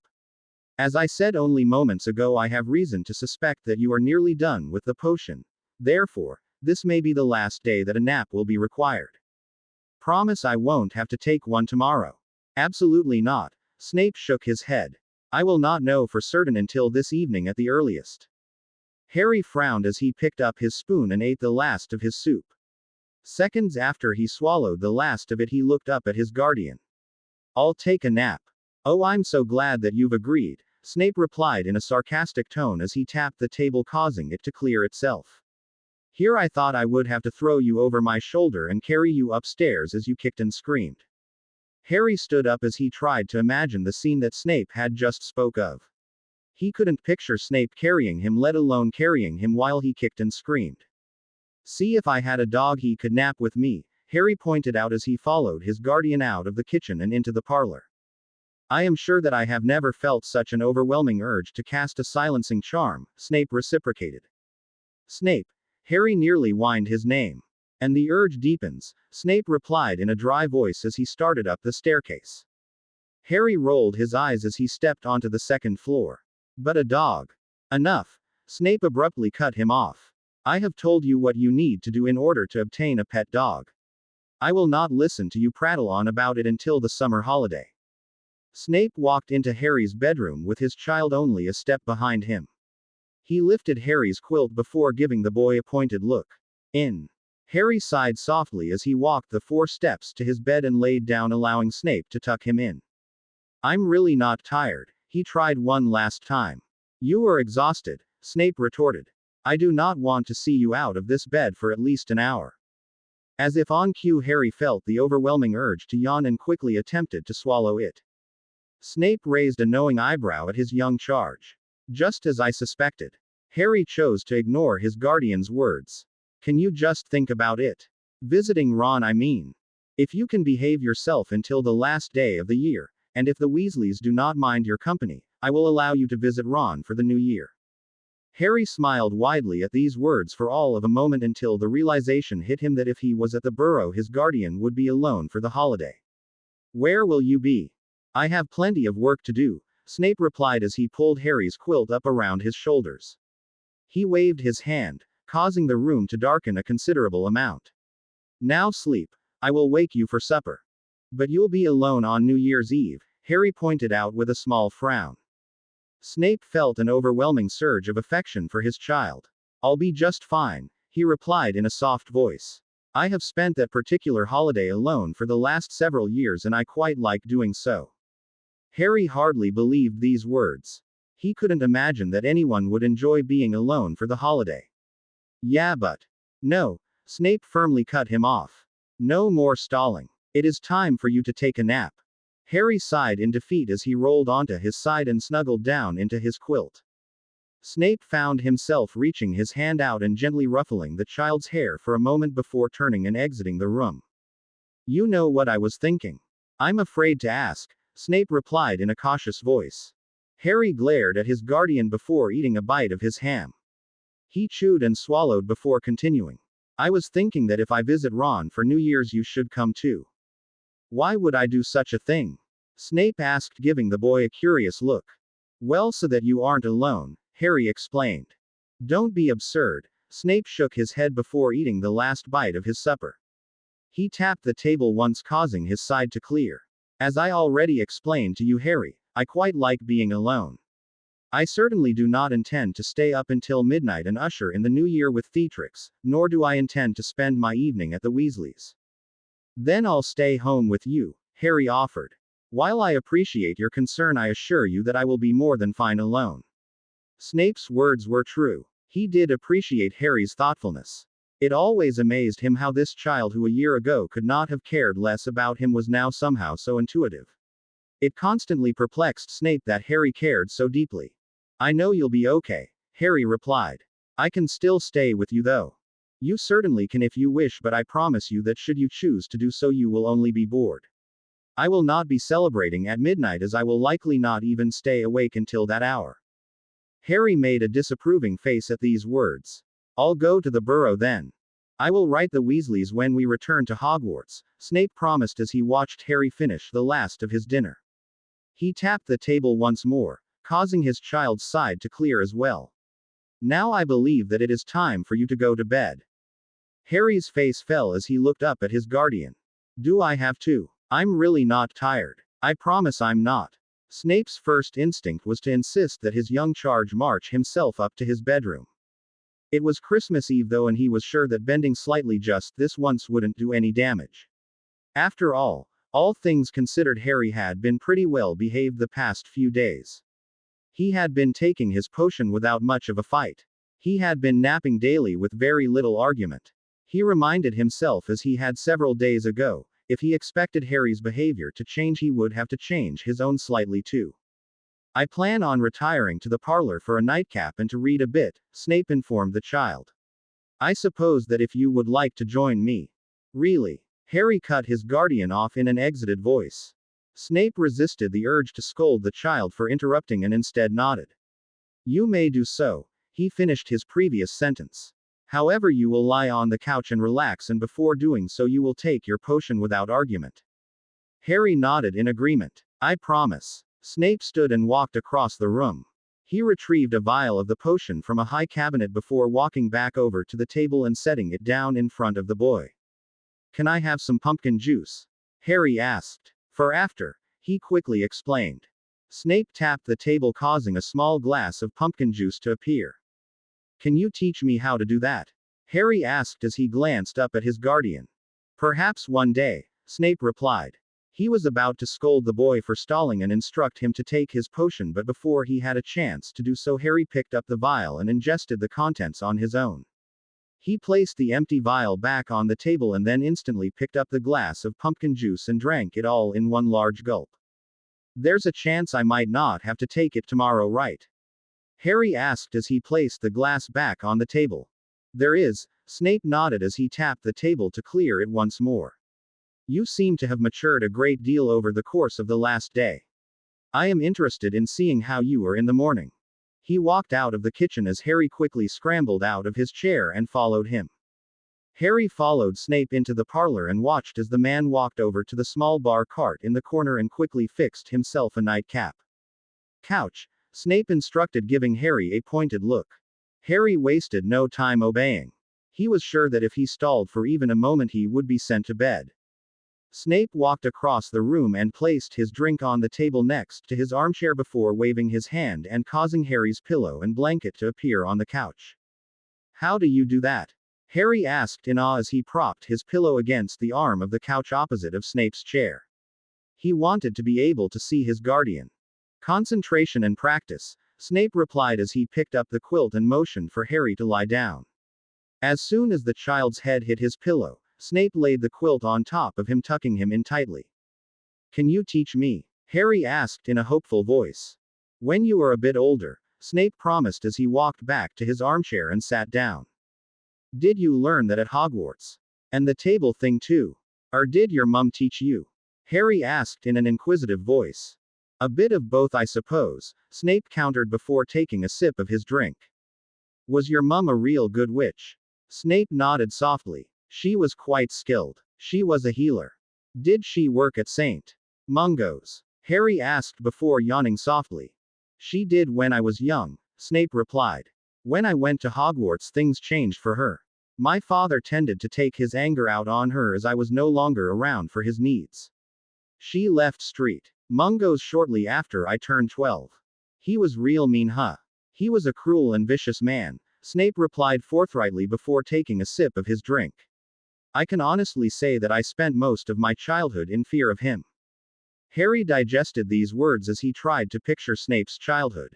The Dursleys had always treated him horribly, but they had never physically abused him, and Harry was thankful for it. He couldn't imagine living with someone that he was scared of.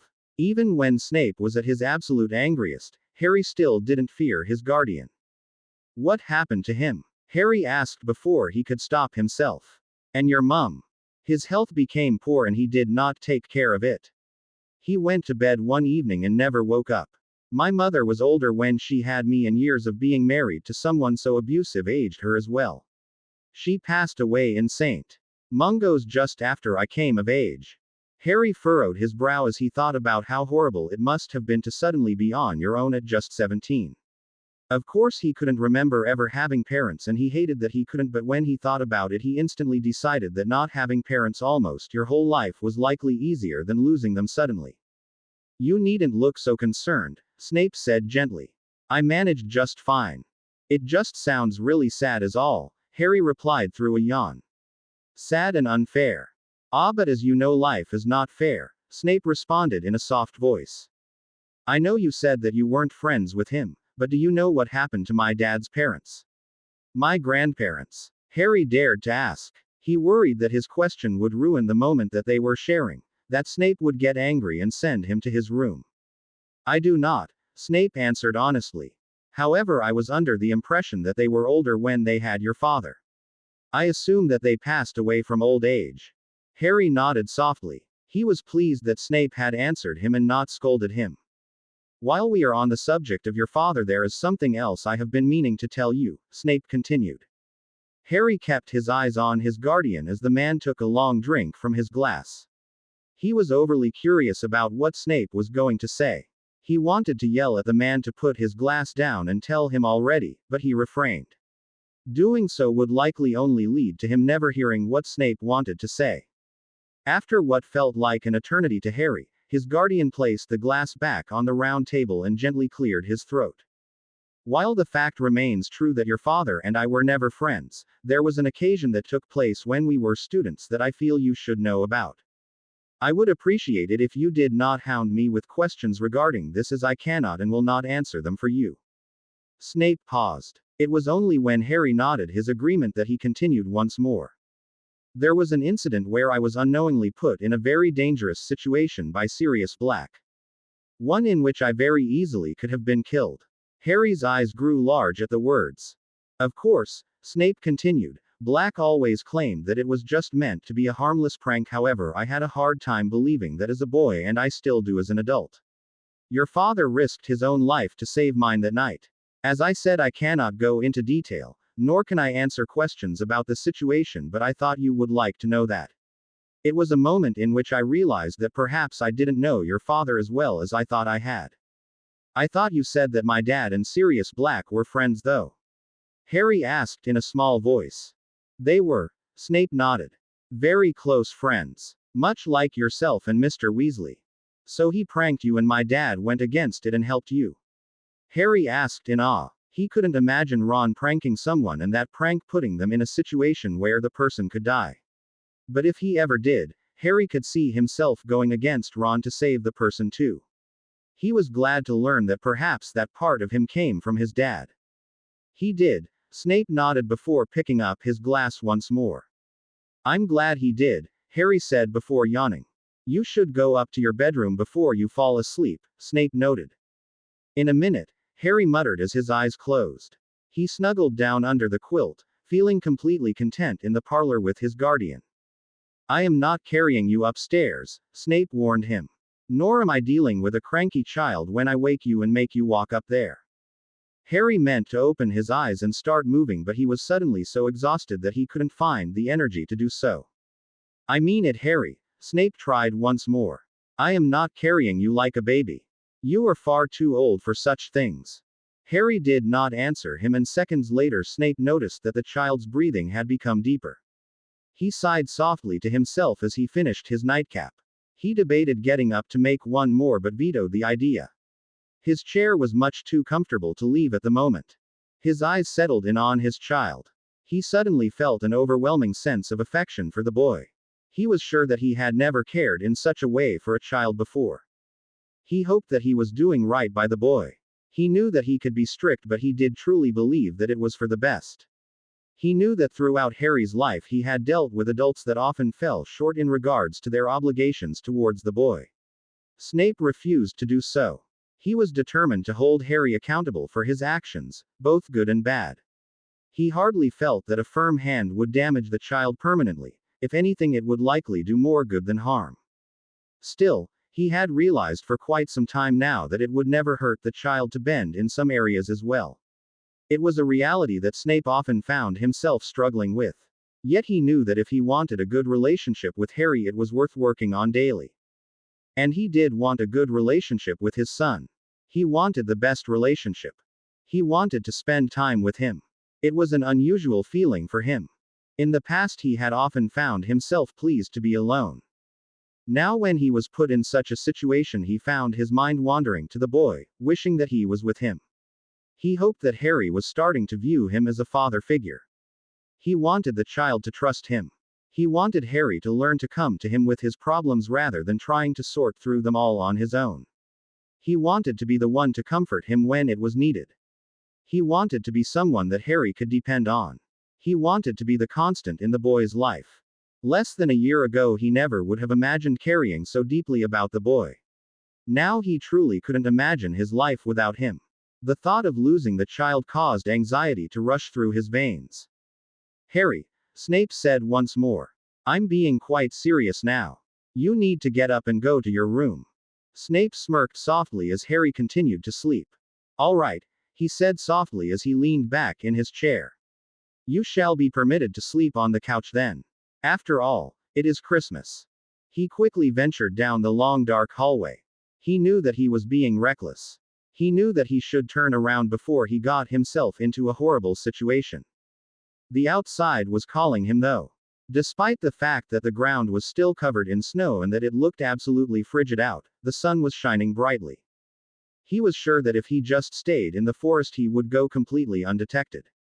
He paused for a moment at the end of the passage. He said the incantation causing the tree to freeze for a moment before quickly transforming and leaping out of the small hole.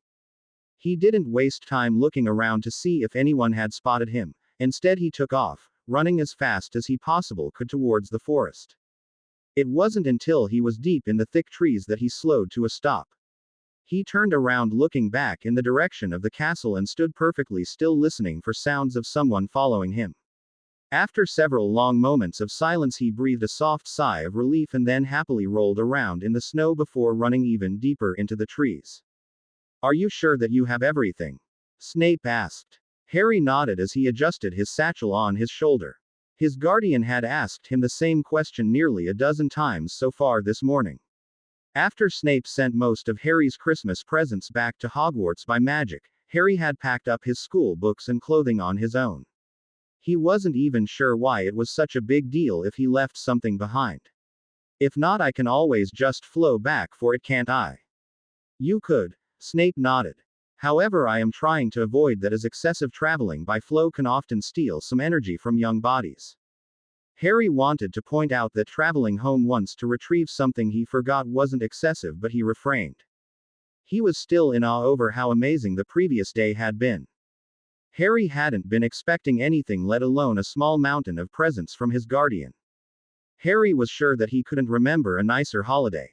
Though perhaps the best part was that not only did he receive a handmade sweater from Mrs. Weasley, but Snape received one as well with a giant S knitted onto the front of it. Harry had hardly been able to keep a straight face when his guardian opened it and then had spent a good portion of his day attempting to get Snape to wear it and failing miserably.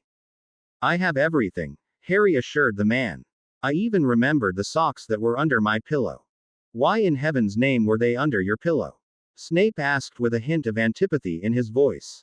"I can't sleep with socks on," Harry replied as if his words explained everything perfectly. "That does not illustrate how they ended up under your pillow," Snape responded as he picked up a handful of flow powder from the glass bowl on the mantel. "Well, if I put them there, then I know where they are in the morning," Harry justified his actions with a sheepish grin. "Of all the ridiculous," Snape muttered softly as he waved a hand ushering Harry into the fireplace. "Come on then. I would like to be back before lunch." Harry stepped into the fireplace, resisting the urge to point out that they had only just eaten breakfast and lunch was still hours away. Snape stepped into the fireplace next to his young charge before dropping the flow powder at their feet and loudly stating their destination. "Go and unpack your things," Snape instructed as he and Harry stepped into their small parlor at Hogwarts. "In my dormitory?" Harry asked. He hoped his voice sounded as nonchalant as he wanted it to. He also hoped that somehow Snape had forgotten about his punishment. "Restriction." Snape spoke the single word. "I've been good," Harry pointed out as he leaned against the side of the fireplace. He was inches from the door leading to the castle. He hoped his guardian would agree and allow him to return to the Gryffindor Tower, though he had to admit that as far as punishments went, having to stay with Snape wasn't all that bad. "For all of a week," Snape responded as he walked across the room. He leaned over his desk as he shuffled through a tall stack of papers. A moment later he glanced back up at Harry, who hadn't moved an inch from his spot. He couldn't help but feel slightly sympathetic for the child. After all, he had endured days of a dreadful potion and he looked absolutely remorseful. "You will unpack in your room down here," Snape instructed, refusing to give in to his emotions, "as you will be staying down here for quite some time." Harry's shoulders slumped a considerable amount, but he didn't argue. Instead, he pulled himself from his position of leaning against the brick structure and began walking in the direction of his bedroom.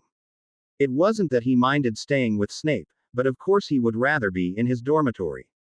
He hadn't expected his guardian to reconsider, but he figured it was worth trying for. That being said, Snape continued as his attention went back to the stack of papers. "When you are done unpacking, I may permit you to venture out of these quarters if you have a reasonable destination in mind." "Really?" Harry asked in an excited voice as he stopped dead in his tracks. Can I go visit Hagrid?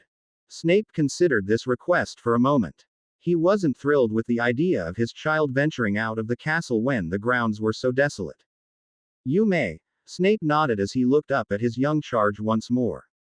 However, you will have Hagrid walk you back to the castle when your visit is complete. I will walk you to his hut. For the second time in minutes Harry's shoulders slumped. I'm not a baby, he said softly. I can walk by myself, you know. Not alone. Snape shook his head firmly. Not while the school and the grounds are as empty as they are, and certainly not while Sirius Black is still at large. Harry felt the tips of his ears burn at the thought of asking Hagrid to walk him back to the castle. I'm sorry, but the answer is no, Snape repeated despite the fact that Harry hadn't argued. Hagrid will understand, and if you are unable to ask him to accompany you back to the castle, then you may find something to do that doesn't involve going outside. What about Seamus? Harry asked as his friend suddenly popped into his head. Mr. Finnegan? Snape questioned with a raised eyebrow. If he wants to go with me, can we go without someone walking us? Harry asked in a hopeful voice. And without Hagrid walking us back? Silence reigned for several long moments as Snape considered the request. Finally he nodded in agreement. If Mr. Finnegan would like to accompany you, then yes, the two of you may walk there and back together. Thanks. Harry smiled brightly. Go unpack your things first, Snape replied. And be sure to take your heavier coat. It's quite brisk outside. Harry smiled softly as he once more started in the direction of his room. One of his favorite things about Snape was how the man showed his affection in hundreds of ways that weren't overdone, such as instructing him to take a heavier coat. Snape was always saying things like that, making sure he got enough sleep or insisting that he eat fruit or vegetables. Harry was sure that to his friends who had had parents their whole lives these reminders were annoying, but to Harry they were brilliant. Harry pushed open his bedroom door. The presents that he had received for Christmas were on his bed, taking up nearly the entire thing. A cheeky grin swept over his face as he spotted the large package of chocolate frogs. He had been surprised when he had opened them yesterday morning. His guardian was always so insistent that he didn't need sugary sweets that he would have never guessed that the man would have bought them for him. He was even more shocked to find that they were on his bed and not tucked away in the kitchen where Snape could control how often they were eaten. Harry removed his satchel from his shoulder, placing it on his bed before he quickly picked up the chocolates and, walking across the room, shoved them in the top drawer of his desk. He wasn't sure if their ending up with his other presents was accidental, but he wasn't going to give Snape the chance to see them and realize if it was. He walked back to his bed and picked up the stack of Quidditch books that Snape had given him and placed them on his desk as well. The silver lining of his restriction was that he would have the opportunity to read them at night before he went to bed. In his dormitory he was always much too consumed with his friends for such things. He quickly retrieved the miniature play Quidditch pitch that Snape had given him and placed it on top of his wardrobe. He had tried several times to imagine Snape shopping for Christmas gifts for him, and every time he had fallen short. He was nearly certain that his guardian had to have sent someone else to shop for him, though Harry wasn't sure who. In record time he managed to unpack all of his new belongings along with his school books and his clothing. He quickly plucked his heavier coat from the hook behind his door and ventured back towards the parlor. That was quite quick, Snape mused without looking up from his work. You're sure you unpacked everything? Yes, Harry replied as he glanced at a small plate of custard tarts that were sitting on the table. If I go check, it will be orderly as well as clean? Snape asked as he now looked up from the papers stacked in front of him. Harry nodded in reply. Snape glared at him for a moment before his face softened. Take a tart and go. Harry grinned widely as he quickly grabbed a tart from the plate before the man could change his mind. He headed towards the door as he took a large bite. You have 2 hours, Snape instructed before Harry reached the door. Do not be late. I won't, Harry promised after swallowing his food. He didn't look back at his guardian, but he could almost feel Snape's eyes boring into the back of his head. Snape debated adding some sort of threat to his words but quickly thought better of it. He was sure that at this point Harry was aware of what he expected, and so he did not feel as though a threat was necessary. He waited until the door closed behind the child before turning his attention back to his work. Despite the fact that it had been only days since Harry had been in trouble for wandering the halls in the middle of the night and stealing, Snape felt as though something had shifted. Somehow he felt as though the discussion that he and his young charge had had after his punishment had changed the seriousness of the matter. Snape noted that it would do him well to remember that swift discipline wasn't always the best route. Sometimes he would need to speak with Harry and get to the root of the problem as well. Snape made a mental note to perhaps try to do so before warming the child's backside. He couldn't put his finger on why, but he sensed that the days of Harry blatantly ignoring the rules and putting his life in danger had come to an end, and he couldn't have been happier about it. He glanced up at the sun, perceiving by the position of it that it was now mid-morning. He wasn't sure if Remus was planning on visiting him for lunch, but he was sure that if he did and did not find him in the shack, his old mate would not be pleased. Quickly Sirius darted through the forest, ignoring the instinct to stop and smell a dozen tree branches along the way. He was ready to race across the grounds and back through the concealed hole at the trunk of the tree when he suddenly skidded to a stop. His heart began beating wildly. He would have recognized him anywhere. He looked so much like his father that had Sirius not known better, he would have sworn that it was James himself walking across the snow-covered grounds. He didn't know who the boy was beside him, but Sirius was sure that it wasn't the Weasley boy that Remus had told him his godson was friendly with. He had known both Molly and Arthur years ago, and he was sure that any child of theirs would have ginger-colored hair, not the sandy color this child was sporting. Sirius found himself taking several steps back and attempting to conceal himself behind a large tree as the boys walked closer to the forest. He was hit with an overwhelming urge to race towards his godson. He fought the temptation with everything he had in him. Despite the fact that he wanted nothing more than to talk to the boy, he knew he couldn't approach him while he was with a friend. His heart hammered on faster, if possible, as he heard Harry laugh loudly in response to something the other child had said. He had waited so long to hear that laughter that it nearly felt like a dream to him. He watched silently as the two boys approached the small hut at the edge of the forest. It warmed Sirius' heart to realize where his godson was venturing to. He and James had always been quite fond of Hagrid, and Sirius was pleased to see that it appeared his godson was too. Moments later the two boys disappeared inside the small hut. Sirius knew that this was his chance to get back to the shack, but he couldn't bring himself to move. Eventually his godson would head back to the castle, and he wanted to see him when he did, even if it was only from a distance. Snape looked through the large pile of books in his desk twice before accepting the reality that the book he needed was not there. He stood up, his back cracking quietly as he did. He knew that he could wave his hand and summon the book without ever having to leave his parlor, but he also knew that a quick walk would do him good. He had been hunched over concentrating intently on his work for over an hour now, and it was beginning to make him a bit cantankerous. He glanced up at the clock on the mantel, noting that Harry had 20 minutes before he was to return. Deeming this plenty of time to make it to his classroom and back, Snape walked out of his quarters and down the long hallway leading to the staircase. He walked up the stairs and then headed down another long hall. He was nearly to his classroom when his colleague spotted him, waved, and then walked towards him.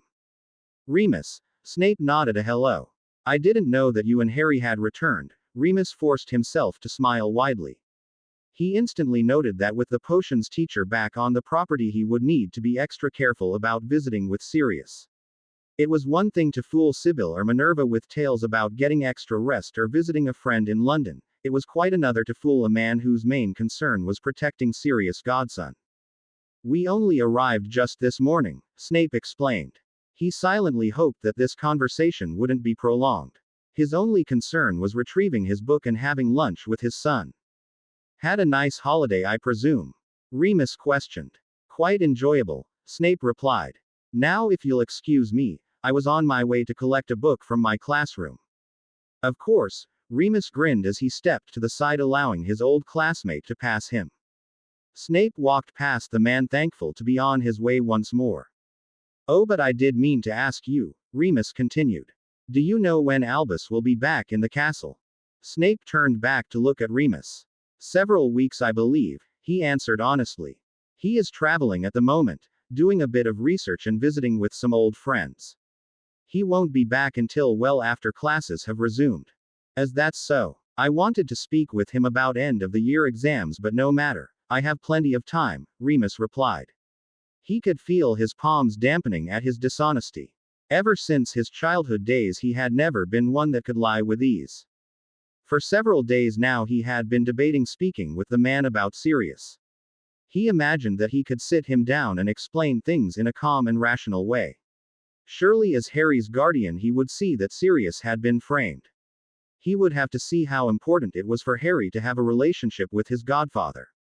Remus also thought that by talking to him he could warn the man that Sirius wanted custody of Harry and that he would likely eventually try and fight him for it.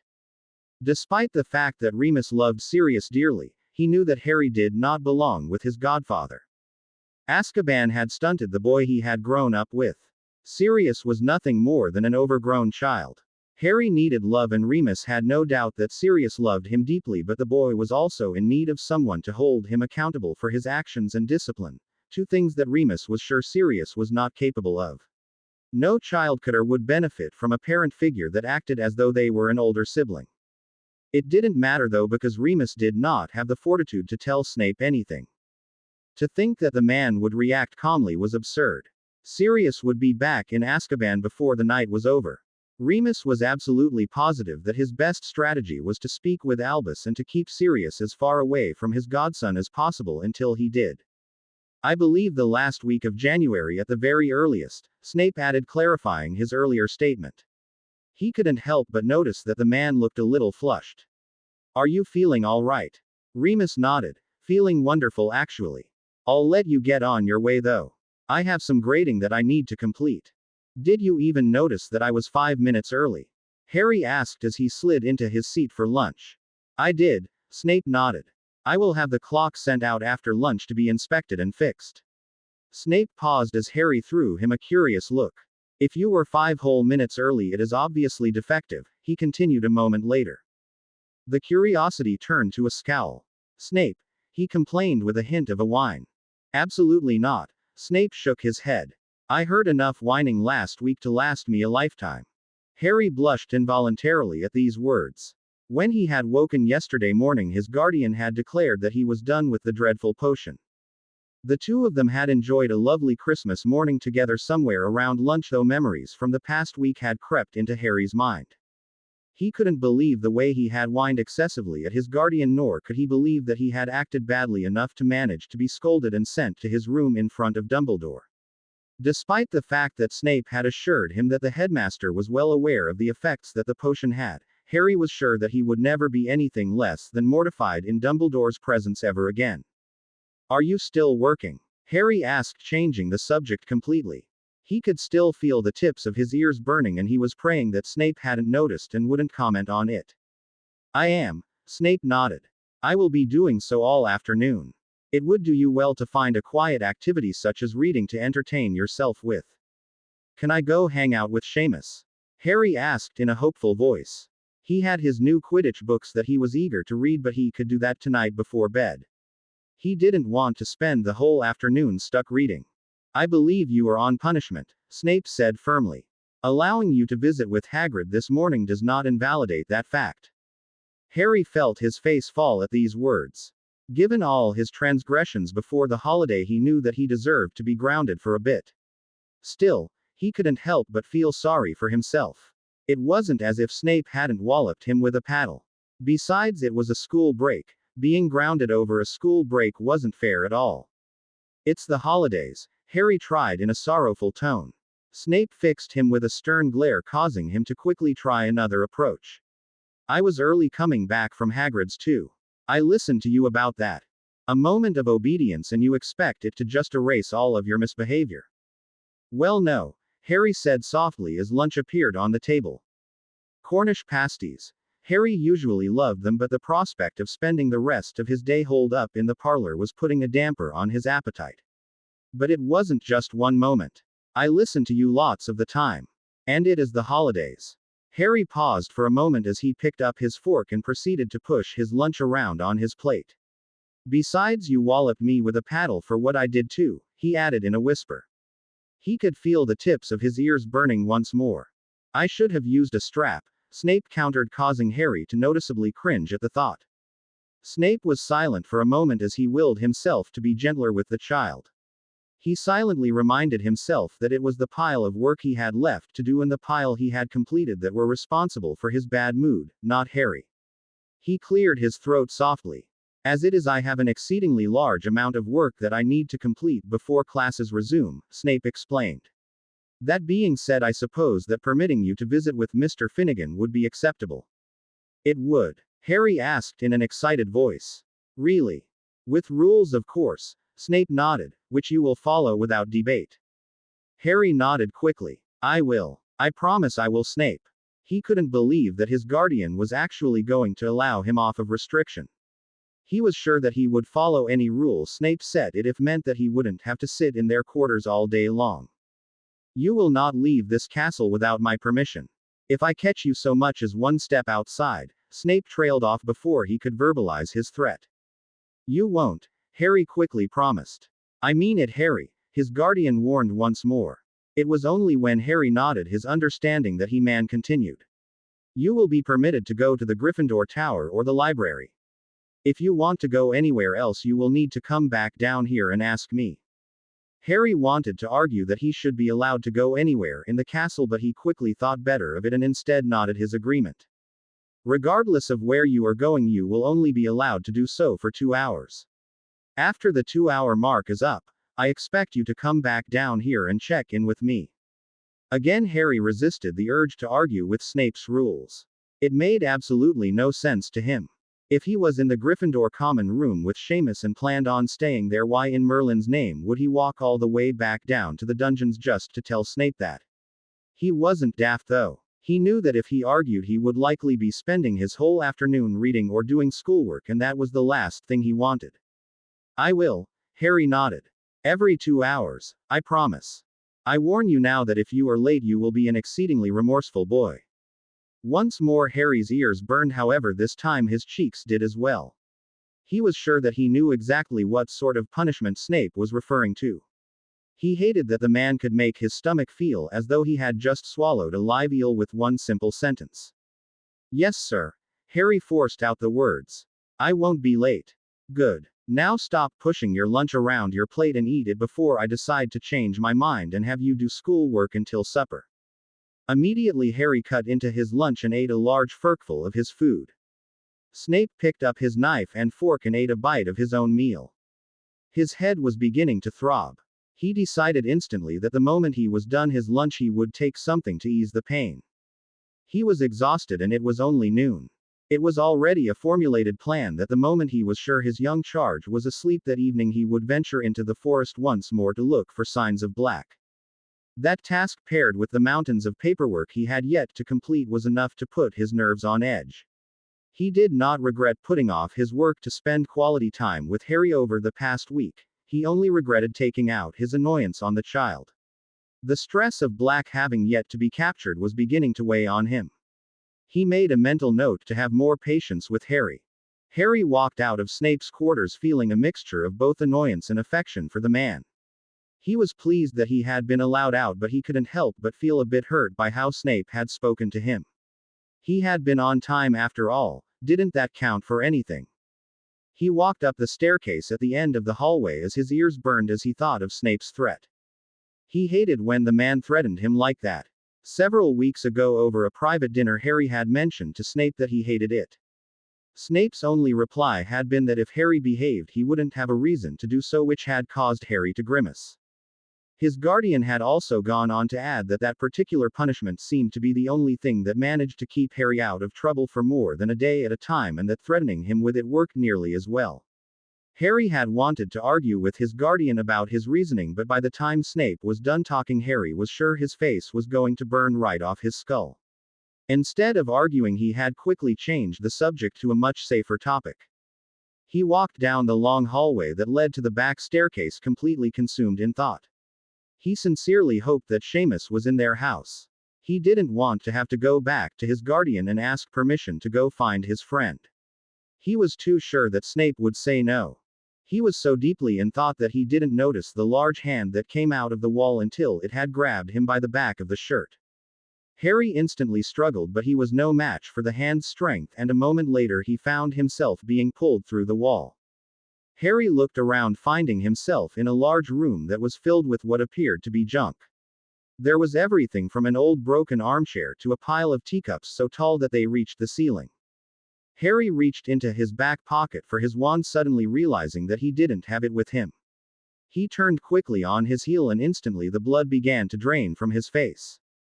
He felt his ability to breathe disappear as he looked up at the man. No, he quickly shook his head as he took a step backwards. He glanced over his shoulder at the wall he had just come through, hoping to see a door that he had somehow missed seconds ago before he turned his attention back to the man. No, he repeated the word once more. Harry. The man breathed his name. Harry took another step backwards, nearly tripping over a Muggle tricycle as he did. Leave me alone, he managed to say.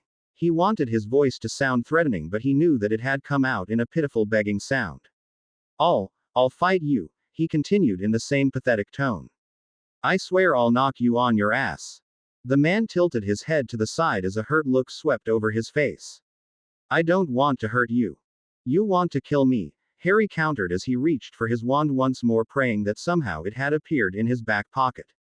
When he realized it wasn't there, he put his hands up in front of his face, balled up into tight fists. He was sure that Snape was going to bloody murder him for getting into such a predicament without his wand. Sirius shook his head. I don't, he said softly. Help! Harry screamed loudly, praying that someone was walking down the hallway on the other side of the wall.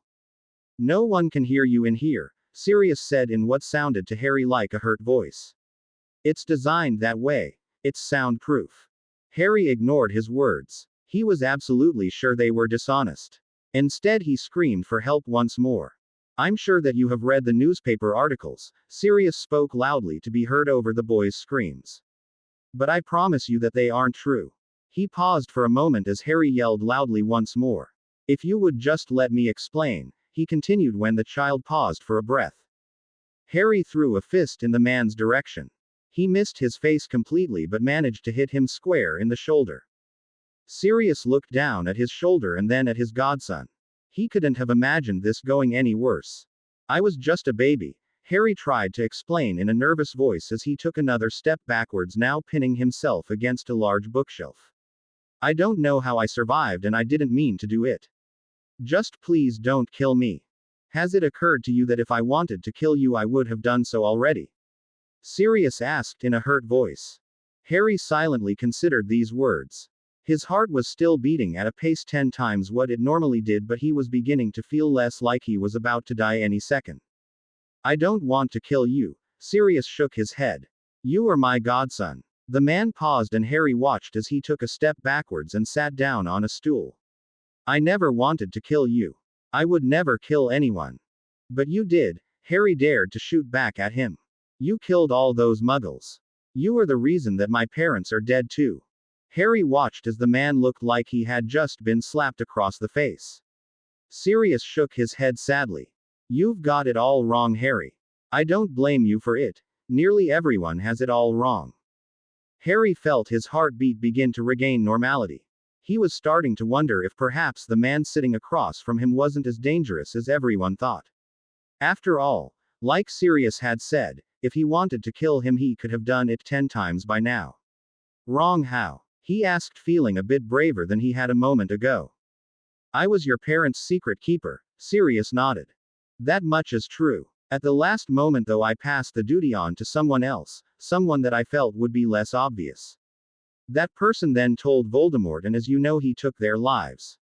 He paused for a moment and Harry was sure that he saw tears clinging to the man's eyelashes. I was framed, Harry. Your father was like my brother. I loved your parents dearly. I would never have given them up. I would have been tortured and killed before doing so. Who was it? Harry asked in a curious voice.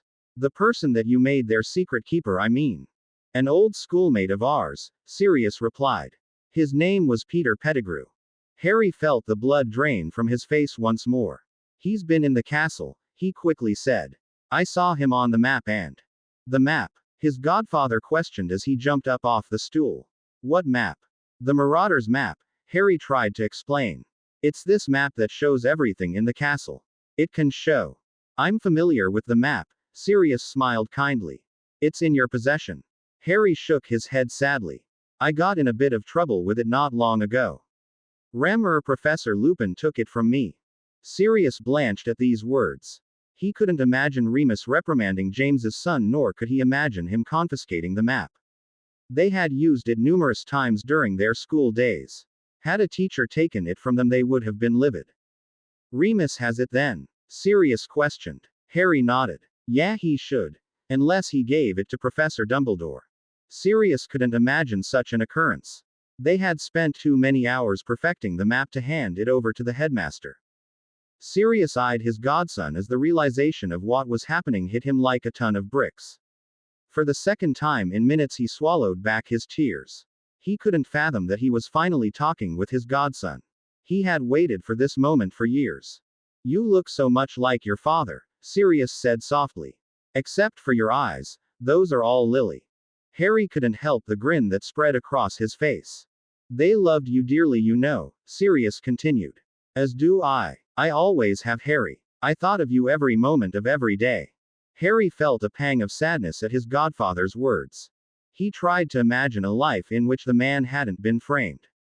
He tried to imagine what it would have been like had Sirius raised him. Would he make sure he ate his vegetables and did his homework? Would he tuck him in at night, running a hand through his hair before dimming the lights? Would he teach him defensive spells?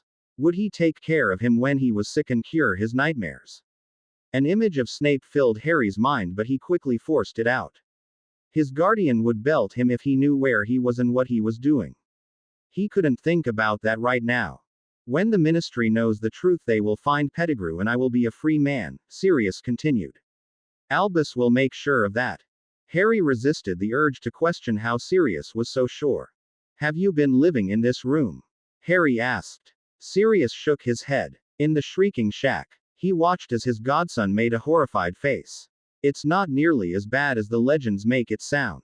It's not haunted either. How did you get into Hogwarts then? Harry questioned. Through a passageway, Sirius responded. I was once a student here myself, remember? Harry gave his godfather a small smile before walking across the room and sitting on an old beat-up armchair. What was my dad like? Harry asked in a whisper. He knew that he should go. He knew that he should run back to Snape's quarters as quickly as his legs would carry him and tell his guardian everything. At the very least, he should tell Sirius that he couldn't stay and talk. He couldn't help it though. The man had been his dad's best friend. He had been named his godfather. He was a new part of his history that he hadn't known he had. Your father was amazing, Sirius replied with a grin causing Harry to smile widely. Snape stood in the parlor staring at the clock. Harry was exactly 4 minutes late, and if another minute passed before the boy arrived, Snape swore to himself that he was going to venture out and find him. He was exhausted both mentally and physically. His mood was foul to say the least. Harry's tardiness was not helping his situation either. The second hand creeped up past the 7 when the door opened and Harry burst through. I'm sorry, he practically yelled. Already late, Snape said sternly as he strode over to the boy. Harry looked up at his guardian, who was now towering over him. I'm sorry, he said once more. We were talking and I didn't realize how late it was. The second I realized, I ran all the way back here. Snape slowly and silently counted to 10, forcing his temper to remain under control. He was tempted to put the child over his knee and tan his backside until he was sure that he would never be late for anything ever again. However, he knew his annoyance wasn't solely Harry's fault. Harry held his breath as he waited for a reaction from the man. Snape's words ran through his mind. His guardian had promised that he would be sorry if he was late, and he never went back on his word. Harry was expecting the man to grab him and wallop him at any second. You are done for the day, Snape said firmly. Do not ask me to leave these quarters again until tomorrow. You will go get your schoolbooks and work quietly in this parlor until supper. Despite the fact that Harry was thrilled that he wasn't about to be physically punished, he couldn't help the shocked expression that took over his face. If you find doing so too difficult, you will stay in your bedroom until supper and return there immediately after, Snape continued. Harry quickly shook his head as he hurried in the direction of his room. He rushed down the hallway and pushed his bedroom door open. Quickly he retrieved his satchel of schoolbooks from its place on his desk chair before hurrying back to the parlor. Snape was sitting at his desk, hunched over a stack of papers. Harry instantly sat on the floor using the table in front of the couch as a workspace. He opened his potions book and started reading where they had left off in class. His brain was able to concentrate for all of 10 seconds before the afternoon's events creeped into his mind. He had promised his godfather that he wouldn't tell anyone that he had seen him, let alone talk to him. He knew that if his guardian knew how long he had stayed with Sirius, he would be lucky if he wasn't murdered. Still, Harry couldn't shake the dreadful feeling of guilt that was filling his body at keeping such a secret from Snape. He tried to think rationally about how Snape would react. He could tell him how Sirius had grabbed him and how he couldn't get back out of the room of requirement. He could explain how Sirius hadn't killed him when he had the chance, so he let the man tell his story. He could make Snape see that Sirius was innocent. He had been without his wand though. That alone would earn him punishment. He had been late because he was talking to Sirius and not Seamus too.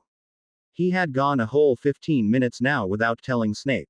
Harry was sure that his guardian wouldn't be pleased with that. Harry cringed slightly as he remembered the paddling he had received. He had gotten himself into that predicament by lying to Snape for days. He couldn't do that again. He was sure of it. Besides, he knew that Snape would be mad at him if he confessed right now, but no matter than Harry had seen him before. He didn't want to be walloped, but he could handle it. What he couldn't handle was Snape being disappointed in him for lying. He couldn't handle the look in the man's eyes when he finally learned the truth and realized that Harry had been lying. Harry cleared his throat softly. When Snape didn't react to it, he cleared it once more, louder this time. Did I not just explain to you that if you are unable to control yourself and work quietly, then you will do so in your room? Snape asked in a cross voice as he looked up from his work. Yes, sir. Harry nodded. This was all wrong. Snape was already angry and he hadn't even talked to him yet. Do you need to relocate to your bedroom? Snape asked sternly. No, sir. Do you need to have your backside warmed in order to listen properly? Harry quickly shook his head. No, sir. He couldn't help the fact that Snape's words hurt. He didn't know why his guardian was in such a miserable mood, but he hoped it wasn't just his tardiness that had been the cause of it. Are you ill? Is that why you are clearing your throat? Snape asked. Harry noted that although he didn't sound as cross with his last question, he didn't sound any less annoyed. No, sir. Harry replied quietly. Snape fixed him with a glare. This is your last chance, Harry. You will work quietly or you will find yourself sitting at your desk in your bedroom with a sore backside. Am I clear? Harry nodded as he felt his face burn at the words. It has been ages since Snape had threatened him for something so minimal. One thing was for certain, guilty feeling or not, it was the wrong time to tell the man about Sirius Black. Harry decided that the morning would be much better. He could explain things over breakfast and then everything would be fine. Stop playing with your food and eat it, Snape instructed in a stern voice. If you are unable to do so, you may take your plate and eat in your room alone. I will not have you behaving like a toddler would. Harry glanced up at his guardian. He refrained from telling the man that he wasn't a baby and that pushing his food around his plate was not playing with it. Snape's mood had not improved any as the day had progressed. Harry was actually pretty sure that it had gotten worse. Sorry, he muttered quietly as he used his fork to stab a tiny piece of his roast beef. He slowly brought the food to his mouth. It had been quite a while since his guardian was in such a foul mood. Harry couldn't help the injury his feelings felt. It had been ages since Snape scolded him so harshly over something so minor. Harry ate another bite of his dinner in order to avoid being reprimanded once more. Several times in the past few hours Harry had debated telling Snape about Sirius. He had pictured different scenarios in his mind, but each one ended with his godfather being carted back off to Azkaban while Harry was grounded until he was of age. He would take the grounding too, as long as it meant that his guardian didn't hate him for the rest of his life. He had toyed with the idea of confiding in Remus as well. The last time he had seen his favorite professor, the man had been quite cross with him though. Harry still hadn't had the opportunity to apologize to him, and he wasn't sure that an apology that was accompanied with telling him about Sirius was the best idea. Harry stole a glance of his guardian. The man was chewing his food and he still looked cross. Harry wanted to ask him what he had done to make him so angry. Of course he knew that he had been late, but honestly it had been by less than 5 minutes. He couldn't imagine that his tardiness had caused Snape to be so annoyed for so long. A terrible thought suddenly filled Harry's head as he ate another bite of his meal. He pictured a scenario where Snape somehow knew about his meeting Sirius and he was just waiting for Harry to confess. Harry forced the thought to vanish just as quickly as it had arrived. That kind of thinking wouldn't accomplish anything but getting both he and his godfather in a world of trouble. Harry had already decided that he was going to tell Snape over breakfast anyway. His guardian was sure to be in a better mood by then, and Harry would explain why he couldn't tell him the day before. Snape would understand, at least as much as he always did. Harry knew he would still be in trouble. He had forgotten his wand the one time he had really needed it. He knew Snape well enough to know that his guardian would realize this. Harry had also waited way too long to tell the man about Sirius. It was unavoidable at this point. Anything more than seconds would be too long in Snape's eyes, and Harry knew it. He could handle it though. He knew Snape wouldn't stay mad forever. He also knew that if Snape wasn't already miserable, the man would listen to him and Harry could make him understand that his godfather was innocent. Harry ate a bite of his peas as a small pop filled the air, causing him to jump slightly. Master Snape. Minka bowed deeply as she stood next to Snape. Harry looked at his guardian's face. Snape didn't look nearly as shocked or curious as Harry had expected him to. Minka never bothered them during a meal, none of the house elves did. Harry was sure that her doing so meant something. Minka. Snape nodded. Harry instantly noted that the man's tone sounded much nicer than when he had spoken only minutes ago. Professor Dumbledore wishes to speak with you, sir. Dumbledore. Harry asked in an excited voice. He looked at Snape. But you said he's not in the castle. Snape gave his child an annoyed glare.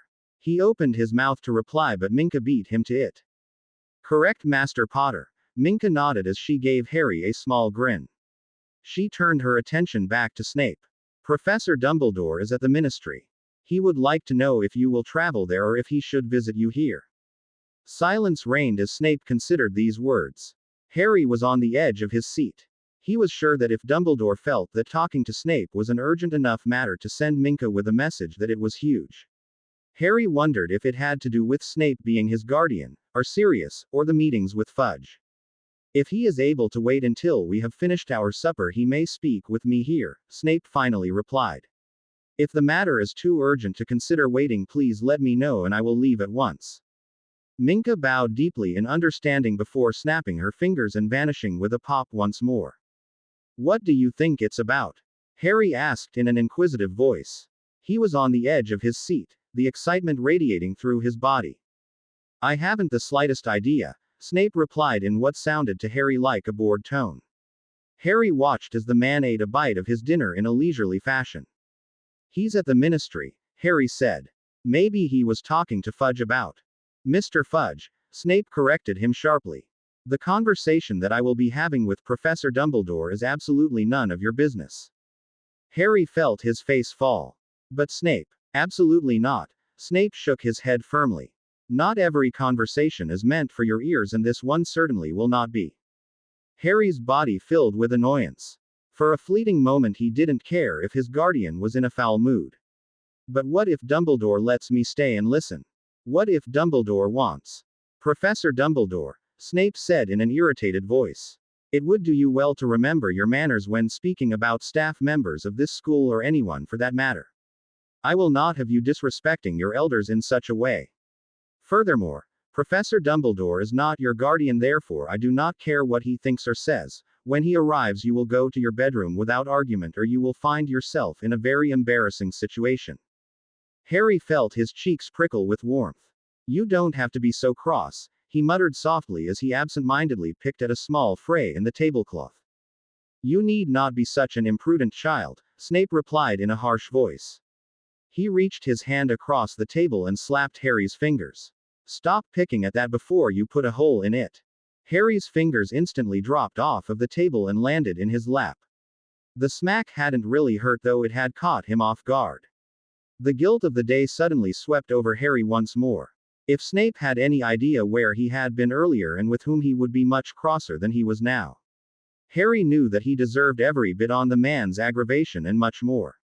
He was about to apologize when Snape cleared his throat softly. "I have a lot of my mind." Harry stole a glance at the man. It was unusual for Snape to be so candid about his feelings with him, and Harry couldn't help but wonder if he felt bad about being so stern. "Oh," Harry said softly.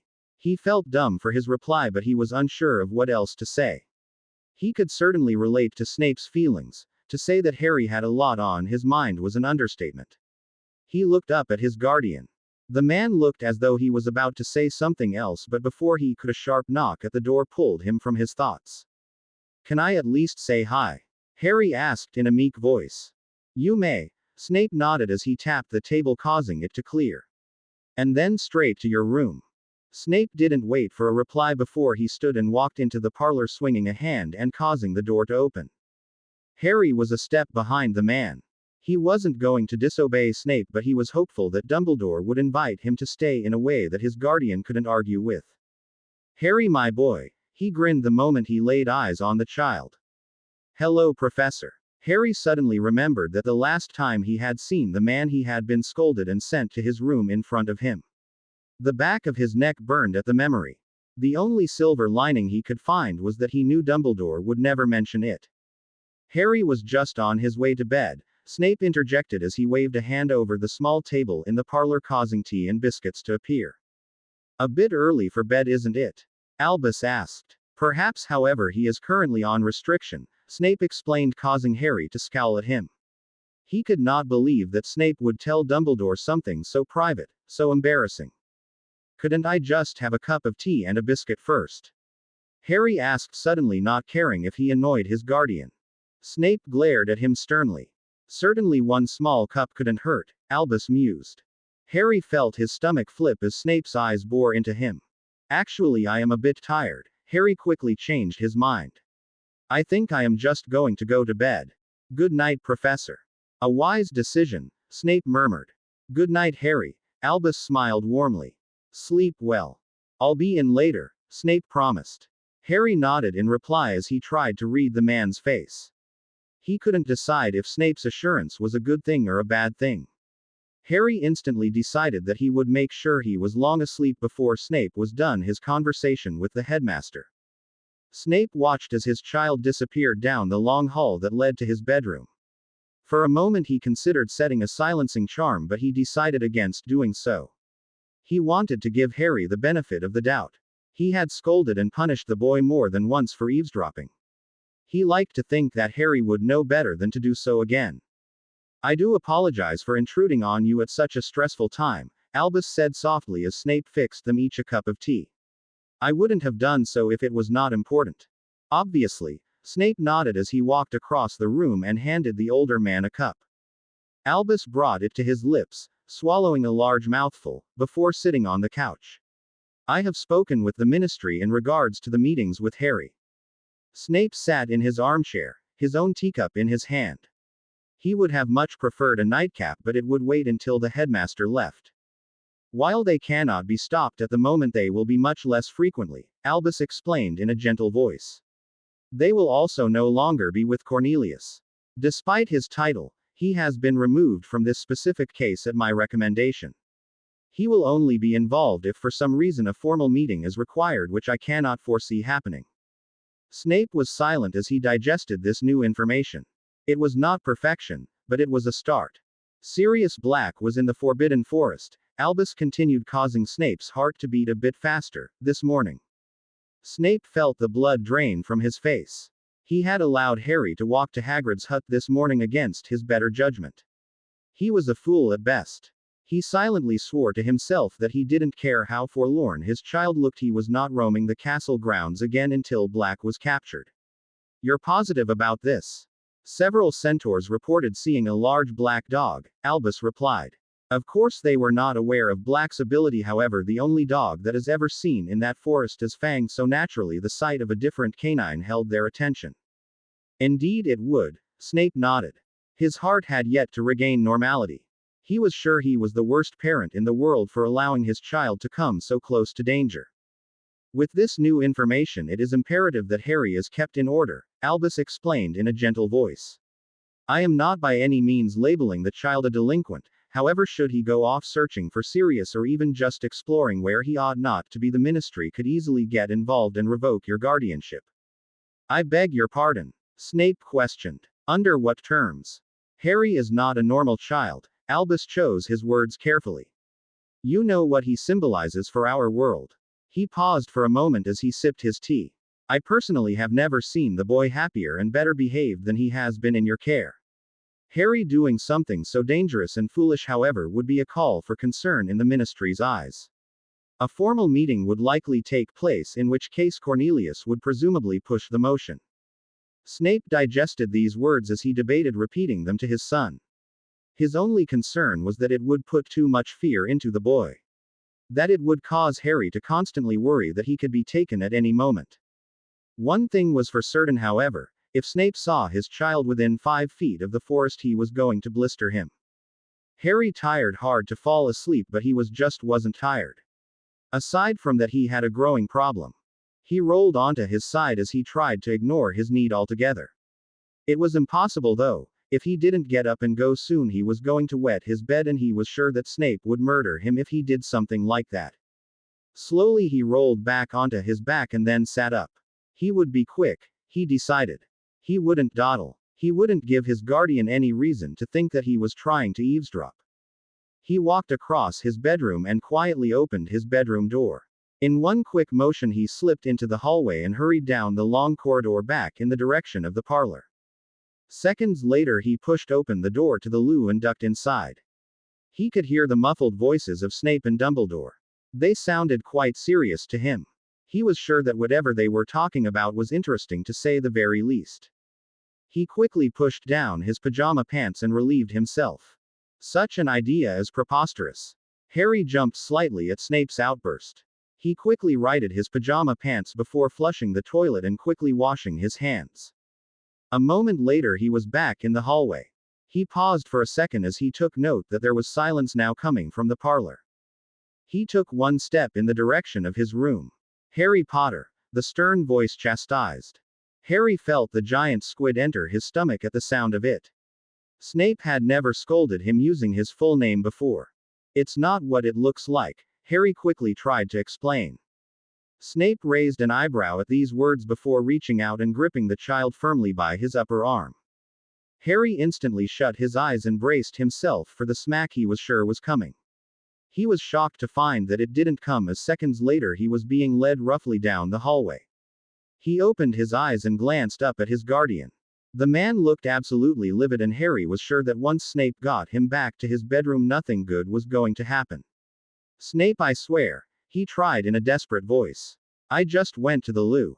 His guardian was silent as he pushed open the boy's bedroom door.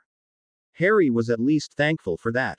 The last thing he wanted was Dumbledore hearing anything.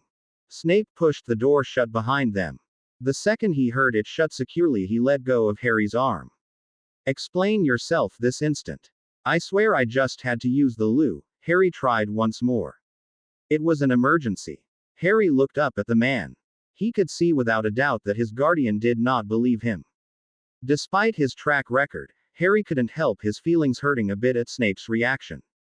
Did the man honestly think he was thick enough to lie again after what happened last time? A small voice in the back of his head couldn't help but point out that he was lying. He hadn't told his guardian about Sirius, and withholding information was as good as lying. This is your final warning, Harry, Snape said in a somber voice. If you are being dishonest about why you were out of bed, you will go over my knee. Harry felt his face blush deeply at Snape's threat, but he quickly shook his head. I wasn't trying to listen to you. It was an emergency, Snape. I would have wet the bed otherwise. He wasn't sure how he was supposed to prove himself. Snape gave his son a disapproving look. Into bed with you this instant, he instructed firmly. There is one sure way to get to the bottom of this. Harry wanted to ask how, but he quickly decided against it. Instead, he hurried across the room and scrambled into his bed as Snape snapped his fingers. With a pop, Minka appeared. Master Snape. She bowed deeply before righting herself and glancing back at Harry, a sympathetic look on her face. Minka, you are aware that as a ward of this school you are obligated to speak only the truth when specifically questioned about a student. Snape asked as he gave Harry a stern look. Minka nodded. Yes, Master Snape. Harry was caught out of bed only a moment ago, did you know that? Another nod. Yes, Master Snape. Harry felt the tips of his ears burn. He absolutely hated that the house elves saw everything. How embarrassing to know that they all knew about every walloping he ever received. On the other hand, it was nice that their knowledge of his whereabouts was going to save his bum, literally. Can you tell me what he was doing out of bed? Master Harry was using the lavatory, Minka replied as Harry resisted the urge to give his guardian a smug smile and an, I told you so. Thank you, Minka. You may go. The small elf bowed once more before vanishing. Harry's eyes stayed on his guardian as the man walked towards him. Lie down, Snape instructed. He mentally scolded himself for having been so rough.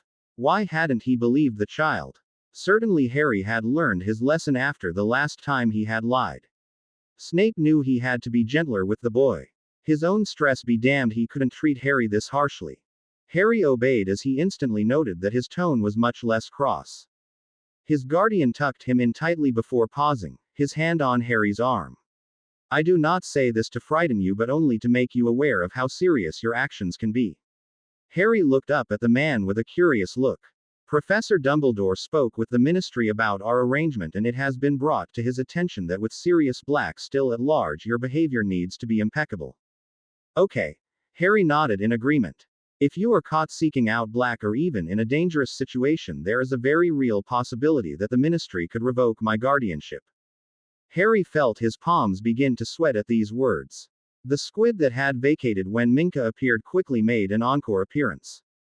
Snape took in the child's features and felt immediate regret at sharing the information with him. Harry looked absolutely frightened. Of course I would fight the ruling every step of the way, as would Professor Dumbledore. You aren't going anywhere, Harry. However, I would prefer not to have to go to such extremes. Yes, sir. Harry nodded as he struggled to breathe normally. You will no longer be permitted to roam the castle grounds regardless of who is with you or what time of day it is, and you will continue to follow the rules I have set about venturing around the castle itself. Harry quickly nodded in agreement. I will. Failure to do so will bring dismal results, I promise you that. There will not be a second chance, nor will I accept any excuses as to why you have disobeyed. Is that understood? Yes, sir. Harry breathed. He could feel his dinner churning in his stomach. The squid seemed to be chasing it around. Good night, Snape said a moment later. The hand that had been lingering on Harry's arm traveled up to his head and gently ruffled his hair. Sleep well, he said softly before turning and exiting the room. Harry felt his insides coil. A small part of him wanted to be angry with Snape. After all, he had been accused of eavesdropping when he hadn't been, and Snape hadn't even apologized for it. Harry couldn't be cross though. The only feeling that he was experiencing was guilt. For a fleeting moment Harry debated getting out of bed once more. He could tell Snape and Dumbledore together. Snape wouldn't be able to murder him with the headmaster there. Dumbledore would have to leave eventually though, and with the mood Snape was in, Harry was sure he would be chopped up for potion ingredients. It had to be at breakfast. Snape would be in a better mood then, Harry was sure of it. Snape closed his eyes as he took another long sip of his nightcap. It was near 2 in the morning. His body was finally warming after having spent the past hour searching the forest for signs of Black. He had taken the time to speak with several centaurs, but it appeared that they hadn't seen anything unusual in hours. He snapped his fingers as he opened his eyes, causing Minka to appear at his feet. Master Snape, she bowed. Harry is asleep then? He asked. Minka nodded. Snape had left Harry under her watchful eye after he had instructed her to fetch him if the child so much as woke to use the loo once more. Thank you. You may go. Just as quickly as she had appeared, she vanished, leaving Snape alone with his drink and his thoughts once more. He felt horrible about how the day had gone. He couldn't count how many times he had scolded or threatened Harry. Aside from that, he had nearly lost his patience and doled out a punishment that would have been completely undeserved. He couldn't help but compare himself to his own father. The thought made him sick to his stomach. He knew he was not a perfect man, however, if there was one area that he needed to perfect, it was how he dealt with his son. Learning to listen before losing his temper would only benefit the both of them, and Snape knew it. If only he could remember it when he caught the boy in delinquent situations. Why on earth he hadn't just listened to his son, he would never know. Was it that far-fetched to believe that the child really just had to go to the bathroom? He silently reprimanded himself for his actions before vowing that he would make it up to the boy in the morning. It did not matter that he was buried under the stress of Sirius Black and the ministry issues with the added annoyance of grading an endless pile of papers. Harry had to be his number one priority. He hadn't adopted the child only to treat him horribly. He didn't want that, and he would do everything in his power to end it before it went any further.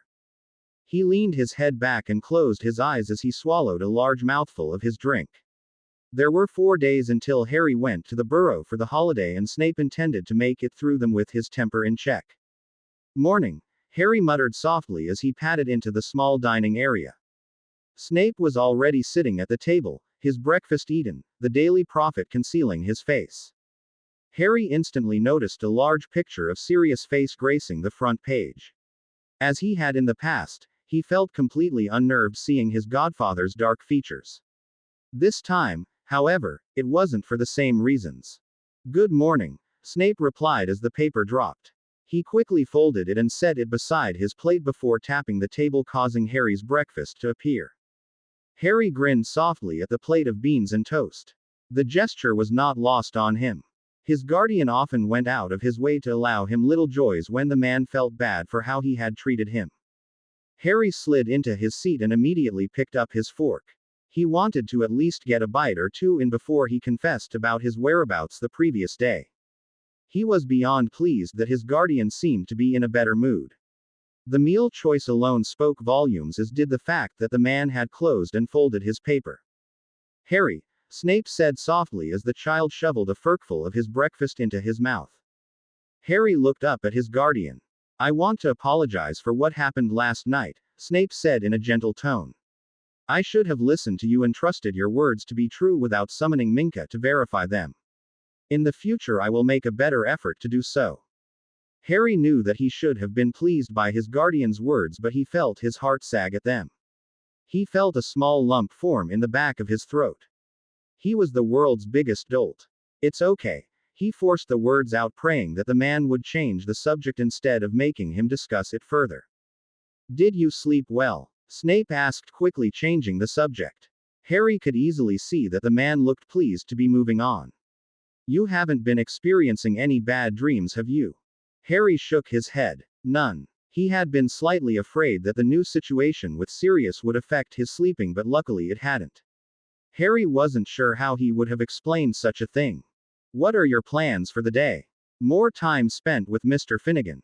Harry shrugged as he swallowed once more. "I didn't know I was allowed to hang out with him," he answered honestly. "As I explained to you yesterday, as long as you follow the rules I set, you may." Harry noted that while the previous day his guardian had been cross at best every time he opened his mouth, today he seemed much calmer. "Can I talk to you about something?" Harry asked before he could lose the nerve. "You may," Snape nodded. "However, before you do, I want to speak with you about 2 separate subjects." Harry didn't want to wait. He wanted to tell Snape now before he chickened out. He didn't want to argue and ruin his guardian's good mood though either. "Okay," he replied in a voice that he hoped didn't reveal his true feelings. "I spoke with Professor Lupin this morning and he inquired about your defensive lessons with him. I took the liberty of scheduling one for you this afternoon," Snape explained before sipping his tea. Harry couldn't help the large grin that spread across his face. It had been ages since he had had a private lesson with Remus. He was so excited that he nearly wanted to beg Snape to see if the lesson could be moved to right after breakfast. The thought occurred to him that if Remus requested the lesson, he obviously wasn't cross anymore. For a moment Harry considered once more confiding in his favorite professor about his godfather. He pushed the thought out of his mind as he remembered how Remus had reacted when he had caught him in Snape's private potion stock. Harry didn't want to be told that he had a certain amount of time to confess to his guardian before it would be done for him. I assumed that would please you, Snape mused softly. And the other thing? Harry couldn't help but question. I have been considering your request for a pet, specifically a dog, Snape said, fighting hard to keep himself from smiling. I have decided that there is no reason why you cannot be permitted to have one. Really? Harry asked, nearly jumping out of his seat at the news. Snape nodded. As I originally said, I still expect impeccable marks at the end of the year, which I am sure will not be a problem, as well as good behavior. However, if you are able to succeed in both of those areas when we return home for the summer holiday, you will receive a pet dog. Harry was filled with an overwhelming urge to jump out of his chair and into his guardian's arms. Instead, he smiled widely once more. Thank you. Snape nodded in reply. Now, what was it that you wanted to speak with me about? The euphoria of getting a dog quickly exited Harry's body and was replaced by a feeling of pure dread. He was sure that what he has done did not put him in the category of displaying good behavior. Just as he was sure that telling Snape would destroy the man's good mood. Huh? Harry asked, hoping to buy himself a moment to think. Not even 5 minutes ago you asked if you could speak with me about something, Snape replied. He raised a curious eyebrow at his child. Oh, I wanted to ask if I could eat lunch in the Great Hall with Seamus today, Harry quickly replied. I didn't want you to get mad at me for asking. I know I'm on restriction and all. Snape considered this request for a moment before nodding slowly. I think that could be permitted. Thanks, Harry replied in a small voice. He could feel his stomach flip at the idea of lying to his guardian once more. At dinner, he silently promised himself. Before taking even a bite of his food, he would confess everything and then it would all be fine. Harry walked down the hallway towards the Gryffindor Tower.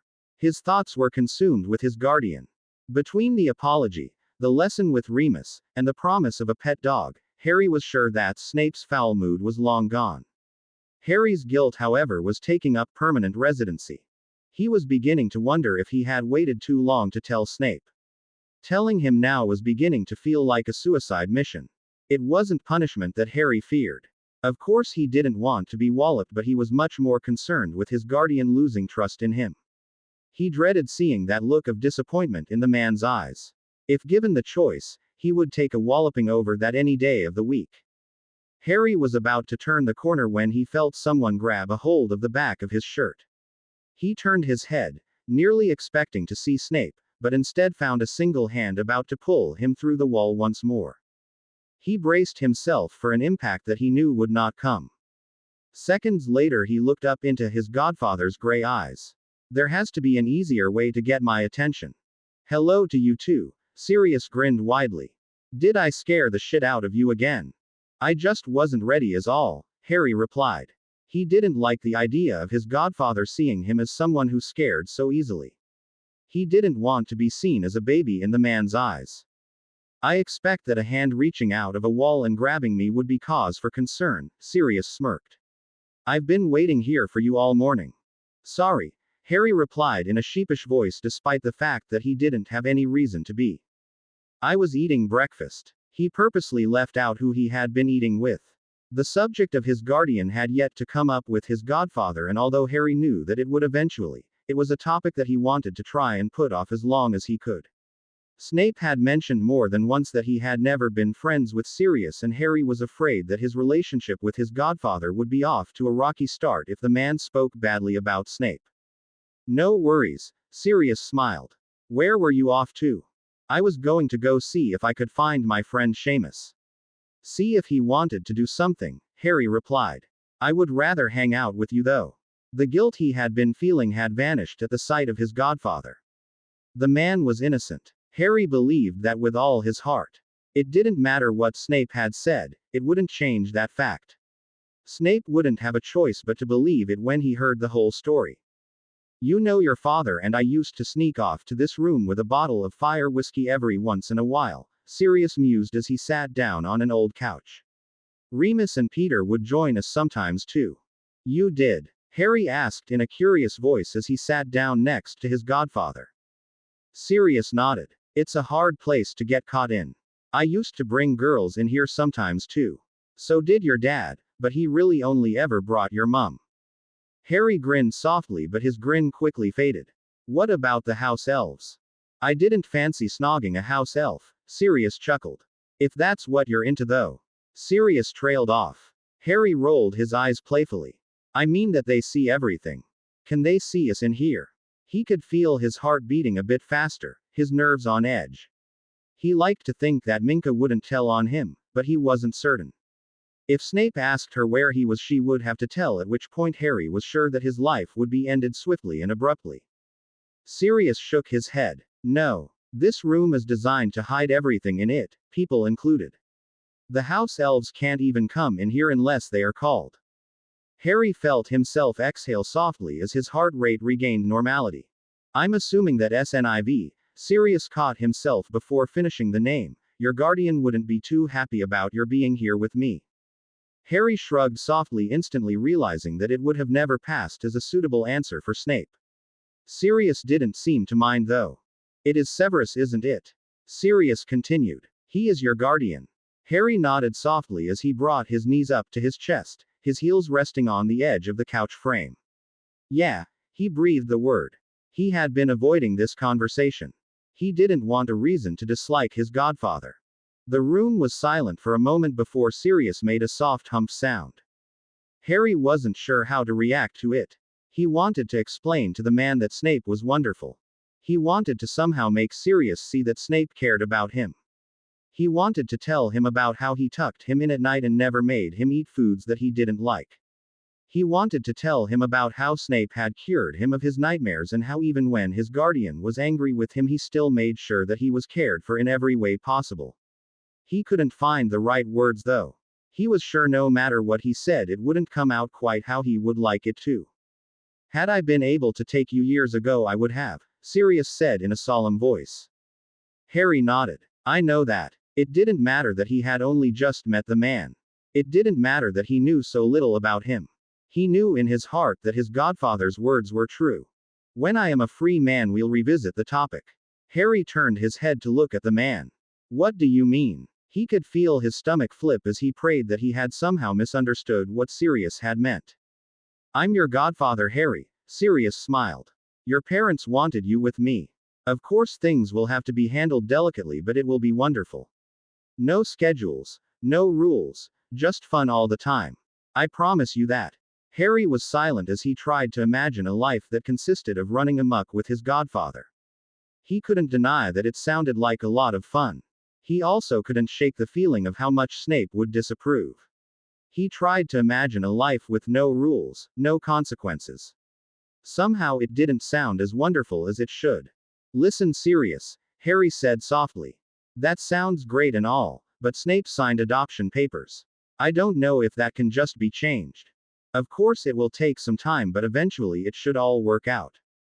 Harry searched for the correct words to somehow explain to the man that he was happy with Snape. That he didn't want to leave his guardian, nor would he ever want to. Don't look so stressed out about it all, Sirius grinned. It will all be worked out later. Harry forced a small smile onto his face. Maybe he didn't have to address it now. He didn't see any harm in letting Sirius think that he would go with him. Once the man was free, Harry would explain things to him. I have a wonderful idea, Sirius declared, suddenly changing the subject. I could take you to Godric's Hollow. It's where you were born, you know. Your parents' old house is there. They are there as well. That would be brilliant, Harry breathed excitedly. He had never known that his parents' house was still around. He hadn't known where they were buried either. The idea of seeing it all caused a sense of warmth to rush through his body. Go on then, Sirius instructed as he stood up. Go fetch a coat and we'll go. The warmth suddenly vanished. Harry's feet dropped back to the ground as he looked up at his godfather. I can't go right now. I have to be back soon and then it's almost lunch and I have a defense lesson this afternoon. He nearly mentioned that if he left the castle Snape would likely belt him, but he kept his mouth shut. He was sure that he would die of embarrassment if Sirius was privy to that information. Sirius' face fell at these words, causing Harry to feel horrible about speaking them.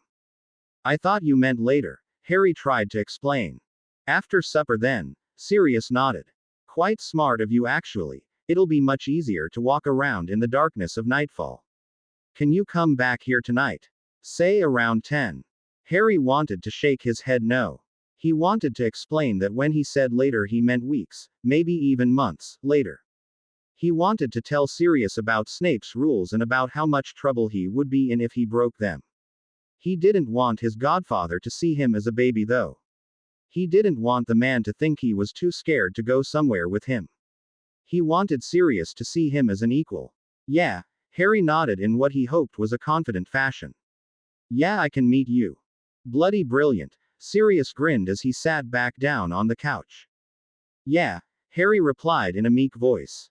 Bloody brilliant. Snape opened up his personal supply closet in his classroom as his eyes scanned the hundreds of small vials for the particular one he was looking for. A moment later his eyes settled in on the small glass bottle labeled Dragon's Tears. He reached an arm out and plucked it from the shelf before closing the closet doors. He turned on his heel and headed back towards the door leading to the corridor. He had nearly another hour before Harry would be returning to check in and he hoped to complete the potion he was working on before then. His classroom door closed behind him as he started in the direction of his quarters. He nearly missed the boy altogether. Had he not turned his head as he passed the staircase he would never have noticed him. Mr. Finnegan, Snape said, causing the young teenager to jump at the sound of his voice. Seamus turned around and looked up at his professor. Hello, Professor Snape. Where are you headed? Snape questioned. Down by the lake, Seamus replied. I'm meeting a friend down there. Snape felt his blood begin to boil. Mr. Potter. His promise be damned if Harry was down at that lake he was going to tan the boy's hide right where he found him.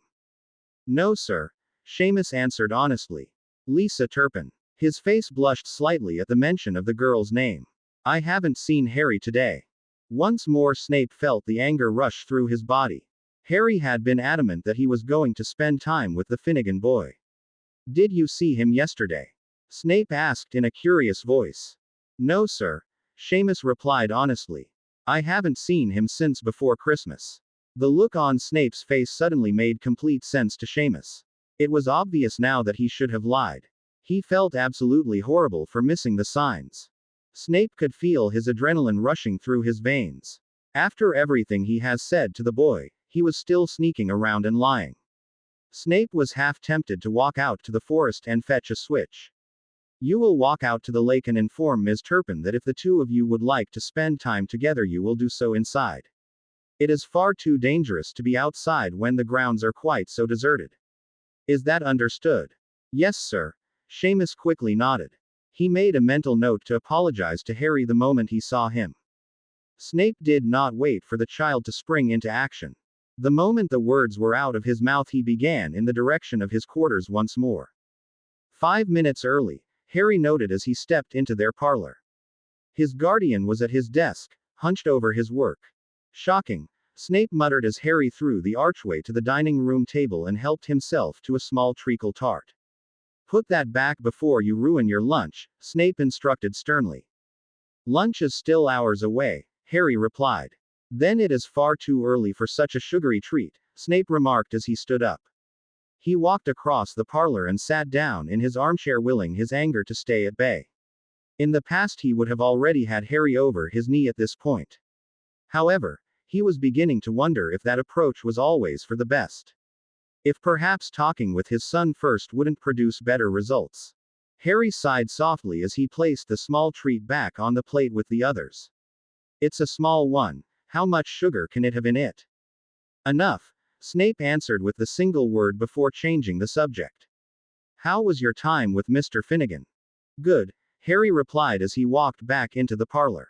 He absolutely hated that he was lying to his guardian again. The very idea made him sick to his stomach.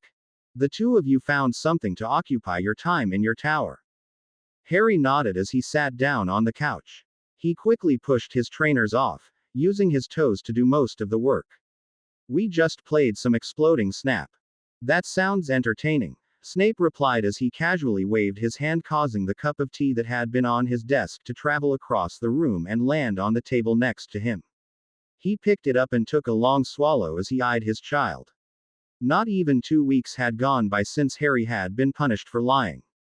Snape couldn't help but feel anger as well as hurt at the fact that the child would do so again with such ease. It was okay, Harry replied. It's quite peculiar that Mr. Finnegan is able to be in two places at the same time, but then perhaps he is more gifted and skilled than I was aware of, Snape said in an even tone. He locked eyes with his young charge, who suddenly looked absolutely sick. Oh yes, Harry. I ventured out of these quarters to retrieve an ingredient from my classroom and ran into Mr. Finnegan on the way back. Shockingly, he informed me that he hasn't seen you since before the Christmas holiday. Harry swallowed hard as Snape continued. Quite unusual considering you spent time with him both yesterday and today. I certainly hope he hasn't caught some rare illness that harms the memory. Harry's head fell, the pattern of the couch suddenly much more interesting than anything else in the world. The lump had already formed in Harry's throat. The tears were just behind his eyes, begging to fall. He sat silently, praying that the floor would open and swallow him whole. It wasn't supposed to go this way. He had no idea what he wanted to say to explain about Sirius yet. Harry, Snape said in a solemn voice. Harry's head instantly snapped up in the direction of the man, his eyes locking once more with Snape's. He cringed slightly at the sight of the man's face, the look of disappointment in his eyes.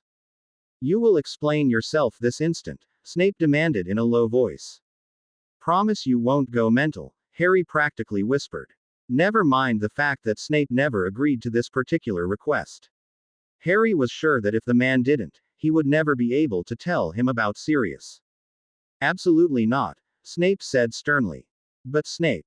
The words had come out in much more of a whine than Harry had intended them to. Stop this nonsense and explain yourself at once, Snape cut him off. I will not sit here and listen to you whine like a baby, you are far too old for such behavior. I was in the Ollery, Harry blurted out, shocking himself with his lie. The Ollery? Snape questioned in a disbelieving voice. Honestly, Harry, have you learned nothing about being untruthful? I swear I was, Harry replied in a desperate voice. I went up there to be alone and. If you were in the Ollery, why didn't you just tell me? Snape asked in a stern voice. Harry shrugged and then quickly opened his mouth to answer verbally. I just wanted to be alone. I wanted to spend time with Hedwig. I've been thinking about my parents a lot and it's a quiet place to do that. It wasn't a complete lie, he had been thinking about his parents more these days.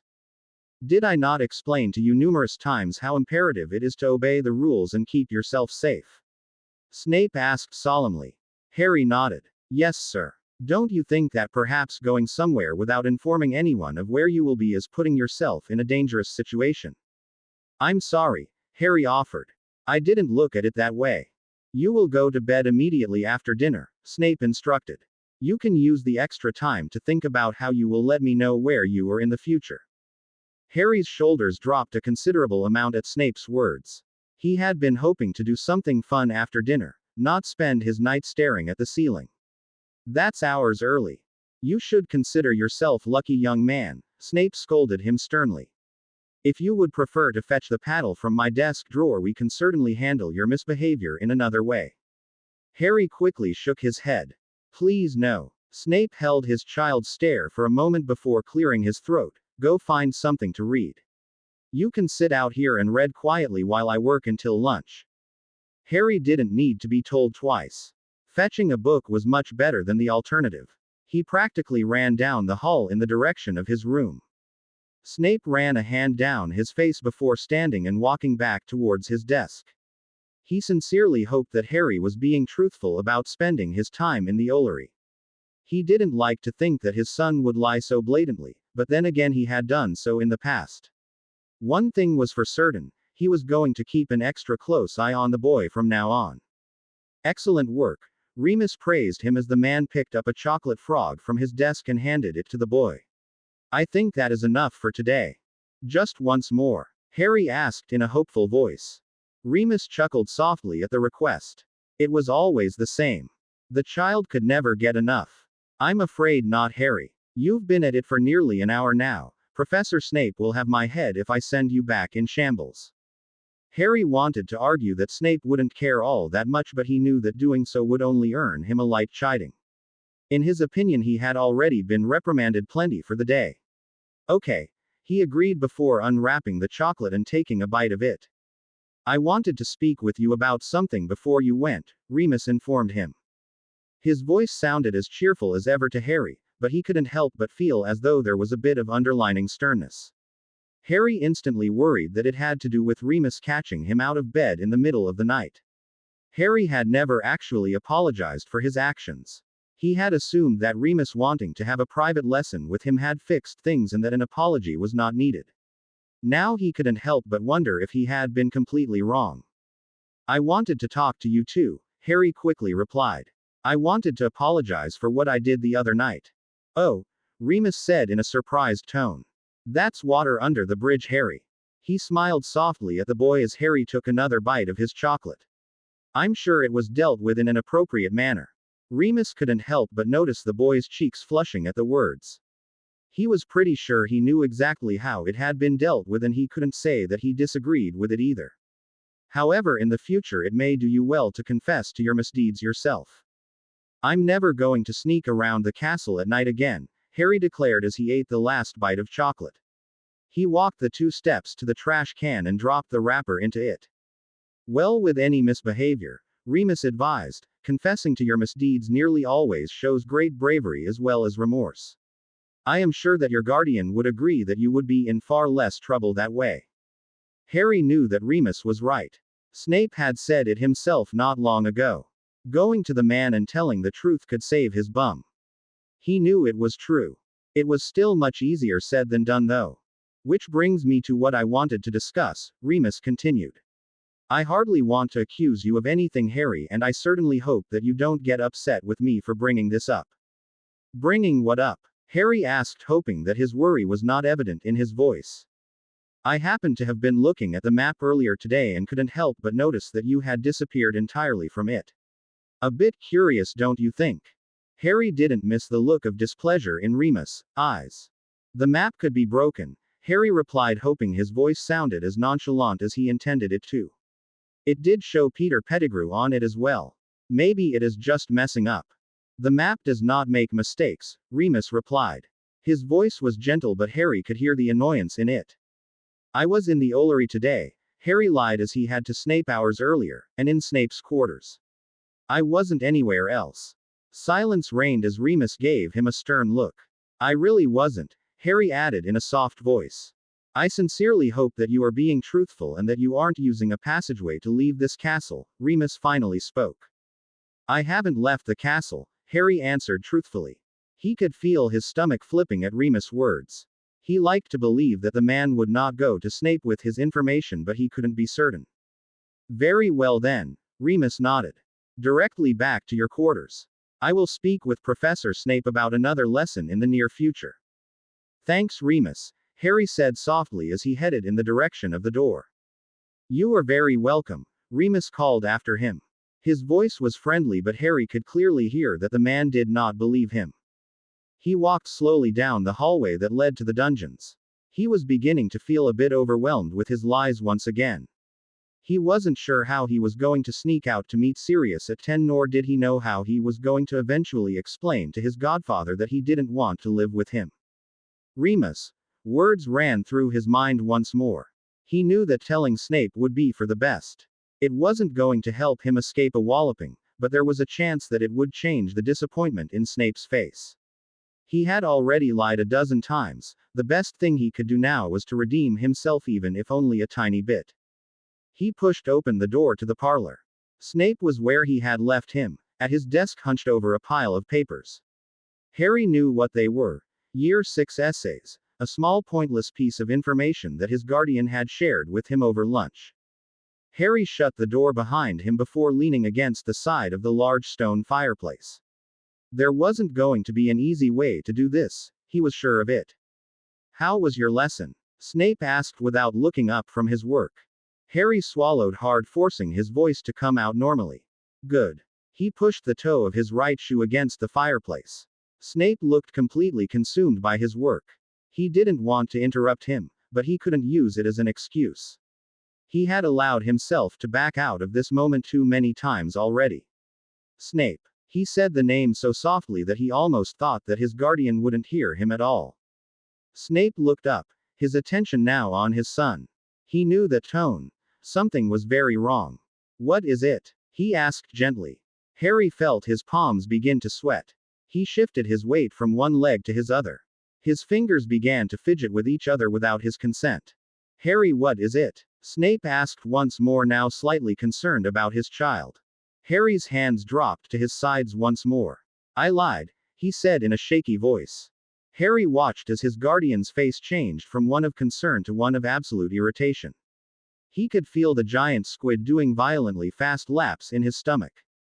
His legs felt like they had turned into jelly. I advise that you start explaining yourself, Snape said in a stern voice. Promise that you won't go mental, Harry whispered before he could stop himself. His guardian firmly shook his head as he stood up, his work now long forgotten. As I have told you in the past, I am not in the business of making absurd promises.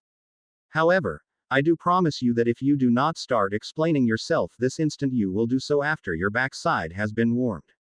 He was absolutely sure that the child had been outside of the castle, likely traipsing around the grounds without a care in the world. Harry felt the lump in his throat double in size. He knew that the smartest thing to do would be to listen to his guardian, but he couldn't bring himself to obey. Well then, promise that you won't go mental until I get it all out. Snape was silent as he stared at his son before nodding.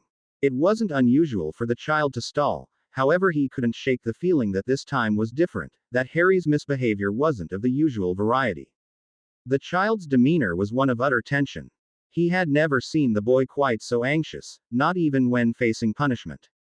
You have my word. Harry attempted to search for the right words to explain things.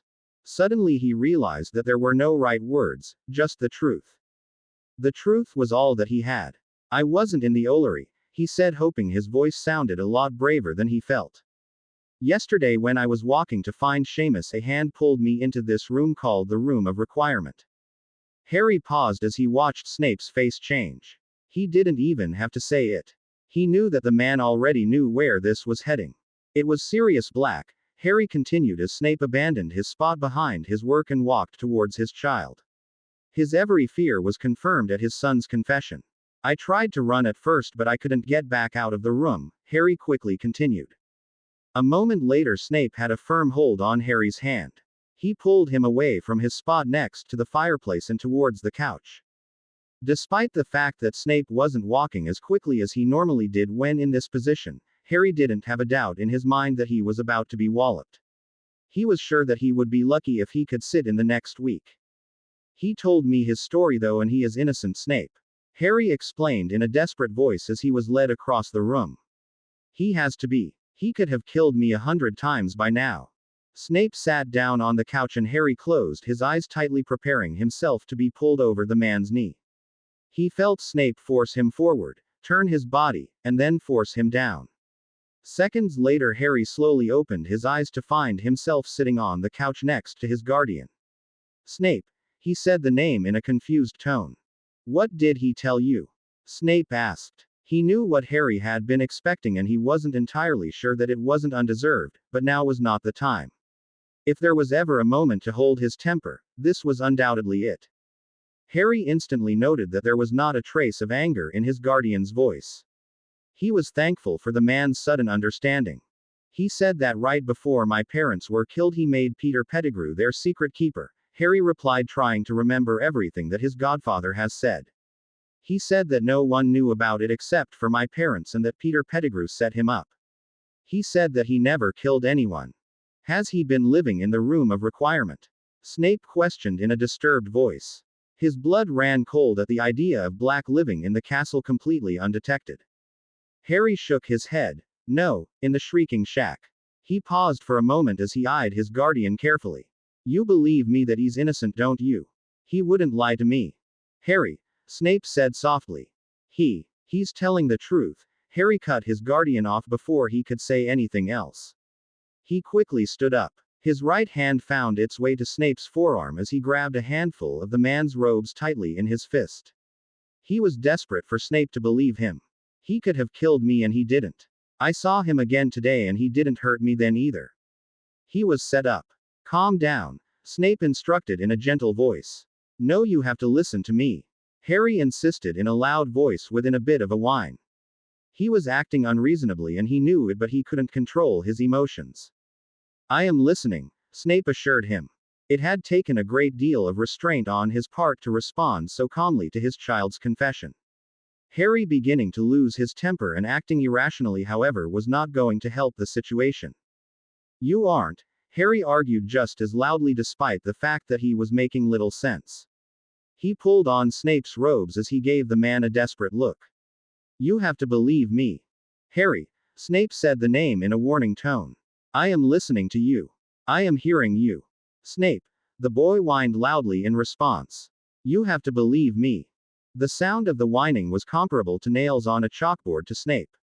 In one quick movement he removed the child's hands from his robe and tipped him over his knee, landing a sharp smack to the seat of his pants.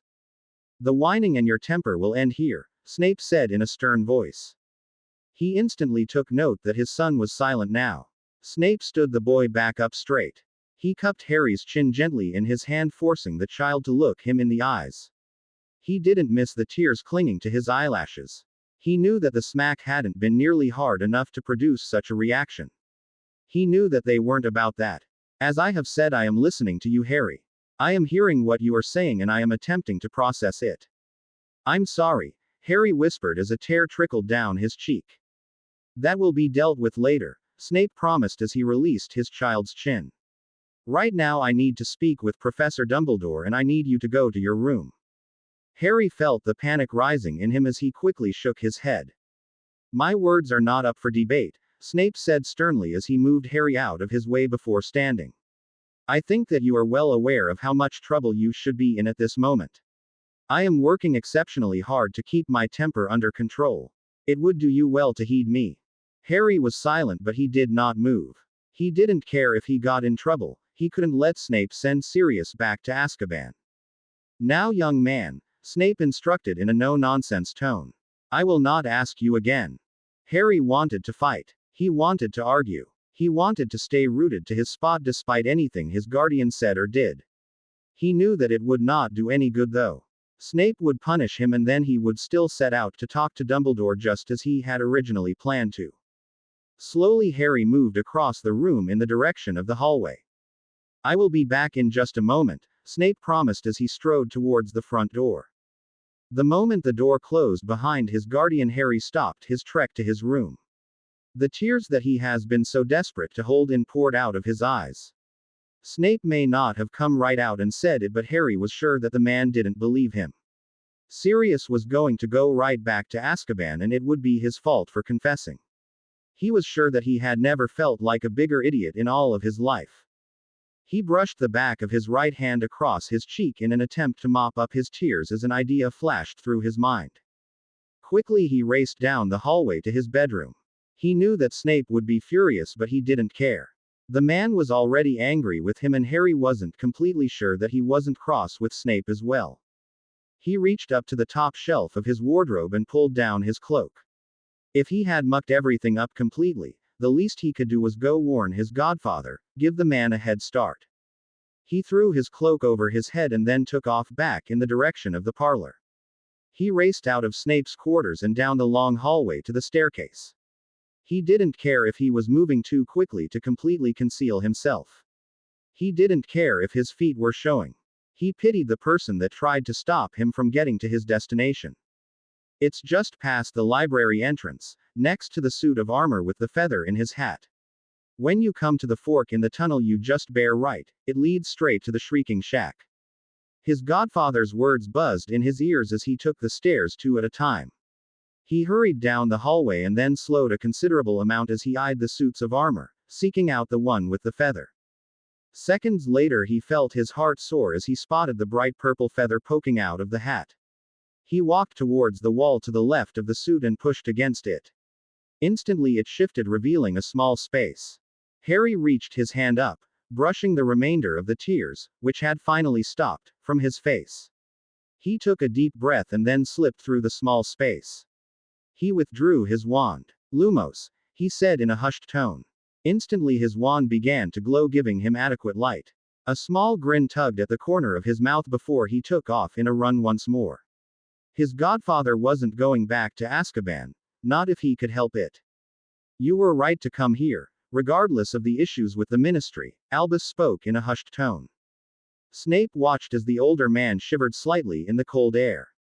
However, I do think that given the circumstances it would be wise to alleviate the situation before the wrong sort get wind of it. Albus paused for a moment as he eyed the man carefully. If he is in fact innocent, then the situation needs to be handled with the greatest of care. He is, after all, Harry's godfather. A soft snorting sound escaped from Snape. He is a link to his past, Albus said in a soft-hearted voice, one that the boy should not be denied unless it is necessary. Regardless of your past history with the man, surely you can see the good in it for Harry's sake. Black was always a menace, Snape replied in a resentful tone. Allowing Harry to spend more than 5 minutes with the man would only end in disaster.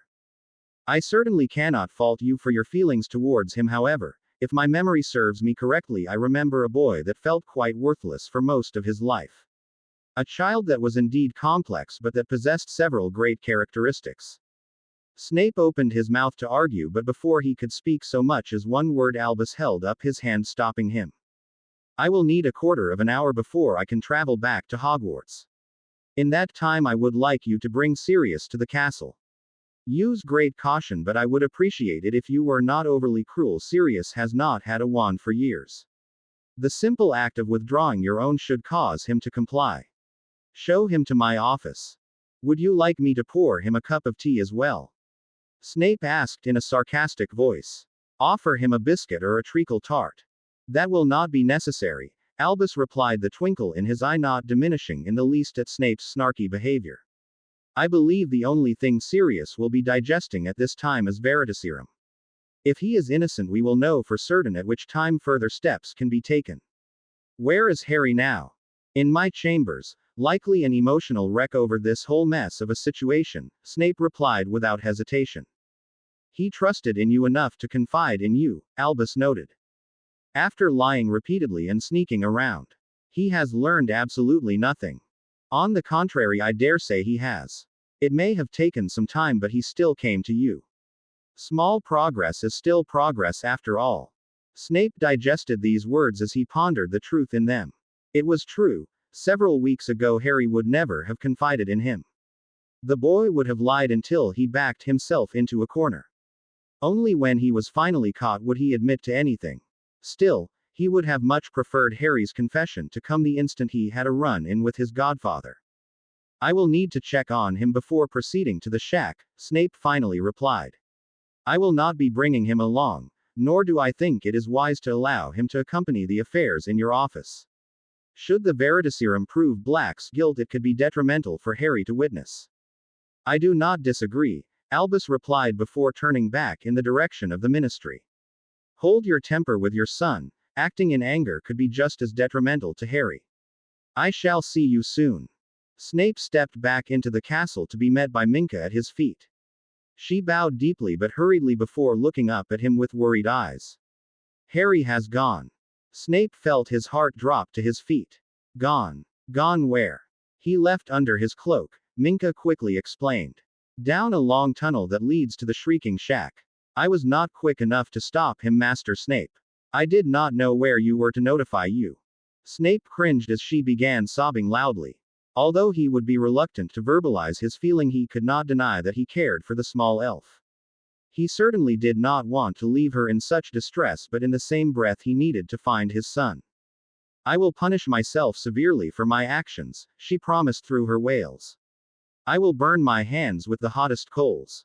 You have my sincerest word that I will never fail you in such a way again. That will not be necessary, Snape replied promptly. I should have informed you that I was leaving the castle. I assure you that you have done nothing wrong. He paused for a moment, watching with relief as Minka's tears subsided. It is with regret that I must go. If Harry has run off, I must find him at once.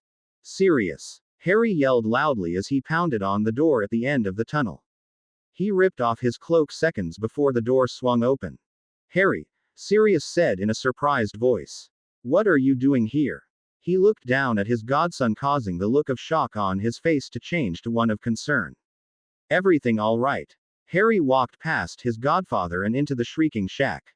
He knew that Snape had likely already talked to Dumbledore and had probably already returned to the castle.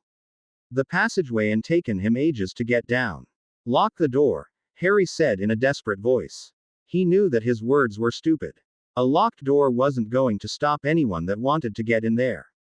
Sirius didn't seem to see the idiocy of it. Harry watched him as he quickly shut the door and locked it. Sirius turned around and gave his godson a curious look. What is it, Harry? It was obvious to him that the boy had been crying. His eyes, although not red, were still quite puffy. He looked as though he was carrying the weight of the world on his shoulders. Harry struggled to find the right words. He hadn't thought about the fact that he would need to tell Sirius that he had confessed his secret to Snape. He didn't want his godfather to be cross with him. Suddenly he could feel the tears rushing to the surface once more. He swallowed hard and blinked rapidly, forcing them back down. He would be mortified if he started crying in front of his godfather like some sodding toddler. Then again, perhaps he would be angry anyway when Harry admitted to what he had done. Still, he had to tell him. It was the only way to save him. I told Snape, Harry admitted in a soft voice. Sirius' eyebrows went up in disbelief. I thought that we had agreed that doing that wasn't for the best. No, Harry shook his head, suddenly feeling quite frustrated with the man. You agreed to that. I never did. I thought that if I told him he would understand and believe your story. He paused, taking a moment to rein his emotions in. He wouldn't cry. I'm sorry, Sirius. I really am. He left to go find Dumbledore and then. Harry's words abruptly stopped as there was a sharp knock at the door. He felt his heart slamming into his chest. He could hear the sound of his pulse buzzing loudly in his ears. Slowly, Sirius brought a finger to his lips, motioning for Harry to remain silent. Harry swallowed hard as he nodded his understanding. Sirius, it's me, the familiar voice said loudly. Harry watched as his godfather turned to the door and quickly unlocked it. I thought I would pop down and, he trailed off as he spotted the child in the room. What in Merlin's name? His voice was stern now, sterner than it had been when he had caught Harry stealing. I can explain. The words quickly tumbled out of Harry's mouth. Remus ignored Harry's attempt altogether, turning his attention back to his mate. What is he doing here, Sirius? We've been getting to know each other, Sirius replied in a somber tone as he crossed the room. He peered out the murky window. Sirius, Remus hissed. Harry was shocked by how disapproving he sounded. Have you lost your bloody mind? I warned you repeatedly to wait until I could speak with Dumbledore. Haven't I waited long enough? Sirius replied angrily, turning around to face his friend. Perhaps, Remus answered in a sad voice. However, I find it hard to believe that another week would have mattered in the grand scale of things. Because you don't know how it feels, Sirius shot back. Being in this wretched shack day and night, it's the same as being in Azkaban. Remus was silent for a moment. His eyes drifted across the room to Harry as if he suddenly remembered that the boy was still present. You gave me your word that you hadn't left the castle, Remus reminded him in a grim voice. I hadn't. Harry quickly shook his head. This is the first time. I was in the room of requirement. I was. Don't scold him, Sirius said in an exasperated voice. He isn't a child. Remus shot his best mate a displeased look. He was a second away from rebutting Sirius' nonsensical words when there was a loud blasting sound. Harry watched as the door to the shack became unhinged from the wall and fell to the ground, revealing Snape standing on the other side. Harry Potter, Snape chided, using his full name for the second time in 24 hours. Harry could feel his ears burning at the idea of being scolded in front of not only his godfather but Remus as well. Once again he found himself searching for the right words. Luckily his search ended abruptly as Snape did not wait for a response but rather turned his attention to Sirius. How dare you, Black? Snape hissed. The sight of his former classmate was enough to make his blood curdle. How dare you have the audacity to even speak to him? Severus, please, Remus said. Harry could hear apprehension in his favorite professor's voice. He wanted to stick up for his godfather but he didn't know what he could say. He had already explained everything to his guardian. If he hadn't believed him then, he wasn't going to suddenly believe him now. That's rich, Sirius shot back in a hateful voice. James is likely rolling over in his grave at the idea of your raising his son. I'm sure Lily wouldn't be thrilled with the idea either. Harry wanted to yell at his godfather to shut it. He knew that he hadn't known his parents the way Sirius had, but from what he knew of them, he liked to think that they would be happy that he was happy, that old grudges would be looked past. He didn't like Sirius talking to Snape in such a way. Harry watched as Snape withdrew his wand, pointing it at Sirius. Despite his annoyance towards his godfather, he couldn't let Snape kill him either. Snape would spend the rest of his life in Azkaban if he did, Harry was sure of it. Before Harry knew what he was doing, he pulled his own wand out. Expelliarmus, he shouted, pointing his wand at his guardian. He didn't miss the look of pure shock on Snape's face. He realized his mistake seconds too late. It was the same mistake he always made when he was still mastering a spell. He hadn't enunciated correctly at all. The spell did nothing, and Harry instantly felt his face burning in shame at ever trying it in the first place. Get over here this instant, Snape ordered in a firm voice as he pointed to the ground next to him. Harry quickly jumped to action and walked towards Snape. He prayed that he wasn't about to be walloped in front of Sirius and Remus, but he didn't dare disobey his guardian's words. Don't you dare speak to him like that, Sirius demanded in an angry voice. Snape nearly snorted at these words. As it stands, your godson will be lucky if I don't take a strap to him for his list of misdeeds. Harry felt his cheeks prickle in embarrassment at Snape's words. He was sure that at any moment his entire face was going to burn right off of his skull. If you so much as lay a finger. Harry prayed for the entire building to collapse. He was sure that he wouldn't survive another second of the conversation he was being made privy to. Spare me the dramatics, Black, Snape cut him off in a bored tone. I would be willing to bet that had James Potter survived, the likelihood of him never having to discipline his child would be slim. Aside from that, your menace of a godson gets into trouble without much help from others. Snape could practically feel his child's embarrassment radiating off of him. He didn't particularly feel for the boy though. His anger at him was much too prominent. He was finding himself very thankful that he had to deal with Black before he would have a moment for Harry. Before anyone had the chance to respond, Snape snapped his fingers, causing Minka to appear at his feet. She bowed deeply. Master Snape. Snape was pleased to find that she appeared to be past her earlier meltdown. Please accompany Harry to my quarters. Absolutely not, Sirius nearly shouted. Snape ignored the man's words completely as he kept his wand pointed firmly at his old schoolmate. If I have not returned in an hour's time, please make sure he receives supper, however, absolutely no dessert. Harry knew that given the circumstances, Snape taking his dessert from him was laughable at best as far as a suitable punishment was concerned, yet for some reason he couldn't help but want to cry. I want to stay with you, he mumbled to his guardian, hoping that his godfather could not hear him. Snape's eyes narrowed as he looked down at the boy. You will do as you are told. I will be down to speak with you shortly. Come, Master Harry, Minka said softly as she took Harry's hand and gently pulled him in the direction of the passageway. He knew that he was playing with fire, but Harry couldn't help but pull back slightly against Minka. Promise you won't kill him, Harry said. He hated himself for how close his voice sounded to tears. Snape nearly replied with a sarcastic comment, but he quickly thought better of it. I have no plans for such an action. As it stands, your godfather will be accompanying Remus and I to Professor Dumbledore's office as he wishes to speak with him.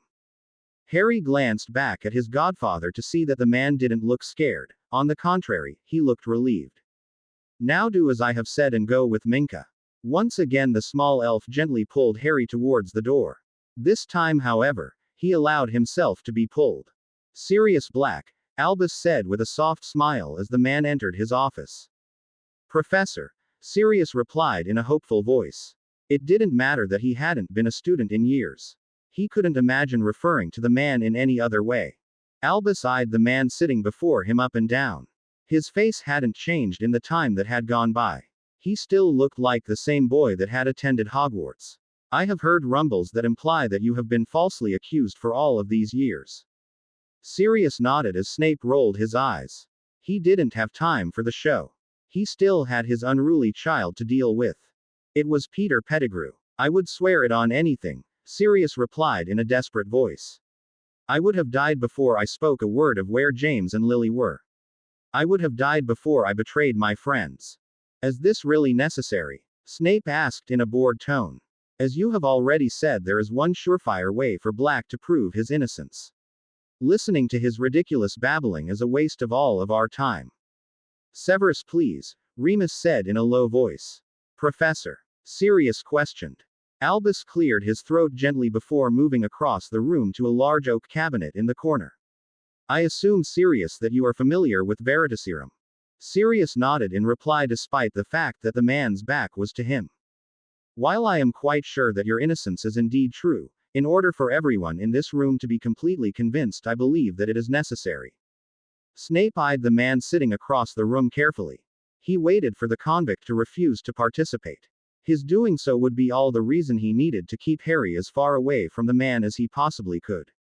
Albus turned around, a small file now in his hand. I assume that as an innocent man you agree to cooperate. Sirius nodded in reply as he held his hand out ready to accept the vial. Seconds later he ingested the liquid without a single moment of hesitation. Snape nearly groaned in reply. He wanted nothing more than a satisfactory reason for keeping his child as far away from the mangy mud as he possibly could. Albus eyed Sirius closely. What is your name? Sirius Black. What year were you born? Albus asked. 1959, Sirius answered in an even tone. What school did you attend? Hogwarts, Sirius replied with a soft nostalgic smile. This is a waste of everyone's time, Snape cut in an annoyed voice. These questions are irrelevant to the situation at hand. Albus held up a hand in Snape's direction before continuing. Who was originally the secret keeper for James and Lily Potter? I was, Sirius replied. Snape couldn't deny the utter shame that he heard in the man's voice. Did you remain their secret keeper? Albus asked as he began slowly pacing his office. No, sir. Sirius shook his head. I felt as though my doing so was far too obvious. In an attempt to throw off Voldemort and keep my friends alive, I passed my job on to Peter Pettigrew. Do you know where Peter Pettigrew is now? Snape asked before he was able to stop himself. He nearly expected Albus to scold him for his question, but instead the man merely gave an approving nod. I do not, Sirius answered. His voice was one of defeat. Do you believe that he is alive? Albus questioned. Sirius nodded firmly. I do. My godson saw him on the Marauder's map. Snape heard Remus let out a soft sigh. On the what? Snape asked in a confused voice. The Marauder's map, Remus replied before Sirius could speak. I confess that I took it from the boy when I caught him attempting to steal potions over a week ago. I should have told you about it, Severus. Forgive me for not doing so. Remus paused for a moment. He would have liked to kick Sirius square in the pants for bringing the map up. You see, Sirius, Peter, James, and I created the map years ago when we were students. We used it to sneak around the castle. It shows all of the secret passageways, which is helpful, but more importantly, it shows everyone that is in the castle and where they are in present time. Extraordinary, Albus breathed. How on earth did Harry get his hands on it? Snape questioned. He could feel the anger building in him. Yet another misdeed he would need to speak with his child about. I honestly don't know, Remus replied. It was lost for years. I was shocked to see him with it. Since that night it has been in my possession, and I have also seen Peter on it. Regrettably, he vanishes as quickly as he appears.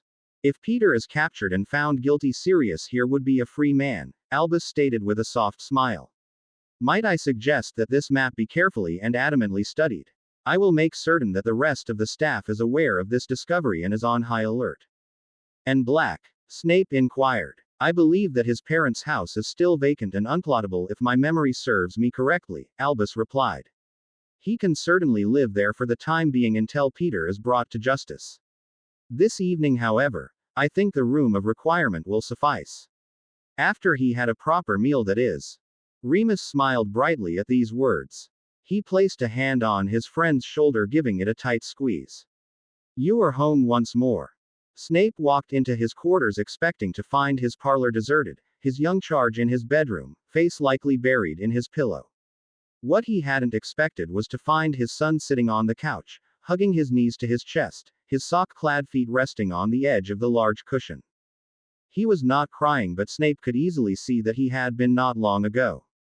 His eyes were red and puffy. His cheeks were raw from excessively brushing his tears away. What happened? Harry couldn't help but ask as Snape stood by the door. Where is Sirius? Did Dumbledore believe him? Did you send him back to Azkaban? Snape's first thought was to tan his child's backside until the idea of disobeying him never crossed the boy's mind again. He couldn't help but think back to the last time Harry had been in so much trouble. His reaction then and every time in the past had been to punish first and ask questions later. He had always thought that doing so was the best way, that making the child wait for his punishment was cruel. Now he wasn't so sure. Snape strode across the room. A small pang of guilt hit his heart as he noticed a look of dreaded anticipation in Harry's eyes. He stood in front of the boy as he waved his hand, causing his armchair to move across the room, stopping behind him. He sat down, realizing that if Harry moved his legs and allowed his feet to fall from the couch and touch the floor, their knees would be resting against each other's. He took in the confusion that had swept over his son's face before gently clearing his throat. I think we are overdue for a bit of a talk. But what about Sirius? You said Dumbledore. Snape held up a hand, causing his son's words to trail off. He gave Harry a bit of a stern look before responding. Professor Dumbledore questioned your godfather after he was given a dose of Veritaserum. Snape watched as confusion swept over the child's face. It is a truth serum, Snape quickly explained. After consuming it, being dishonest is impossible. He paused for a moment as he tried to collect his thoughts. He had been dreading this moment. He was happy for Harry, of course, but he was certain that it wouldn't make his life any easier. He was honest with you, Harry. Peter Pettigrew was your parents' secret keeper. Your godfather is innocent. However, until Pettigrew is captured, I'm not sure that there is much that can be done about it. Where is Sirius now? He is still with the headmaster. He had been about to eat supper when I left. Can I go see him? Please? Harry asked as his feet dropped to the floor. His left knee was now resting against Snape's right one. He had somehow managed to forget that he was in any trouble at all, just for a little bit. Just an hour. Snape shook his head firmly. There will be plenty of time for that later. I believe at the moment you and I still have quite a few things to discuss. The events of the past 2 days suddenly hit Harry like a ton of bricks. He could feel the guilt swarming through his veins like poison. The squid had once again somehow managed to reappear in his stomach. I'm sorry, Harry practically whispered. Snape firmly shook his head. I expect explanations, young man. I'm pleased that you are remorseful, however, that does little to explain things. What were you thinking keeping such information from me? Harry shrugged softly. I don't know. He watched as his guardian pinched the bridge of his nose, a frustrated look plastered on his face. As it is, I am trying exceedingly hard to keep my temper and discuss this issue with you calmly and rationally, Snape said in a low voice. Nonetheless, if that is not something you are capable of doing, this discussion can end here and you can be soundly punished and sent to bed. I wanted to tell you right away, Harry quickly replied before he wound up with a front row view of the shiny hardwood floor. I swear I did. How quickly we forget basic mathematics, Snape mused. Harry noted that although his features were still quite stern, his tone was gentler than it had been only seconds ago. The owls, Harry supplied, on the ledge. Snape couldn't help the feeling of shock that overtook his body. He was sure that his child had forgotten completely. Indeed, he nodded, wanting to tell me and doing so are very different. Furthermore, if you wanted to tell me, then why didn't you? You were in a bad mood, Harry answered honestly. And then you were in too good of a mood and I didn't want to ruin it. Dread filled Snape's body. Despite the fact that he had blocked out a good portion of his childhood, he could vividly remember being afraid of his father more often than not. He could remember knowing that the man was in a bad mood and purposely avoiding him as to not anger him further. Were you afraid to tell me when I was in a bad mood? He hoped his voice didn't sound as shaky as it felt. Harry pondered the question. Had he been afraid? He couldn't remember actually fearing Snape, it was more that he feared how he would treat Sirius. No, Harry finally answered in an honest voice. I wasn't afraid of you. Snape let out a soft sigh of relief before the boy continued once more. I was afraid that you wouldn't believe me and that you would just send Sirius back to Azkaban without listening. Even when you feel as though I am in a foul mood or if I am displeased with you, you still need to be honest with me. As far as not believing you, You hate him. Harry loudly interrupted him before he could get his thoughts out. I know you do. He paused for a moment before continuing in a softer voice. I don't blame you for it. You said he tried to kill you. If someone did something like that to me, I might hate them too. But I don't hate him, Snape. He was friends with my parents, he's my godfather. I don't want to hate him. Snape was silent for a moment as he digested these words. He knew that Albus had been right. Harry needed his godfather in his life in some way. We will figure it out, Snape finally replied in a soft voice. For a fleeting moment he wanted nothing more than he pull the boy into his arms. He quickly remembered why they were having this discussion in the first place though. I want you to know that while I am thankful, not to mention quite proud, that you came to me today and told me about your godfather, the way that you handled things after that was nothing short of unacceptable. You said you were going to Professor Dumbledore, Harry tried to explain. I thought you were going to send him back to Azkaban. As the words came out of his mouth he realized how stupid he sounded. Even if Snape thought that Sirius was innocent he would still probably need to go to Dumbledore. Harry chewed on his bottom lip as he wondered why he hadn't realized that earlier. I don't recall saying a word about Azkaban, Snape replied. I do, however, recall asking you to go to your room and wait for me. Apparently your listening skills leave much to be desired.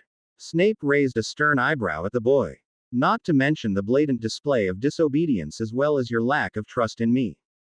The words felt like a punch in the gut to Harry. He had never meant for Snape to think that he didn't trust him despite the fact that his actions proved otherwise.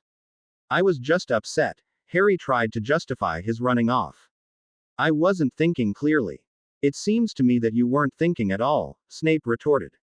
Have you any idea what the Ministry could do to our relationship if anyone were to find out that not only have you been meeting with your godfather in secret but that you ran off to the Shrieking Shack? Not to mention the fact that you drew your wand at me. Harry felt his cheeks prickle in shame at what he had done.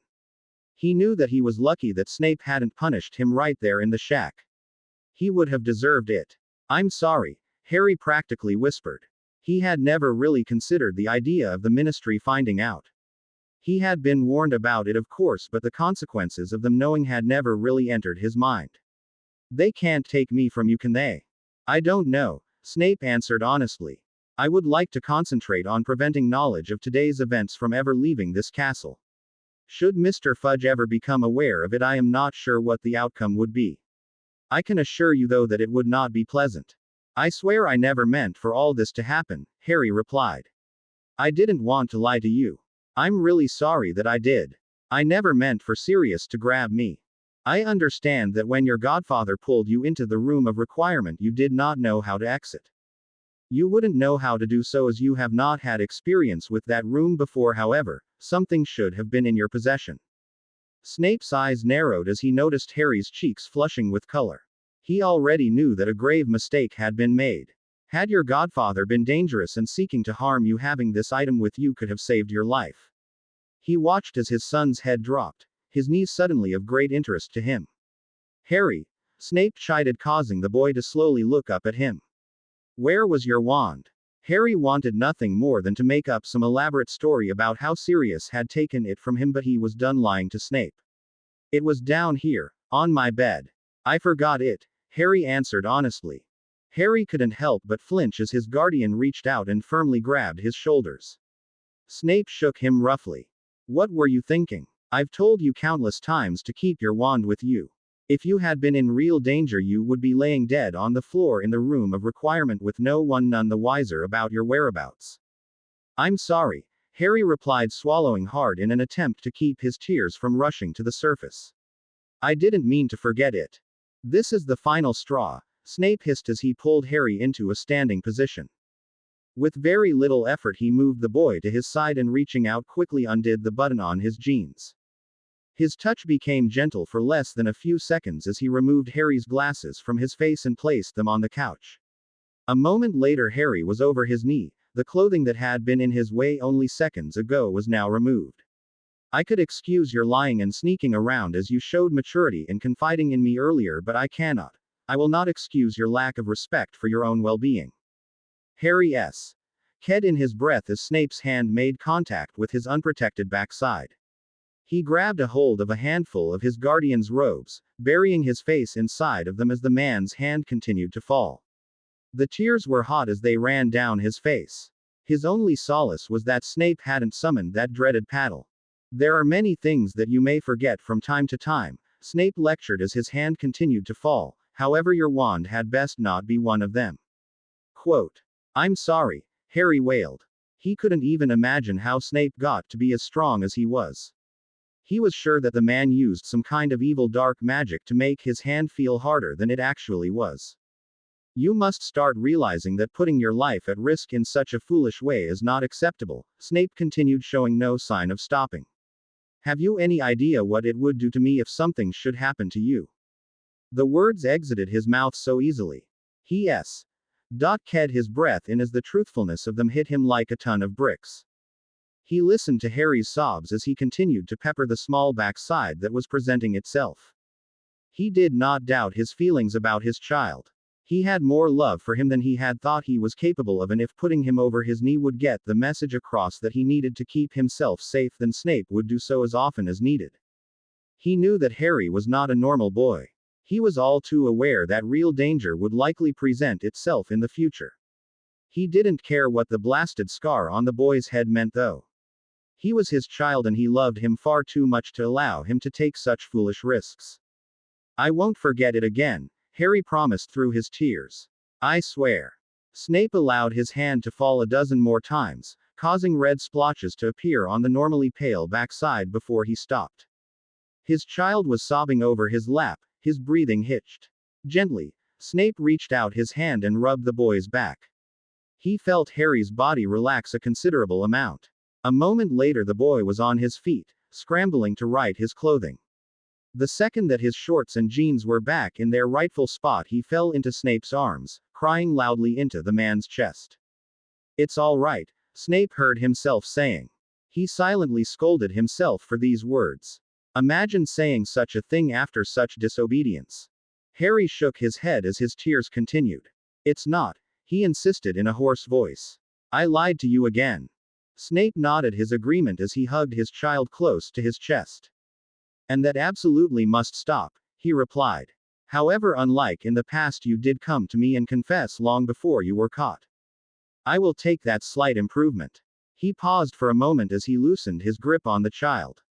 His right hand found Harry's head and gently ruffled his hair. You were not punished for being dishonest, Harry. You were punished for forgetting your wand. Though I must say that if I were you, I would not expect to return to my dormitory in the near future, nor would I expect access to my broom. Harry felt his shoulders slump a considerable amount at his sentence. He knew that he should have expected it, but he couldn't help but feel absolutely horrible for himself. Thank you, Harry said softly as the last of his tears made their way down his face. He removed his arms from around his guardian's body, however, his head remained leaning on the man's chest. What on earth for? Snape questioned in a surprised tone. For not going completely mental, Harry replied. For letting me explain myself to you earlier today, and now. For not using a strap like you said. Snape was touched by the words but forced himself to let out an exaggerated snort. I should take a strap to you for failing to disarm me alone. Imagine making such a careless mistake. I hope you know that you are going to be spending countless hours in private lessons with me perfecting that spell along with a dozen others. I simply cannot have any child of mine blundering spells up that could likely save your life. Harry suddenly threw his arms around the man's neck once more. He squeezed him tightly. Love you, he said in a voice just above a whisper. More than you'll ever know, Snape replied softly as his arms wrapped around the child. The end. I hope you enjoyed this story. Also remember to subscribe and like this video. See you in the next video.